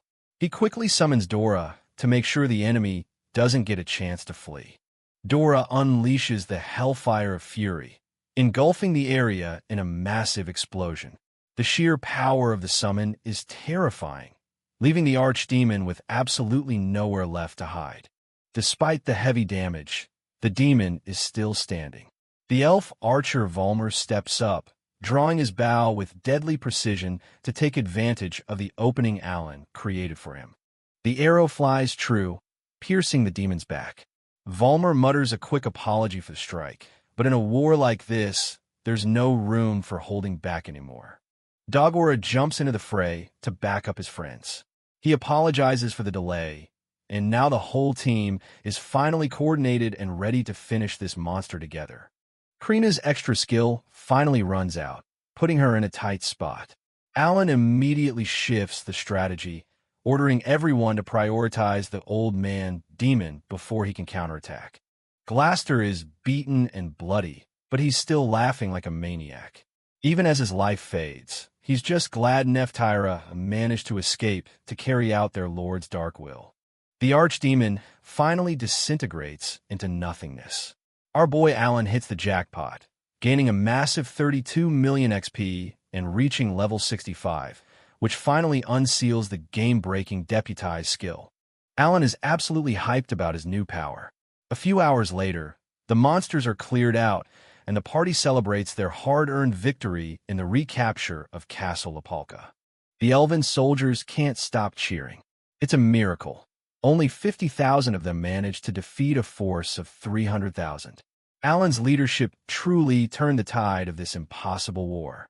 Sophie apologizes for letting the demon girl escape, but Alan is one step ahead. He already had his summon Ellie tag along to track her back to the demonic deity.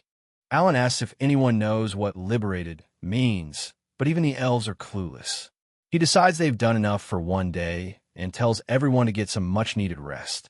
Time skips forward as we see the calendar flip.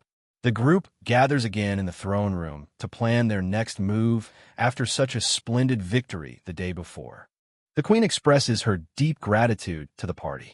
They also discovered a broken communication tool, likely used by the demon army, to coordinate their massive reinforcement from afar.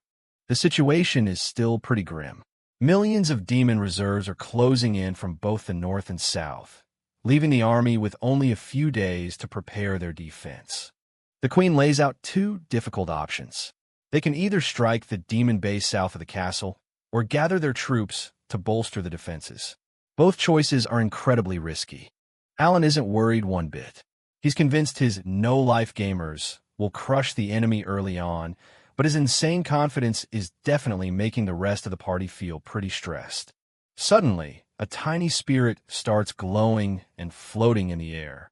Everyone freezes. The sovereign of spirits is finally waking up, and they're all bracing themselves for a massive display of power. The spirit squirrel, Lord Rosen, wakes up just long enough to thank everyone for their prayers. He looks pretty relaxed for a legendary spirit who's supposed to be saving the world. To everyone's absolute shock, Lord Rosen just flops over and falls asleep again. He basically tells the elves they're on their own for a bit, leaving Sophie and her people totally speechless. Alan is pretty annoyed he didn't get to ask the spirit about that liberated mystery. He quickly turns his focus back to the plan, wondering if his summon Ellie can succeed at Fortania. A few hours later, the scene shifts to the outskirts of Fortania. Ellie and another summon make their way through the snowy landscape, moving quietly to infiltrate the demon-occupied elven capital. They finally reach Fortania, which is dominated by a massive world tree.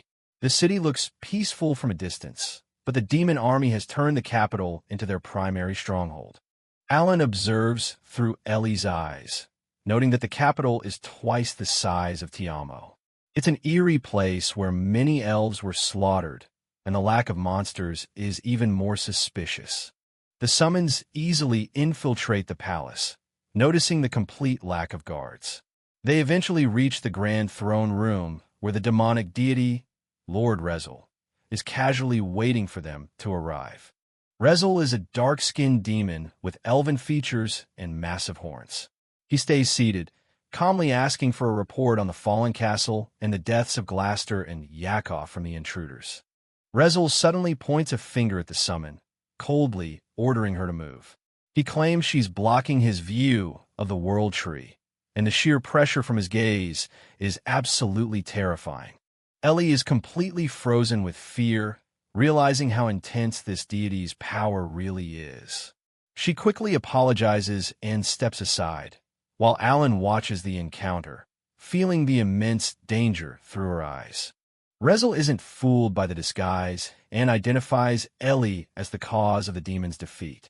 He realizes she isn't a monster, demon, or spirit, and starts questioning what she truly is.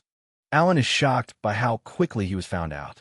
Rezel mentions the Liberated, which seems to be a title or secret related to Alan's unique soul that the demons recognize immediately. Ellie drops her act and proudly declares herself a subject of the one who shall rule the world. Alan, meanwhile, is just cringing, thinking about how he never actually wanted to rule anything. Rezel mocks Alan, calling him a total dunce for his supposed ambitions. This completely snaps Ellie's patience, and she screams that a mere deity has no right to insult her great master. Ellie lunges forward to attack, but Rezel just casually points a finger and tells her to be gone. A massive blast of dark energy sends the summon flying through the room in an instant. The deity seems almost amused by the encounter, thinking this war might finally get fun. He then dismisses the intruder and turns back to Nephthira to get a proper report on everything. Back at the base, Ellie is absolutely fuming. She begs Alan to let her go back and haunt that rude demon, clearly taking the insults to her master more personally than Alan did. Alan is actually proud of Ellie for keeping her cool and not starting a fight she couldn't win. He realizes that Rezel is strangely drawn to the world tree, which is interesting info. Alan figures that Rezel likely won't leave the capital anytime soon. That gives the party a clear goal: focus on dealing with the 4 million demon reserve units heading their way right now. Our boy starts testing out his new deputized skill with his summons.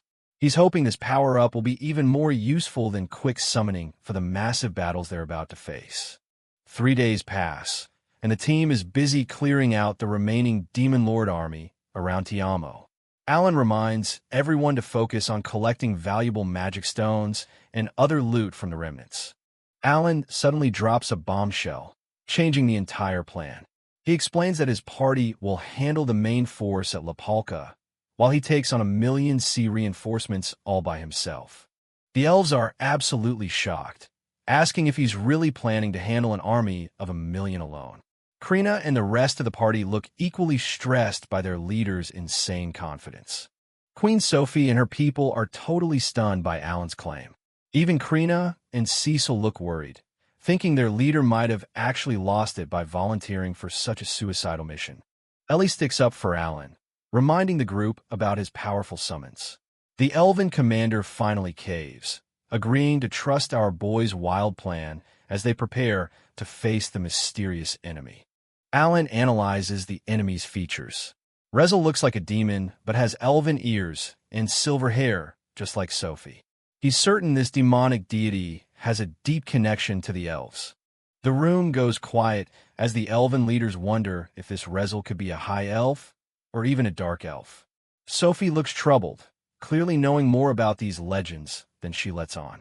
Alan's friends wonder if this is an act of revenge by the exiled dark elves. Queen Sophie admits she has no clue who this Rezel is, which only deepens the mystery of the enemy. Sophie humbles herself, asking the no-life gamers to officially fight alongside the elven army. Even though humans shouldn't be involved in their war, they desperately need Alan's strategic mind and overwhelming power. The party lets out a resounding yeah as they accept the mission.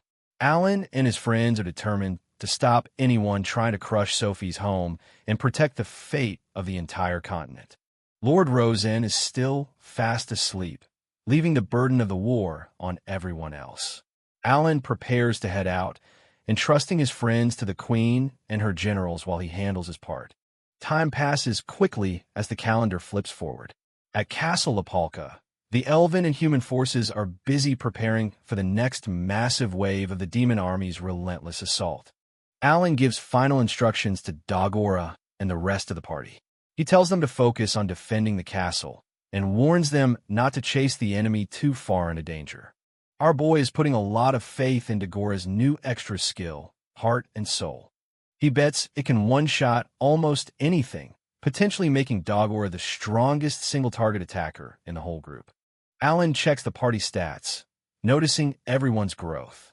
Even though he jokes about being weak because he lacks extra skills, his deputize ability makes his summons like Dora and Serbi absolutely monstrous.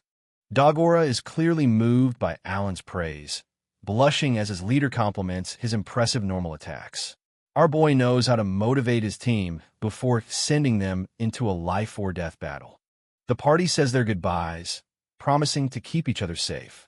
Alan hops onto his Griffin summon, Griff, ready to fly out and meet a certain important person before the big fight. On his way, Alan uses Deputize on Griff, giving the Griffin a massive boost in stats. With enhanced agility and a new jet ability, they'll reach their destination in no time. As he soars through the sky, Alan checks his watch. He's short on time, but knows he needs to speak with one more legendary figure before taking on those million demon soldiers. The scene shifts to the Empire of Jayamut's northern fortress. Alan's summon, Ellie, is already there, waiting for the one man who can help them turn the tide of this grave situation. Hero Helmios finally arrives, acting as casual and easygoing as ever. He apologizes for being late and notices how intelligent and articulate Ellie seems for a mere summon. Helmios brings along his party members, including a one-eyed sword lord he met before. He thinks it's more efficient for everyone to sit in on the conversation since they're all in this together. Ellie doesn't seem to mind the hero's relaxed attitude. She stays focused on the mission, knowing that Alan is listening in on the entire conversation through her eyes from far away. Helmios is impressed, hearing it took Alan only 20 days to beat 2 million demons.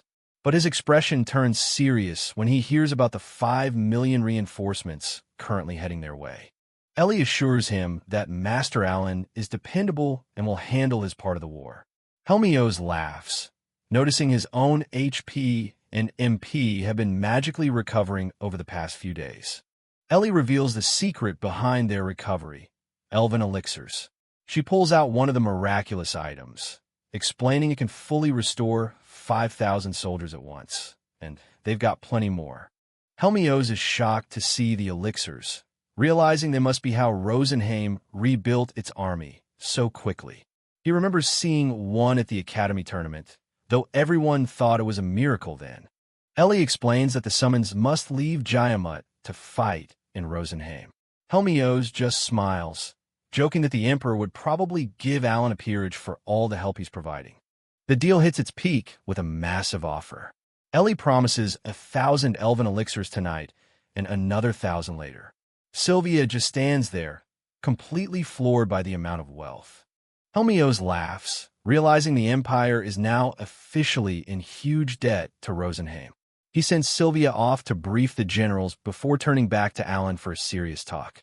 Alan asks Helmios if he's ever fought a demonic deity before.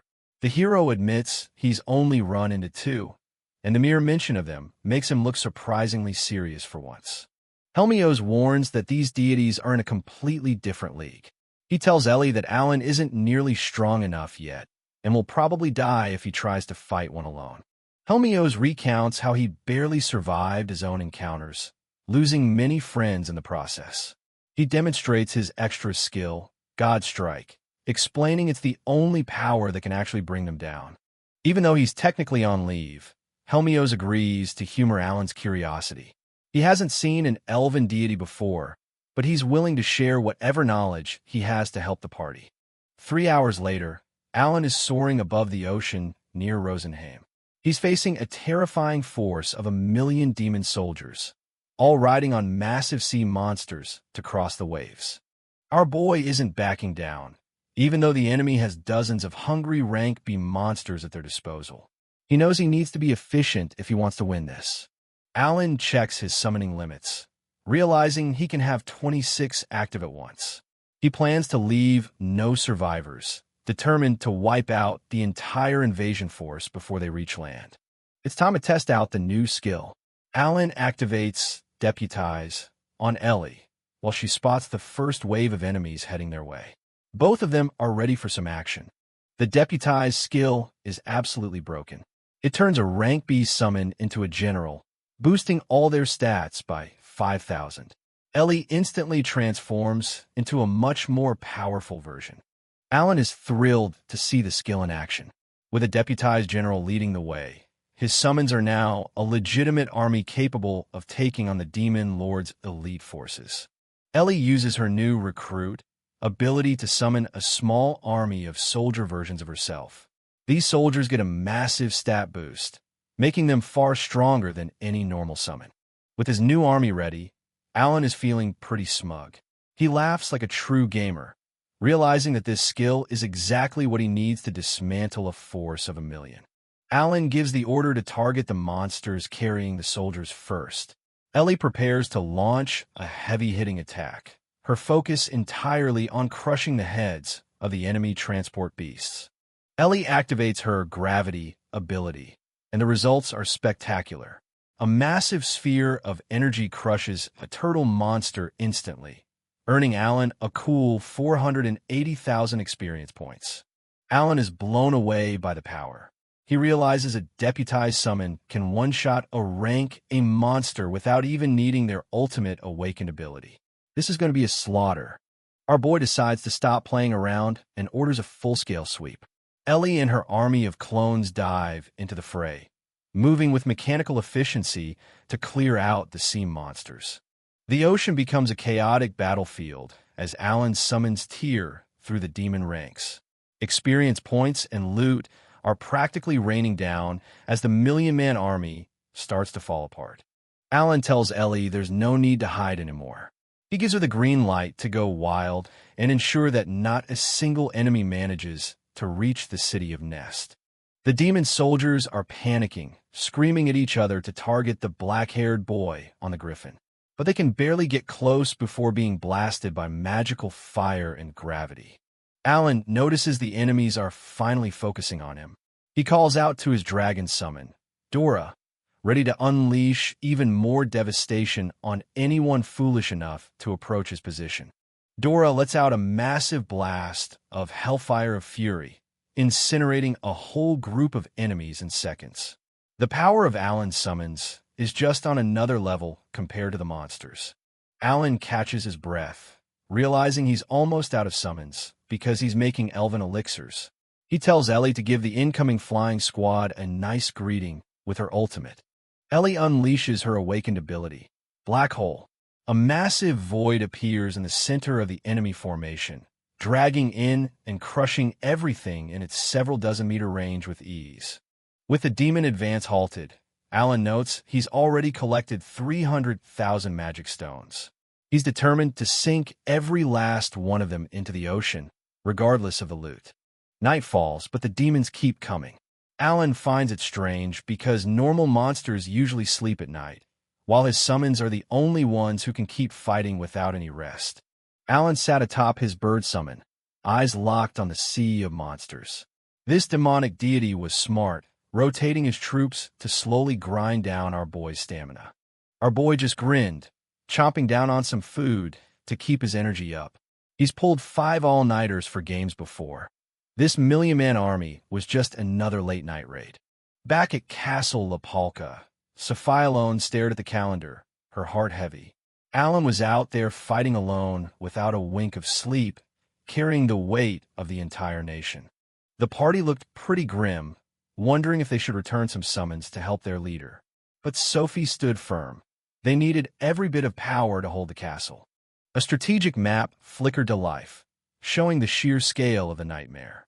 4,000,000 enemies were converging on the castle, ready to surround them from every single side. The elven commanders were sweating, realizing the mountains wouldn't stop these insect-type monsters. The demonic deity was playing for keeps, planning to launch a relentless assault under the cover of darkness. Sophie just smiled, telling the shock group that Alan already had everything mapped out. Even while fighting a million demons at sea, our boy was still playing 4D chess. She laid it out clearly. They had to hold the line for at least 5 days. Alan couldn't replenish his summons yet, so the fate of the city rested on them. The predicted enemy formation was terrifying, showing 500,000 demons on the flanks and 2 million in the north. They were completely boxed in by an overwhelming force. But Alan's defense plan was even crazier, assigning specific summons to each front. He was treating this massive war like a high-stakes card game, and he had the perfect deck. To boost their morale, Sophie promised thousands of elixirs and a special tree for support. As Alan's summon flew off, the group prepared for the most brutal battle of their lives. When the sun rose, the prediction was dead on. 4 million enemies blanketed the horizon, a literal wall of monsters ready to crush Castle Lapalka into the dust. On the east side, 10 massive dragons called Doras stood ready. Alan's command rang out, telling them to clear the skies first as 500,000 demons charged forward. One of the Doras opened its maw, unleashing a devastating blast of hellfire. The sky turned into a furnace, incinerating entire swarms of insect monsters in a single, fiery breath. The elven soldiers were stunned by that raw power, but they couldn't relax. That massive attack was a one-time move, so they had to draw their bows and keep fighting. The dragon general took command, booming at the troops to use every skill they had. If even one wall fell, the entire defense would crumble like a house of cards.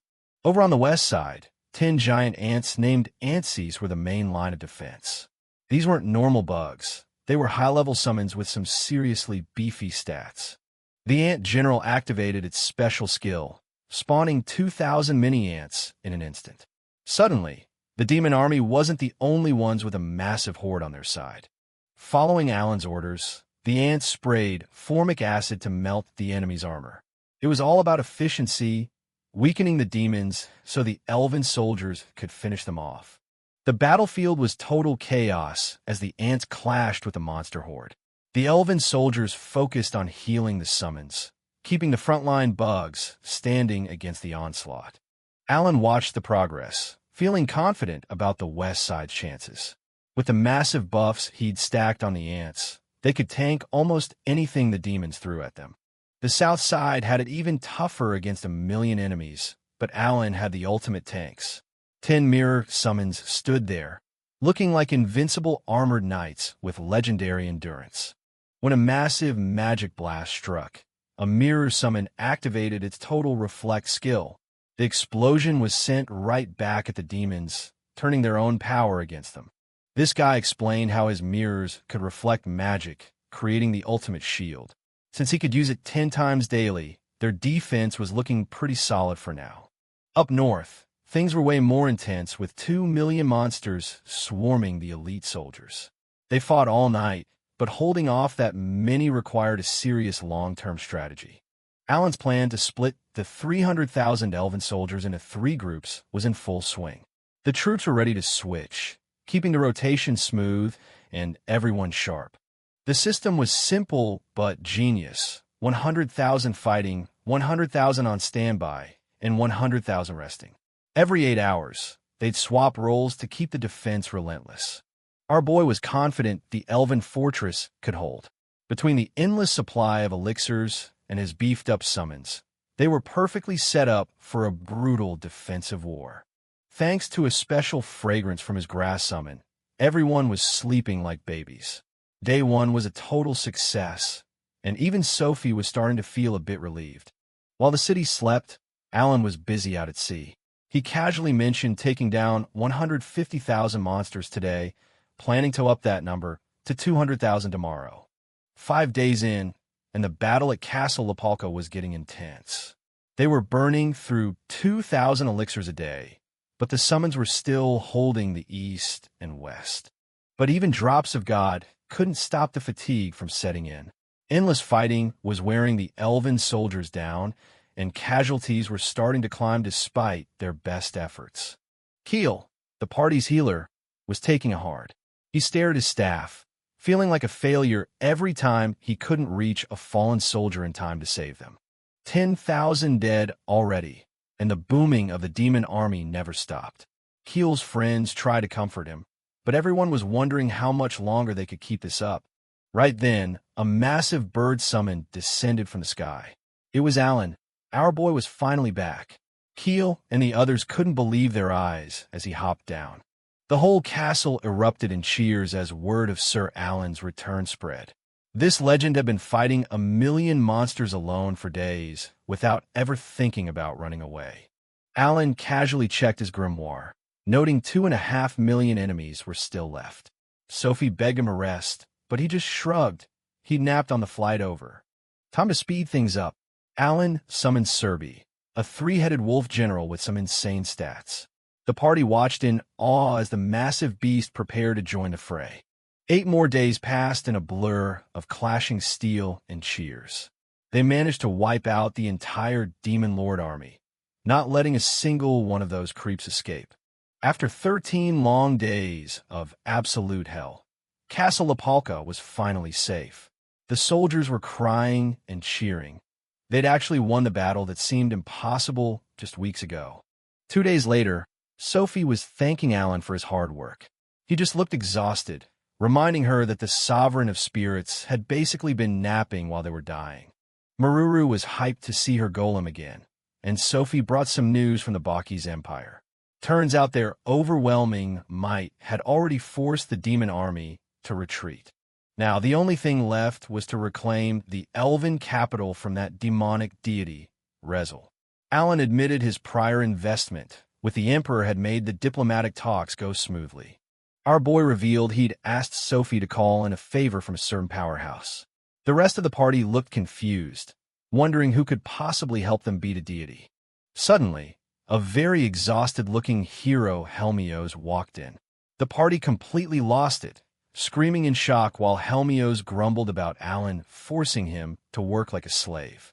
Alan just gave a cheeky grin, explaining he'd basically borrowed the legendary hero from the Empire.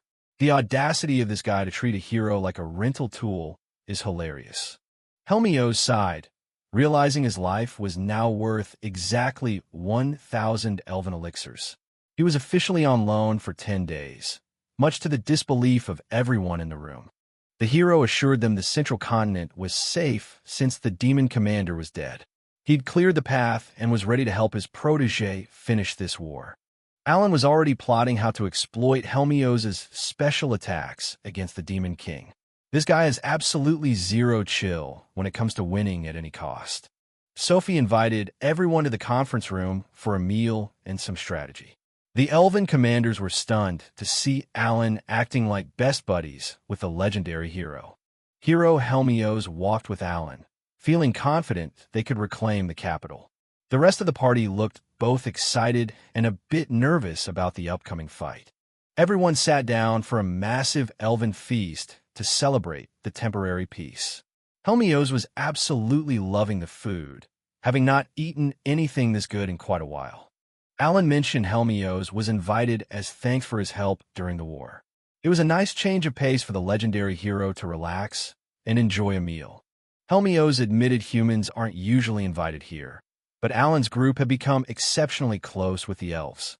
He was relieved everyone made it out of Rosenheim in one piece. Alan asked Helmios about his legendary party. Turns out he has a group of 10 elite fighters, mostly 3-star talent users like a Saintus, an Archwizard, and a Sword Lord. Helmios preferred a smaller, elite team for taking down powerful enemies. He explained that the Emperor would never allow his whole party to come, so he was sent here alone. Our boy just gave a sharp grin, promising to show Helmios what his summons could do.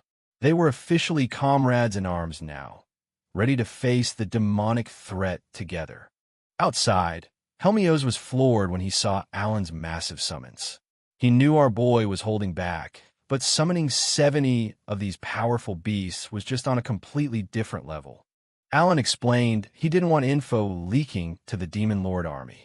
Helmios looked thoughtful, realizing something about the demonic deity had been bothering him since the very beginning. Helmios dropped a total bombshell. Only he and Alan would be fighting the demonic deity. The rest of the party was stunned, wondering why they were being left behind. The hero's bluntness was brutal, calling them dead weight.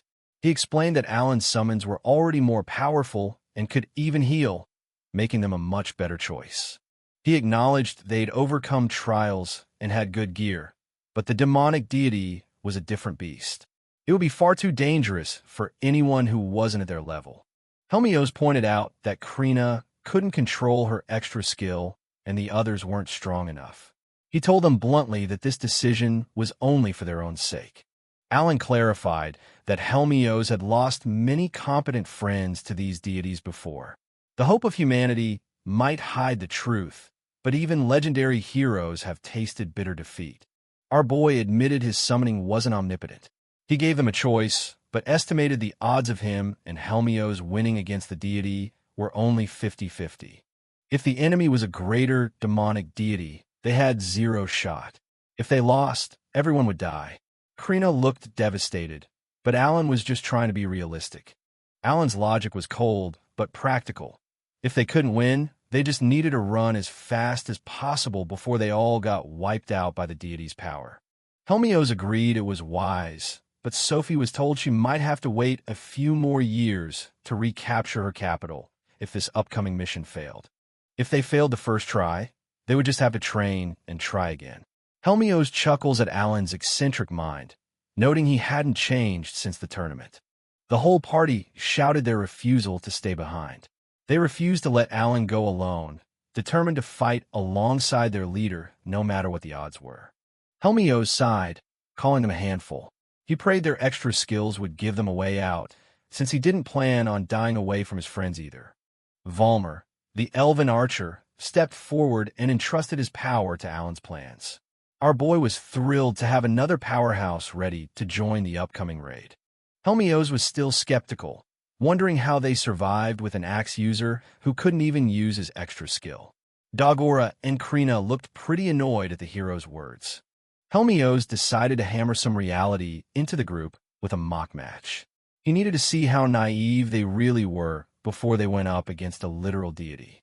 3 days later, the training had clearly been a total nightmare. Dagora and Krina were collapsed on the ground, completely wrecked and unable to even stand after the hero's lessons. Dagora was pushed to his absolute limit, but he wasn't about to back down. Even if he couldn't land a killing blow, he was ready to be the party's ultimate meat shield. Helmios decided to stop the lecture, seeing their unwavering resolve. Dagora was still reeling from the hero's brutal honesty, while Krina was already fired up for another round of intense training. The hero joked that frontliners like them were usually stupid, which is why they could trigger extra skills so easily. Dagora wasn't exactly thrilled with that particular compliment from the legendary warrior. Alan finally put the training to an end, having spent the entire time crunching the numbers. He'd analyzed their collective power and finally hammered out a concrete plan to face the deity. With the battle strategy finally set, the party looked out toward the distant mountains where their final challenge waited. Tomorrow, the mission to reclaim Fortania would officially begin. The next day, Alan and his party prepared for the final assault. Our boy told the elven warrior Valmer to stay behind, insisting they'd handle the fighting on the elves' behalf. Princess Sophia alone stood ready, but Helmios had already departed. As a small spirit napped nearby, she entrusted the mission to her allies, knowing the weight of the coming battle rested on them. Alan asked if destroying the city was okay, and Sophie didn't hesitate. Dispelling evil was all that mattered. She clasped her hands, praying for the sovereign of spirits to bless their journey. The group bowed in gratitude, promising to give it their all.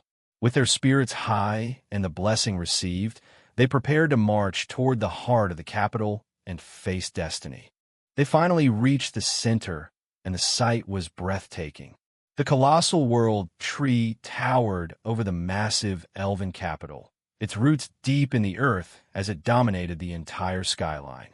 Valmer bid them farewell, officially parting ways with the group. He entrusted Princess Sophie to Alan's care, while the young mage Cecil marveled at the sheer beauty of the ancient elven city. Something fell off as they entered. The city was eerily quiet, with no demons in sight. Alan scanned the area, confused by the lack of resistance in such a critical location. They eventually reached a massive, ornate shrine nestled at the base of the World Tree. The silence only grew heavier as the party stepped onto the grand plaza, weapons at the ready. Inside, demonic deity Rezel sat arrogantly upon a throne. He grinned, noting only 6 people had arrived. The creeps seemed unfazed, having waited for the party to finally show their faces. Rezel instantly recognized Alan as a liberated because of his black hair. Our boy didn't care for the chatter, though, pointing a finger and demanding the demon return Fortania immediately. The demon laughed, pitying Alan for taking on a mission he thought the elves had begged for. Seeing the boss's arrogance, our boy decided it was time to provoke him a bit. Alan dropped a bombshell, declaring he knew Rezel was actually a dark elf. The reveal shocked his friends and wiped the smirk off the demon's face, hitting him where it hurt most. He didn't stop there, taunting the boss about his millennium-long obsession with the World Tree. Alan called him clingy, a jab that clearly struck a nerve with the supposedly divine being. Rezel finally snapped, his calm facade crumbling into pure rage. He claimed the tree rightfully belonged to his kind and swore he wouldn't let anyone steal it away from them again. Sophie was stunned, realizing their perspectives on history were completely mismatched. While Alan's provocation worked, the tension between the two races' pasts threatened to boil over right in the shrine. Alan stood his ground, arguing that no reason justified killing millions of elves. The boss just smirked, cruelly dismissing the lives lost as nothing more than pests crawling on his tree. That was the final straw. The party drew their weapons, with Dagora gripping his massive axe and Krina readying her blade. It was time to stop talking and start the fight. Alan unleashed his power, using quick summoning to fill the room with his elite forces. A massive dragon emerged alongside an army of armored spirits, completely changing the scale of the battle. Rezel was momentarily surprised by the dragon's appearance. Seizing the opening, Alan commanded his summon, Dora, to strike first blood. The beast lunged forward, flames building deep within its powerful throat. Dora unleashed a terrifying blast of hellfire of fury directly at the enemy. The searing flames lit up the entire shrine, threatening to incinerate everything in their path with absolute destruction. A massive explosion rocked the building, sending debris flying everywhere. One of the demon's minions, Nephtyra, stood no chance and was completely vaporized in an instant by the dragon's overwhelming power. A system message flashed, showing a massive gain of over 7 million experience points. Amidst the chaos, Alan ordered his summon, Griff, to quickly grab his friends and move them back. The shrine lay in ruins, but the battle was far from over. Rezel stood calmly in the rubble, unimpressed by the dragon's power despite it taking out his minion in one blow. Plot twist: the boss counterattacked with insane speed, striking the dragon with his bare hands. The impact was deafening as he effortlessly shoved back the beast that just caused such destruction. Alan's heart raced as he ran the numbers. This guy's stats were easily over 30,000, making his own powers look like child's play. It was time for a desperate gamble. Alan directed his teammates to strike, while only the boss remained. Dagora and Krina charged forward with a determined yell, ready to press the attack against the arrogant demonic deity. But the counterattack was brutal. Rezel moved with frightening force, tossing the warriors aside like dolls. Krina took a direct hit, coughing up blood as she struggled to stay on her feet. The demon stood there unfazed, almost disappointed that his blows hadn't killed them instantly. Dagora gritted his teeth, feeling the literal weight of a power that far surpassed anything they'd faced before. Every hit felt like it was shattering his bones, and Dagora knew his limits were close. Rezel just stood there with a mocking grin, inviting them to throw everything they had at him. Cecil stepped up, unleashing her gravity magic to pin the boss down. Alan saw the opening and urged Krina to strike, desperately hoping they could find a crack in the demon's defense. Pushed to the brink, Krina activated her limit break. Her aura flared as she poured every ounce of her strength into a final, desperate gambit to turn the tide of this nightmare. She struck with everything she had, but Rezel just casually blocked the blade with his arm. He noted she'd finally opened the gate, while Alan signaled for Valmer to provide covering fire. Valmer didn't miss, firing a powerful arrow of light that pierced right through the demon's back. The blast was huge, but the elven archer knew this was far from enough to win. With the boss momentarily distracted by the light, Krina and Dagora launched a coordinated aerial strike. They poured their remaining strength into hitting his blind spots, hoping for a decisive blow. Alan cheered, thinking they'd finally landed hits on the demon's vital spots. However, Rezel just scoffed, calling their carefully planned team tactics nothing more than a childish game in his eyes. Krina kept swinging her sword, but the metal just bounced off his skin with a series of dull thuds. Alan watched in horror, realizing the monster was still completely unscathed and mocking them. With a swift, casual movement, Rezel swatted the warriors away. He declared one was already down as he slammed his fist into the ground, further proving just how outmatched the party was. He swiped through the air, knocking arrows aside and hitting Dagora once more. The boss sighed, calling them nothing more than annoying pests as he prepared to end the battle for good.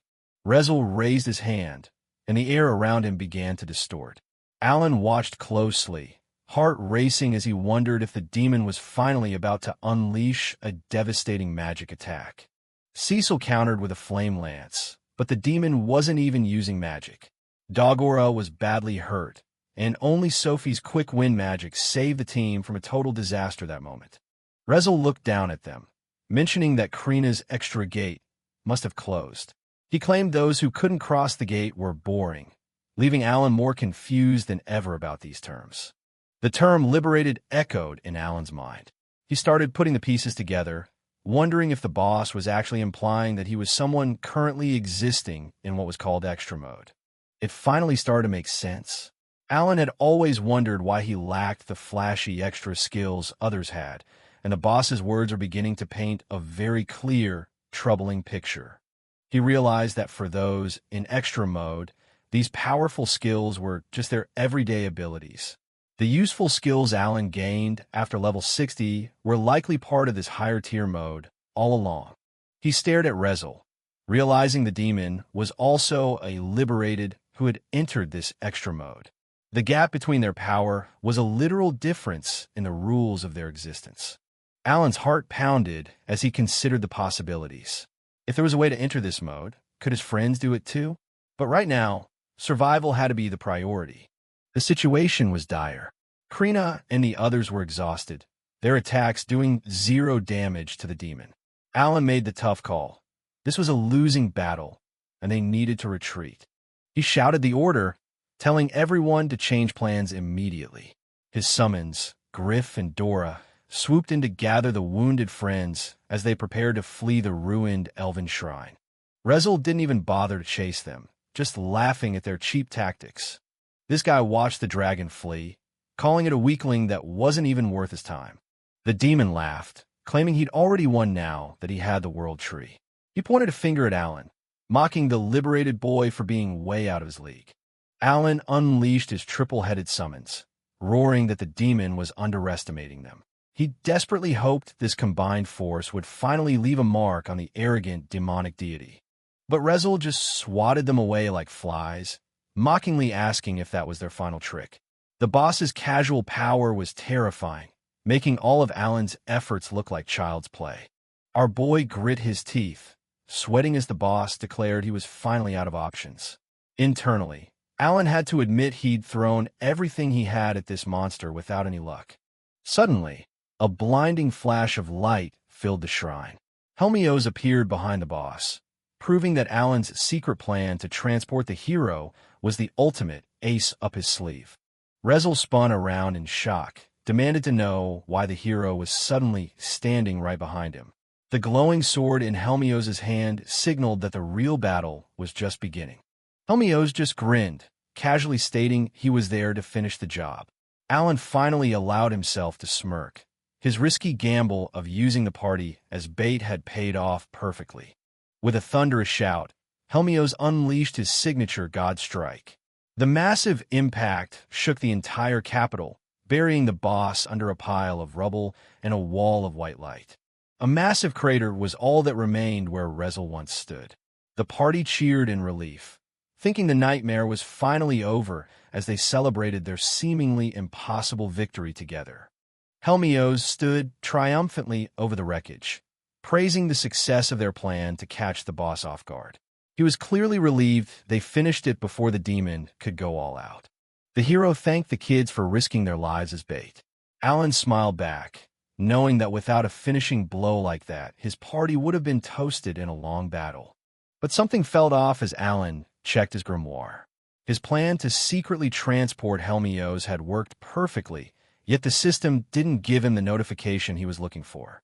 Helmios asked Alan to finish the job, but our boy realized something was wrong. The demon's defeat hadn't popped up in his magical book, meaning the threat was still alive.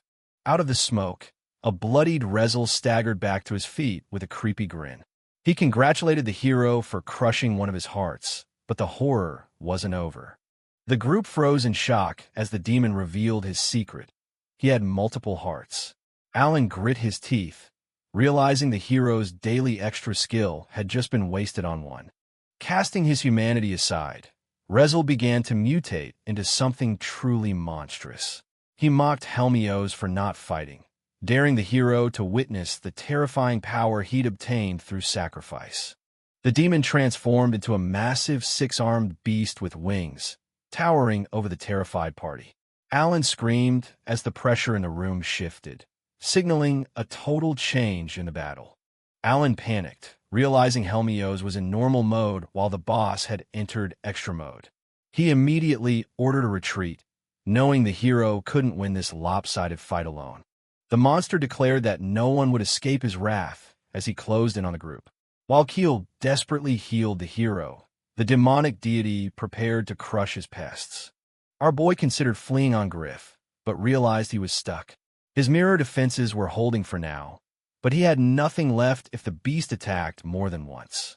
A barrage of energy blasts rained down on the party, turning the shrine into a literal war zone. The sheer scale of the demon's transformed power was simply too much to handle. The boss slammed into Alan's dragon summons with a series of bone-shattering thuds. Even the powerful creatures were being swatted aside like nothing by the beast's overwhelming, multi-armed strength. Alan gritted his teeth, watching his summons get wrecked in seconds. He knew they were only buying a few moments of time, and those seconds were rapidly ticking away for everyone. Even Helmios was panting, admitting that this monster finally had him beat. He warned the rest of the party to stay back, as he prepared one last desperate stand against it.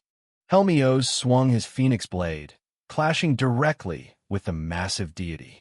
Amidst the shockwaves, Volmer lunged for Princess Sophie, desperate to shield her as the entire battlefield started to break apart. Alan watched in total shock as the shrine began to crumble around them. With things looking grim, he knew they needed a miracle fast, turning his attention to Sophie for one last hope. Alan shouted to Sophie, desperately asking for a grand spirit manifestation to save them. However, the elf princess tearfully admitted it wasn't working, leaving Alan completely shocked as their final hope vanished. Alan realized things were looking really bad. He planned to use the grand spirit as a shield to escape, knowing it was much tougher than any of his regular summons. The battle raged on as Alan's summons clashed with the monstrous deity. He noticed Rezel was actually defending against the hero's attacks, meaning they were finally dealing some real damage. Gritting his teeth, our boy decided to pull out his last resort. He flew straight toward the beast on his summon, shouting out to Rezel to get his attention. This guy challenged the monster to a proper duel, shouting for him to show his true power. He wanted a liberated versus liberated fight to settle things once and for all. Rezel seemed amused, but Alan's friends were absolutely losing it. Cecil and the others had no idea what he was doing, since this definitely wasn't part of the original strategy. Krina screamed for him to stop, worried he was just acting as bait. Rezel gladly accepted the challenge, charging up a massive sphere of dark magic to finish our boy off. The deity fired, but Alan was ready. He called forth his mirror summon, a massive armored knight that raised its shield to block and reflect the incoming magic blast. Rezel landed gracefully, quickly realizing the trick behind the shield. Alan stared back, knowing the monster had already figured out his mirror summon was designed specifically to bounce magic right back. The beast was fast, wary of the reflection ability. He bypassed the shield with raw speed, creating massive explosions as he tore through the battlefield, leaving Alan struggling to keep up. Things took a turn for the worse as blood sprayed everywhere. Dagora and the girls watched in horror, realizing Alan was putting his life on the line just to buy them time. Helmios watched the chaos, a small smile playing on his lips despite the danger. He couldn't let his only hope die here, preparing his phoenix blade for a massive counterattack. The massive dragon and knight summons continued their desperate fight against the deity. Meanwhile, Dagora was screaming at the others to let him go, so he could jump back in. This guy was totally fed up with Alan's reckless behavior. He yelled at his friend for always pushing past his limits, a habit he'd apparently had since they were just kids. He remembered their childhood, chasing after the boy who always acted so cool. Back in the present, he hoisted his injured friend onto his shoulder, calling him the hero of the elves.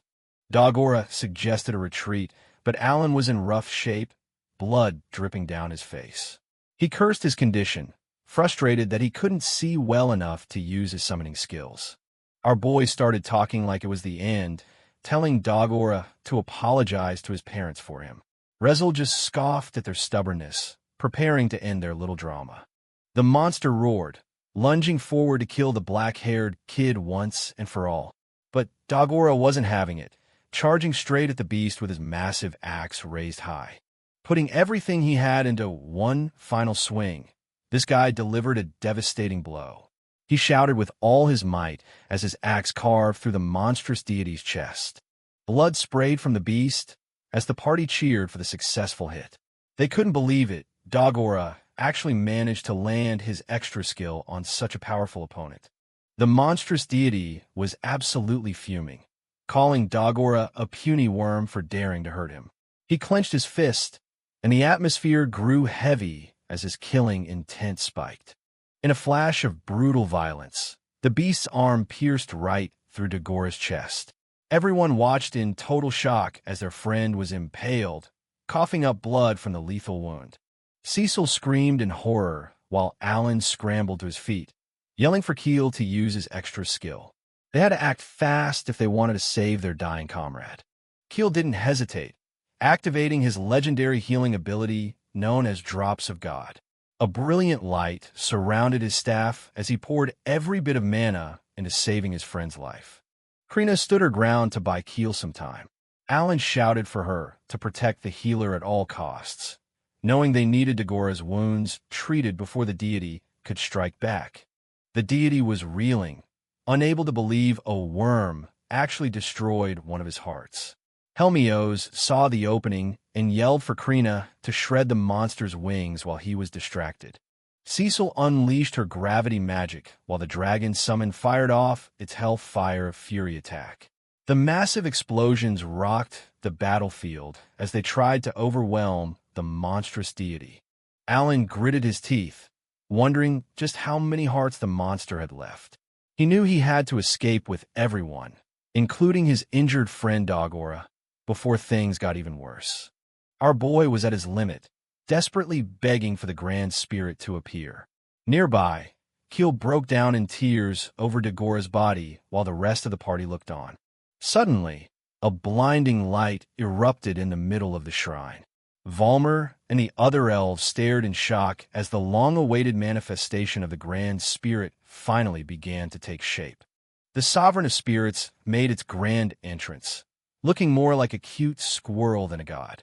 Sophie was completely stunned, wondering if the divine being had just been sleeping this whole time. This little guy turned toward the party, calling them no-life gamers as the battle resumed. Alan and the others looked on in awe, realizing their luck might finally be turning around. Rosen activated his divine blessing, wiggling his tail as a warm glow enveloped the entire party. Everyone felt a sudden surge of power as the spirit's magic began to take effect. Alan checked his grimoire and couldn't believe his eyes. The blessing had boosted everyone's stats by a massive 30%, giving them the edge they desperately needed to win this fight. Krina felt power flowing through her as her stats spiked on the system screen. Meanwhile, the deity was fuming, but the spirit simply scoffed at his claims about defying God's principles. The squirrel-like spirit declared he'd keep getting in the way to protect his adorable elves. Rezel loomed in the distance, frustrated that Rosen was once again interfering with his dark plans. Alan argued with the spirit about his claims, but Rosen quickly dropped a major bombshell. He revealed that his blessing could reset all of the party's skill cooldown times exactly once. Our boy shouted the good news to the rest of the team, with their extra skills ready to use again. Even Helmios and Krina felt a renewed sense of hope. Alan urged Keel to try reviving Dogora again, noting that his increased intelligence would boost his success rate. He then turned to Krina, telling her it was now or never. Krina gritted her teeth and activated her limit break, determined to end this. Right beside her, Keel prepared to unleash his ultimate healing magic, known as the Drops of God. Krina lunged forward, striking the deity with her thunderous sword. The impact was massive, and Alan watched in awe as her boosted stats finally allowed her to land a heavy blow.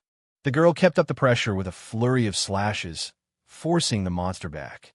Despite the progress, Alan checked his book and realized they still hadn't finished the bastard off. Alan shouted words of encouragement, reminding Krina that even Dogora had managed to use his extra skill. The girl's eyes lit up with determination as she swore she could do this. Helmios and Volmer joined the assault, firing off a powerful arrow of light from above. The beam of energy slammed into the deity, making him howl in pain as they coordinated. Krina didn't let up for a second, unleashing another thunderous sword that tore through the air. The sheer force of her attack caused the ground to crumble beneath the monstrous deity. Alan grinned, seeing that the double buffs were finally making a real difference. Helmios and Cecil were equally impressed by the sheer power Krina was displaying in her final stand. Helmios soared through the air, combining his flying slash with the devastating phoenix blade. He carved right through the monster's flesh, leaving the deity reeling from the relentless barrage of attacks. The hero landed gracefully, confident that he could now finish the monster alone. Krina was thrilled that their plan worked, while the deity could only curse his luck in defeat. The beast was barely hanging on, gasping for breath while blood dripped from his wounds. Despite his condition, he stared at the world tree, still obsessed with claiming it for himself. Alan was absolutely fuming, refusing to let the monster escape after what it did to Dogora. This deity raised its many arms, scrambling to make one last move and survive. The monster launched a massive dark soul energy sphere that loomed over everyone. Alan realized he couldn't reflect this attack, so he yelled for Cecil to finally trigger her extra skill. Alan assured Cecil that her massive attack wouldn't hit the party from this distance. The mage looked a bit nervous, hoping her powerful magic would only target the enemy and not her friends. Finally, it was Cecil's turn to unleash her ultimate move. She called down a petit meteor that grew to an enormous size thanks to the spirit's blessing, causing a gargantuan explosion. Alan shouted for Helmios to deliver the final strike. The hero lunged forward with his god strike, a massive cross-shaped energy blast that slammed directly into the monstrous deity's hidden heart. The massive blast rocked the entire area, leaving a trail of destruction in its wake. Our boy and his team watched the aftermath, hoping this final assault was enough to end things. Keel desperately tried to wake Dogora, celebrating their victory. However, Alan's smile faded as he checked his grimoire, the book hadn't registered the enemy's defeat yet, which was extremely sketchy.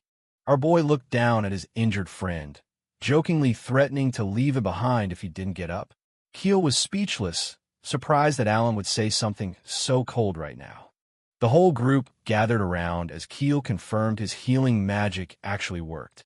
Dagora was finally conscious, much to the relief of everyone who had watched him take that lethal hit. Alan joked about boosting Keel's intelligence stat so he could revive people more often. Cecil snapped at him, reminding the protagonist that now was definitely not the time for his gamer logic. Turns out Dagora heard Alan's earlier comments loud and clear, and he was pretty ticked off. He glared at our boy, annoyed that his brave sacrifice was being treated like a joke. The mood lightened as the team shared a laugh over the absurdity of the situation. Even though Dagora was still fuming, everyone was just glad to see their friend was okay. Alan reached out a hand, and the two friends shared a firm grip, confirming their bond. Meanwhile, Sophie thanked the Sovereign of Spirits for the divine assistance that saved their lives. Despite his injuries, this guy was already itching to use his extra skill again. Alan grinned and pumped a fist, shouting that it was finally time to avenge Dagora's near-death experience. A massive crater loomed where a third of the city used to be. Alan and the others looked down from their summon, stunned by the sheer scale of the magical destruction. The group landed near the defeated deity, who was slumped against a rock and wheezing. Alan warned everyone to keep their guard up, not knowing if the monster had any strength left. The once proud deity was in terrible shape, coughing up blood as he stared at his opponents. He acknowledged their arrival, his voice barely a whisper as his life essence slowly drained away. This guy's body began to crumble into dust, signaling the absolute end of the fight. Alan watched silently, realizing that the overwhelming threat to the elven capital was finally truly over. In his final moments, the monster muttered about how dying in the promised land wasn't so bad. He had wanted to show this beautiful sight to his fellow brethren before disappearing forever. The antagonist's voice faded as he warned that others would come after him. Sophie stared in shock as the powerful enemy completely vanished, leaving nothing but a lingering sense of dread. Alan noted that the deity didn't seem completely insane at the end. Suddenly, a notification popped up. He had reached level 76 and gained a massive boost to all his stats. Our boy wondered why he didn't see a massive XP gain after defeating such a powerful boss. Before he could investigate, the squirrel spirit began to glow with a brilliant, blinding light. The little squirrel suddenly evolved into a massive, bear-like spirit beast. Everyone was completely caught off guard as the divine creature's presence expanded, filling the entire shrine with an overwhelming aura. The evolved spirit spoke up, calling out to a hidden observer who was peeping from the shadows. Helmios and Alan whirled around, realizing that another dangerous presence was lurking nearby. A mysterious figure in a jester outfit suddenly appeared, dancing through the air with a creepy skull mask. Alan immediately recognized the intruder, shouting out the name of the terrifying Kjubel. That creepy jester just smirked, mocking Helmios about their little reunion. Krina and Dagora were shaking in their boots, knowing they were staring down a greater demonic deity they couldn't touch. The psycho told them to chill, saying he wouldn't start a fight while a literal god was watching. He even reminded them how he'd graciously left them alive the last time. Kjubel revealed his status as an officer while questioning the group about their identity. Alan was taken aback, realizing the jester was far more influential in the enemy army than he'd imagined. Our boy tried to play it cool by lying about his own death, but the eccentric jester didn't buy it for a second. He pointed out Alan's distinctive black hair immediately. Kjubel threw a hilarious tantrum, stomping around and complaining that Alan's meddling had ruined all of his carefully crafted strategies. The jester was clearly in big trouble with his superiors. With a theatrical farewell, the villainous jester vanished into a dark portal, leaving the party bewildered. Helmios and the others were left wondering why he specifically came just to see Alan. Alan let out a sigh of relief, officially declaring their victory to the weary team. He suggested they head back to Tiamo to finally get some much-needed rest after the battle. A total of 46 days had passed since the group first arrived at the nest. The long, grueling conflict in Rosenheim finally drew to a close as the Elven Kingdom celebrated. That night, the cities were filled with the sound of elven cheers and tears of joy. While the kingdom celebrated its freedom, our exhausted heroes finally drifted into a peaceful slumber. The following morning, Princess Sophie expressed her deepest gratitude on behalf of her people. She praised the party for defeating the Demon Lord army and successfully recapturing the Sacred World Tree. Alan quickly deflected the praise, insisting that Helmios should be credited as the main hero. He worried that being treated like celebrities would only make it harder for them to travel. Sophie shared some unsettling news about the Dark Elves, revealing that a truce had been formed centuries ago. She never expected their royalty to be working alongside the Demon Lord army. The princess planned to create a diplomatic forum to investigate the matter further. Alan remained wary, suspecting that the recent war might have deeper roots than they initially realized. Rosen popped up to thank the no-life gamers for saving the elves. Alan immediately reminded the spirit about the promised class promotions to 4-star talents, making the little guy twitch. Our boy flashed a cheeky grin, knowing he had the sovereign of spirits cornered. Rosen looked absolutely cornered, realizing he couldn't just wiggle his way out of this divine promise. The spirit admitted he couldn't change their modes, but he offered something even better. As the god of spirits, he could now promote one of them to a 5-star talent. This news was a massive game changer, as 5 stars meant reaching the same potential as the hero himself. Alan didn't hesitate, immediately nominating Krina for the prestigious power upgrade. Everyone agreed that Krina was the best choice for the promotion. The pink-haired girl was pumped and ready to give it her all as the group prepared for the divine ritual. Rosen began to wiggle his tail, unleashing a brilliant light that enveloped the entire party. The spirit's divine energy surged through them, preparing their bodies for the upcoming class transformations. Alan was ecstatic to see that half of their stats carried over even though they were reset to level 1. Krina became a berserker, while Cecil officially reached Archwizardess status. To everyone's surprise, the little spirit decided to join the party on their future travels. Sophie considered it a great honor to have a literal god accompanying her brave companions. Helmios watched the young adventurers with admiration, truly impressed by their growth. Suddenly, Rosen turned to him, claiming that the hero's own rewards weren't quite finished yet. The spirit's voice shifted as he spoke as Elmia, the god of creation. He praised Helmios for his unwavering dedication to protecting the elven people during the Dark Invasion. Helmios stood tall as he was officially promoted to the legendary rank of Hero King. Our boy and the others were floored to see he now possessed 6 stars. The hero checked his updated status screen, still in disbelief over his incredible new power. Alan realized that the god of creation had personally seen to Helmios' well-deserved reward. Alan and Helmios shared a laugh, both totally hyped about getting stronger.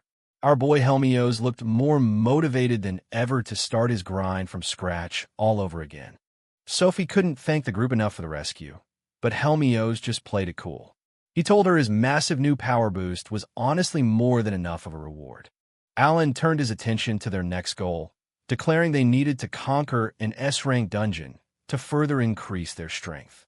He proudly showed off Maruru's impressive stats, noting she had reached her maximum level. With a map laid out before them, Alan announced their next destination, the Empire of Bakis, home to the dwarves. The group cheered, eager to reunite with Maruru and begin the next chapter of their epic journey. The war is finally over.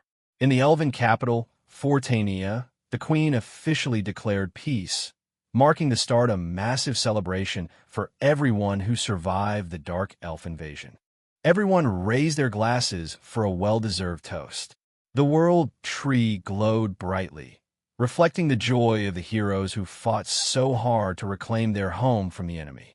Even the spirits were joining in on the fun, floating around in high spirits. Amidst the chaos, Alan noticed a strange fruit hanging nearby, wondering what kind of power it held.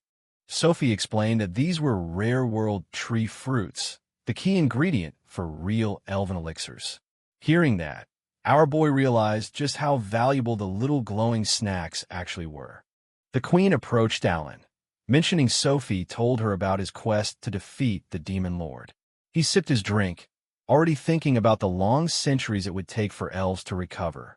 She then turned to Sophie and Valmer, ordering them to stay by Alan's side for the sake of the world. The two didn't hesitate for a second, swearing to follow him. The queen offered a reward of gold, but Alan politely turned it down.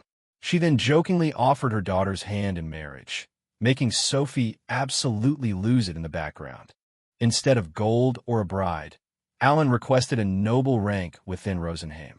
He didn't care if it was low level, knowing that having an official title would make his future plans much easier. Helmios announced his departure to the central continent to tackle a rank S dungeon. He grinned at the group, teasing that they'd eventually understand why he had to keep moving forward. Our boy decided it was time to head back to Rat Ash to claim their rewards. While the group discussed honorary titles, a dragon soared through the moonlight, signaling the start of a new journey. Everyone had different goals, from tax exemptions to becoming knights. However, Alan pulled Keel aside, whispering that they might finally have enough leverage to negotiate the return of his family's lost land. Returning to Rat Ash, the party managed to graduate from the academy a year early. News of their victory in the Elven War spread quickly, turning them into celebrities across the entire continent. 10 days later, they finally reached the royal capital of the Rat Ash Kingdom. The majestic castle loomed over the city as they prepared for an official audience with the king himself. Inside the carriage, Keel looked pretty stressed about the documents they were carrying. Alan just stayed chill, assuring the group that their work was perfect and wouldn't leave any sketchy evidence behind. The king of Rat Ash welcomed them warmly, expressing his deep gratitude for the elven elixirs they brought. He sat high on his throne, seemingly impressed by the young heroes standing before him. The entire party stood tall as they were officially presented to the monarch.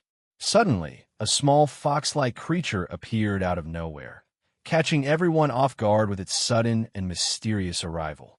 Turns out, the little guy was actually Rosen, the god of spirits himself. He introduced himself to the humans, thanking them for the bold decision that saved his precious elven children. The court was in absolute shock that a deity had tagged along. Meanwhile, the elven diplomat prepared to deliver a special message from the queen, leaving the king visibly sweating. The message revealed that the queen had awarded Alan the prestigious title of Grand Strategist. This high-ranking position meant he was now in charge of crafting plans and commanding entire elven armies. The nobles were furious that a young boy was given a rank higher than a general. The king gritted his teeth, realizing he couldn't do anything about a foreign nation's appointment. Alan smirks, knowing he pulled off the ultimate pro-gamer move. By holding a foreign rank, he's now legally exempt from being drafted into the Rat Ash Kingdom's wars against his own will. The elven diplomat suggested keeping representatives in each other's nations, which the king quickly accepted. Our boy then chimed in, saying he had one more big request to settle the score. He planned to lead Sophie's party to the Bakis Empire to conquer a rank S dungeon. The king hesitated, worried about losing his valuable sword lord, but eventually granted them permission. Just as the king tried to end the meeting, Alan stopped him right in his tracks. This guy wasn't finished yet, and his serious expression told everyone that some major drama was coming. Alan brought up the restoration of House Carnal, reminding the king of the promises made by his father. He stood his ground, demanding the reward they were rightfully owed for their service. Alan spoke up as the Grand Strategist, threatening to cut off all elven aid if they didn't listen. The Chancellor panicked, unable to believe this kid was actually playing hardball with the kingdom. The Chancellor checked the records of Keel's war heroics, even though most of it was just made up. The king admitted his father's crimes were serious, but Keel's efforts couldn't be ignored. The king officially granted Keel the title of Baron and half of his family's original land. Our boy was absolutely stunned, while Alan just smirked, knowing his master plan worked perfectly. Victory celebrations continued for days as diplomacy with the elves flourished. Keel gazed out at the city, finally feeling like he'd achieved his goal of giving his family a home to return to.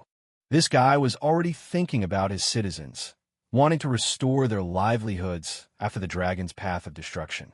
Meanwhile, the rest of the group was busy stuffing their faces with snacks. After the toast to the new Baron, it was time to move on to their next destination. They set their sights on Rodan Village, which had grown 4 times its original size.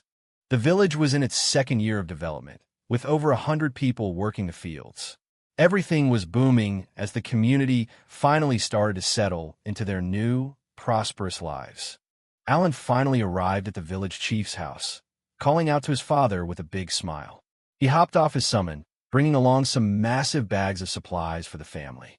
The reunion was heartwarming as his younger siblings, Mash and Myella, rushed out to greet him. Even our hero acted like a regular kid again when he was finally back with family. He proudly introduced his friends to the family, from the elven Princess Sophie to the new Baron Keel. They all looked like a legendary squad standing there in the village sunlight. The family was impressed by how much everyone had grown, especially Dogora, who was now a full-fledged knight. Dad looked a bit overwhelmed, but was clearly happy to see his son's success. Everyone headed inside for a massive feast, with Myella being fascinated by Sophie's long ears. Mom had prepared everyone's favorite potato dishes, making it feel like they never even left home. The dinner was filled with laughter and cheering as everyone dug into the delicious meal. Even Rosen, in his mascot form, was busy munching away, enjoying the cozy atmosphere of the village. Alan enjoyed some delicious boar meat while chatting with Mash about his studies. He looked at his happy siblings, silently promising to tell them all about the vast world outside one day. Our boy turned to Myella, asking what kind of talent she wanted for her future. He suggested becoming a cleric so she could heal people, while Rosen kept eating in the background. Rosen took a break from eating to grant the request, and suddenly, Myella was officially a cleric. The little fox spirit glowed with power, finishing the job with a casual, yeah. The family couldn't believe their eyes, but Alan was already planning for the future. He grinned, suggesting that Myella, Mash, and their friend could eventually form their own powerful adventuring party. That night was peaceful, but the next morning it was back to business. The group arrived at the White Dragon Mountains, ready to settle a centuries-old feud once and for all. Cecil asked if it was okay to leave without telling anyone, but Alan didn't want to worry his family. He'd already declined his rewards, feeling satisfied with just his elven rank. They soared toward the peaks on their massive griffins, looking down at the rugged terrain. The sight of the mountains reminded them of the huge challenge waiting for them at the top. The rank a white dragon loomed ahead, its massive eyes watching their every move. This beast had been a curse on their lands for generations, and now it was finally time to fight. "We're gonna beat the white dragon," the group shouted as they charged into battle. Summons flew everywhere, and the ground rumbled as they prepared to take down the legendary rank a monster. The dragon growled, demanding to know who dared to challenge it. It looked down at the tiny humans, sensing that these weren't just ordinary adventurers trying their luck on the mountain. Keel and Cecil stepped forward, shouting their names at the massive beast.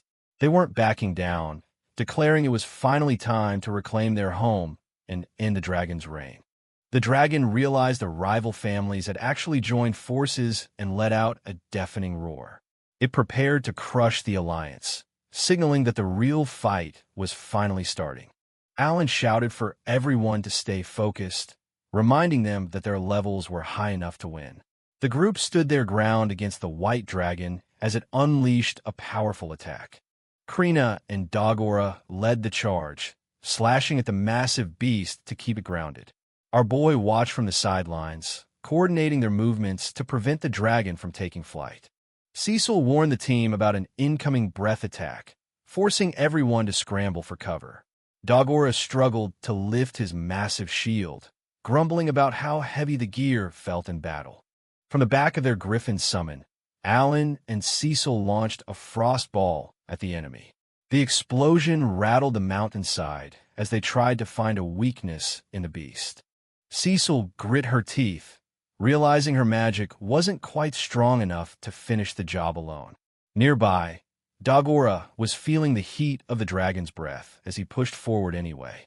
Alan ordered Valmer to use his extra skill, the Arrow of Light, aimed right at the dragon's mouth. The elven warrior didn't hesitate, letting loose a blinding bolt of pure energy. Dagora and Krina unleashed their own extra skills, hoping to lock the beast in place. The dragon mocked their efforts, claiming that these peons didn't stand a chance against its power. Sophie stepped forward, calling upon the grand spirit of the earth to heed her call. Suddenly, a massive stone golem manifested, ready to crush anything standing in its path of destruction. Alan was impressed by Sophie's summoning power. Knowing this was a huge win for the party, he decided to join the fray, calling out his own dragon and stone summons too. The white dragon was genuinely confused as a smaller dragon summon dared to get in its way. Our boy just smirked, knowing the beast was far too smart for its own good. Alan urged Dagora to use his heart and soul to cut the beast's head off once and for all. The warrior roared, charging forward with every ounce of strength he had left. Unfortunately, the attack failed, as Dagora hadn't been able to use that special move since their last big boss fight. Alan looked a bit disappointed while the poor guy felt defeated. Our boy didn't waste any time and told Krina it was her turn to step up. This girl was ready, activating her limit break as she lunged at the dragon's neck.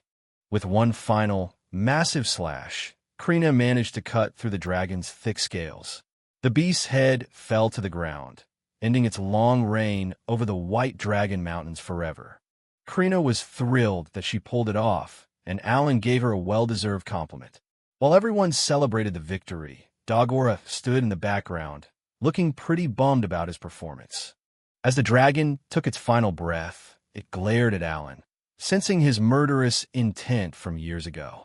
It seemed almost relieved that its boredom was finally over after all this time. The victory was massive, granting the party a whopping 28 million experience points. Krina reached level 52 instantly, and Alan couldn't believe they'd earned as much XP as an archdemon. Post-battle, Keel and Cecil discussed how the dragon went down way easier than they expected. Our hero just stood there silently, still wondering about the cryptic last words the beast spoke. They finally arrived at Carnal City, and Cecil felt nostalgic remembering the time they jumped off a magic ship. The sight of the massive city walls brought back some pretty intense memories. The city was in a panic, but Count Hamilton quickly stepped in to calm the confused citizens. He was absolutely shocked that the young party had actually managed to kill the dragon. Alan suggested displaying the dragon's head in the city square as a symbol of their victory. The Count agreed, though he was still processing how these kids did the impossible so easily. Keel led a grand parade through the streets, and the people cheered for their new champion. No one was bad-mouthing his family anymore as they celebrated the son of their previous lord.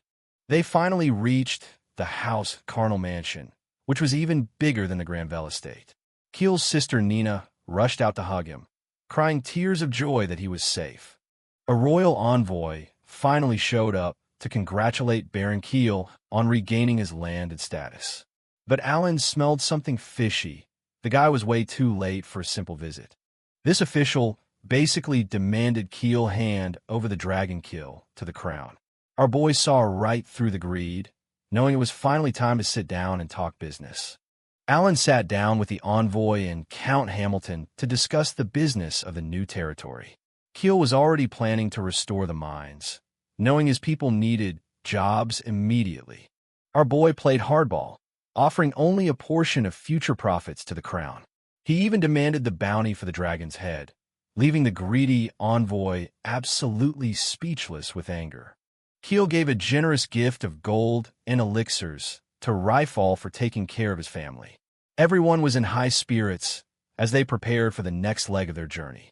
Count Hamilton promised to watch over Keel, acknowledging him as the true hero who saved the region. The young lord looked determined to live up to the legacy of his family name.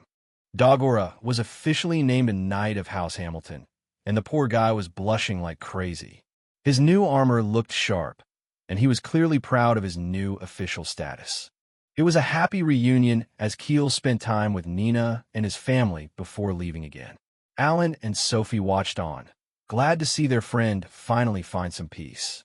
The party said their goodbyes at the Granville estate and Rodan village, bringing along plenty of dragon meat. Finally, they boarded a magic ship and set sail for the Bakis Empire. They crossed the Empire of Jayamut on their way to the new continent. The magic ship was a technological marvel, soaring through the clouds toward their destination in the Bakis Empire. The ship was filled with rowdy dwarves who were busy cheering and drinking the day away. Cecil commented on how much they loved their liquor while the rest of the group watched. Krina was busy stuffing her face when Alan dropped a bombshell about a baby white dragon found in the mountains. Everyone was shocked, wondering how another dragon could have appeared so quickly. Alan showed them a vision of the tiny dragon, wondering if the beast had actually respawned somehow. He decided they should raise the little guy instead of killing it like the mother. Keel was a bit nervous about taming a dragon, but our hero wanted to gain insight into the demon lord's powers. They named the baby Haku and decided to keep it safe. Our boy glared at Roseanne, hoping for some answers about how monsters were ranked up. The mascot just looked away, claiming he didn't have anything to say about the demon lord's secrets. Finally, they arrived at Bakis, and the sheer scale of the walled empire was breathtaking. Alan stood on the deck, looking at the massive city perched on top of a cliff. Bakis was an empire of 200 million people, known for its advanced magic tools and golems. It had grown powerful by absorbing surrounding nations during the Demon Wars decades ago. The capital city of Dongbao was a sight to behold, featuring a massive palace and magic trains. Sophie and the others were amazed by the level of technology in this new land. Walking through the city felt like stepping into the future, with streetlights and tall buildings everywhere. They decided to rest at a hotel and search for Maruru the very next day. The next morning, the group was impressed by the hotel's advanced elevator.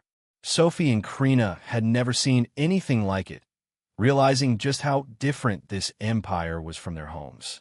They were met by Nakakai, the foreign minister of Bakis, who invited them to a lavish breakfast.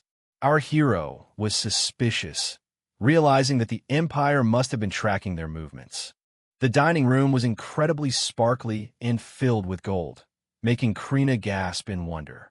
Alan just sighed, wondering if everyone in this nation was just showing off their massive wealth. Minister Nakakai thanked the party for the elixirs they provided during the war. He mentioned that he'd purchased them from Maru, who was serving as a general at the time. The elixirs had saved countless lives, and Sophie was glad to hear their efforts were appreciated. However, Alan wondered if the minister had actually been fair when dealing with their friend. The minister offered to help restore Rosenheim for free, but he secretly planned to charge them for maintenance. Our boy saw through the businessman's scheme immediately, giving him a knowing look. Nukakai warned them about the Tower of Tribulation, a deadly S-rank dungeon. Then, he dropped a bombshell, suggesting that Maruru should join their party to help them face the challenge ahead. The minister claimed the king was worried about Maruru, but he definitely wanted something in return. Alan and Sophie were immediately suspicious, wondering what kind of price he'd demand. Sophie agreed to provide the powerful elven elixirs as a token of friendship, which clearly delighted the old minister. Nukakai laughed, relieved that this deal would help him keep his official position. The minister and his guard left to fetch Maruru, asking the group to wait patiently for a few moments. Outside the door, Dagora and Krina were anxious, wondering if the negotiations went well. Inside the room, Cecil grumbled about how much she disliked the minister's greedy attitude. Alan and Sophie discussed the Empire's business-first mindset until a sudden knock on the door interrupted their conversation. When Alan opened the door, Maruru was peeking in, looking hesitant at first. As soon as she saw him, she burst into tears of joy and shouted his name with pure relief.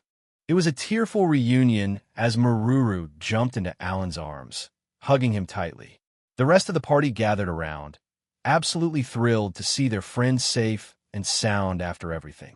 Maruru was completely shocked to hear that the group had faced 7 million Demon Lord troops. She realized that their battle was 7 times more intense than anything she'd seen in Bakis.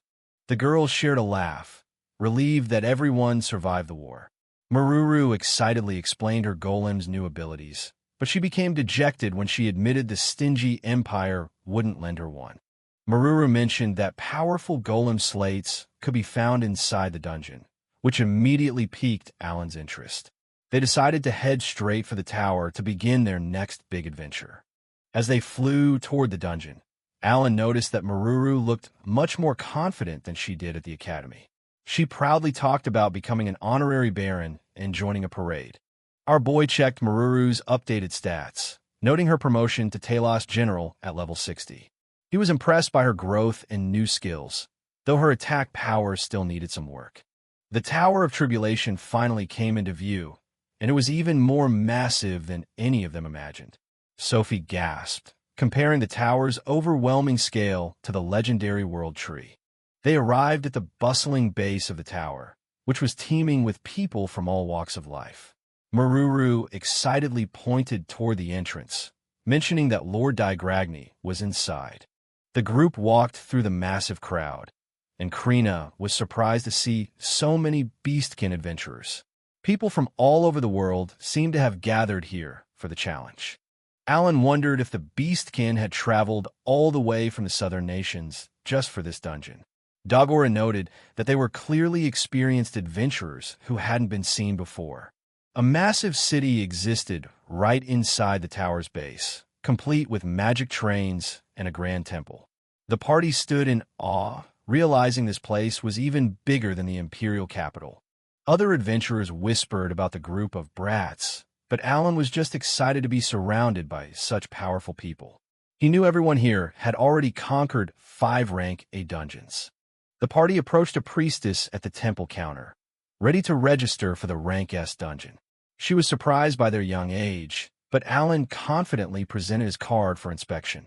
Maruru proudly presents her magic disc, explaining that it needs slates to function.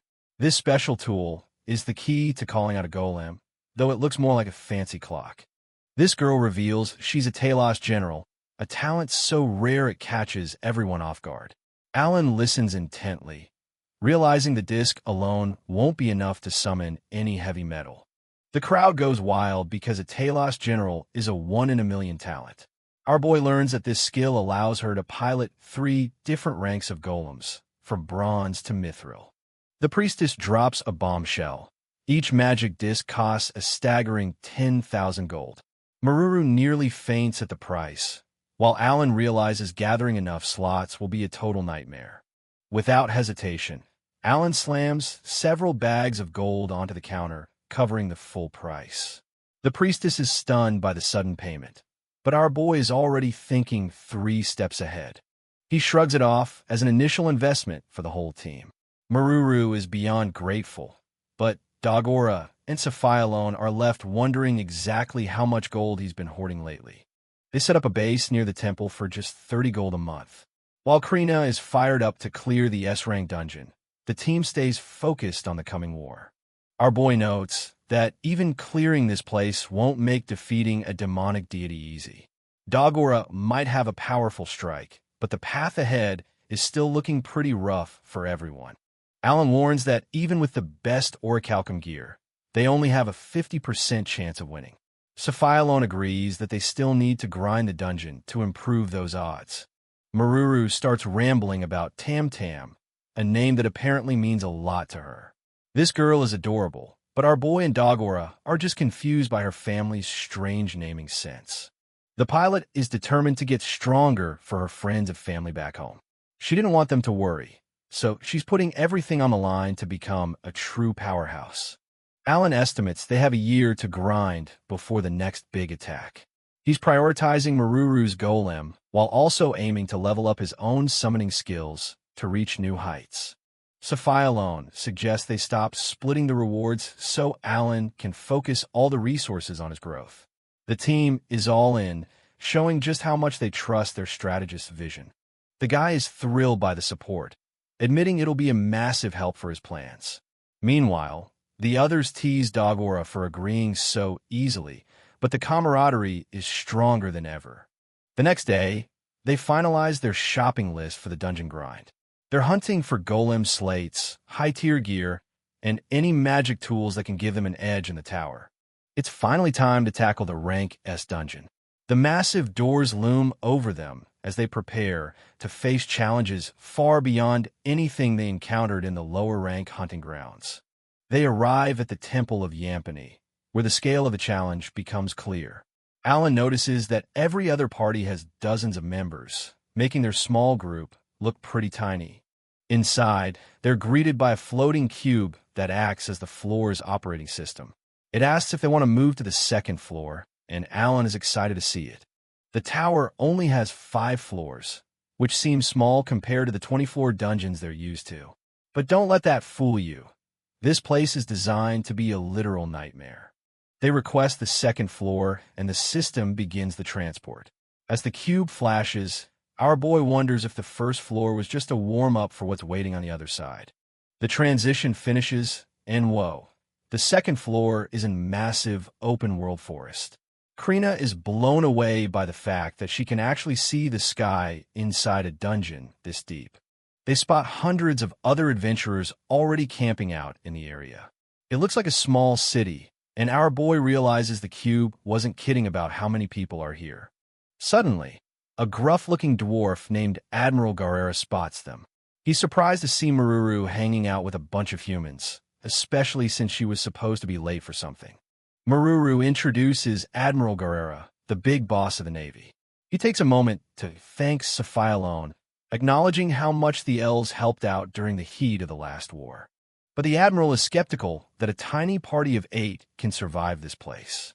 Alan just grins, assuring him that while they're few, his team packs a seriously heavy punch.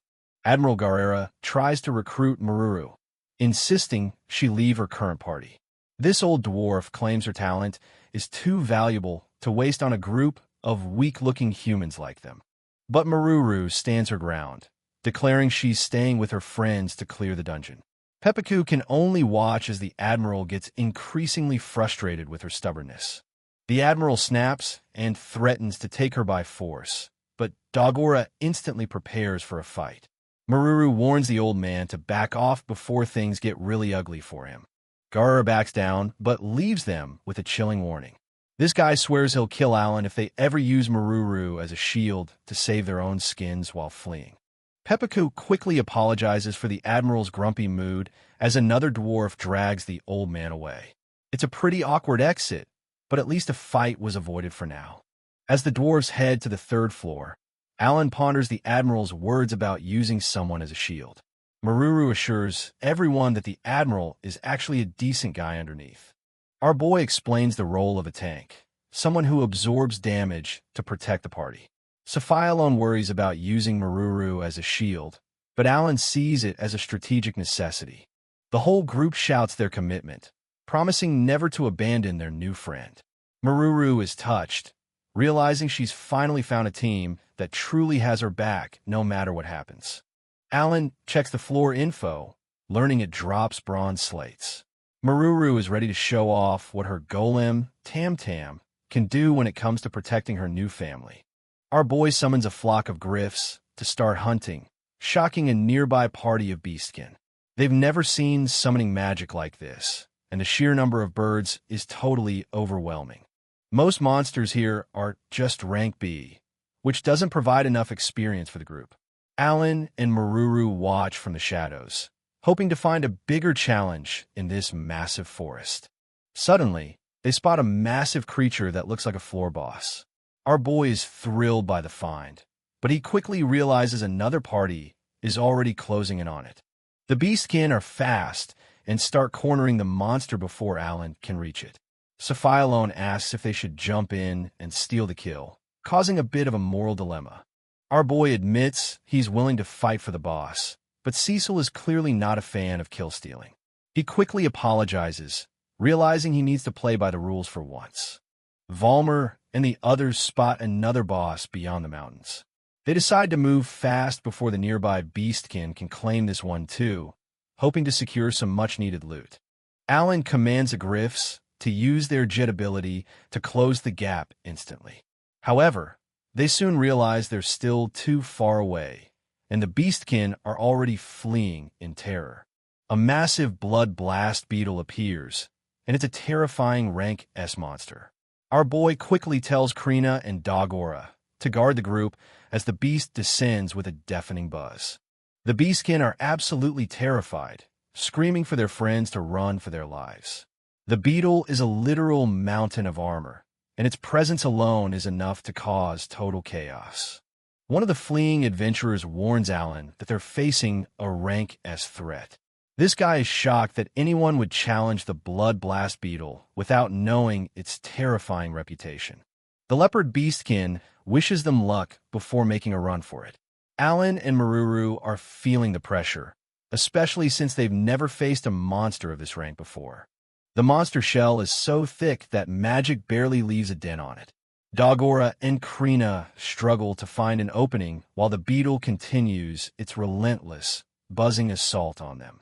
Alan asks Saphialone to use her extra skill to summon Rose in for a boost. The elf agrees immediately, knowing they'll need every bit of divine help to survive this first S-rank battle. With Rosin's blessing active, the party stats spike significantly. Our boy tells the mages to use their spells as a distraction, creating a massive smoke screen to confuse the giant beetle. Alan's stone golems, the Wallace, activate their awakened fire abilities to roast the giant pest. He knows that when a bug is this big, you need some serious heat to win. A massive explosion rocks the beetle, but the monster refuses to go down. Our boy isn't letting up, though, calling in his Doris to join the team's upcoming fire show. Cecil and Sophie unleash their fiery spells, hoping to burn the giant beetle to a crisp. Even Alan's dragon summons are joining in, turning the battlefield into a literal furnace. A massive wave of hellfire engulfs the blood blast beetle in a blinding explosion. It looks like a direct hit, but dealing with a rank S monster is never that simple. Our boy notices his dragons look like tiny lizards compared to this massive insect. The beetle shakes off the flames and retaliates, sending everyone scrambling to avoid its deadly counters.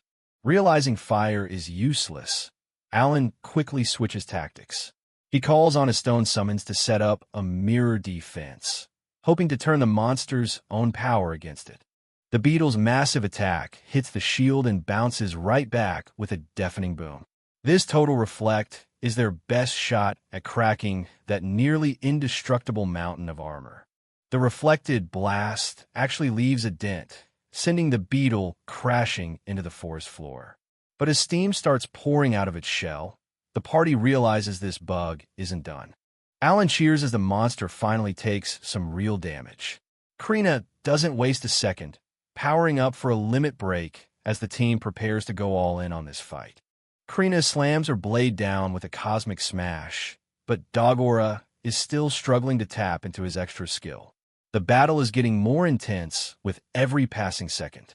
Valmer joins the fray with a blinding arrow of light to support his friends.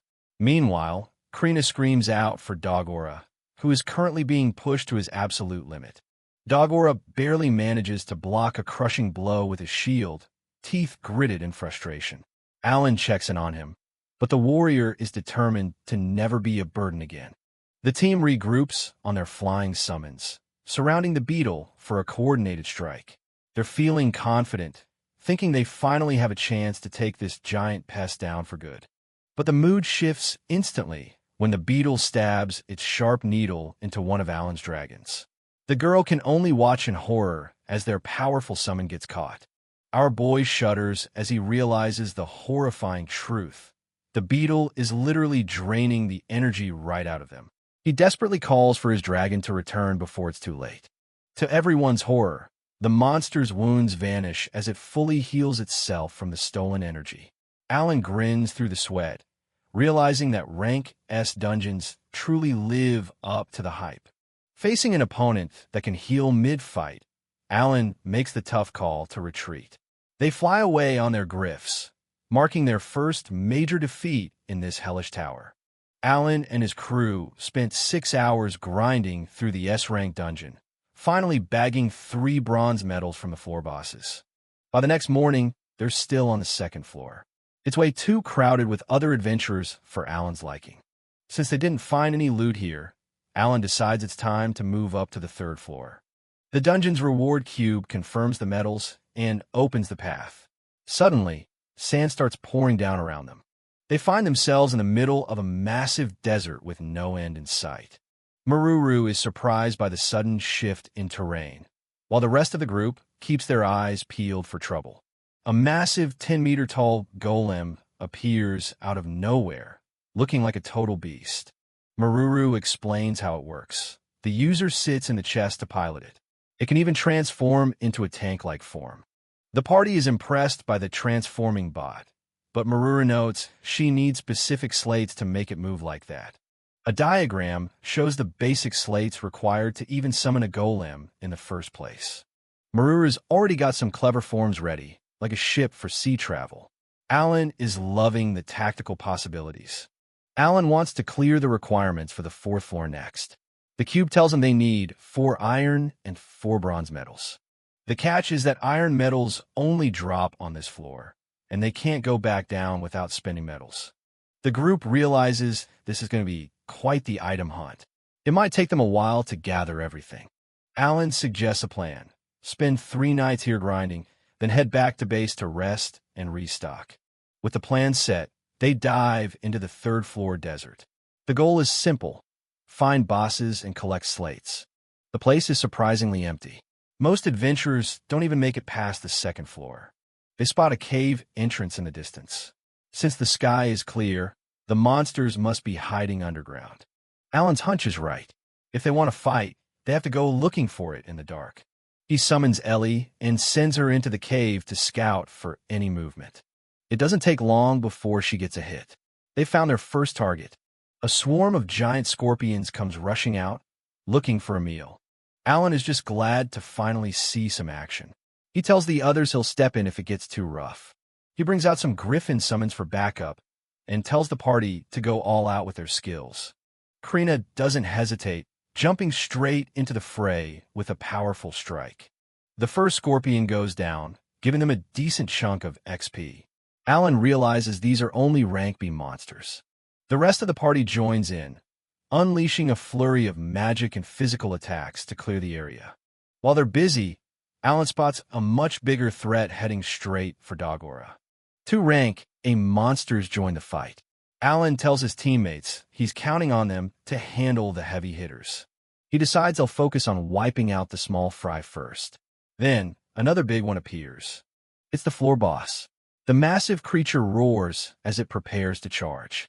Alan wants to save their best skills for later, but he tells Dagora to use his if he needs to. The party is now level 52. They leave one of Alan's summons to distract the boss while they finish off the rank A enemies. Cecil rains down ice needles, pinning the monsters in place. She realizes ice is their weakness. Alan keeps the pressure on, cheering them from the sidelines. Krina and Dagora land heavy blows, making short work of the rank scorpions. They take down the death scorpion and pocket another 200,000 XP. Now it's just them and the boss. The Scorpion King is looking rough after taking several hits from Alan's reflective summons. They finish it off with a final burst of power. That's a cool 4 million XP in the bag. The loot is pretty good, too. A magic stone and another medal for the collection. Alan is already thinking about his next move, using special seeds to restore the party's MP. They spend the rest of the morning clearing out the desert. Alan even summons 50 giant turtles to help them trek through the sand. After taking down 3 floor bosses and scoring some sweet iron medals, the party also managed to snag some high-tier gear from hidden chests. While they stop for a meal, Alan notes that this floor is perfect for farming levels. He suggests they stick around until everyone gets their class promotions. But Maruru seems a bit out of it.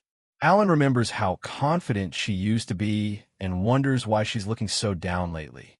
He reassures her that they'll find her missing slates in no time. Maruru admits she's been feeling like a burden compared to the others. Once everyone's finished eating, Alan calls for them to get back on the move. The dungeon is full of these mysterious floating cubes. They're high risk, high reward, teleporting you to a treasure room or a death trap. Most adventurers avoid them like the plague, especially if they aren't feeling confident in their skills. Alan isn't most adventurers. He's grinning, hyped up about the insane loot these things might be hiding. They finally track one down in a clearing. It's just floating there, waiting for someone to interact with it. Alan steps up while the rest of the party stays on high alert. You never know if one of these is going to pull a fast one on you. The cube starts clicking into place, introducing itself as an automated reward exchange system. To everyone's relief, it's not a trap. It offers to swap slates for metals, which is exactly what they need. The rules are straightforward. 3 iron metals for 1 random slate. Alan doesn't hesitate to make the trade. Luck is on their side. They get a head slate for Maruru's golem. Only 4 more pieces to go. With the trade finished, the cube simply vanishes. Alan points the way to the next mountain to keep the momentum going. Alan switches his vision to one of his summons and realizes that something massive is moving nearby. He spots a rank S boss in the distance. Instead of running, he tells the group they need to go check it out. The creature is a scarlet sandworm, a massive armored serpent that towers over the desert. Alan's got that reckless glint in his eye again. He tells the crew they've got to give this fight a shot. He quickly barks out orders, telling Krina and Dogora to hit the body with everything they've got. Dogora leads the charge, landing a crushing blow on the worm's side. The beast screeches in pain. To their surprise, their upgraded skills are actually putting a dent in its armor. But the celebration is short-lived. Alan stays calm. He knows they just need to dump enough damage to overcome its insane regeneration. He tells the mages to stop holding back. Massive spells like Black Hole and Hellfire of Fury light up the desert. The combined magical assault hits with the force of an earthquake, tearing into the worm's massive frame.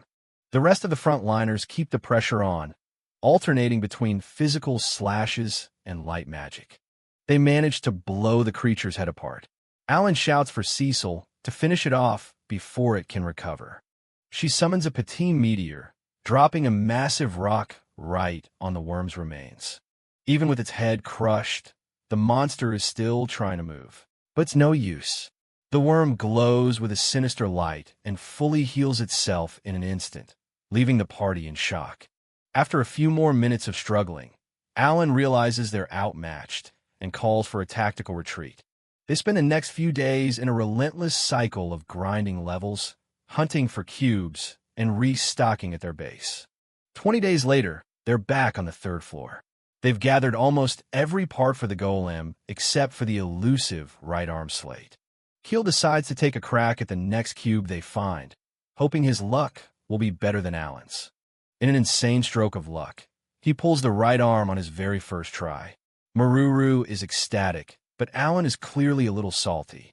Maruru is so overwhelmed with joy that she breaks down in tears, thanking the whole team for all their hard work.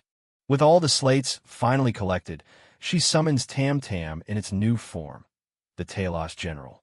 The golem stats are off the charts, getting a massive boost from Maruru's own level and the high-grade slates. Maruru explains that the golem can even replicate her own combat skills. Alan is eager to see what this thing can actually do. She prepares to demonstrate one of its new abilities, focusing her energy through the control disc. The golem's massive fist shoots off like a rocket, smashing through a rock formation with incredible speed. Alan is absolutely buzzing after seeing the power of Maruru's new move, though he thinks Megaton Punch needs a way cooler name. Since it's already noon, the group decides to pack it in for the morning and head back to the 1st floor to meet up with Helmios. They arrive back at their base, a sturdy stone building where they can finally relax after a long day of grinding in the desert. Alan is confused to find the door he's sure he locked is standing wide open, along with some very unfamiliar gear left in the hallway. It turns out Helmios's party has already arrived, and they've made themselves quite at home in the common area. Helmios introduces the rest of his elite squad, the Sacred Helmios Party, a formidable group consisting of several high-ranking adventurers. Alan can't help but notice the hero's harem vibe Helmios is going on, while Dverg looks shocked that they just bypassed their locks. Despite the intrusion, Alan is hospitable, though he jokes that the rent for staying at the base won't be cheap. The two groups quickly bond, with Helmios' party expressing their deep gratitude for the elixirs Alan provided during their last campaign. They decide to take the celebration to a nearby tavern, which is already packed with rowdy adventurers and plenty of beer. Inside, Helmios spots an old acquaintance, Admiral Garrera, a legendary figure among the warriors of Bakis. The Admiral is a boisterous man, greeting Helmios with a bone-crushing hug and some friendly banter about their previous battles. Garrera explains that his emperor has ordered him to clear the dungeon, a task he finds both tedious and necessary. His party is composed entirely of Talos generals, making them arguably one of the most powerful combat units in the world. As the only Talos king in the Bakis nation, the Admiral's presence alone is enough to command respect from everyone in the room. Over dinner, the conversation turns to their long-term goals and the importance of supporting each other as roommates in the tower. Suddenly, Dverg speaks up with a heavy heart, admitting that he and his companions are desperate for class promotions. Alan realizes that since promotions provide such a massive power boost, it's only natural that everyone would be hungry for them. The grizzled warrior goes as far as to offer the rest of his lifespan in exchange for the power to reach the next level. Maruru and the others are horrified by the suggestion, but Dverg's resolve doesn't waver for a second. Lord Rosenheim, appearing in his spirit form, explains that the gods prioritize equality and cannot simply hand out promotions on a whim. Rosen ultimately tells them to be patient. While he can't grant the wish immediately, their hard work hasn't gone unnoticed. As Dverg processes the news, the doors to the tavern swing open, and a towering figure demands to know where the black-haired boy is. The intruder is a massive, tiger-striped beastkin warrior whose mere presence causes a ripple of fear through the tavern. He identifies Alan immediately, looking down at the young summoner with a piercing, predatory gaze. He introduces himself as Zu van Albahal, the second beast prince of the massive beastkin nation. Alan realizes that Albahal is one of the largest nations on the continent and a key member of the Five-Continent Alliance. When Alan asks what the prince wants in return, Zu simply states that he may call upon the party when they are truly in need. Helmios watches the interaction closely, noting that the political situation between the Empire and the Beastkin nation is becoming increasingly fragile. With his message delivered, Zu takes his leave, though his visit leaves a lasting impression on everyone at the table. Helmios is impressed, or perhaps just baffled, by how casually Alan treats a member of the royal family. Once Zu is gone, Helmios explains the real reason he's sharing this information. Things are about to get very complicated for the Alliance. He warns that if the eldest prince, Biku, takes the throne, the Beastkin nation might just launch a full-scale invasion of the central continent. The group is stunned. Such a conflict would completely shatter the Five-Continent Alliance and leave them vulnerable to the Demon Lord. Helmios dives into the dark history of Jayamut, explaining how the Beastkin were once ruled and brutally discriminated against by humans. It's a heavy revelation, but Helmios believes Alan needs to know the truth if they're going to survive the political storms on the horizon. Alan studies a map of the continents, calculating the grim reality of a potential two-front war if the alliance collapses. His cold analysis leaves the girl stunned, realizing just how pragmatically he views the survival of the Empire. Helmios explains the delicate political balance, where the Beastkin throne might be the only thing keeping the peace. The hero admits the situation is messy, and, as a citizen of the Empire, he shouldn't even be prying into another nation's affairs. Alan clenches his fist, his gaze hardening as he decides to crush anyone who threatens the world's survival, friend or foe. Helmios just laughs it off, choosing to focus on the immediate goal of getting along with their allies.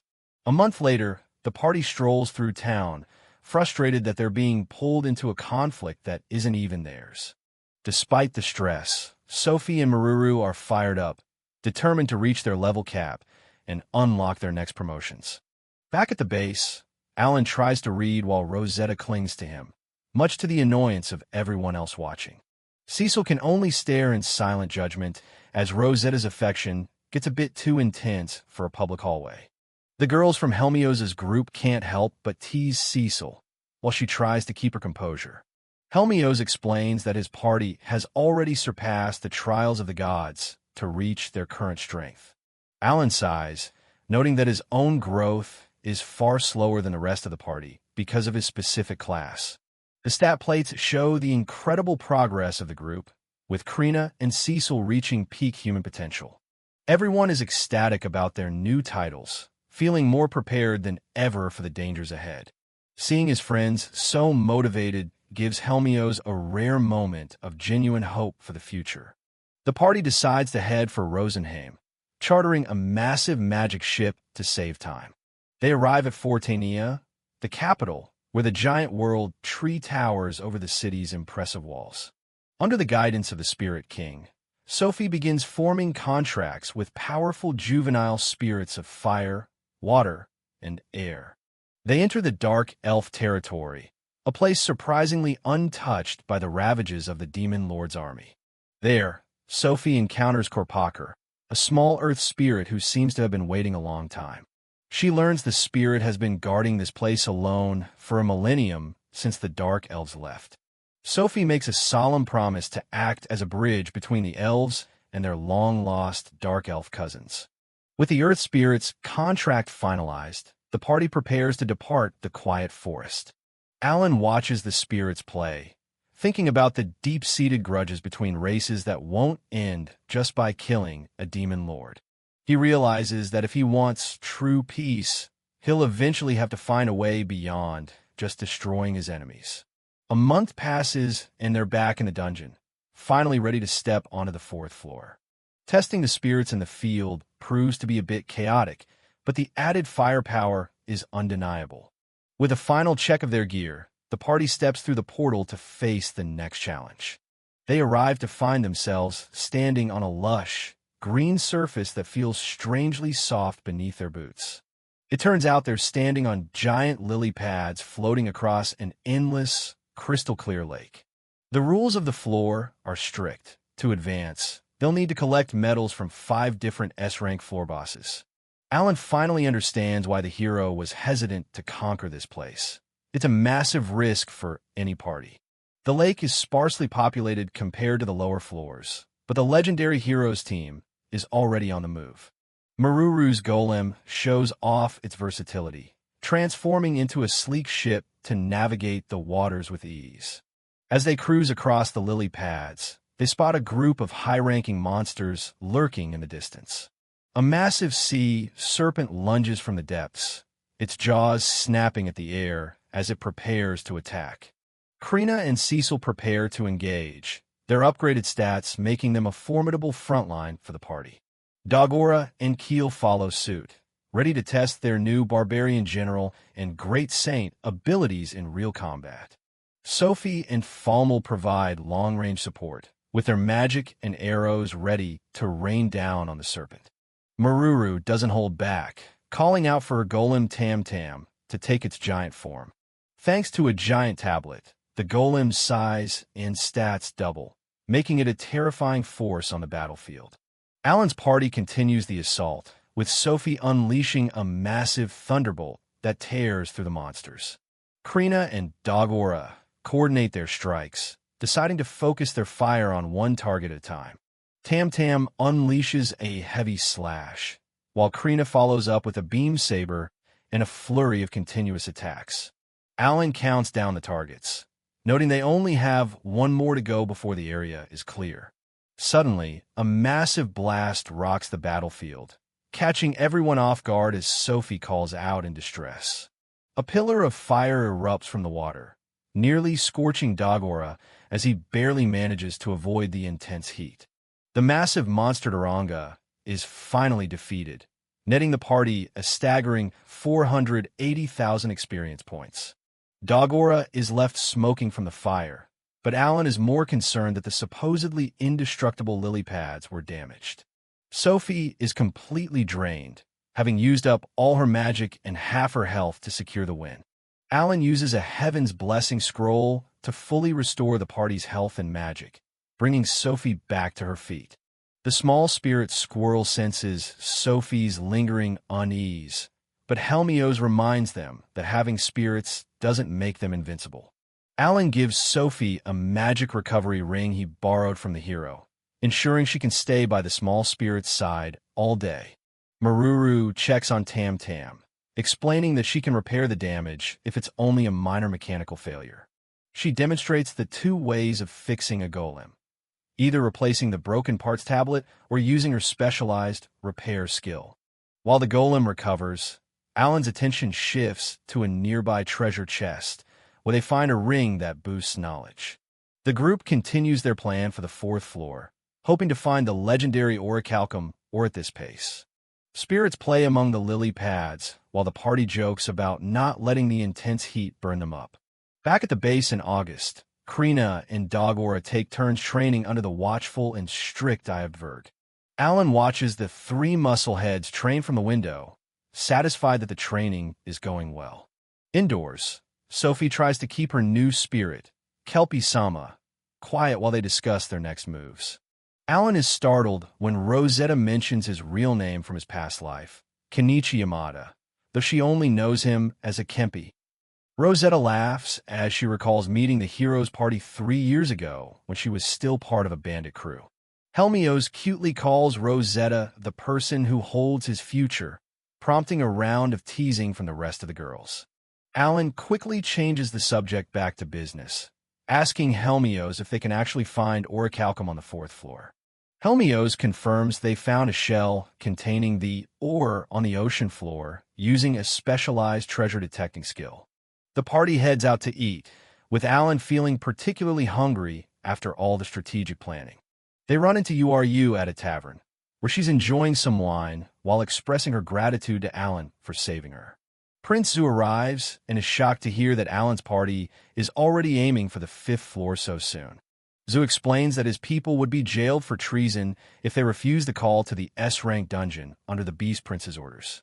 He admits they were prepared to never return, but meeting Alan has given them a reason to keep fighting.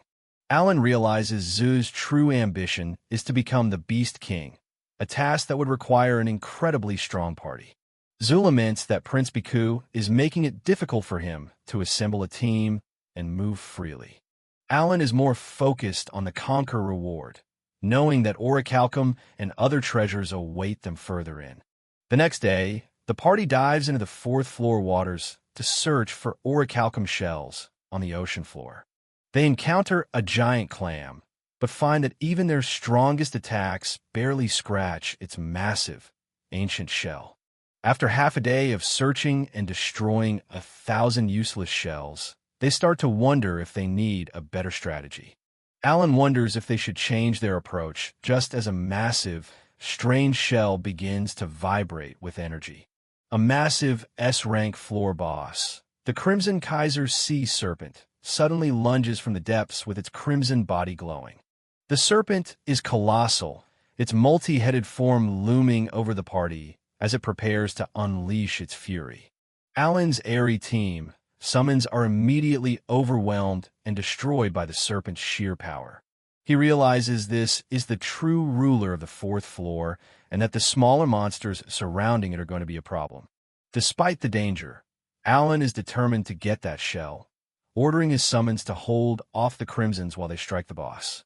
Alan orders everyone to save their extra skills and focus on clearing out the smaller monsters before taking on the Kaiser Sea Serpent.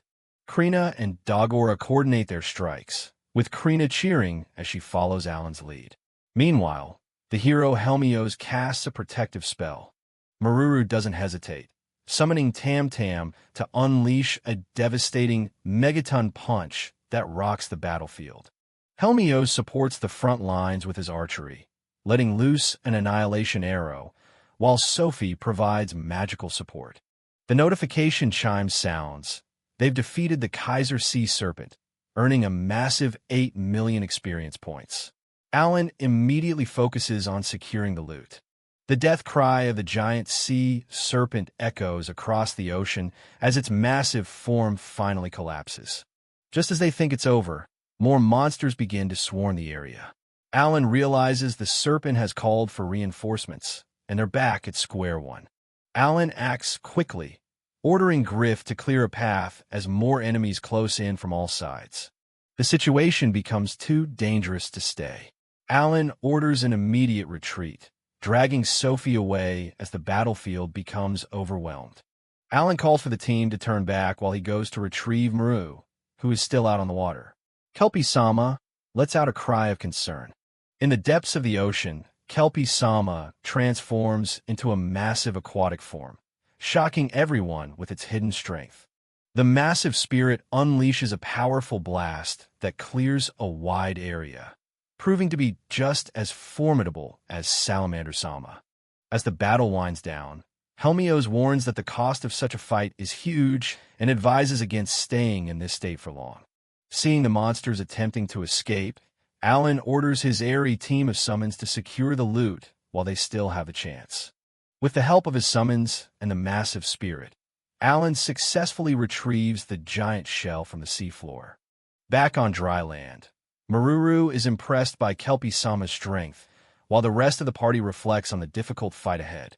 It takes everyone's combined effort to crack open the massive shell they recovered from the Kaiser Sea Serpent.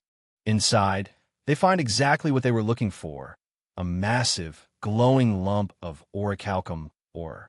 It's a moment of pure triumph for the party.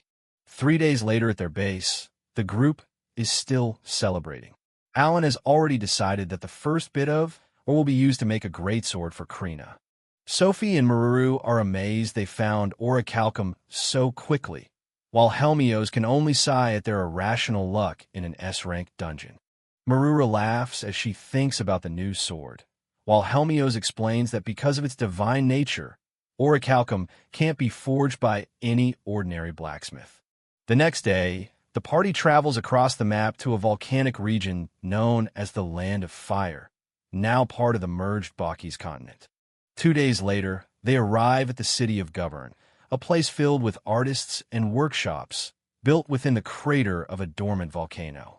They find the workshop of Habarak, but the lack of smoke from the chimney is a worrying sign for a master blacksmith. Helmios calls out to Habarak, who is surprised to see the hero after 2 long years. Alan is underwhelmed, noting the smith doesn't have the dominating aura he expected. Alan introduces himself and presents the orichalcum, asking the legendary smith to craft a sword from the ore they found in the dungeon. Habarak's reaction is explosive. He blames their worship of Digragni for his inability to forge orichalcum anymore and shouts at them to leave. Helmios tries to calm the master, but Habarak is inconsolable, falling to his knees and begging Freya-sama, the god of fire, for forgiveness. Krina and Alan are confused by the smith's breakdown, while Maruru wonders about the connection to the god of fire. Once he calms down, Habarak explains that the fire in his furnace has weakened, and he can no longer feel the blessings of Freya-sama. He blames the Empire for forcing them to worship Digragni, the dungeon master, and selling magic tools, which he believes angered the god of fire. Habarak is convinced that Freya-sama is angry at the dwarves, but Helmios and the others suspect there might be another reason for the loss of her blessing. Suddenly, the spirit squirrel Rosen speaks up, laughing at the idea that Freya-sama would ever give up on the dwarves. Habarak is stunned by the small creature's words. Alan introduces the spirit as Rosenheim, the elemental spirit king who protects the elves. Habarak can hardly believe such a divine being is before him. Rosen reveals that his whole existence is dedicated to the elves, but he knows what is happening in the other realms as well. Rosen delivers grim news. While the party was fighting the Demon King's army on Earth, the main army of demons launched a separate attack on the god's realm. Alan realizes that the fight on the ground was just a diversion to keep the gods' attention on humanity while the demons struck at the heavens. Rosen explains that the demons attacked the temple of Freya-sama. Although she held them back, the temple of one of the four great elemental gods was damaged. The worst part is that a sacred treasure was stolen during the attack, which is why Freya-sama's power has weakened so significantly. Without the sacred treasure, Freya-sama will turn into stone within 3 years. If that happens, humanity will be forced to fight the demons with simple iron instead of mithril or orichalcum. Helmios is shocked by the scale of the crisis, realizing that the ore they found in the dungeon won't be nearly enough to equip an entire army. Alan wonders if the loss of faith among the dwarves also played a part, but Rosen can only laugh, refusing to give a straight answer to such a heavy question. Alan and Helmios discuss the Demon King's strategic targeting of the gods, leaving Habarak and the other dwarves in a state of complete shock. They realize that the waning of their prayers has made their deities vulnerable. Alan deduces the enemy's true intention, to destroy both the mortal world and the gods' realm. He explains that the Demon King is biding his time, waiting for divine protection to weaken further before launching a final assault. The weight of the situation settles over the group. They understand that if the gods fall, humanity will have no hope, and they must find a way to intervene. Alan reflects on the fractured state of the Five-Continent Alliance, where nations are more concerned with profit, revenge, or isolation than the demonic threat. He knows that without unity, humanity will be easily eradicated. With their resolve hardened, Helmios and Alan decide it's time to act. The time for preparation is over. They must now take the fight to the enemy. Freya, the god of fire, has fallen. Her death signals the end of fire magic and volcanoes across the world. The party discusses the grim reality over dinner. Without heat, the coming winter will be a death sentence for humanity. Helmios joins the table. Alan realizes the Demon King's true target isn't just territory, but the creation god Elmia herself. Helmios shares info about his temple negotiations. Apparently, Daigragni will grant any wish as a reward for first-time conquerors. They turn to the subject of sacred treasures. Helmios recalls the joy of receiving his directly from Elmia-sama. Alan starts making connections. He deduces that these treasures are basically containers that store the faith of the people. A mortal who holds a vessel filled with enough faith can actually undergo an ascension into a god. The catch is terrifying. Without her treasure, all the prayers and worship directed at Freya are completely useless. To save their god, they'd have to steal the treasure back from the Demon King's elite generals, something they're far too weak for right now. Alan suggests they pivot to crafting armor without fire magic, using the methods he saw back in Rosenheim. The discussion is interrupted by Zu van Albahau, the Beast King's son, who's impressed by Alan's boldness. Zu confirms the worst. The Demon King's army is already launching a full invasion into the realm of the gods. He brings word that Shia has been busy hunting down an evil god cult that was hiding in the Beast Kingdom. She completed her mission and proved she's a worthy successor to the throne. Zu isn't planning on heading home yet, though. He's determined to see the end of this dungeon first. Alan offers his help, but for now they wait. 2 months pass, and it's officially October. The Empire's strongest party, Stinger, is finally making their move on the top floor bosses. Meanwhile, the rest of the crew gathers to celebrate Alan reaching his 15th year. He turns down the birthday booze, reminding everyone that a true gamer stays sharp and sober. The party is cut short by a frantic commotion outside. The Admiral's team has finally returned. Garrera stumbles into the light, covered in blood and shouting for his friends who are still trapped inside. Alan acts immediately, using his awakened gift to fully restore the Admiral's health and mana. A healed Garrera tries to rush back in, but Alan stops him. The boss's repair mechanics make reinforcements useless. The surviving soldiers grab hold of him, begging him not to throw his life away and make their friends' deaths meaningless.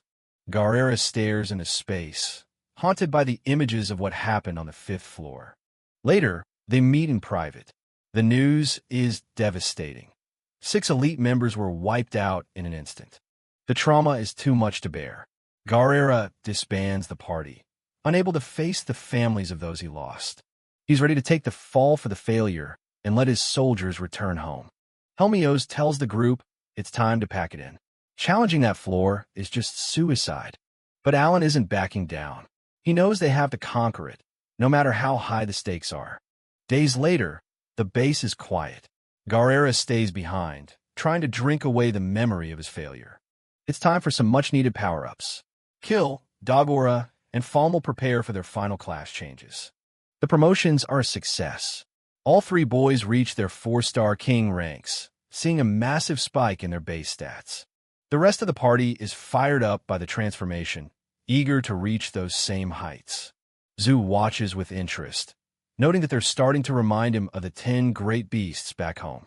Helmios keeps them grounded, reminding them that even a hero like him was defeated by the current Beast King.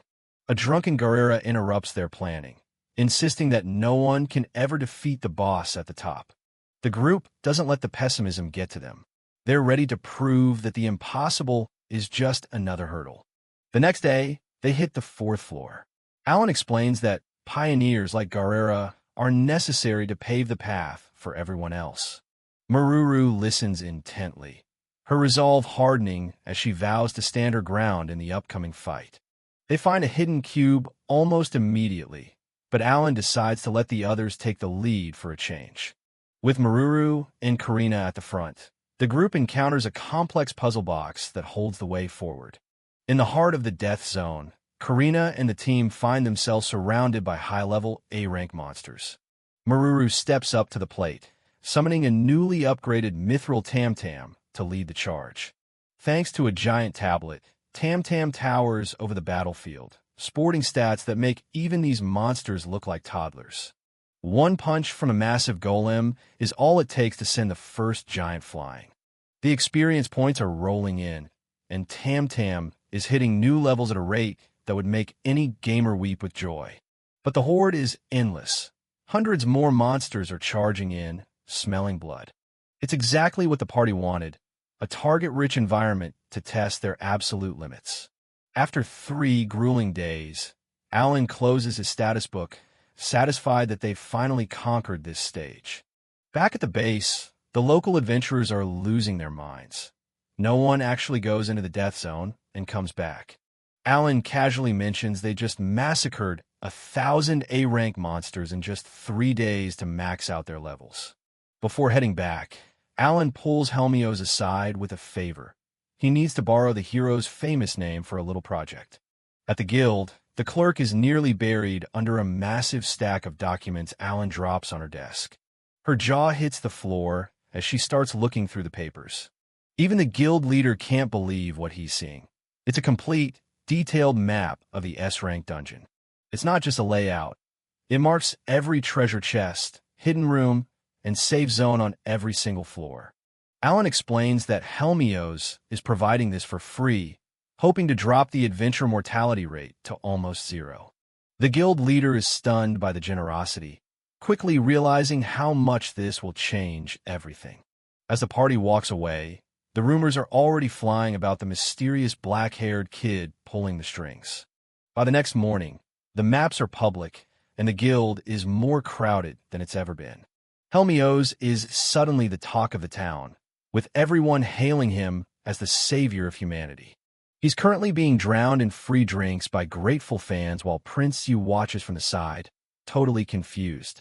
Alan just tells the hero he did him a favor, considered a fair trade for all the fame. A month passes, and by November, the entire crew is decked out in the best gear the dungeon has to offer.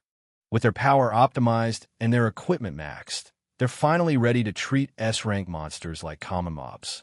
Cecil has officially reached her Mage Queen rank, with her magic stats hitting staggering new heights. Karina is now a Sword Emperor, and Falmel has ascended to Archer King, the absolute pinnacle of their classes. Kill rounds out the front line as a Saint King, while Sophie continues her training as a high-tier spirit user. They start by hunting on the lower floors, quickly tracking down a massive boss beetle. Maruru doesn't hold back, bringing Tam Tam down right on top of the insect's head. Alan coordinates the summons, using Arapon to melt away the beetle's defense with a spray of acid. He warns Dogora to keep the pressure on.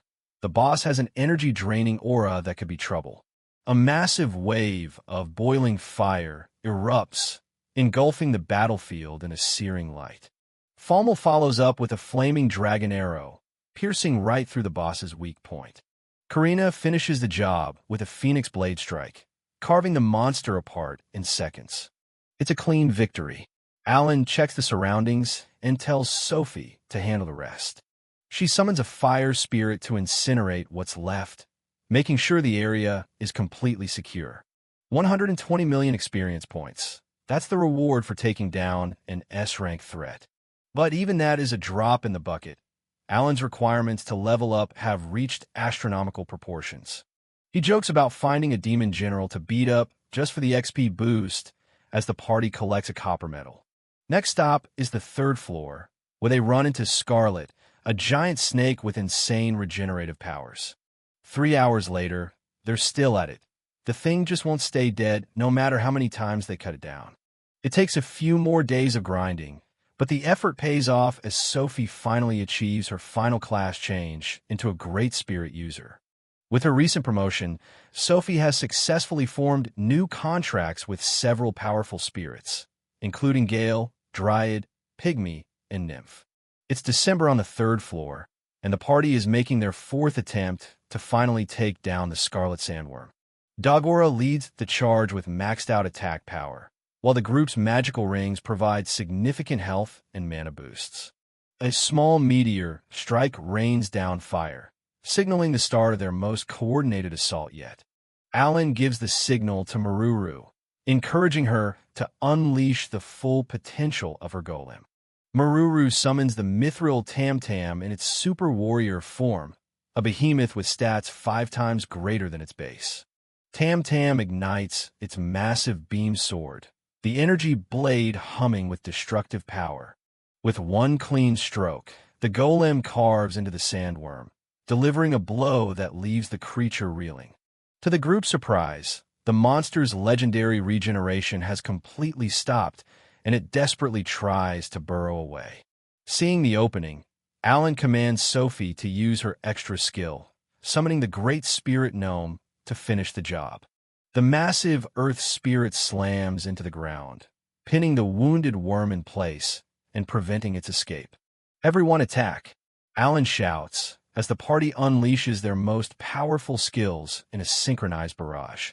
Even the dragon summons join the fray, their breath attacks adding to the overwhelming damage. The Scarlet Sandworm is finally defeated, yielding a massive 250 million experience points. The team celebrates their hard-earned victory, marveling at how far they've come since their first encounter with the beast. Alan is already looking ahead to the next challenge, the S-rank boss Crimson, a monster known to summon an army of minions. As the calendar turns to January 1st, the group celebrates the new year inside the Tower of Trials, reflecting on their progress. An oracle reaches the church, warning that the fire god's power is waning and a new class change system will arrive by April. Rumors of an attack on the god's realm and the theft of a sacred treasure begin to spread, adding to the growing tension. A few days later back at the base, Alan is overjoyed to find that his synthesis and summoning skills have both reached level 8. With his grimoire expanding to 80 slots, he unlocks equivalent exchange and a mysterious, sealed kingship skill. The equivalent exchange skill is a game-changer, allowing Alan to create summoned beasts without consuming magic. He realizes he can now trade lower-rank crystals for higher-tier cards, ensuring he never runs out of specific summons on the battlefield. Eager to test his new abilities, Alan heads back to the dungeon, with the rest of the party insisting on coming along to watch. They arrive on the 2nd floor, where Alan begins calling forth his new A-rank summons. He introduces the party to Tsabane, the bird spirit, Solarin, the grass spirit, and the elegant spirit, Okiosen. The roster continues to grow with the addition of Rockinol, the fierce hate, and a surprisingly intimidating octopus named Tacos.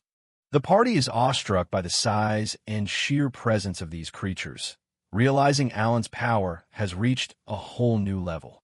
Alan then reveals Orochi, a multi-headed dragon summoned with stats that rival even the bosses they fought. However, he notes that he still can't use certain A-rank skills, suspecting they are tied to his sealed kingship ability. Having reached level 76, Alan ponders the conditions for breaking the final seal on his most powerful skills. He decides to call forth a special summon he's been holding back, Meruz, a majestic angel with perfect stats across the board. The entire party is stunned into silence. They're standing in the presence of a literal angel of the gods.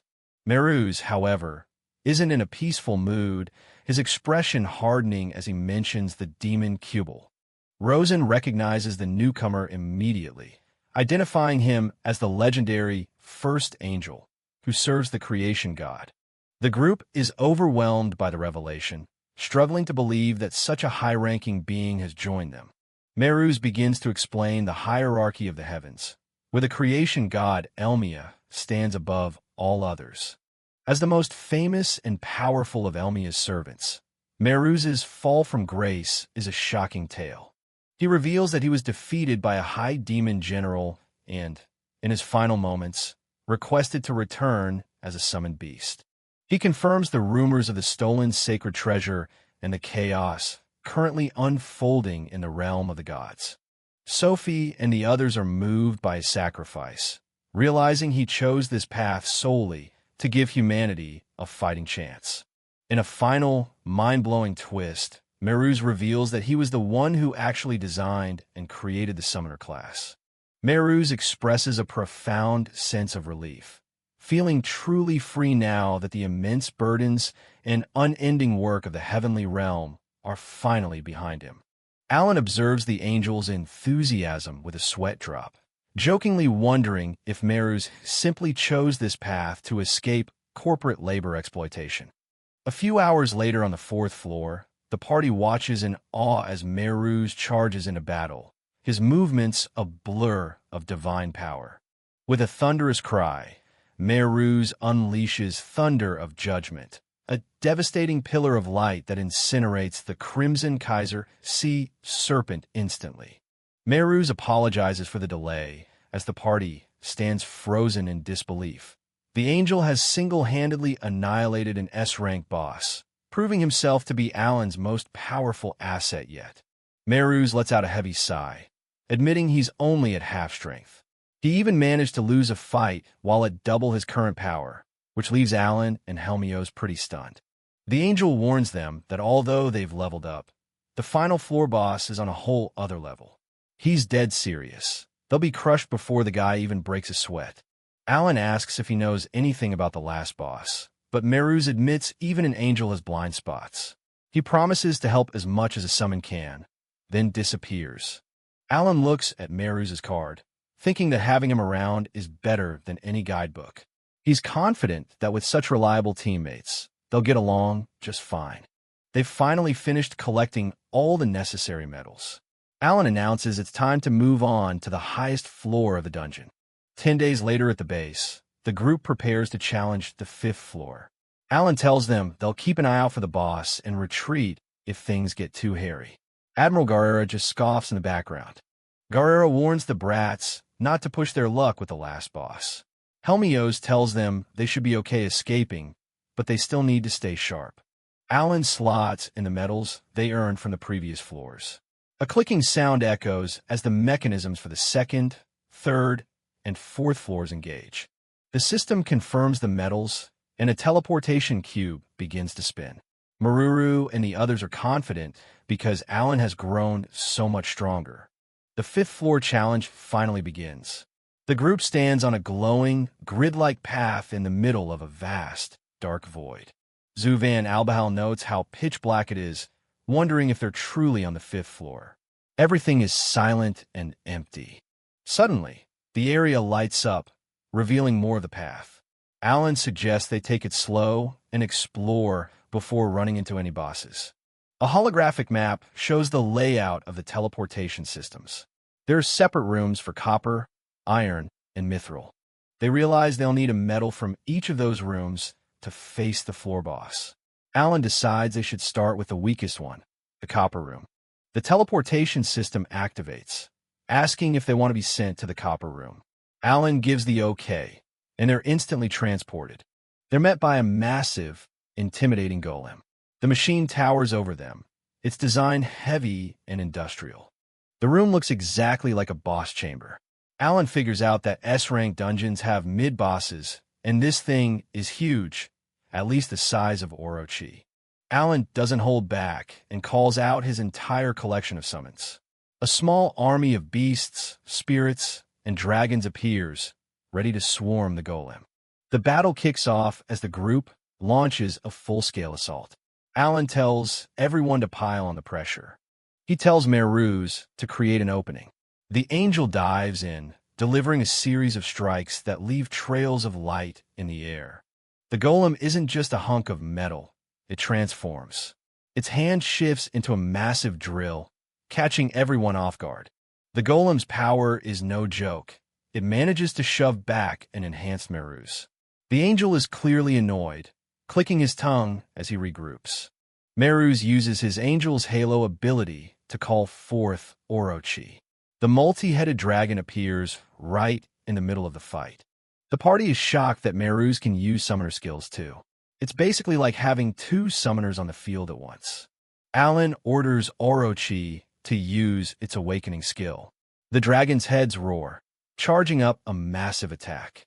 A torrent of hellfire erupts from Orochi, engulfing the golem in a pillar of black and white flames. The explosion shakes the entire room.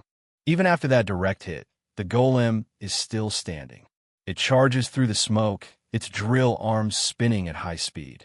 The golem reveals its special skill, super regeneration. It's healing back 1% of its health every single second. Alan realizes they don't need to waste resources healing Orochi. Alan shifts tactics, telling Orochi to focus on defense while everyone else goes on the offensive. He warns them all to watch out for that drill. The golem lets out a roar as it slams its drill into the ground. Marura shouts for everyone to move now. Dagora leaps in with a powerful king of sword strike, but the impact barely leaves a scratch. He's frustrated that it's not working. Sophie and the others are starting to panic as their attacks do 0 damage. Karina asks Alan if she should use her extra skill. Meruz tells him to hold on just a bit longer. Meruz activates attribute granting. A wave of magical energy washes over the party's weapons, giving them the edge they need. The angel identifies the golem's weakness as lightning. Alan is ready to exploit it immediately. Cecil unleashes a massive thunderbolt that strikes the golem directly. The machine is hit with a surge of electricity, sparking all over. The rest of the party follows up with a barrage of enhanced attacks, from heavy slashes to magic arrows. Alan sees that it's finally working and tells everyone to stay clear. Meruz charges up his awakening skill, Thunder of Judgment. A giant sphere of lightning forms above him, crackling with pure destructive energy. The lightning blasts the golem, but the machine is incredibly stubborn. Alan notes the extra skill restriction is lifted and tells everyone to finish it off. With one final explosion, the copper golem is defeated. They rack up a massive 860 million experience points, and a treasure chest appears among the wreckage. They loot the room and find a copper golem medal and a mithril tablet. Maruru was hoping for more, but Alan tells her not to get discouraged. They realize it was just a common wooden chest, which means there are better rewards out there. Sophie notes there's only a 10% chance for a silver chest, so Alan figures he'll need to test his gacha luck again. The path ends at a mysterious cube. Alan figures it's the exit and decides they should call it a day after getting some medals. 3 days later at the base, Alan breaks down the situation. There are 3 bosses standing between them and the floor boss. Cecil notes that even the weakest one was almost as strong as a demon general. Admiral Garrera suddenly walks in, mocking them as munchkins. He doesn't think they stand a chance against anything tougher than the copper golem. The Admiral is fuming, telling them to stop playing around and go home while they're still alive. He warns them that the next floor has 2 iron golems waiting to tear them apart. Helmios admits they've searched everywhere, but haven't found a single trace of the sacred treasure. He's worried they're just not strong enough for the lost continent. Alan summons Meruz to ask about Freya's treasure. The angel explains it can change its shape, and even if he saw it right now, he probably wouldn't recognize it. Dagora is fed up, wishing the gods would just step in and end this. Meruz calmly explains that the gods are obsessed with maintaining balance above all else. Meruz says humanity has to rely on its own strength. The gods might give a little nudge here and there, but they won't fight the war for them. Dagora gets heated, asking if the gods are okay with everyone being wiped out just for the sake of balance. Meruz admits that a few races have actually been deleted over the last few thousand years. Meruz drops some dark history, explaining that beastmen names only have 2 sounds because they were once treated like cattle. The names are a permanent reminder of the grudge they hold against humans. The angel says the gods allow chaos as long as the scales don't tip too far. He points out that humans and demons all come from the same world, after all. Meruz mentions a god of conciliation who was sent 50 years ago to fix things, but the mission failed. This deity has the power to judge anyone, even other gods, if they upset the world's balance. The angel warns Alan that his very existence is a concern to the heavens. If things had gone differently, Alan could have easily been reincarnated as the Demon King instead. The group is fired up regardless, and they all cheer for Alan. He's busy calculating how many more summons he needs to take on the Demon King's entire army. Cecil is certain the gods haven't abandoned them as long as Alan is around. Alan wonders if having an angel as a summon was part of some divine plan all along. It's strategy time. Alan says they need a solid plan to move forward, and Maruru is more than ready to jump in and help. The next day, they're back on the 5th floor. The teleportation system asks if they're ready for the Iron Room, and Alan gives the word to go. They arrive at the end of a long path and find a cube similar to the one in the Copper Room. It's time to see what they're up against. 2 massive iron golems loom over them. Alan knows this is their first time taking on 2 S-rank monsters at once. Alan brings out his best summons, including the multi-headed Orochi. He asks Meruz to lead the way and check if these golems can transform too. Right on cue, the golems shift their forms. One readies a giant shield while the other arms itself with a massive spear. Faced with a spear and shield combo, Alan quickly decides to split the team into 2 groups. Their main goal is to isolate and crush the spear golem first. He puts Dagora and Maruru on defense to keep the shield golem busy with Orochi. The rest of them will throw everything they've got at the other one. The spear golem's reach is insane. It can strike them from across the room. Alan isn't taking any chances and calls out Tacos for backup. Tacos unleashes its smoke bomb special skill. Thick ink fills the air, making it much harder for the golems to land a clean hit on anyone. Meruz uses his attribute granting skill to buff the party's weapons. They're finally ready to deal some real damage. The group launches a coordinated strike. From King of Swords to Thunder of Judgment, the golems are getting hit from every direction with everything the party has. The spear golem finally collapses, and a massive 1.2 billion experience points flood into the party. Alan is almost surprised it went down so easily. But the celebration is cut short. The defeated golem starts glowing as it activates its repair energy and begins to stand back up. Everyone is floored. They've never seen a monster just revive itself like that. Alan doesn't waste time and orders a group swap to take down the shield golem next. Meruz switches the attributes again as they swarm the second golem. They need to beat this one up fast before the first one fully recovers. The shield golem goes down, giving them another huge boost in EXP. Now they just have to finish off the spear golem again, but it's already using its repair energy. The 2 golems just keep reviving each other in an endless loop. Alan starts to puzzle out. Is there a limit to how many times they can do this, or maybe a range limit? Alan orders a tactical retreat into the right-hand passage. He tells Orochi to hold the line and slow the golems down while they reposition. Sophie asks if they're running away, but Alan clarifies they're just baiting them. He needs her to summon Nomu and keep the spear golem pinned down. Sophie uses her Great Spirit calling to bring Nomu into the fight. The little spirit jumps right into action to hold back the golem. The plan works perfectly, and the two golems are separated. Now that they're in different rooms, the loop should be broken. Alan tells everyone to crush the golem in front of them before its partner can catch up. The whole group unleashes their strongest attacks at once. The golem falls, and this time it stays down. Alan realizes distance was the secret all along. They can't revive if they're too far apart. Dagora is impressed by how fast he figured it out. After finishing off the second golem, Maruru is in awe of Alan's brilliance. Since they've cracked the code, Alan decides they should keep going. They crack open another wooden chest and find an iron medal, 3 mithril tablets, and a ring that gives a massive health boost. It's a solid haul for their first successful run. Dagora and the others are exhausted and just want to take it easy.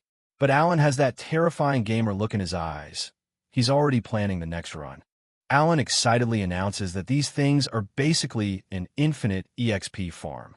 He wants to start grinding out 100 of them every single day, leaving his poor teammates completely horrified. 10 days later, in the Radisha Kingdom, the group is trekking through a snowy mountain range. Cecil takes a moment to appreciate the beautiful, crisp weather despite the cold.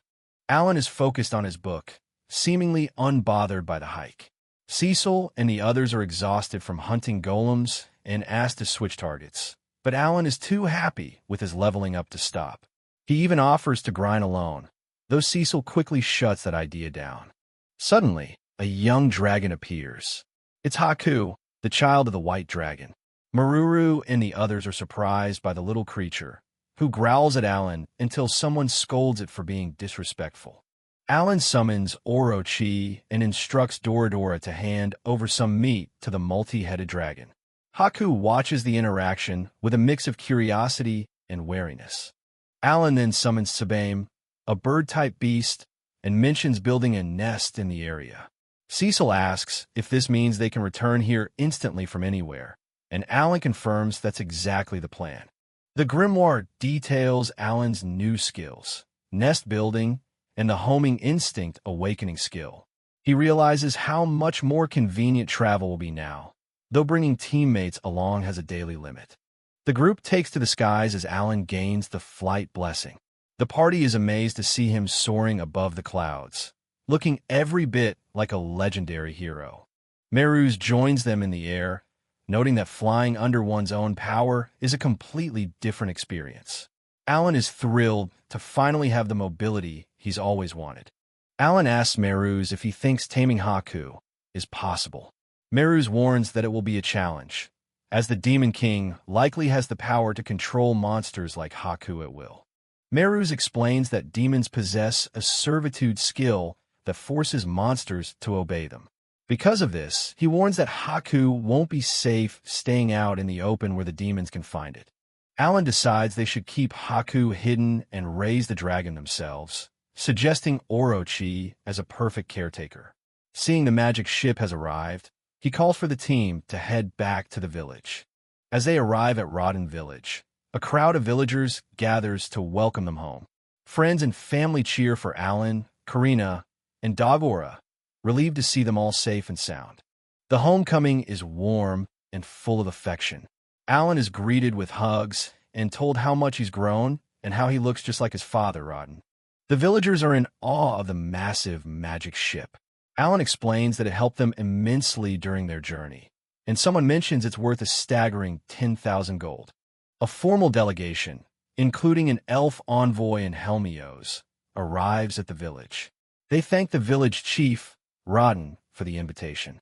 Rodden stands stiffly, clearly feeling the pressure of hosting such important guests.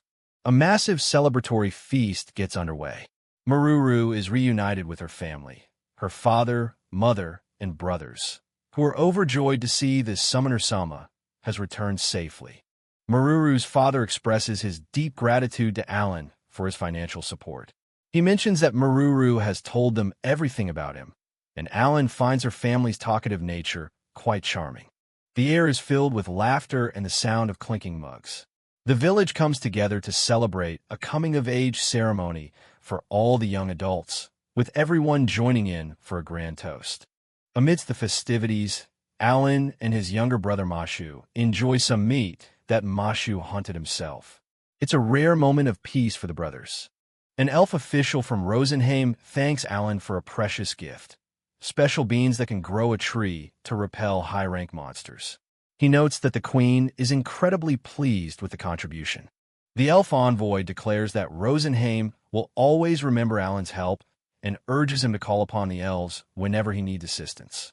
He then takes his leave, bowing respectfully. Mashu is full of excitement as he talks about enrolling in the academy this April and finally getting to tackle some dungeons. Alan listens with a smile, glad to see his brother's enthusiasm. Mashu dreams of becoming a great adventurer just like his big brother. Watching him, Alan decides to keep the grim reality of the Demon King's army a secret, not wanting his family to live in constant fear. Alan offers Mashu several powerful rings he found in the dungeons to boost his stats. To Alan's surprise, Mashu turns them down, insisting he wants to grow strong on his own merit. Alan's expression turns serious as he grabs Mashu's hands. He tells his brother that there are lives he couldn't save despite his best efforts, and that Mashu's survival is more important than anything else. He advises Mashu to rely on his teammates if his own strength isn't enough. Alan tells him to be the kind of man who can truly protect the people he loves when the time comes. Mashu is moved to tears by Alan's words and thanks him. Their sisters watch from the background, a little confused by the emotional moment, but happy to see the brothers bonding. As the celebration continues, Alan looks at his gathered friends and family. He feels a deep, burning desire to protect everyone in this village and keep them safe from the coming storm. Reflecting on his 15 years in this world, Alan realizes his past life is fading, but his current happiness is what matters. He looks at his parents with a strong will, vowing that nothing will get in the way of his happiness. Alan and the crew are heading out to the 5th floor today to take on the Mithril Golem. Admiral Guerrera is still being a sourpuss, warning them they'll get blasted before they even get close. Zu isn't exactly impressed by the advice either. Back in the Mithril room, Alan notices the layout is exactly what he expected. He brings out his summons and sets up a defensive line, planning to scout the boss's patterns first. Suddenly, the Mithril Golem takes flight, hovering above the battlefield. Alan's eyes widen when he sees the thing is packed with cannons. He tells everyone to stay behind his shield summons. The golem unleashes a massive volley of shots, and even the heavy hitters are feeling the pressure. Seeing an opening, Zu and Cecil prepare to dive into the fray. The boss is faster than it looks, zipping around and forcing the summons into a high-speed chase. Alan realizes they can't just charge him blindly because the thing just flies away whenever they get close. The summons are getting shredded by the constant barrage of projectiles. It's getting ugly, so Alan calls for an all-out heal to keep his front line from collapsing. Cecil points out that magic isn't doing much against it. Alan figures he's seen enough and is ready to end this scouting phase. He swaps in Rakinal, his tankiest knight summon, and tells the rest of the team to hang back. The golem doesn't wait, firing a series of energy spheres straight at the new target. Rakinal starts absorbing the magical attacks, but the golem's output is so high that his armor starts to crack under the strain. Just as he's about to break, Rakinal's special skill kicks in, resetting his damage and bringing him back from the brink. With the absorption limit reset, Alan commands Rakinal to unleash his awakening skill, which is now packing double the power thanks to the damage he just soaked up. Rakinal fires off a massive beam that swallows the golem whole in a blinding explosion.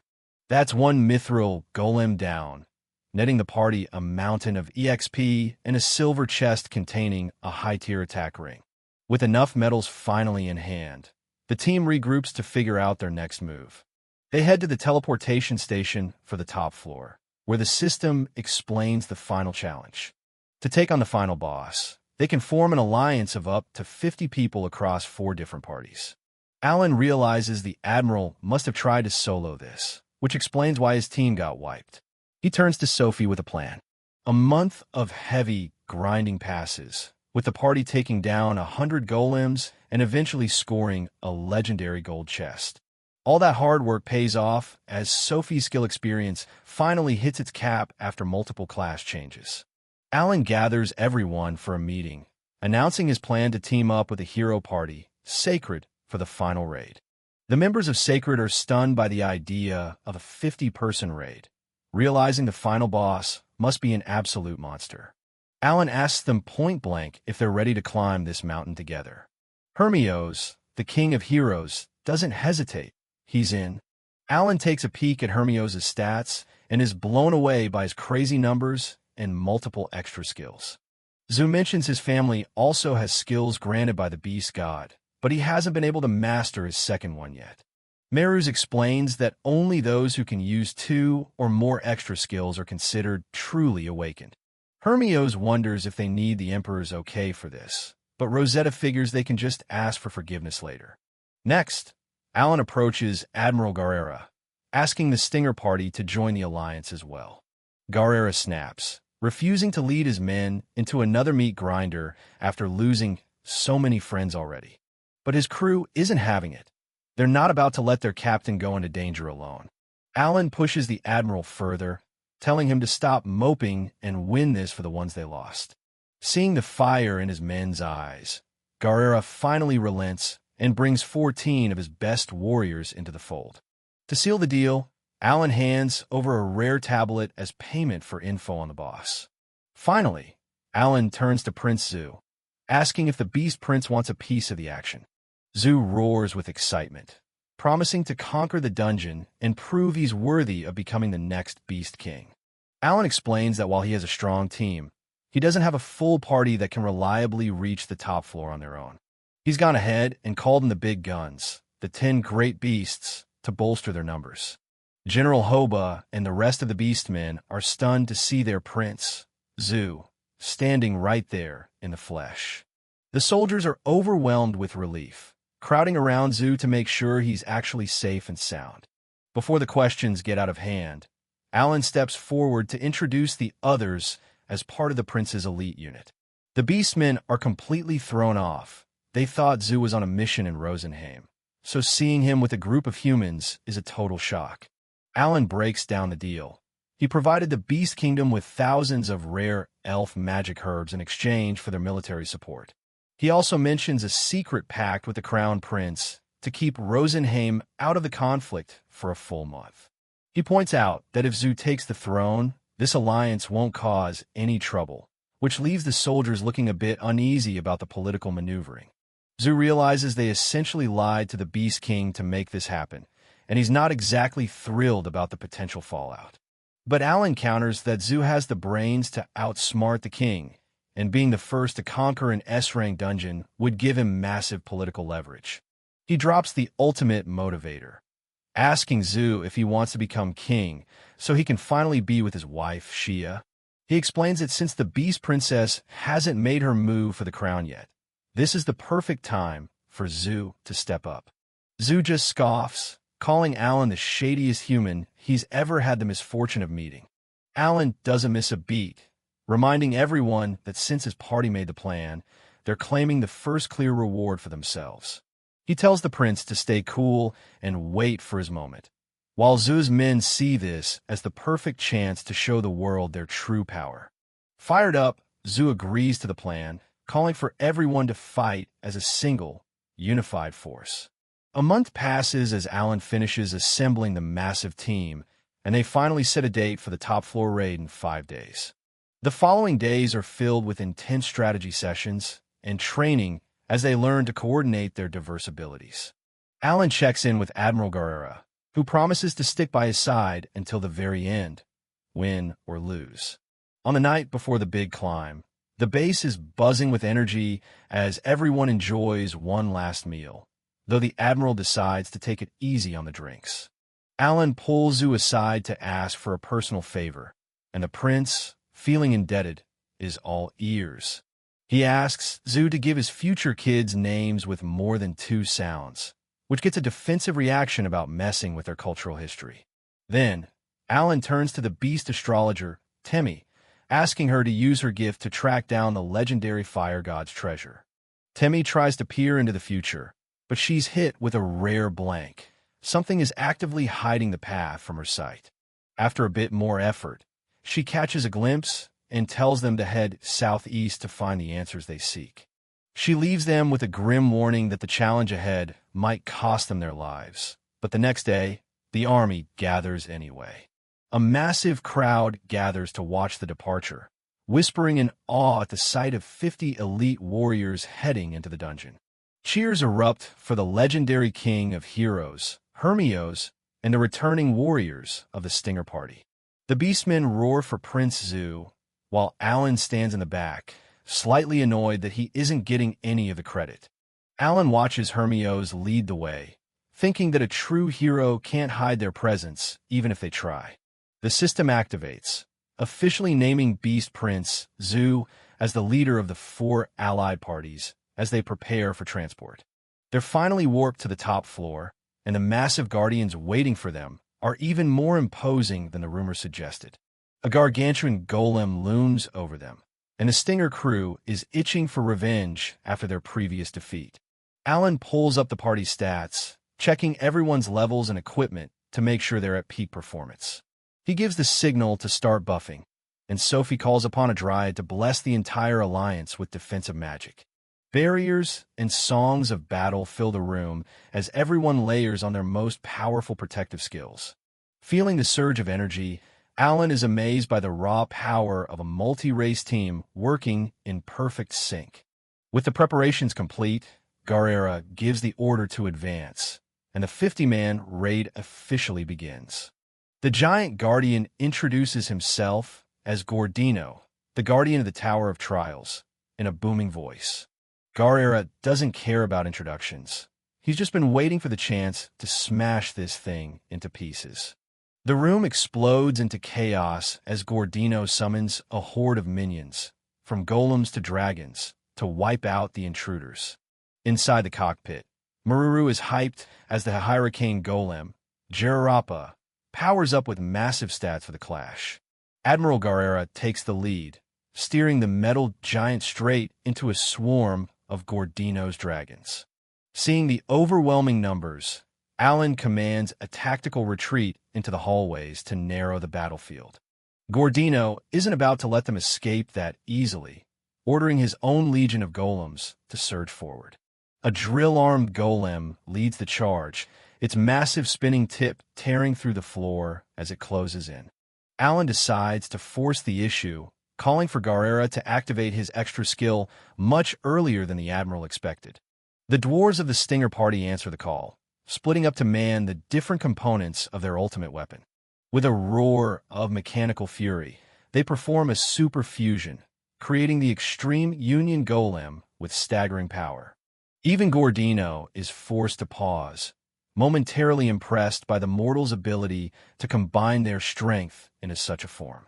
The Union Golem wastes no time, throwing a massive punch that sends shockwaves through the entire floor. Alan keeps the pressure on, ordering the ranged units to coordinate their fire on the most vulnerable targets. They unleash an awakening skill, convergent bombardment, turning the battlefield into a blinding sea of explosions.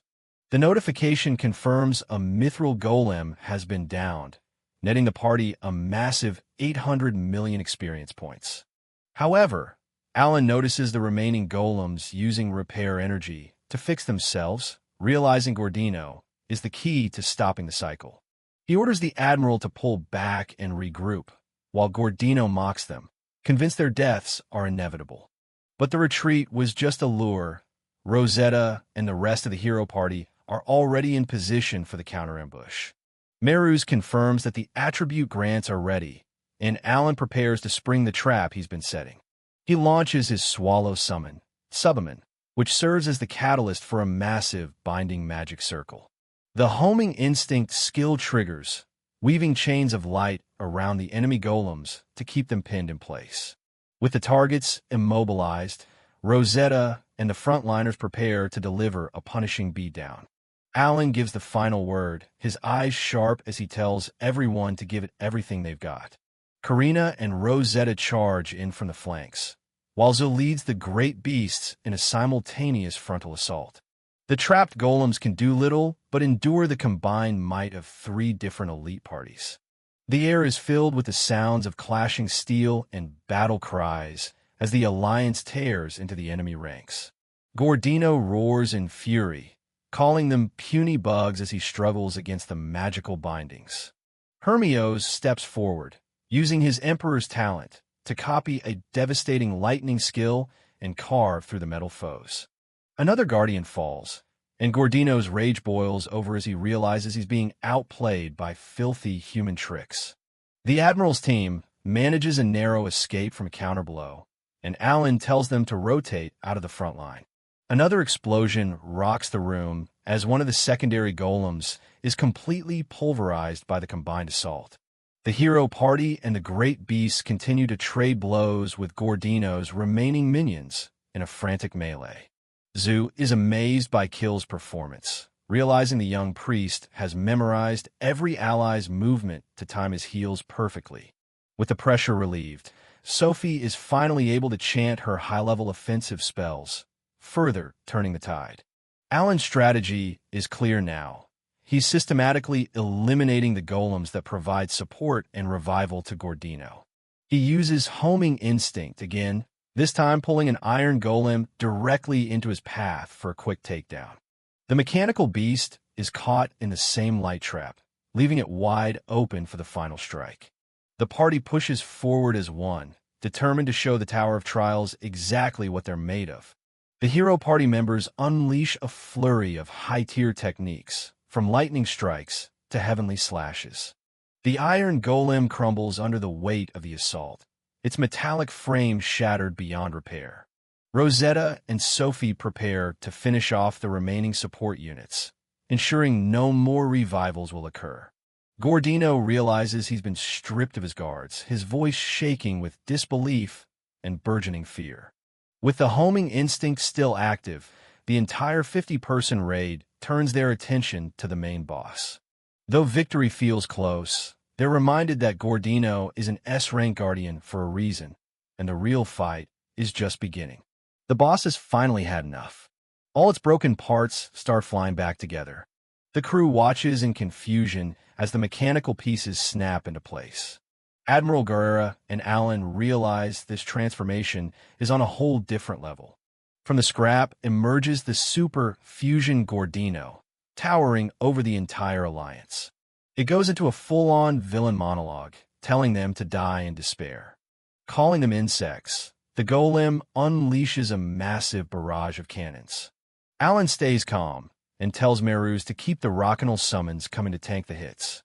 They focus fire on the cannons, but the golem just heals itself instantly. Alan figures they'll be here forever if they don't take out its legs. He tells the front line to prep their extra skills while he keeps the boss distracted. The beastkins are ready to go, and Gordino dares them to try. Hermios decides to end this and steps into the fray. He lets loose a massive holy sword strike that fills the entire room. But even that doesn't stick. The thing fixes itself in seconds. Prince Zu steps forward, saying he'll be the one to clear a path. He charges straight into the golem's drills without even using an extra skill. A flashback shows him promising Karina that he'll become the Beast King. He remembers their promise to stay together. Zu begs the Beast God for the power he needs to keep his word.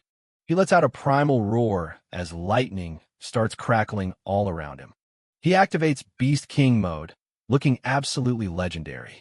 The power from his transformation sends a shockwave through the room. Following his lead, the other beastkins transform into their powerful beast forms too. Everyone is stunned. They didn't think he actually had this form. Rosetta explains that this is the Albahar royal power that even Hermios couldn't beat. Zu leads the charge, telling his people to follow him through hell. The transformed beastkins start tearing into the golem's armor with everything they've got. Alan is hyped, seeing the massive damage they're finally doing. But Gordino realizes who's really running the show and turns on Alan. It lands a direct hit on him. The team panics and calls for a healer.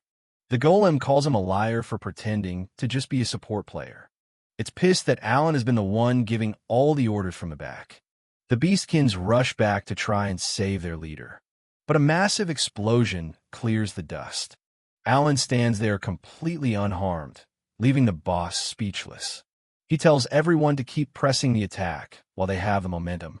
Alan readies his blades, showing off a stat board that's completely cracked. He's getting huge blessings from all his summons. His stats are through the roof. He launches into a relentless attack, moving like a blur. The golem is losing it, screaming for him to die, while Alan keeps the pressure on. His dragon summons, and the rest of the alliance join in for the final push. Hermios yells for everyone to join the attack and focus on taking out the legs. A massive shockwave hits the giant golem, rattling its entire mechanical frame. Alan tells Cecil and the beastkins to finish it off while the opening is there. Cecil steps up, doubling her magic power to drop a massive, small meteor on the boss.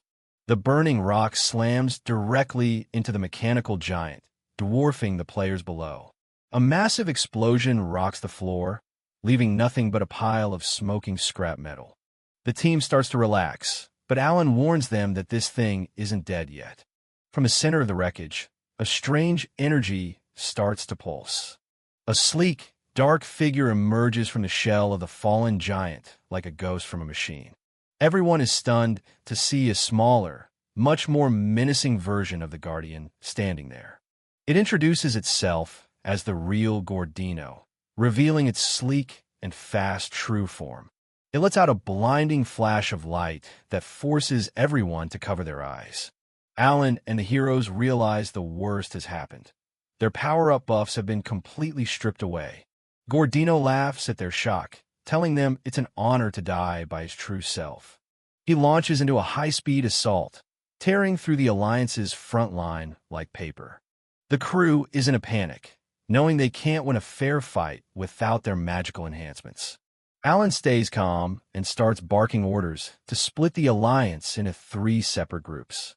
He realizes the boss's disabling ability has a limited range and plans to exploit it. He explains that if they keep their distance and stay spread out, the boss can't hit everyone at once. Gordino just calls their strategy cheap tricks and prepares to dive back into the slaughter. Alan calls out his summons, Teku and Mirror, to jump in and block the next charge. He rallies the demoralized team, telling them it's way too early to give up on the raid. Admiral Guerrera and Prince Zu find their second wind, motivated by their promises to the fallen.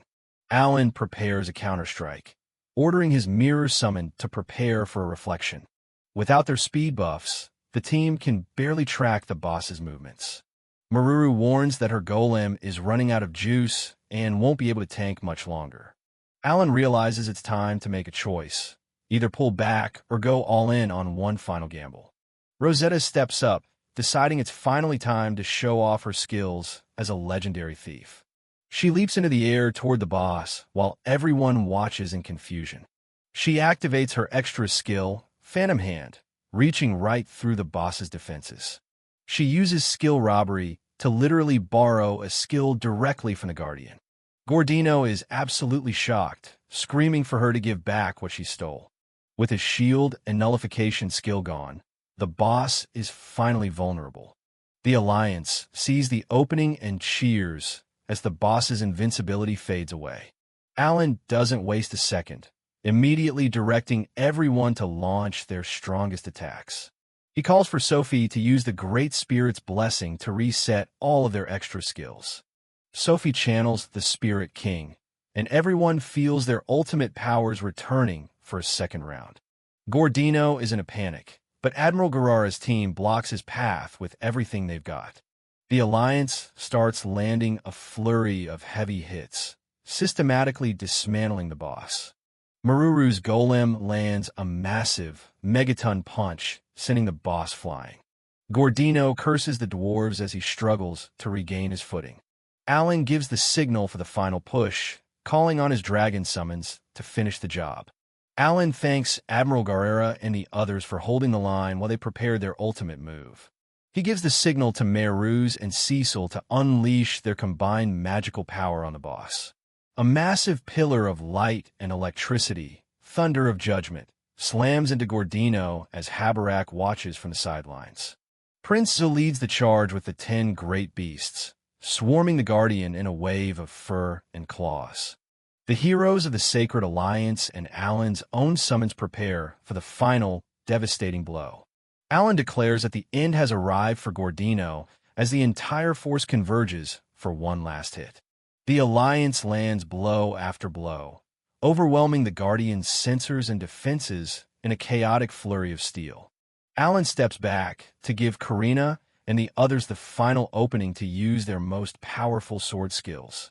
Karina and her companion unleash a twin slash that carves through Gordino's core, ending the battle in a blinding flash. A notification confirms their victory and a massive haul of experience points as the crew lets out a victorious roar. Admiral Guerrera and his veteran warriors are moved to tears, finally able to rest after avenging their fallen friends. After the celebration settles, the team finds 5 S-rank crystals and decides to distribute them among the participants. Alan checks in on Dogora, who is still grumbling about his own growth compared to the rest of the party. A majestic cube appears to congratulate them on being the first team in history to conquer the S-rank dungeon. They are presented with a certificate and several high-tier treasure chests, ranging from silver to the legendary rainbow tier. The rewards are revealed: a massive storage tool, a rare golem tablet, and a necklace that provides a massive attack boost. Maruru is ecstatic to find such high-quality adamantite materials for her golem, which are worth a small fortune. As the leader, Alan claims the rainbow chest while the others take turns picking their shares of the loot. Prince Zu thanks Alan for saving his people, offering a token of gratitude for the protagonist's leadership. Admiral Guerrera insists that Maruru take a special item to help her grow stronger as a member of the Game Junkies. The loot session is interrupted by the appearance of Digragni, the actual master of the Tower of Trials. The team is on high alert, but the golem simply congratulates them on their successful conquest. Digragni reveals his true form, a bulky but polite mechanical being that introduces itself as the Dungeon Master. Maruru is fascinated by the golem's intricate design, while Alan asks about the legendary first-time rewards. Digragni explains that he's currently busy creating more dungeons and asks them not to take his appearance lightly. Alan starts thinking about his next goals, wondering if it's possible to change his game mode or gain more power. He asks the Dungeon Master for a second extra skill, a request that completely shocks the ancient machine. Realizing a second skill is impossible, Alan asks for a modification to Maruru's magic disc instead. Digragni finds Alan's unconventional request interesting and agrees to double the disc's capacity to hold 20 tablets. Maruru is moved to tears by the upgrade, thanking everyone for helping her achieve her dream. Maruru holds up the new magic disc, and the group can't believe it actually has 20 spaces for tablets. The dungeon boss warns her it won't be getting any bigger, but Maruru is just excited to see what she can do with it now. The Game Junkies have finally cleared the S-rank dungeon, and Maruru walked away with a massive mechanical upgrade. She's determined to stand right by Alan's side when they take on the Demon King's army. The party is all in on defeating the Demon King together, even if the locals think they're being a bit too ambitious. They're even looking for a reward for beating the hidden boss. The Dungeon Master finds him pretty interesting. Alan has a devious look on his face. He's already thinking about the next time they meet. Word spreads fast outside. The news that the S-rank dungeon has finally been conquered sets the town on fire. The group stands on a stage to a massive hero's welcome. The entire town is out to celebrate. The veteran adventurers are impressed by the group's cool pose as they exit. Beast Prince, Zu, and the others are soaking up the cheers from the crowd. The rest of the main party looks a little more overwhelmed by all the sudden attention. The celebration doesn't slow down. They're planning to drink straight through until morning. 10 days later, things have settled. Maruru is checking out her new high-power tablets after the battle. A woman from the guild approaches Alan. They want the party to follow her for a private discussion. The team gathers in a hall where the other top adventurers are already waiting for them. Everyone's curious about the kids who actually managed to clear the S-rank dungeon. A massive guy steps forward. It's McAllen, the chief of the Adventurers Guild. Alan's stunned. The big boss of the guild traveled across the whole continent just to meet them. The chief announces that they've decided to appoint one of them as a new S-rank adventurer. Without missing a beat, the whole party points right at Alan as their true leader. Sophie tells him he can't keep hiding his hero status forever, and the others back her up. Alan immediately shoots it down.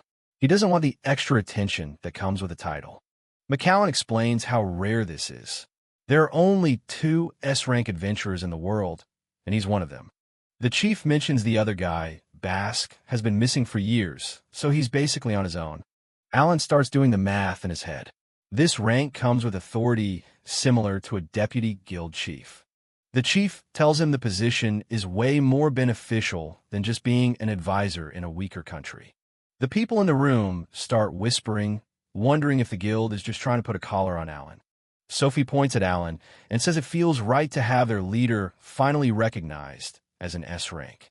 Alan agrees to the deal, and the chief gives him a new title, Summoner of the Beginning. With the promotion settled, McAllen leaves him with some advice to help out the guild from time to time. Now that the serious business is over, the party is ready to go celebrate. Dagora is already hungry. Meanwhile, Beast Prince Zoo is getting grilled by Rena for not coming home the second he finished the dungeon. She's been waiting years for him to return.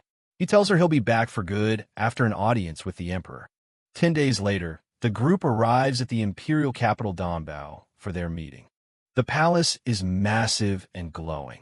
Even Admiral Garara's crew has their full dress uniforms on for the occasion. Zhu jokes about surviving the explanation to the Emperor. Alan's just happy they're all getting along. The doors open, and they're ushered into the throne room to see the leader of the Bakis Empire. Emperor Pupin III welcomes the heroes who finally conquered the Tower of Trials. He praises Admiral Garara for his bravery despite the comrades they lost during the campaign. Then he asks which one is Alan. Alan simply raises his hand to identify himself. The nobles whisper about Alan's reputation as a summoner with the power of a major nation. Alan holds up his new S-rank adventurer card. He's officially recognized as the Summoner of the Beginning now. Sophie warns the Emperor not to underestimate Alan. His true power goes way beyond what they've seen so far. To prove the point, Alan summons a small army of his low-level creatures. The tiny guys are more cute than intimidating to the onlookers. Alan thanks the Emperor for allowing Maruru to enroll in the academy. It's where she met the teammates she values most. The Emperor is impressed by his manners. He didn't expect an S-rank adventurer to be so polite. The mood shifts instantly when a soldier rushes in. The holy capital of Tiamenia is currently being engulfed in flames. Tiamenia is the heart of the Elmia religion, making this a devastating strike on the south. The report says the fire started during an execution. What was supposed to be a moment of justice turned into a disaster. Alan and the group listen from the balcony, realizing the scale of the emergency. The Emperor is stunned. Tiamenia is where Beast Prince Zu's subordinate, Shia, has been stationed for months. A priest who fled the capital says the chaos began 2 days ago after the execution of the cult leader, Gushera Serviler. During the execution, a massive pillar of fire shot into the sky, big enough to swallow the entire city in an instant. But the fire was only the start. The residents began transforming into mindless, beast-like monsters right in the middle of the streets. The party is horrified. Turning 1 million people into monsters is a level of cruelty they haven't seen before. Alan wonders if the Demon King's army used the fire god's sacred treasure to pull this off. They have to save them. Alan asks Admiral Garara if he's going too. Even the Emperor is surprised that Alan cares about saving other countries. But the news gets even worse. Another report reveals the Demon King is launching a simultaneous invasion on the Forgotten Continent. The numbers are staggering. 2 million troops are on the move, with 500,000 headed straight for their borders. It's a classic pincer move designed to keep them from sending any help south to Elmia. Alan studies the map. He's already calculating how to use his summon's mobility to cover both areas at once.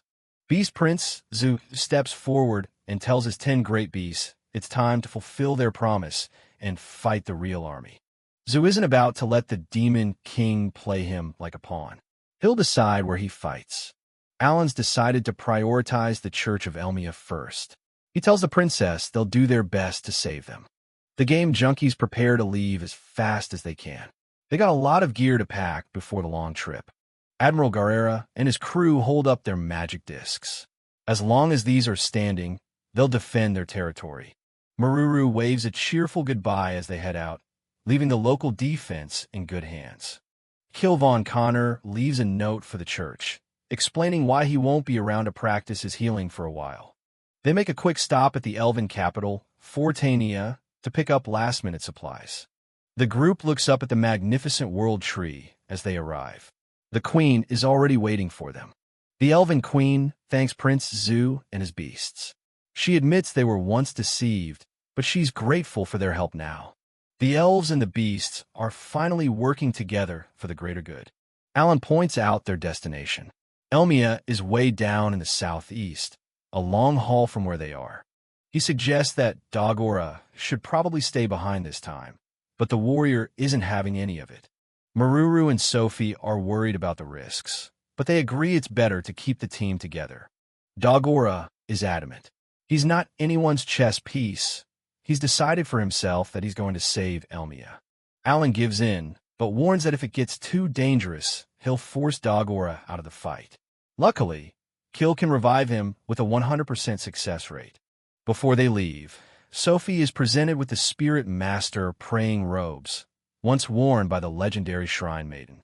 They check the stats, and the robes are incredibly powerful, made from material as strong as orichalcum. It's time for Maruru's new tablet to shine. She calls out her golem, Tam Tam, and shifts it into eagle mode. The elves watch in awe as the massive golem takes flight.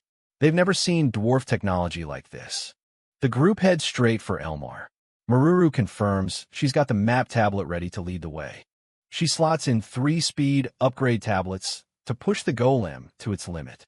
Alan tells her to keep an eye on her mana and use recovery drinks. In the cockpit of the golem, Alan suggests Maruru take a break while they use the autopilot. Maruru is touched by the offer, but insists on staying at the controls in case of an emergency. Sophie and Dagora talk about how much Maruru has improved since they first met in the dungeon. She's become a vital part of the team, especially now that she can handle 20 magic tablets at once.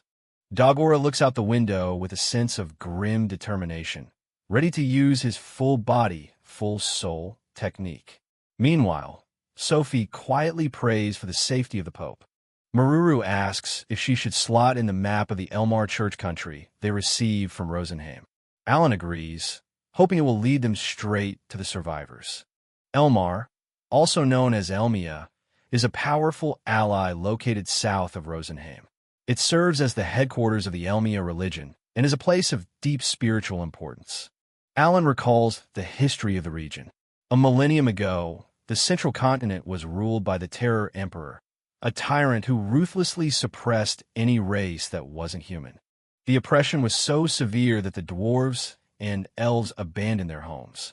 The beastmen suffered the most, with their culture nearly wiped out by the Emperor's forces. Only the Adventurers Guild and the Church of Elmia had the courage to stand up against the Emperor's rule. The Church of Elmia follows a doctrine of philanthropy, believing that all races are equal. Unable to defeat the Emperor in direct combat, they eventually fled across the sea to the Giriot continent. Even after the Terror Emperor passed away, the church chose to stay in their new home. They prospered, becoming one of the most faithful and influential groups in the world. Back in the present, the news is grim.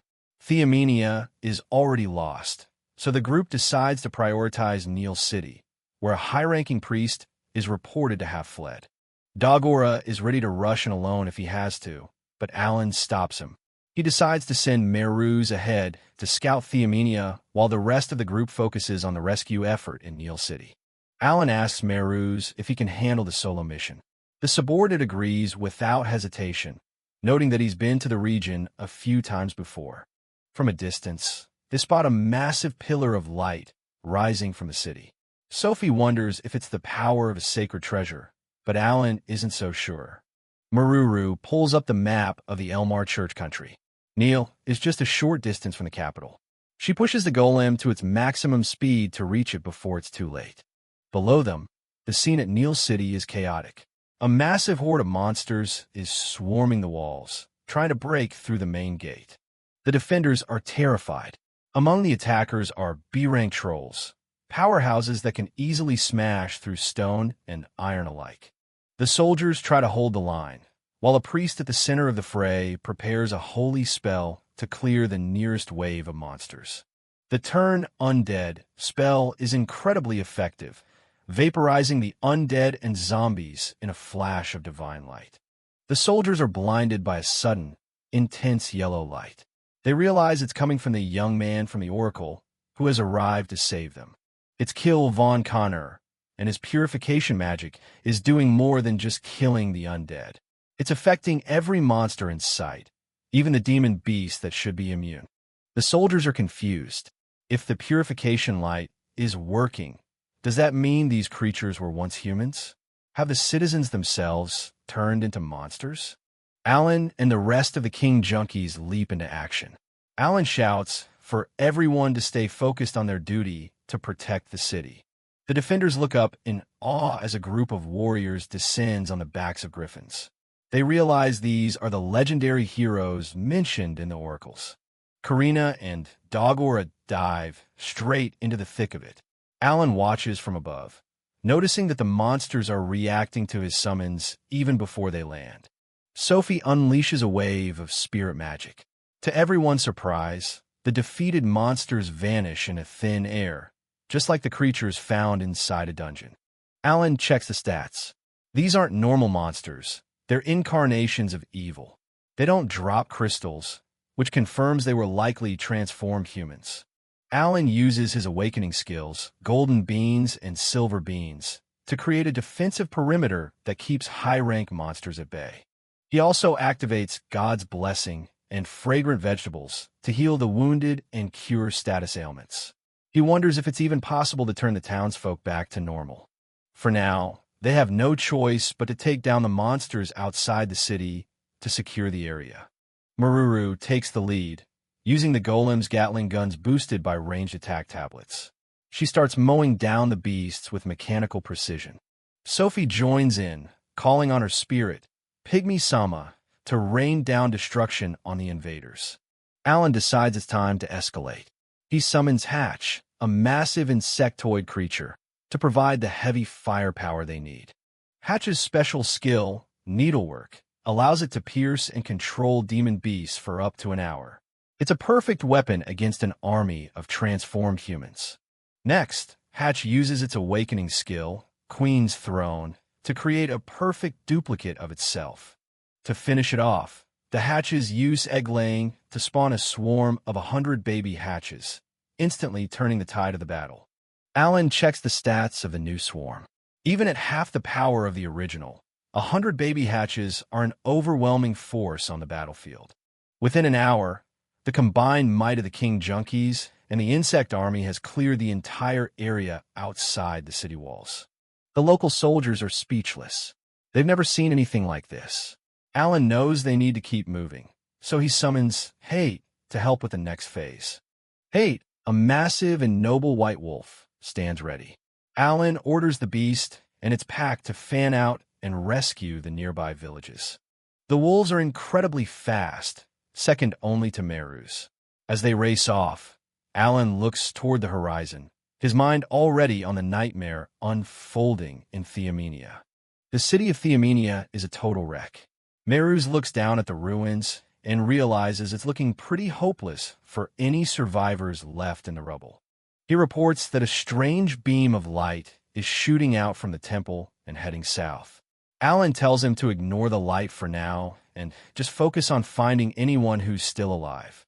Alan finally touches down to meet up with the others. He finds a group waiting with a high-ranking church official who seems pretty relieved to see him.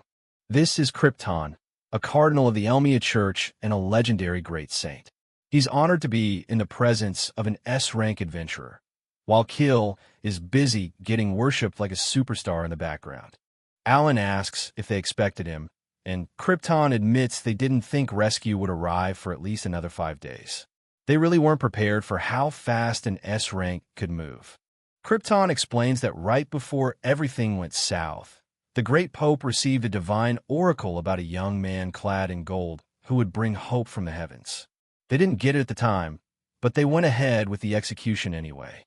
The city square was absolutely packed with spectators and cult followers who were trying to put a stop to the execution of their leader, Gushera. Right before the axe fell, Gushera addressed his followers, promising them a miracle of salvation. It wasn't exactly the kind of miracle they were looking for. A massive pillar of fire erupted, and in the blink of an eye, the entire city turned into a living nightmare. People were transforming into monsters on the spot, and anyone they bit turned too. The Saint King realizes that the instruction to raise your voice in the oracle was actually meant to be a distress signal for the whole world to hear. The Great Pope stayed behind to cover the escape, allowing Krypton to get 30,000 people out. But there were still over 1 million citizens and followers left in that square who weren't so lucky. Krypton falls to his knees and begs Kill to go back and help the Pope. Alan watches on, realizing the scale of the tragedy they're dealing with.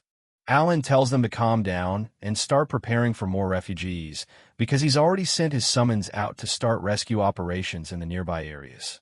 Krypton can't believe how efficient he is. Sophie and Maruru are understandably freaked out. With 1 million monsters running around and a zombie-like infection spreading, they know one wrong bite means game over. Alan breaks a sweat thinking about how close they came. If they hadn't sent that distress signal when they did, the entire country would have been wiped off the map. Krypton mentions that Princess Shia was also in the square during the incident. Alan asks if he knows where she is now. Apparently, she headed west toward the Kriebel Kingdom with 2,000 men as soon as she heard the S-rank dungeon was cleared. Alan wonders if she's planning to make a move for the throne. Krypton adds another detail. When the fire pillar showed up, the cult leader was holding a burning vessel. It's likely a sacred treasure stolen from the fire god. Alan figures there must be a connection between the cult and the Demon King's army. They're likely using that sacred treasure to turn everyone into beasts. He turns to the crowd of refugees and asks if any of them are actually followers of the evil god cult. The people look confused and a bit defensive. A woman holding a baby snaps back at him, shouting that the cult promised them free salvation while the church just gave them nothing but trouble. She's convinced the whole disaster is just the evil god's revenge for the church being rude. Krypton sets the record straight, explaining that the leader stole from everyone and used those who defied him as human sacrifices. Sophie and Maruru look on in disgust. The woman refuses to believe it, calling him a liar.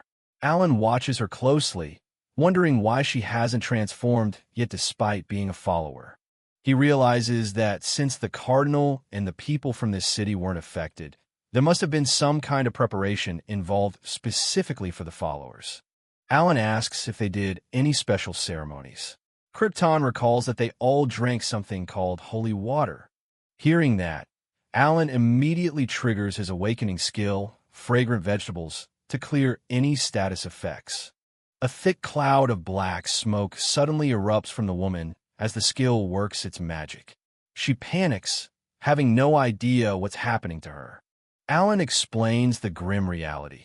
The cult leader's plan was to turn 1 million people into demon beasts all at once during his execution. The woman realizes her devotion is the reason her family is dead. Alan tells the group to calm down, noting that the followers were victims too. Maruru is impressed by whatever he just did and asks for the details. He explains he used a rare item from Rosenheim to repel the demonic influence. He tells Krypton to help distribute it to everyone in the city to stop any more transformations. His summons will help keep order, but they need to quarantine anyone who shows signs of having a shadow over their head. Once the city is safe, They'll head for the capital. Alan is still trying to track down the Great Pope, but Meruz cuts in with some grim news. He was defeated, and the situation at the temple is worse than they thought. A demon general has taken over the temple. The party is stunned. They haven't faced one of these guys since Liesel, and they know they're going to need a serious plan to survive this. Further south, Demon General Lycaron is already on the move. He unleashes a terrifying awakening skill called Curse of the Dead, instantly locking down everyone in the area. By their third day in the country, Alan and his crew finally reach Neil City to begin their rescue mission in earnest. They're not wasting any time. Alan had already done some prep work by planting seeds and using his cleansing skills in the surrounding towns and villages before they even arrived. In Neil, they managed to identify and quarantine around 5,000 cult followers who hadn't turned into monsters yet. It's a start, but the city is still on edge. During a break, Alan asks Kill for info on the Demon General. Meruz mentions that the guy was once a god who got kicked out of the Divine Realm. It turns out the gods knew about the cult's shady dealings, but didn't think it was worth their time since the leader had lost his sacred treasure. Alan is frustrated by how useless these gods are. Since the gods won't help, Alan decides they're heading to Theomenia tomorrow morning. He wants to look that demon general in the eye and find out what he's really after. Meruz admits he was no match for the general at the temple. Alan wonders if they can call on the hero for backup, but Sophie points out they're already tied up in a massive war with the Demon King's main army. With wars breaking out everywhere, they're on their own. Sophie is confident they can handle it, though they've grown strong enough to take down a demon general themselves. Dagora is fired up and ready to use his extra skill again. Alan has a backup plan ready with Subman just in case things get messy, but he's glad Dagora is ready to lead the charge. Alan is feeling pretty confident, telling his team he has a winning strategy ready. They've already faced tougher enemies than this guy, so he's sure they won't lose. It's March 22nd, and they've finally arrived at the Theomenia church capital. The place is a total disaster zone, a far cry from the beautiful city it used to be. As they look at the massive temple, someone points out that the fire pillar came from right over there. It's hard to miss the scale of the damage. They head inside, and the interior is just as massive as the outside. It's clear this place was built for some serious ceremony. They're greeted by Demon General Lycaron, who's been waiting for them. He's heard a lot about the black-haired summoner and seems eager to test him out. Lycaron mocks Alan for teaming up with Meruz, an angel who was supposed to be dead. He thinks this whole situation is going to make for a great report to his boss. Alan doesn't care about the small talk. He just tells Lycaron they're here to destroy the altar. The general isn't about to give up any information that easily, though.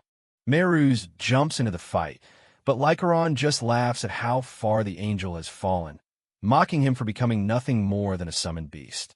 Dagora charges in to back up the angel, but Lycaron is completely unfazed, promising them that they're all going to die right here. Alan's stats pop up. He's sitting at level 82 with a massive collection of summons ready to be deployed. He's definitely not holding back. He orders everyone to press the attack, while Lycaron fixates on trying to kill Meruz once and for all. We see the stats for Karina and Dagora. Both are at level 60 and holding powerful king and emperor class titles. These guys have been grinding. Kill Von Connor and Cecil are also at level 60, bringing high-tier holy and magic power to the battle. The whole party is decked out. Sophie and Falmel round out the high-level squad, specializing in spirits and long-range archery. They're providing the perfect support. Cecil opens up the offensive with a fireball, but Lycaron dodges it effortlessly, mocking them for being too slow. Meruz doesn't give the general a second to breathe, but Lycaron is still holding his ground, completely unfazed by the initial hits. Sophie calls on her spirits for aid, summoning Gale Sama to help turn the tide of the battle. She's giving it everything she's got. Alan knows Sophie's attack potency is on another level, and even Lycaron is starting to look a little surprised by the power she's putting out. The general realizes these brats are way stronger than the reports from Rosenheim suggested. They've clearly been leveling up fast in the span of a year. Sophie and Nymph combine their powers for a massive blizzard attack. It's a perfect combination of spirit and magic. Lycaron just scoffs at the cute combination technique, insisting that a little extra strengthening won't mean anything against him. Alan realizes Lycaron is purely focusing on protecting the altar, so he signals Maruru that it's finally her turn to step up. Maruru gets her golem, Tam Tam, ready for a major blast, stacking up enhancement tablets to maximize the damage. With an insane attack stat of 36,800, Maruru fires Tam Tam's laser cannon straight at the altar. It's a point-blank hit. A massive explosion rips through the hall, aimed right at the Pillar of Light. The force is absolutely devastating. The blast is so intense that the group starts to worry they might be standing a little too close to the impact zone. They have to shield themselves from the heat. The smoke clears, and the pillar has completely disappeared. Everyone is hyped up by Maruru's romantic display of pure firepower. The whole temple starts to buckle under the force of the blast. Alan puts Maruz and Sabaman on standby for the next phase of the plan. Lycaron is absolutely livid that his precious altar has been turned into a pile of rubble. He can't believe they actually pulled it off. He towers over them, swearing to kill every last one of them and claiming they have no hope of winning without the hero by their side. Alan realizes that despite the damage, Lycaron is transforming and his wounds are healing up at an incredible speed. He's only getting stronger. Maruz grabs the rest of the team and brings them back to Alan to regroup. They need to hit him with everything they've got right now. Alan tells everyone to pull out all the stops and use their extra skills to take down the general once and for all. There's no room for holding back. Karina hits him with a massive king of sword attack. Even Lycaron is shocked by the sheer power this girl is putting out. Alan cheers her on while Maruz and Fommel prepare their own heavy-hitting moves. They're finally making some headway. Maruz fires off a devastating arrow of light, dealing a serious blow to the demon general. He's starting to look a little rattled. Alan sees his opening and tells Subaman to use homing instinct. It's time to move the battle to a more favorable location. In an instant, Lycaron finds himself warped completely out of the city and into a clearing. He has no idea what just happened. Alan waves him goodbye as the general realizes he's fallen straight into a carefully prepared trap. The look on his face is priceless. The entire party unleashes their ultimate moves at the same time. Thunder, hellfire, laser cannon, and meteor all rain down on the target. A massive pillar of destruction erupts, completely swallowing the general. He screams that this isn't over, but it's too late for that. But it definitely is over. Alan hits level 83, and the demon general has been successfully deleted from the map. Victory is theirs. We did it. The team celebrates as the dust settles from their victory. Alan is satisfied that everything went according to plan, and he's especially pleased with a new discovery he made during the fight. He explains a new use for his homing instinct skill, which lets him move any enemy he makes contact with to a nearby nest within a 1-kilometer radius. He admits he took a bit of a risk testing it on a demon general, but the payoff was worth it. Alan thanks his bird summons, Temi-san and Lepi-san, for their hard work. He's already thinking about heading back to Rosenheim, which leaves Dagora a bit surprised that they're moving on so quickly. They discuss the ongoing war. The Elven army is coordinating with guerrilla squads to chip away at the Demon King's forces. Dagora notes that a defensive strategy isn't exactly the strong suit of the Beastmen. Sapphire-own, Sophie, the group's elegant elf magic user, warns everyone to keep their guard up. The prophecy is still hanging over them, and she's not about to let anyone get complacent just yet. Alan decides it's best to spread out and finish clearing the city in a single day. Maruru, their cheerful dwarf pilot, prepares her flying machine as Alan plans to report their success to Neil City. While the others get ready, Dagora is stuck in a loop of frustration. He's the only one who hasn't been able to use his extra skill, and the disappointment is written all over his face. The team turns to Maruz, their wise angel companion, for some answers. Maruz is reluctant to share the truth, claiming no good will come from that knowledge, but the group insists on hearing it. Maruz finally gives in, explaining that the gods prioritize universal balance above all else. Handing out abnormal blessings would tip the scales in a way they simply can't allow. Alan and Kil von Connor are struggling to grasp the concept. Alan tries to make sense of it by comparing the world to a game world littered with cheaters and exploiters who ruin the balance. Meruz elaborates, saying that there are always limitations to fixing things and that some people will always find loopholes in the system that the gods have to manage. He drops a bombshell on the group. If the world is deemed to be falling too deep into chaos, the angels, the representatives of the gods, would destroy the world themselves to reset it. The news is a huge shock to everyone. Meruz reveals that he's been saving humanity in his own way for 100,000 years, and the casualties from the Demon King are nothing compared to a divine reset. He explains the cycle of destruction and recreation, where the world is wiped clean and forced to rebuild with whatever mortals are left. Sophie and the others are horrified to realize the gods' methods are just as cold as the Demon King's.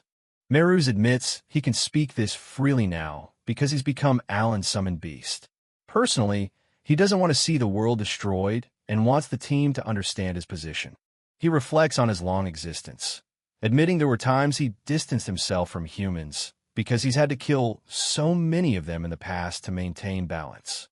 The team is left wondering if they have more enemies than they thought. Alan points out that humanity wouldn't survive without the gods, so the Demon King is still their primary target. Kil von Connor and the others try to wrap their heads around all. Alan decides to keep the story moving, focusing on the future instead of the grim past. He's confident that whatever chaos comes their way will only make them stronger as a team.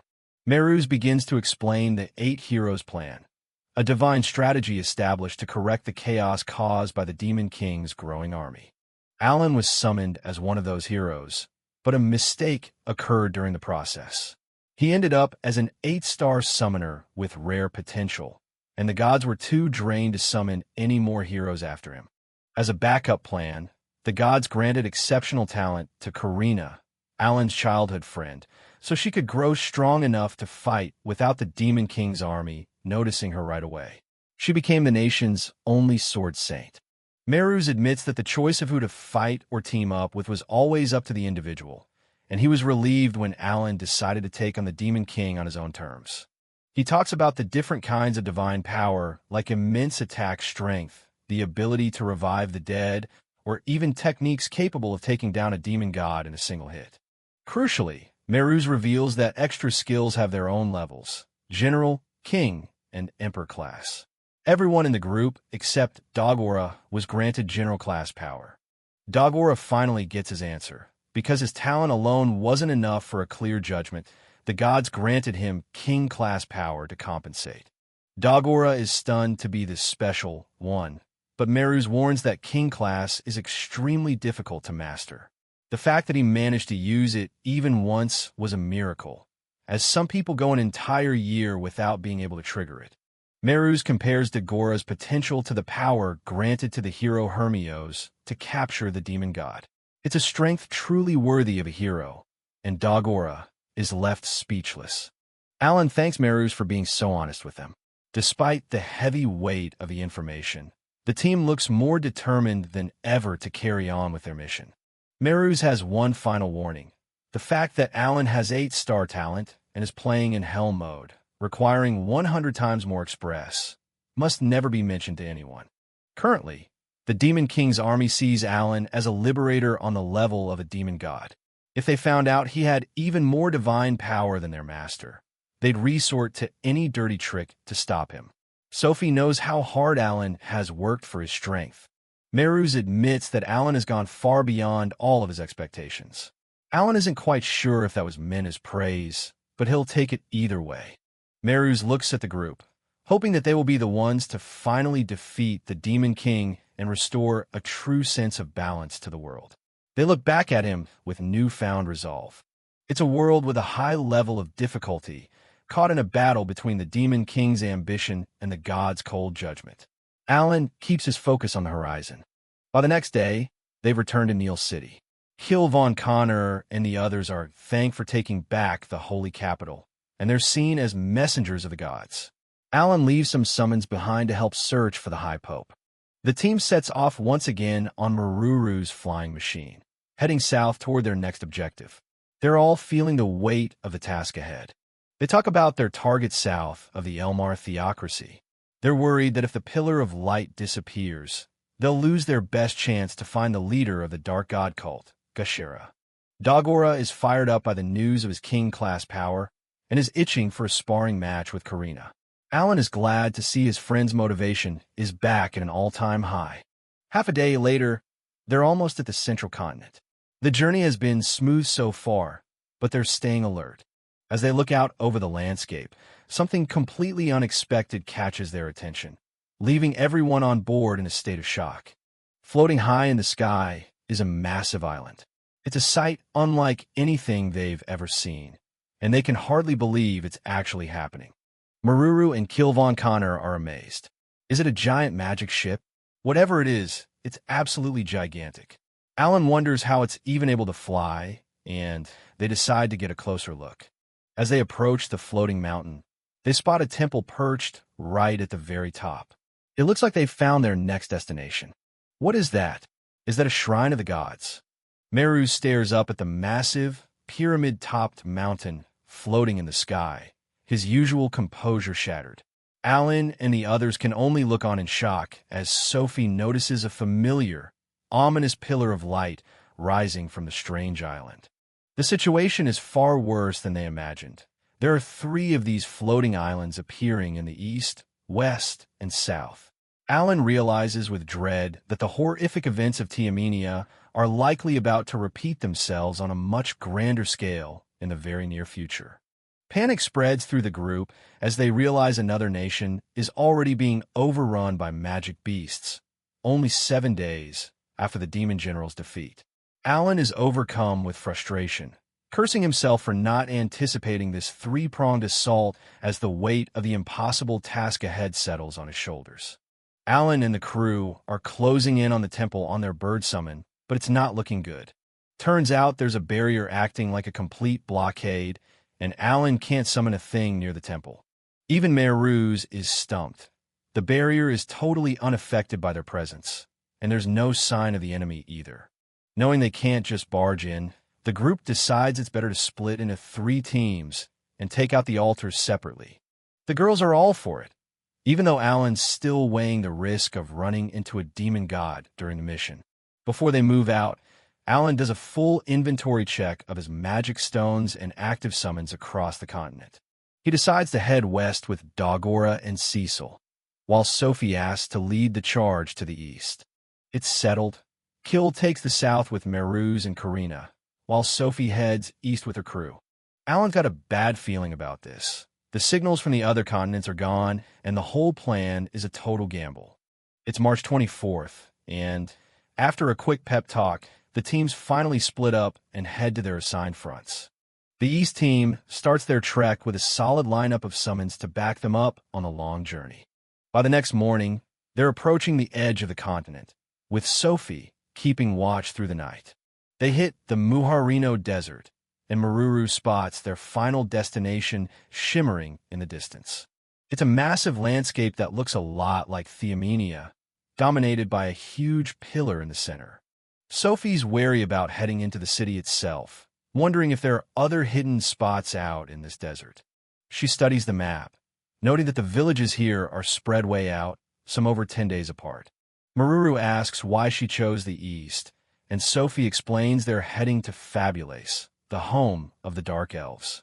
These guys have been living as an independent nation for 2,000 years, basically cutting themselves off from everyone.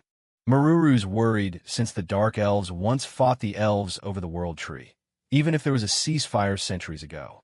But Sophie's got a promise to keep, and as a princess, she has to be the one to bridge that gap. Maruru's ready to back her up no matter what happens as they prepare to talk to the Dark Elves. Meanwhile, a fortress nearby is getting absolutely swarmed by a massive wave of demonic beasts. The defenders are getting overwhelmed as the numbers keep climbing, but then a massive pit opens up in the sky. Olbers and his men can't believe their eyes. A dwarf's golem just dropped in, right in the middle of thousands of enemies. Sophie's team jumps right into the fray, with Maruru reminding everyone they've got to be smart about their magic. They unleash a massive wind attack that just shreds the demonic swarm, leaving the Dark Elves completely stunned. An hour later, they finally arrive at the Dark Elf Palace, but the heat of the desert has already taken its toll. The Dark Elf diplomats are waiting, thanking them for the save, but still acting skeptical of the Princess of Rosenheim. Sophie doesn't waste time and asks to see the king, though the diplomat tries to give her the runaround about prior notice. That is, until she reveals the spirit deity hidden in her clothes, which shuts them up real quick. With the mood shifted, the diplomats lead them inside, noticing that Sophie's starting to act a lot like Alan. Inside the walls, it's like a different world. Lush nature everywhere thanks to the Spirit King's blessing. They're escorted into the throne room, where Sophie and her team take a seat to meet the big boss. Olbers is waiting on his throne, clearly not expecting any visitors in his hidden village. He introduces himself as the King of the Dark Elves, looking every bit the warrior king. One of the kids calls out the dwarf in the room, and Olbers gets immediately hostile about what Sophie's wearing. He thinks she's mocking them by wearing that priestess outfit, basically threatening to decapitate her on the spot. But Sophie stands her ground, explaining the outfit was a gift, just as the spirit cat Fabre pops out to say hello. Suddenly, a little spirit boy appears, recognizing Fabre and completely breaking the tension in the room. Olbers calms down and finally agrees to listen to what the visitors have to say. Sophie gets right to the point, explaining that they received a distress signal and need to warn them about the continent's crisis. She tells them the whole truth about the Demon King's army and the sacred weapons, trying to get Olbers on their side. Things are looking even worse than Sophie expected after her talk with King Olbers. She warns him to stay far away from the city to the north, believing a demon general is holed up there. She explains how the Demon King has been prepping for decades, using heretics and holy water to turn people into monsters. Olbers is hesitant, but Sophie points out that they're the only ones currently trying to stop the army's advance. She's got two requests: a map of the desert and permission to set up a safe haven in the village. Sophie wants to build a proper refugee site with summons for defense, but then she brings up someone named Liesel. Olbers isn't having it, saying he already gave his answer to the elves about that last year. Sophie doesn't back down, reminding him of the millions of elves who died when the Demon King's army hit Rosenheim. She tells him she's already taken down the army before, shouldering that massive burden all on her own. Then she drops a bombshell, asking if the demon general Liesel is actually King Olber's father. The room goes nuts. The Dark Elves think she's being incredibly disrespectful and want to call off the ceasefire. Olbers shuts them all up, telling Sophie to be very careful with her next words since his father vanished 1,000 years ago. But Sophie stands by it, saying Liesel was defeated by the hero Hermios and Alan's team, the Game Junkies. She reveals that Liesel actually regained his senses before he died, staring at the world tree in his final moments. Sophie makes her final appeal, asking for cooperation since she knows the Dark Elves weren't part of the invasion. Olbers finally relents, ordering his people to start getting the refugee site ready. His advisors try to protest, but Olbers basically tells them to shut it or challenge his throne themselves. Sophie thanks them for the help as the king tells his subordinate to hand over the map they need. They discuss the tragedy of Liesel, who apparently sold his soul for the power to wipe out the elves. Olbers decides that working with the elf princess is the only way to prove they aren't in league with the Demon King. Meanwhile, we cut to the South team, who are currently managing a small army of summons. Kill and Karina are taking a breather, with Karina showing off the rabbit she just roasted for lunch. They've been stuck in the same spot for 2 days, and Kill's starting to get restless about finding that pillar of light. Meruz is off on his own, thinking about his past and all the humans he's had to take out. Kill's actually a bit worried. He wonders if Meruz would turn on them if the gods ever gave him the order. But Meruz promises to protect them no matter what, even if it means going up against the god himself. He tells everyone to get some rest because they're definitely going to be seeing some action tomorrow. The next day, the group finally enters the kingdom of Calvarna, which looks surprisingly well built. They look over the map, noticing a fortress built along the river to keep the neighboring republic in check. Meruz flies up to scout and immediately spots trouble at the border. One of the fortresses is already on fire, with a flood of magical beasts pouring in from across the river. Kil doesn't hesitate. He decides they need to prioritize saving the kingdom's side before things get any worse. There are 3 fortresses total, so Meruz takes 2 of them while Kil and Karina head for the middle one. Inside, the soldiers are panicking as monsters cross the river despite the bridge being blown sky high. The captain's in a bad spot, surrounded by monsters and cursing the Republic's army for the mess. Just as things look bleak, a massive wave of holy light washes over the entire battlefield. It's a massive heal. Soldiers' wounds are closing up instantly, and some are even growing back lost limbs. But the relief is short-lived when an A-rank magical beast shows up to finish the job. Suddenly, Karina drops from the sky with her overlord sword and absolutely obliterates the thing. She lands and introduces herself as the Sword Emperor, letting everyone know she's there to save them. At the same time, Meruz is busy taking out the sky monsters while purple lightning strikes the eastern fort. The soldiers can't believe their luck. S-rank adventurers from the Game Junkies have actually come to the rescue. Karina is pumped up, ready to keep protecting the fortress as long as she needs to while the captain looks on, impressed. After a hard-fought battle, a soldier reports to Kil and Karina that the magical beasts at all 3 fortresses have been completely wiped out. While Meruz assures Kil that his summons never get tired, Karina's stomach does the talking, and a soldier luckily arrives to invite them to a much-needed meal. Karina wasted no time, diving face-first into a mountain of food and declaring it the best thing she's ever tasted. The atmosphere in the dining hall is light as the local soldiers gather around, eager for a chance to speak with the legendary Sword Emperor. The captain expresses his deep gratitude to the group, admitting they would have been lost without their timely arrival, before asking why they came. He explains that their victory finally lifted the distress signal from the Elmar theocracy, confirming the monsters were part of the Demon King's plans. Kil shifts the conversation to the Gashera Holy Order, but the captain admits they've been too busy investigating a mysterious pillar of light to send reinforcements. It's exactly what Kil suspected, with cult followers and the Pillar of Light both present. The thread is definitely tied to the massive shrine being built in the Republic. Kil asks for a map of the Republic to start their relief efforts, but the captain hesitates, saying he doesn't have the authority to share intel on an enemy nation. Kil is frustrated by the red tape, knowing that waiting a few days for a higher official will only make their mission more difficult. Outside, the mood is much better as the soldiers cheer for Karina, treating her like a hero for taking down an A-rank beast single-handedly. Meruz suddenly appears at the window, noting how lively the celebration is while Kil looks up, clearly surprised by the angel's arrival. Meruz doesn't care about the festivities and asks if the humans are really refusing to hand over the map they need for the rescue. The soldiers are absolutely starstruck and terrified by the sight of a real angel, and they quickly decide that the map can be prepared immediately after all. Meruz is being as intimidating as ever. No one's going to turn down a request from a former First Angel, especially when he's looking down on them like that. Kil and Karina are thrilled. They finally got their hands on the map they needed to kick off the rescue mission. Karina is practically vibrating with energy. Meanwhile, the Western team is managing a massive swarm of summons.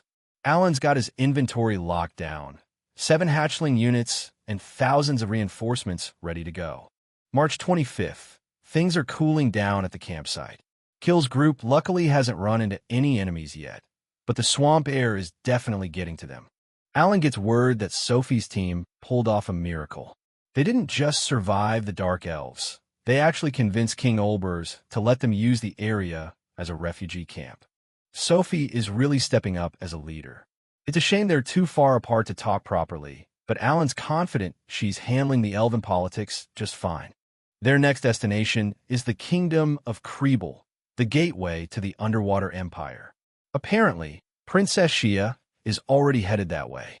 Shia hasn't gone back to the Beast Kingdom yet.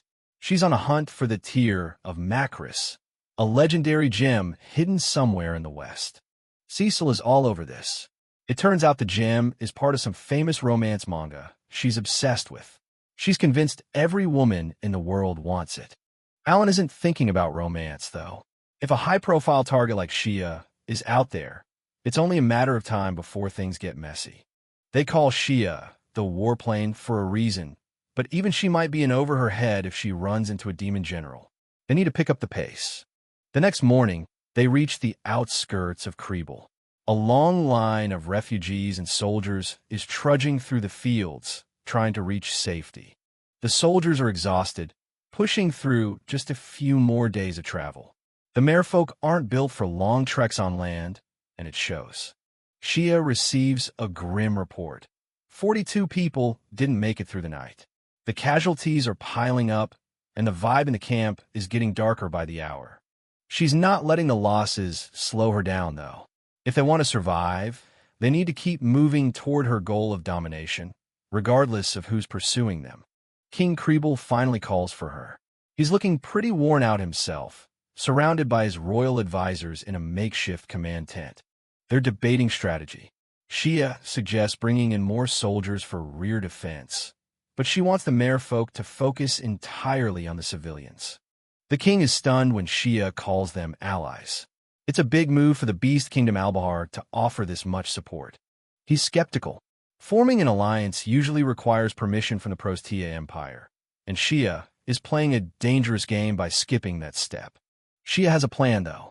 She wants to use this connection to bridge the gap between her people and the Empire, despite the risks involved. And she drops the hammer. There are rumors that Kriebel is planning a rebellion against the Empire. The king's face says it all, complete shock. The king tries to laugh it off as nonsense spread by enemies, but Shia isn't buying the denial. She knows there's smoke where there's fire. She suspects the heretic god cult is the one fueling the fire, turning the Empire against them. The real question is whether the Empire will care about the truth.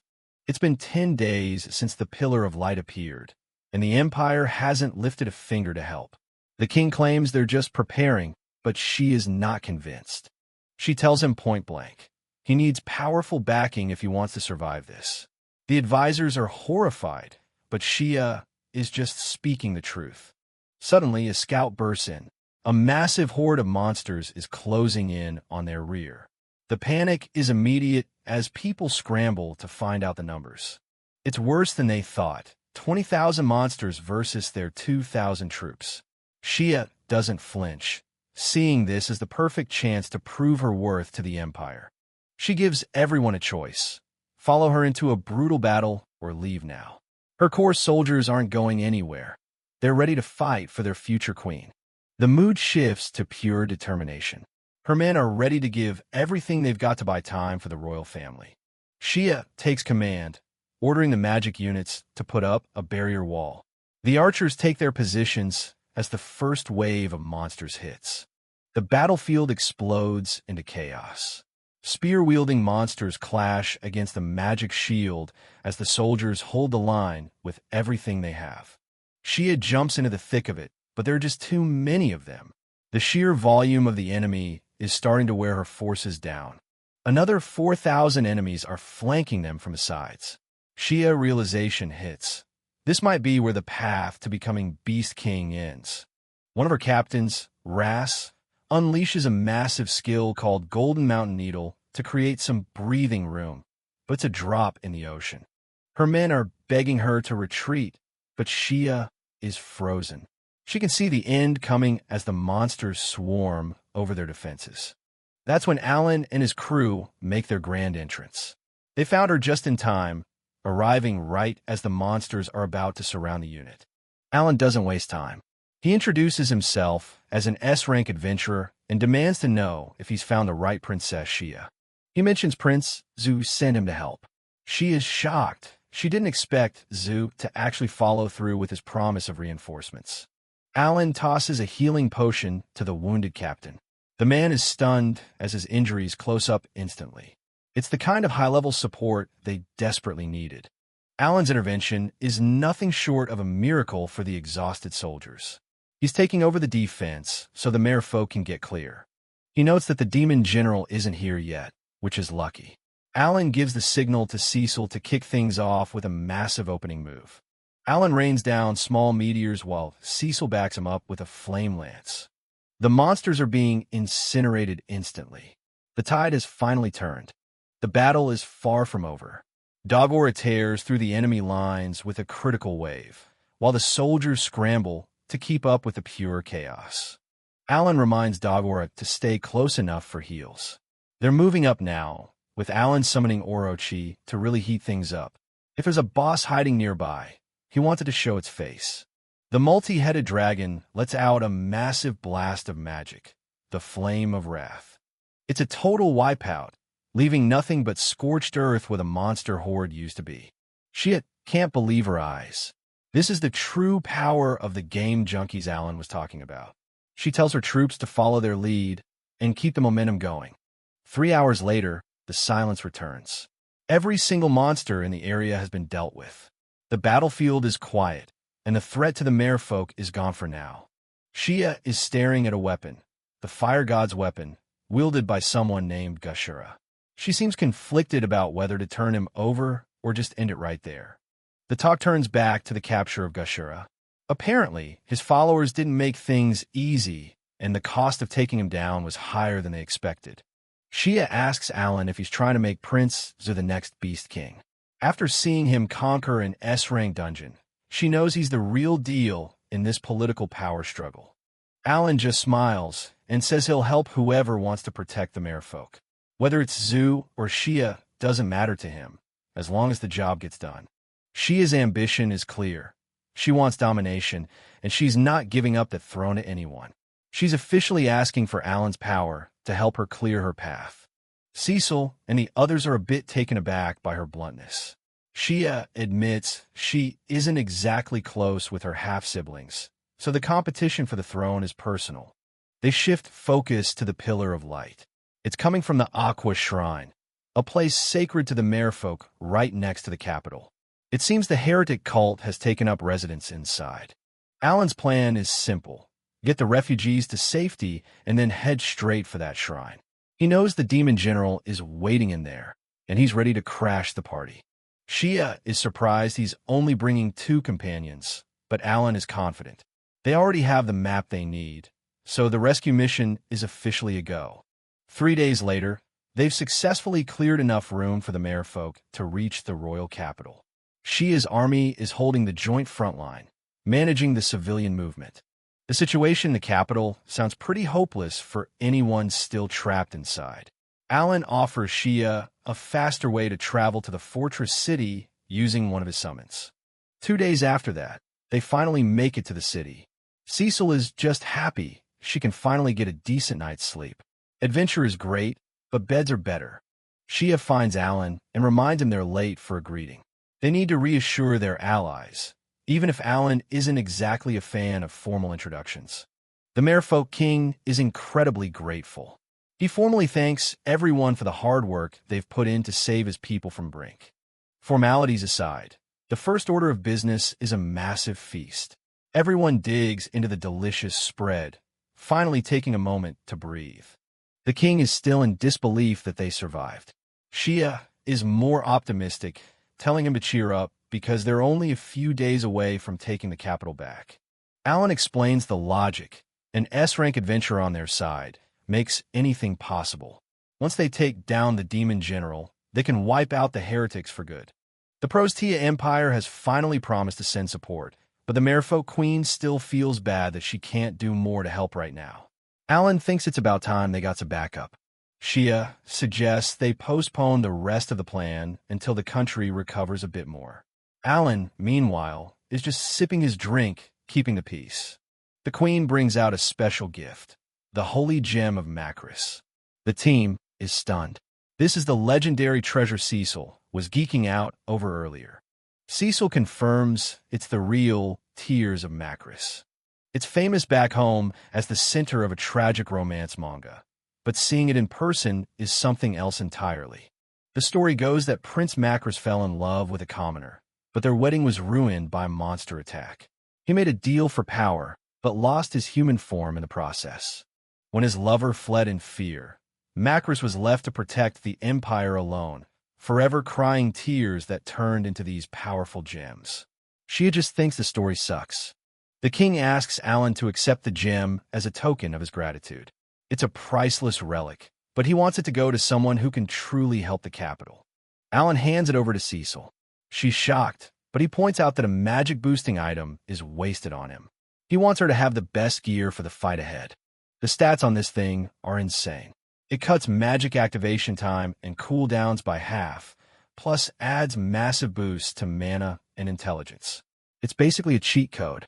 The queen is delighted that they like it. Alan, ever the gamer, is just happy about the efficiency. Cecil is just overwhelmed by the gesture. Cecil takes a moment to thank him properly. The group dynamic is solid as they prepare for the final stage of their journey. After that, they join forces with the Beastmen to finish clearing the royal capital. With the city finally safe, there's only one thing left: the Demon General. July 4th arrives. All three teams finally reunite at the Kriebel royal capital. It's been 12 days of separate campaigns, and everyone has a lot to catch up on. Kill and Karina report that the south is mostly cleared out. Sophie's team is still working on the desert, which is just too massive to finish so quickly. Karina is already eyeing the new gear. She wants a holy gem of her own, but Alan points out that her necklace is already top tier. Magic specialization is Cecil's lane. Alan promises to get another gem for Sophie if they find one. He asks Meruz what exactly a holy gem is, since the angel seems to know everything about divine artifacts. Meruz explains that holy beasts are those who made a covenant with a god. The holy gem is created by those beasts, which is why it holds such massive power. The catch is the price of that power. Meruz asks if they've heard what happened to the crown prince, implying that making a covenant isn't exactly a walk in the park. Alan isn't deterred. He thinks it all depends on the negotiations. He tells Shia he's sorry for the wait, and it's time to move toward the shrine. The game junkies are finally all together, including the top angel. The local soldiers can't believe their luck. The group that conquered an S-rank dungeon is here to save them. Shia Van Albar, the Beastman princess, officially introduces herself to Safia Roan, the elf princess. Realizing they're both royalty, Shia suggests they drop the stuffy titles and just be Shia and Sophie. Shia is caught off guard when Sophie calls Alan Sama, a high honorific she wasn't expecting. But there's no time for social politics. Alan steps up, calling for a strategy meeting to finally take down the Demon General. Just outside the Kriebel royal capital, a war room is set up in a temporary tent. Alan gathers his elite team to lay out the final strategy for taking down the demon. Shia looks over the plan, surprised Alan even has a literal god on his side for this raid. Alan explains that just winning the fight isn't the goal. They need to squeeze the demon for information. He points out they can't rely on the 10 beasts' help this time around. Shia refuses to back down, insisting she'll be on the front lines until the demon is crushed. Alan does a final check on his elite squad, featuring heavy hitters like the Hammer Beast King and the Grand Beast Healer. He plans to use debuff skills to strip the enemy's defenses before they go in for the kill. The rest of the group chats about their heavy hitters, noting that even without extra skills, they've got plenty of raw power. Shia keeps it realistic. If things get too hairy, they're retreating immediately. The veteran warriors are impressed that a 15-year-old can act like such a seasoned tactician. They arrive at the water temple, where a massive figure is already waiting with an orichalcum sword. The giant sits relaxed, noticing they even brought an angel along for the party. Alan and Shia are stunned to find out the demon was actually once a human. Meruz identifies him as Bask, a legendary S-rank adventurer who vanished 2 decades ago. Bask admits he only took the S-rank title for the perks before joining the Demon King's army. Back in the day, he was a monster obsessed with battle, and no amount of fame could satisfy his thirst. He laughs, claiming demonhood feels amazing, and even invites Alan to join him. Alan realizes Bask is a blabbermouth, which is perfect for gathering some easy intel. Bask explains the altars are for soul harvesting, millions of them across the continent. Enough talk. Bask readies his blade, planning to leave no survivors. The raid officially begins as Alan orders the front line to charge. Bask is a blur of motion, easily pushing past the initial assault. A single heavy swing connects with Alan, slamming him into the stone wall.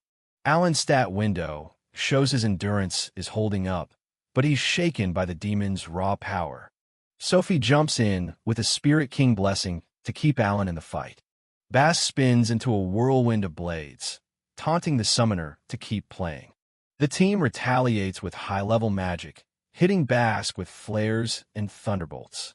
Alan realizes the debuffs aren't sticking because Bask is wearing some top-tier magic nullifying gear. The demon is a walking treasure hoard, decked out in orichalcum and specialized magic tools. Alan calls for a coordinated strike to create an opening while Meru's charges a judgment bolt.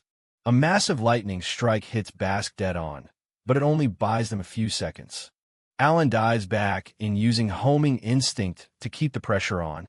Bask gets knocked back, clearly annoyed by the persistence of Alan's army. The archers let loose a volley, but Bask barely considers them a threat.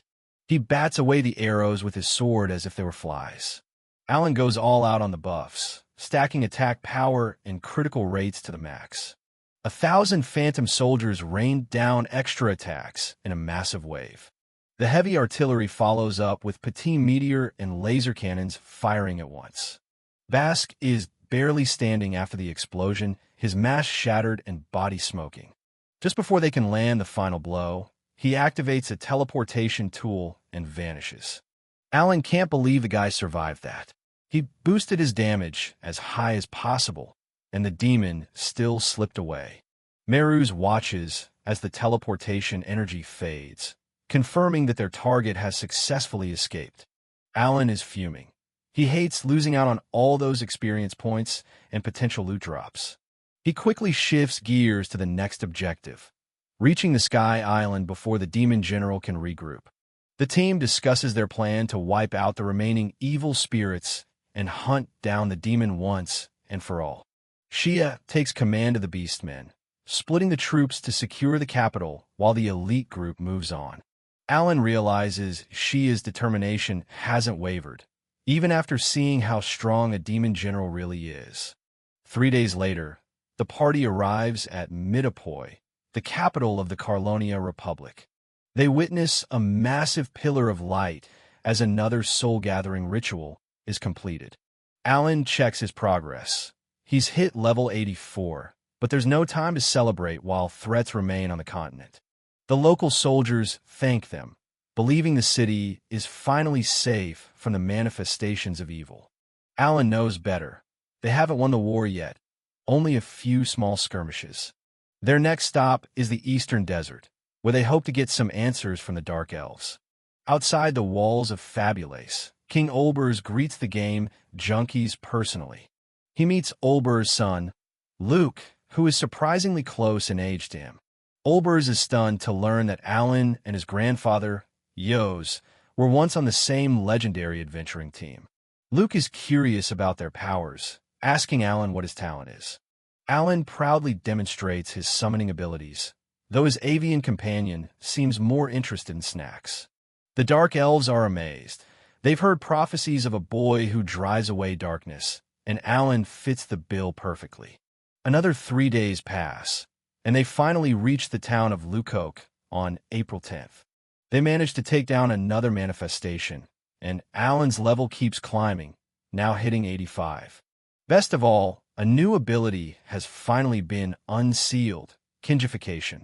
They notice the light barrier on the Sky Island has vanished, which probably means Bask is already there. Olbers explains that Bask wasn't always a demon. He was once part of their elite squad, Majestic Might. The group consisted of legendary figures like the Fist King and the Holy King, but even they couldn't stop Bask's rampaging greed. Bask grew powerful by stealing holy jewels and magic tools from other nations before he finally vanished. Alan realizes that the secret to Bask's abnormal strength was his massive pile of enhancement items. A mysterious hooded figure approaches, asking Alan to carefully consider joining them.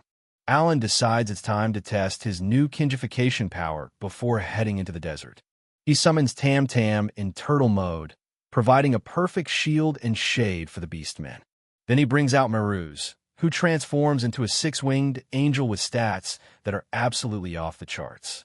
Alan doesn't stop there, applying kingification to his entire roster of summons. The battlefield is suddenly crowded with massive beasts, from multi-headed dragons to giant rock golems. Each one looks identical to their original form, but radiates a far more menacing power. Alan explains that kingification works similarly to his under-command skill, but at a much higher tier. The summons are categorized into kings, generals, and soldiers, each with their own unique scaling and transformations. Shia is stunned. With this kind of army, even a demon general might be easy pickings. Alan pores over his books, refining the math behind his new strategic blueprint for victory. He notes that while they're stronger, they're still only at half the strength they were back when they fought Kubel. They need to upgrade even further if they want a guaranteed win against the high-level demons. By April 15th, the party is ready to infiltrate the Sky Island and put their training to the test. They approach a massive pyramid temple, unaware that they are walking straight into a meticulously designed trap. Meruz looks out at the altar, pointing out the familiar faces. Along with the demon General Bask, there's a mysterious figure in a purple cloak and an undead creature lurking nearby. Alan identifies the cloaked figure as Gashura, the leader of the evil god cult. Realizing they won't get any information by playing nice, he decides on a much louder approach. Instead of a stealthy entrance, Alan orders Meruz to just level the place. A massive explosion rips through the temple, sending debris everywhere. The dust settles, but the temple is still standing. Alan realizes a powerful barrier is protecting the structure, which means they've only got one way in, the front door. Looking at the massive entrance, it's clear the enemy is challenging them to a face-to-face fight. Alan weighs his options, wondering if they should walk right into the trap. They decide to wait and prepare. The plan is locked in. They'll infiltrate the temple the next morning and take the fight directly to the cult. While they wait, Alan breaks down the intel. With 2 demon generals and 3 million souls already harvested across the continent, they're running out of time. Despite the grim numbers, the team is ready. Everyone puts their full trust in Alan, determined to reclaim the sacred treasure and put an end to the enemy's scheme. Dogora asks for Alan's final take on the mission. Alan admits he's done his best to minimize the danger, but this time there's no backup plan and no way out. Luke is surprisingly relaxed, joking that Alan is overthinking it. He's confident that his extra skill will let them breeze through whatever the cult throws at them. Alan turns to Shia, asking for her resolve. She's not just in it for the glory. If she doesn't face the cult head-on now, she'll never feel like she's truly earned her place. For Shia, this is about more than just one battle. Her ultimate goal is to become the first Beast Emperor in history and unite all the Beastmen nations under one banner. The Beastmen warriors are fully behind her vision. They're betting their lives on a future where everyone is equal, regardless of where they were born. Shia thanks them for their loyalty. Alan nods, agreeing it's time to review the assault plan one last time before they commit to the raid. April 16th arrives, and a massive army stands before the temple. Alan gives the final orders. Once the barrier is shattered, he'll give the signal for the main force to attack. As the mission begins, Shia admits she feels like she hasn't accomplished enough in her 3 years on this continent. She's tired of feeling useless. Captain Ludo tells her to knock it off. They've been together for 10 years, and he'll follow her into any battle, no matter how desperate it gets. They step inside and are immediately hit by a sickening stench. The path ahead is a gauntlet, crawling with grotesque undead that they'll have to cut through to reach the top. The party doesn't waste any time. pushing straight through the lower levels with their sights set on the temple summit. After a grueling climb, they finally reach the top floor. The doors swing open, revealing the heart of the enemy's lair. Bask is already there, lounging on the altar. He mocks Alan for taking his sweet time to show up for their rematch. Alan isn't bothered by the trash talk, reminding Bask that he was the one who fled last time. As long as he's breathing, he's still in the game. Looking around, Alan notes the cramped space and low ceiling. It's a disadvantage for his larger summons. Then he spots the sacred treasure of the fire god burning on the altar. Gushera steps forward, and Shia's blood begins to boil. The Beast Princess is done with words. She's here to end the cult's sacrifices once and for all. Gushera just laughs, revealing that she's had two goals all along: to draw them here and to prepare a very specific trap. She explains that this entire room was designed as a stage of despair where Alan and his friends will be at a massive disadvantage. Suddenly, a familiar jester-like figure appears, shocking Merus. It's Kubel, the Demon Lord's strategist, and the one who supposedly killed Merus in their previous encounter. Kubel starts monologuing about a plan 20 years in the making, all centered around preparing and then manipulating potential heroes. Alan tries to wrap his head around it. If these heroes are bound by common sense, they can only achieve so much, but someone with a true spirit of exploration is a different story. Kubel confirms that their mission is to eliminate anyone who could become a threat to the Demon King. That's why they chose this continent as their hunting ground. Kubel is impressed that Alan exceeded his expectations, but says the chit-chat is over. While Shio wonders if Alan was chosen by a god, Alan just focuses on the fight ahead. Alan doesn't let the talk rattle him. He came here to finish this and immediately activates kingification on Merus to even the odds. Merus lunges at Kubel, but the jester just dodges with a mocking laugh, telling the angel to get out of the way. Kubel taunts Merus, asking if he's actually gotten stronger or if it's all just Alan's doing. Then he calls out his first heavy hitter, the beast Falmeans. Everyone freezes as a massive, corrupted creature emerges. It's the reconciling god, a deity who went to judge the Demon King's army 50 years ago and never returned. While they're distracted, Kubel turns his attention to Bask. Using the power of the sacred treasure, he prepares to bring the warlord back to full fighting strength. Bask revels in the new power, his broken weapons transforming into a single, massive blade fueled by dark energy. But they aren't done yet. Kubel reveals another puppet, Great Pope Ister, now a high-level undead priest capable of massive healing. The trap is fully sprung.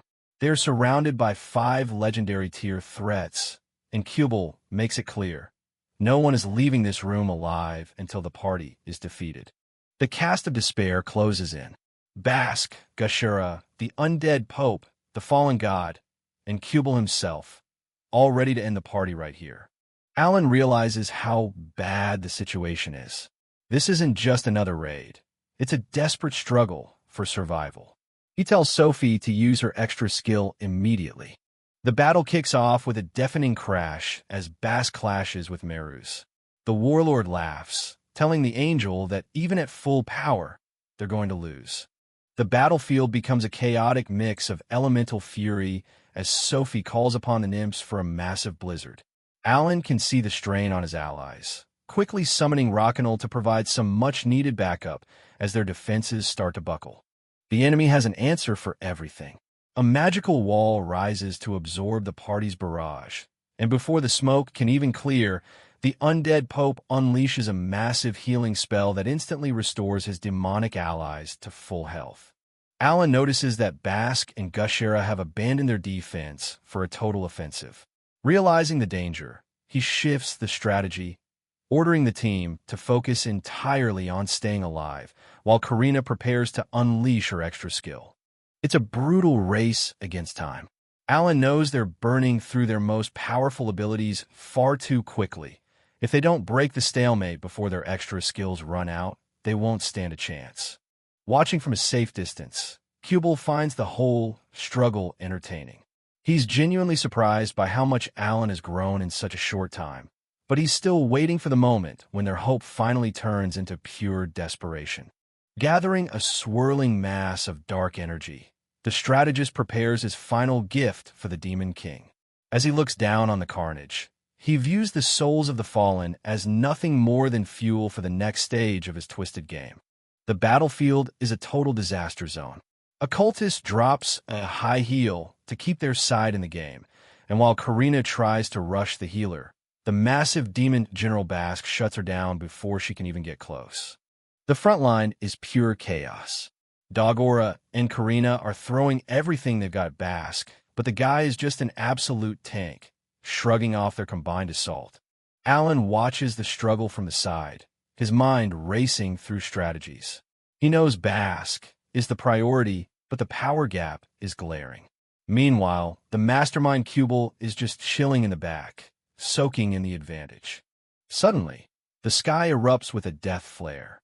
Massive spheres of dark energy come crashing down, turning the temple floor into a series of craters. Alan can't believe his eyes. Their heavy-hitting summon, Rockinal, just got wiped off the board in a single hit. Their main defense is gone. The demon General Gushera follows up with a Car's Fire Blast. Alan screams for everyone to fall back, but the flames tear through the ranks, catching Princess Shia and her beastmen in the crossfire. Shia's troops are falling left and right. She desperately calls for a healer to help her captain, but the situation is spiraling out of control way too fast. Shia looks completely broken as Gushera just laughs it off, deciding he's bored and moving on to the next target. Alan is fuming, regretting that he didn't force more of his allies to stick together. Bask isn't done yet. He lunges back into the fray, his massive blade swinging with enough force to level a building as he singles out the survivors. Bask decides it's time to wrap things up. He figures the healer is the biggest nuisance and targets the blonde boy to cut off the party's recovery. He unleashes a crimson slash, sending out jagged waves of energy that rip through anything in their path. Dogora jumps in front of the attack to save his friends. The crimson energy hits him full force, and the impact looks absolutely lethal. The entire group is frozen in horror. They just watch their friend take a hit that nobody should be able to walk away from. A blinding pillar of light erupts where Dogora stood. He goes down, and his name is being screamed across the battlefield, but the light is already fading. Suddenly, Dogora wakes up. The temple is gone, and he's standing in a quiet, misty version of Karina Village. He's completely confused about where Bask went or how he got here. He realizes where he is and starts panicking. He thinks Alan might have used some crazy teleportation to bring a massive boss right to Karina's doorstep. Then he sees a hooded figure sitting by a fire. The stranger tells him to relax, pointing out that there's plenty of wood and the fire isn't going out anytime soon. Dogora introduces himself as the son of the local weapon merchant, thinking the stranger might know his family. But the person just brushes him off, telling him to ask someone else if he wants a history lesson.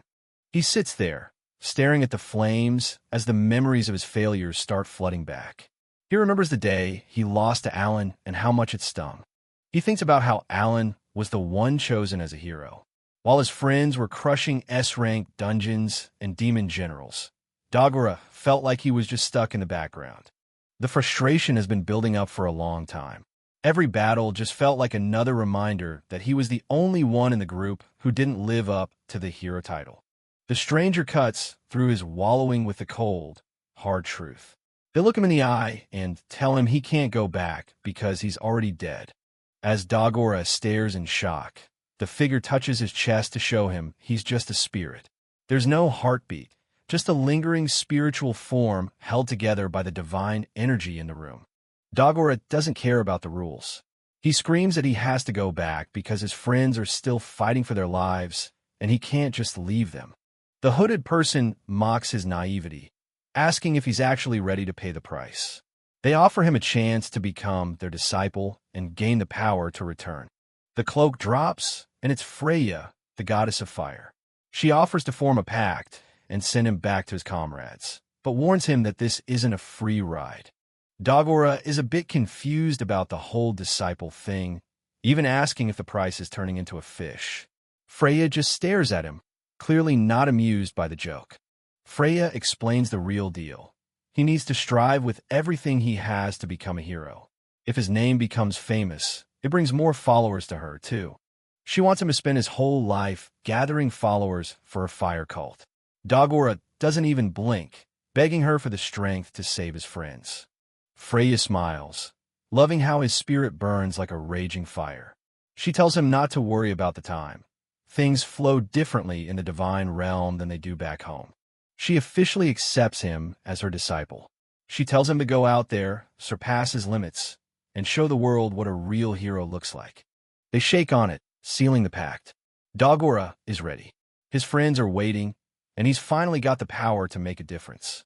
Back at the temple, Kill is desperately trying to use his magic on Dagora's body. He's crying out, wondering if there's any way to bring his friend back from the brink. Bask just laughs, stepping over the corpse to reclaim his sword. He thinks the fight is over, and he's already won. But as he reaches for the blade, a massive explosion of fire blasts him back. A literal pillar of flame erupts from Dagora, scorching everything in the room. Alan and the rest are stunned. Through the smoke and heat, a shadow is rising. It's Dagora, and he's not just alive, he's glowing with power. Freya's divine presence lingers as she grants him a weapon truly suited for his new role, the divine artifact Kagetsuchi. Dagora stands tall, wielding a massive, ornate axe that pulses with heat. Kill realizes immediately that a divine pact has been formed. This is a miracle. Bask is livid, demanding his artifact back. But Dagora doesn't say a word, just lunges forward with a peerless true slash that carries more power than anything he's ever done. Alan notices the shift in Dagora's skill names. The true prefix means his power has ascended to a whole new tier, and even Bask is starting to look worried.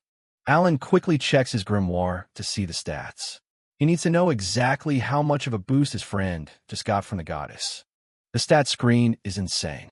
Dagora has entered extra mode, with his attack and stamina reaching 5-digit numbers. Bask grins, realizing that Freya's final act of resistance just turned this into a real fight. Bask's boss, the demon general Gashera, is losing his mind. He screams at Bask to quit messing around and take back the divine artifact that Dagora just snatched. The rest of the party is still trying to process what happened. Alan realizes Dagora has stepped into a whole new league, calling it extra mode. He immediately orders everyone to pile the buffs onto their newly empowered friend. While the group prepares, Cecil and the others look on in awe. Sophie calls for the Great Spirit's blessing to bolster their strength for the final push. Bask is actually impressed. He recognizes that Dagora pulled a miracle by making a pact with a god. But he isn't backing down. He's just going to change his tactics. To show he's serious, Bask cold-bloodedly strikes down one of his own minions. He figures the pack mule has served its purpose and is just dead weight now. He pulls out a demon general stone, a dark artifact pulsing with power. Alan and the crew can only watch in shock as the energy starts to swirl around the demon. Bask isn't just joining the demon god's army for the benefits. He's looking for absolute power, and the stone is the key to his next evolution. The transformation is complete. Bask towers over them as a high-ranked demon general, his presence alone enough to make even the bravest of them second-guess their chances. Dagora hears Freya's voice in his head. She warns him that her divine energy is nearly tapped out. He's only got one shot at this, so he has to make it count. Bask enters a full-blown berserk mode, mocking them for thinking they can actually win. Alan doesn't waste time with talk. He signals Dagora to strike, and the warrior unleashes a Shura peerless real strike, swinging the massive axe with everything he's got. The collision is massive. Dagora pours every ounce of his soul into the hit, and we see Bask's limbs literally start to shatter under the pressure of the divine weapon. Bask, calling himself the Shura King, roars in agony and rage. Dagora desperately begs Freya for just a little more strength to finish the job. He refuses to let a demon general walk away from this. With one final, massive effort, he winds up for the killing blow. A guttural scream echoes through the temple as the two powers clash for the last time. The air itself seems to ripple from the force of the impact. The explosion is absolute. Blood and broken armor fly everywhere as the dust starts to settle on the cratered floor. Karina and the girls let out a cheer, thinking it's finally over. They saw Dogora land the hit and can't believe he actually pulled it off. Alan is more cautious. He checks his grimoire and realizes Bask is still hanging on by a thread, while Dogora is completely spent, barely able to stand. He tells his summon, Maruz, to keep an eye on the group while he handles the cleanup. Bask is a mess, but he's still got enough spite left to laugh. He crawls away into the shadows, taunting them that they'll play again next time before vanishing completely. Alan is pissed. He hates letting an enemy escape, especially one that dangerous. All that's left of the fight is a pile of broken orichalcum. The team rushes over to Dogora. He's alive but totally drained, his new power-up taking a massive toll on his body. Alan keeps a level head and tells Karina to get Dogora to safety. They need to pull back and regroup before Gashira decides to finish what Bask started. While picking up the scraps, Alan finds something interesting. A second holy gem that Bask must have dropped. Karina's eyes light up when she sees the red gem. It's high-tier gear for her, boosting her attack and stamina by massive amounts. Gashira isn't letting them celebrate for long. He praises them for beating Bask, but points out that their divine protection is basically gone. He starts channeling a massive spell, standing next to the high priest as the room fills with dark energy. Alan tells Dogora to take a breather. He promises to handle things and wake him up once the dust is settled. To level the playing field, Alan asks Cecil for her bracelet so he can slot in the new holy gem of Macris. With the gem equipped, Alan's intelligence stats skyrocket to over 41,000. He can feel the power coursing through him. With his stats that high, the world looks different. He can see the patterns in Gashira's magic, even tracking the cooldowns of every spell. The group hands him back his gear, trusting that their leader has a plan to turn this around. Alan flashes a confident smirk. He tells everyone to get ready, because they only have one shot at a counterattack. Gashira just scoffs, thinking they've already lost. The team coordinates perfectly. Cecil and Sophie launch their attacks, and Alan calls on Dry to rain down a volley of light arrows. Gashira easily blocks the arrows with his car's fire shield, but he doesn't realize he's being baited. Maruz appears right above the general, and Alan calls down a judgment thunderstrike. Gashira realizes too late that he's out of mana to defend himself. The lightning strike hits, but not Gashira. It slams directly into the altar behind him, shattering it into pieces. Gashira is in a panic. The altar was his primary source of mana, and now that it's gone, his power is rapidly fading. Alan declares that the real counterattack starts now. He looks Gashira dead in the eye, telling him there's no way he's escaping this time. Gashira is losing it, swearing he'll offer their heads to the Demon King as he tries to salvage the situation. He unleashes Evil Gardens, a terrifying area of effect curse designed to kill everything in sight instantly. Alan just smiles. He tells Karina it's time to test out her new equipment, the second orichalcum sword that Bask left behind. Karina grips the massive orichalcum sword, her eyes widening as she feels its raw power flowing into her. "This is the orichalcum sword," she shouts, her strength reaching levels she never thought possible. Nearby, Shia and the other beastmen are gathered. The warriors offer their thanks to Doberg San for his guidance, while the younger ones pray to the divine beast Grumusuma for the strength to survive the coming storm. Shia looks determined, but she's warned by a gravelly voice, likely Grumusuma himself, to leave the heavy lifting to the others. He doesn't want her getting any deeper into this mess with the demon god. Shia isn't having any of it. She lets out a defiant roar, declaring that it's time for the beastmen to step out of the shadows and fight the demon god's army head-on. Her resolve is absolute. She knows she can't just sit back and watch fate unfold. She has to be the one to change it. "There's no choice," she mutters, her eyes burning with a fierce light. With a guttural scream, Shia activates her Beast King transformation. Her body surges with primal energy, her tiger-like features becoming even more pronounced as she prepares to lead the charge. Alan notices the shift in the air and welcomes the newly transformed Beast King.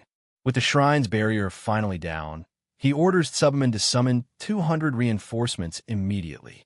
The signal is given, and the floodgates open. "Let's go!" they shout, a wave of Beastman warriors charging forward with a deafening war cry. It's a literal stampede of power. Gorillas, pandas, and deer warriors surge toward the enemy, their eyes fixed on one target, the cult leader Gashera. Alan coordinates the onslaught, calling for a full-scale attack. Magic and arrows fill the sky as the party unleashes everything they have, including Sophie's light arrows and Gale's Heaven's Ray. Gashera is overwhelmed.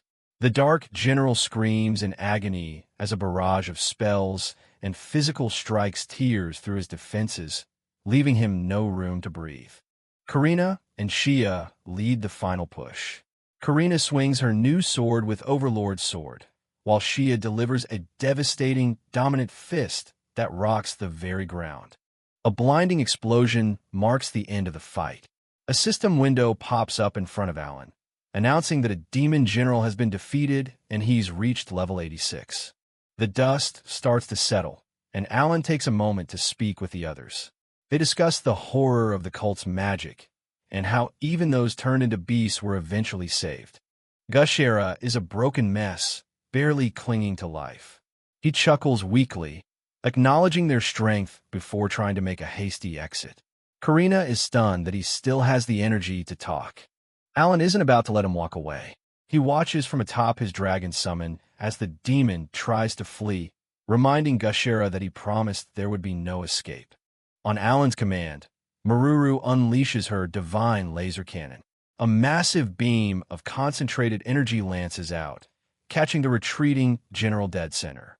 To make sure the job is done, Cecil calls down a mini-meteor. A giant, flaming rock smashes into Gashera's position, sealing the demon's fate once and for all. The level-up notifications start flooding in. Alan stares at his grimoire in disbelief. He's jumped 5 levels at once, reaching level 91 after defeating a high-ranking demon general. A chorus of cheers erupts from the battlefield. "We won!" they shout, the weight of the long battle finally lifting as they celebrate their hard-earned victory. Alan doesn't waste time and begins treating the wounded using divine water drops. The Beastman captain is exhausted but safe, much to everyone's relief. In the confusion of the aftermath, someone spots Ludo. Shia rushes over, her heart pounding as she hopes for the best. It's a miracle. The captain is alive, and Shia can't hold back her tears as she hugs him, thankful that they both made it through the night. The celebration is cut short when someone notices Dagora. He looks dazed and worn out, prompting the others to check on him and see if he's actually okay. Dagora manages a weak smile, admitting he's still conscious but disappointed that he didn't land the final blow on Bask. Alan checks the stats and is impressed. Dagora leveled up to 66 as well. Alan turns his attention to Meruz, discussing the divine power Freya lent them. It was a close call, but the gamble paid off in the end. Suddenly, a massive presence makes itself known.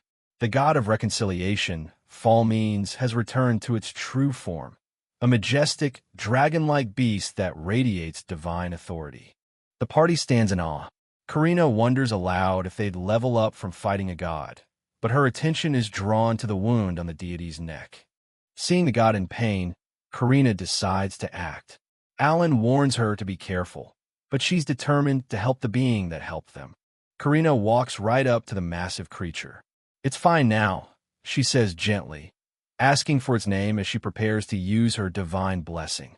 The beast speaks, its voice resonating with power. "I am the god of reconciliation, Falmeans, protector of divine law." It offers a brief thank you to Karina before vanishing back to the divine realm, leaving the group feeling a bit ignored but relieved. Cecil's worried that if they revive the Grand Pope, he might just come back as a demon general. Out of nowhere, this massive light hits the room, and a six-winged angel shows up to tell them to stop. Alan is losing it because an actual angel appeared, but Mel's just casually mentions it's his twin sister. She introduces herself as Lupto, the first angel, and gives them a thumbs up for surviving that mess. Apparently, she's there to guide the soul of the Grand Pope, Ister, who's finally done his time. Lupto scoops him up and notes that even with all the losses, the war is officially over. Ister gets a moment to thank the game junkies for showing up right when things looked bleak. He pulls out a divine necklace and hands it to Kill, basically picking him as the next in line. Lupto's job is done, so she takes off of the divine realm and leaves the rest to them. Kill looks a bit overwhelmed, but Alan tells him to just put the necklace on and test it out.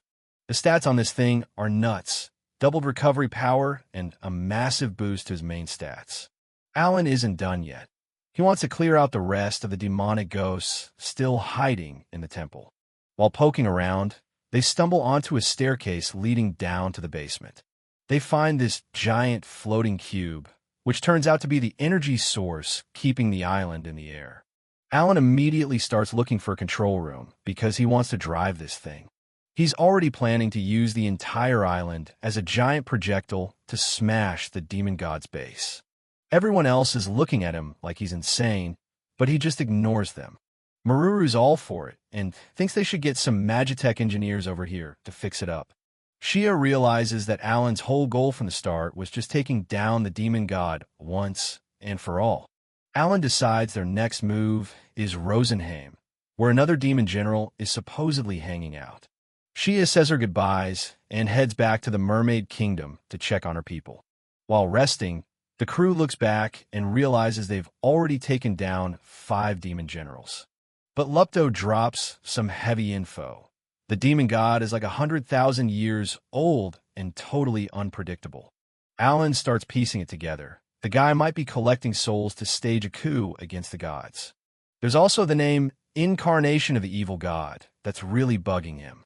Lupto explains that the evil god was a monster as strong as the creator who tried to trash the divine realm. The gods managed to beat him and sealed his pieces away in a place called the Dark Realm. She explains how the world is split into 3 realms: divine, human, and the Dark One. She's worried those souls are being used to pop the gate to the Dark Realm or bring that evil god back. The team realizes they don't really have a plan for something that big, which is pretty stressful. Alan knows the world is getting way out of whack, and they need to level up fast. Then they get word that Prince Zu and the elf army are already clashing with the demon god's forces up north. It's been a month since the last fight, and even Dogora is still recovering from his fire god pact. The dude basically burned through all his prayer power and needs a long nap. They take a minute to thank the beast warriors and the prince for holding the line. Now the focus shifts to the central continent, where another demon general has just popped up. Over there, Hermios is already in the middle of a massive battle against the demon god's army. Alan hits level 93, but even with the power-up, things are feeling a bit complicated. They finally make it to the city of Neil in the Holy Kingdom of Elmar to assess the damage. They report back to the Cardinal about taking down Gashura and hold a ceremony to celebrate. By April 20th, Kill is trying on his new apprentice pope gear and looking pretty official. Alan tells him to quit being nervous. He's the new Lord of Connor and a pope in training for a reason. The announcement goes out to the massive crowd. Kill is officially the next leader of Elmia's church. Over 100,000 people erupt in cheers as their new representative is finally presented. With a final blessing to the creator god, the coronation ceremony reaches its emotional peak. Kill looks out at the endless sea of faces, finally feeling the weight of his new title. He's ready to step up and prove he can be a hero for the people.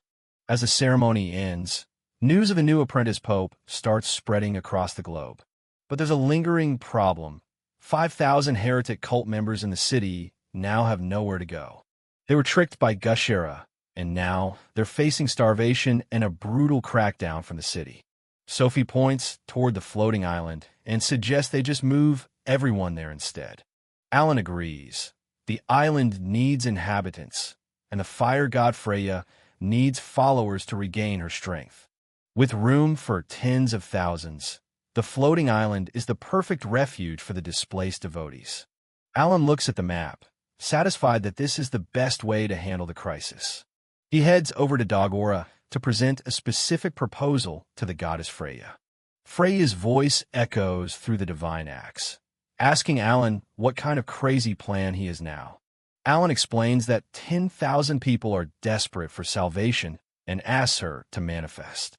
The goddess Freya appears in her full, towering form, casting a divine shadow over the group. She looks down at the thousands of abandoned souls who have no god left to turn to. Freya decides to take them under her wing and tells Dagora to step forward with the axe. A massive pillar of divine fire descends, leaving everyone in the city absolutely speechless. She addresses the crowd, promising that her disciples will help those who were deceived by Gashera. Freya vows never to abandon them and offers to lead them to the heavenly garden on the island.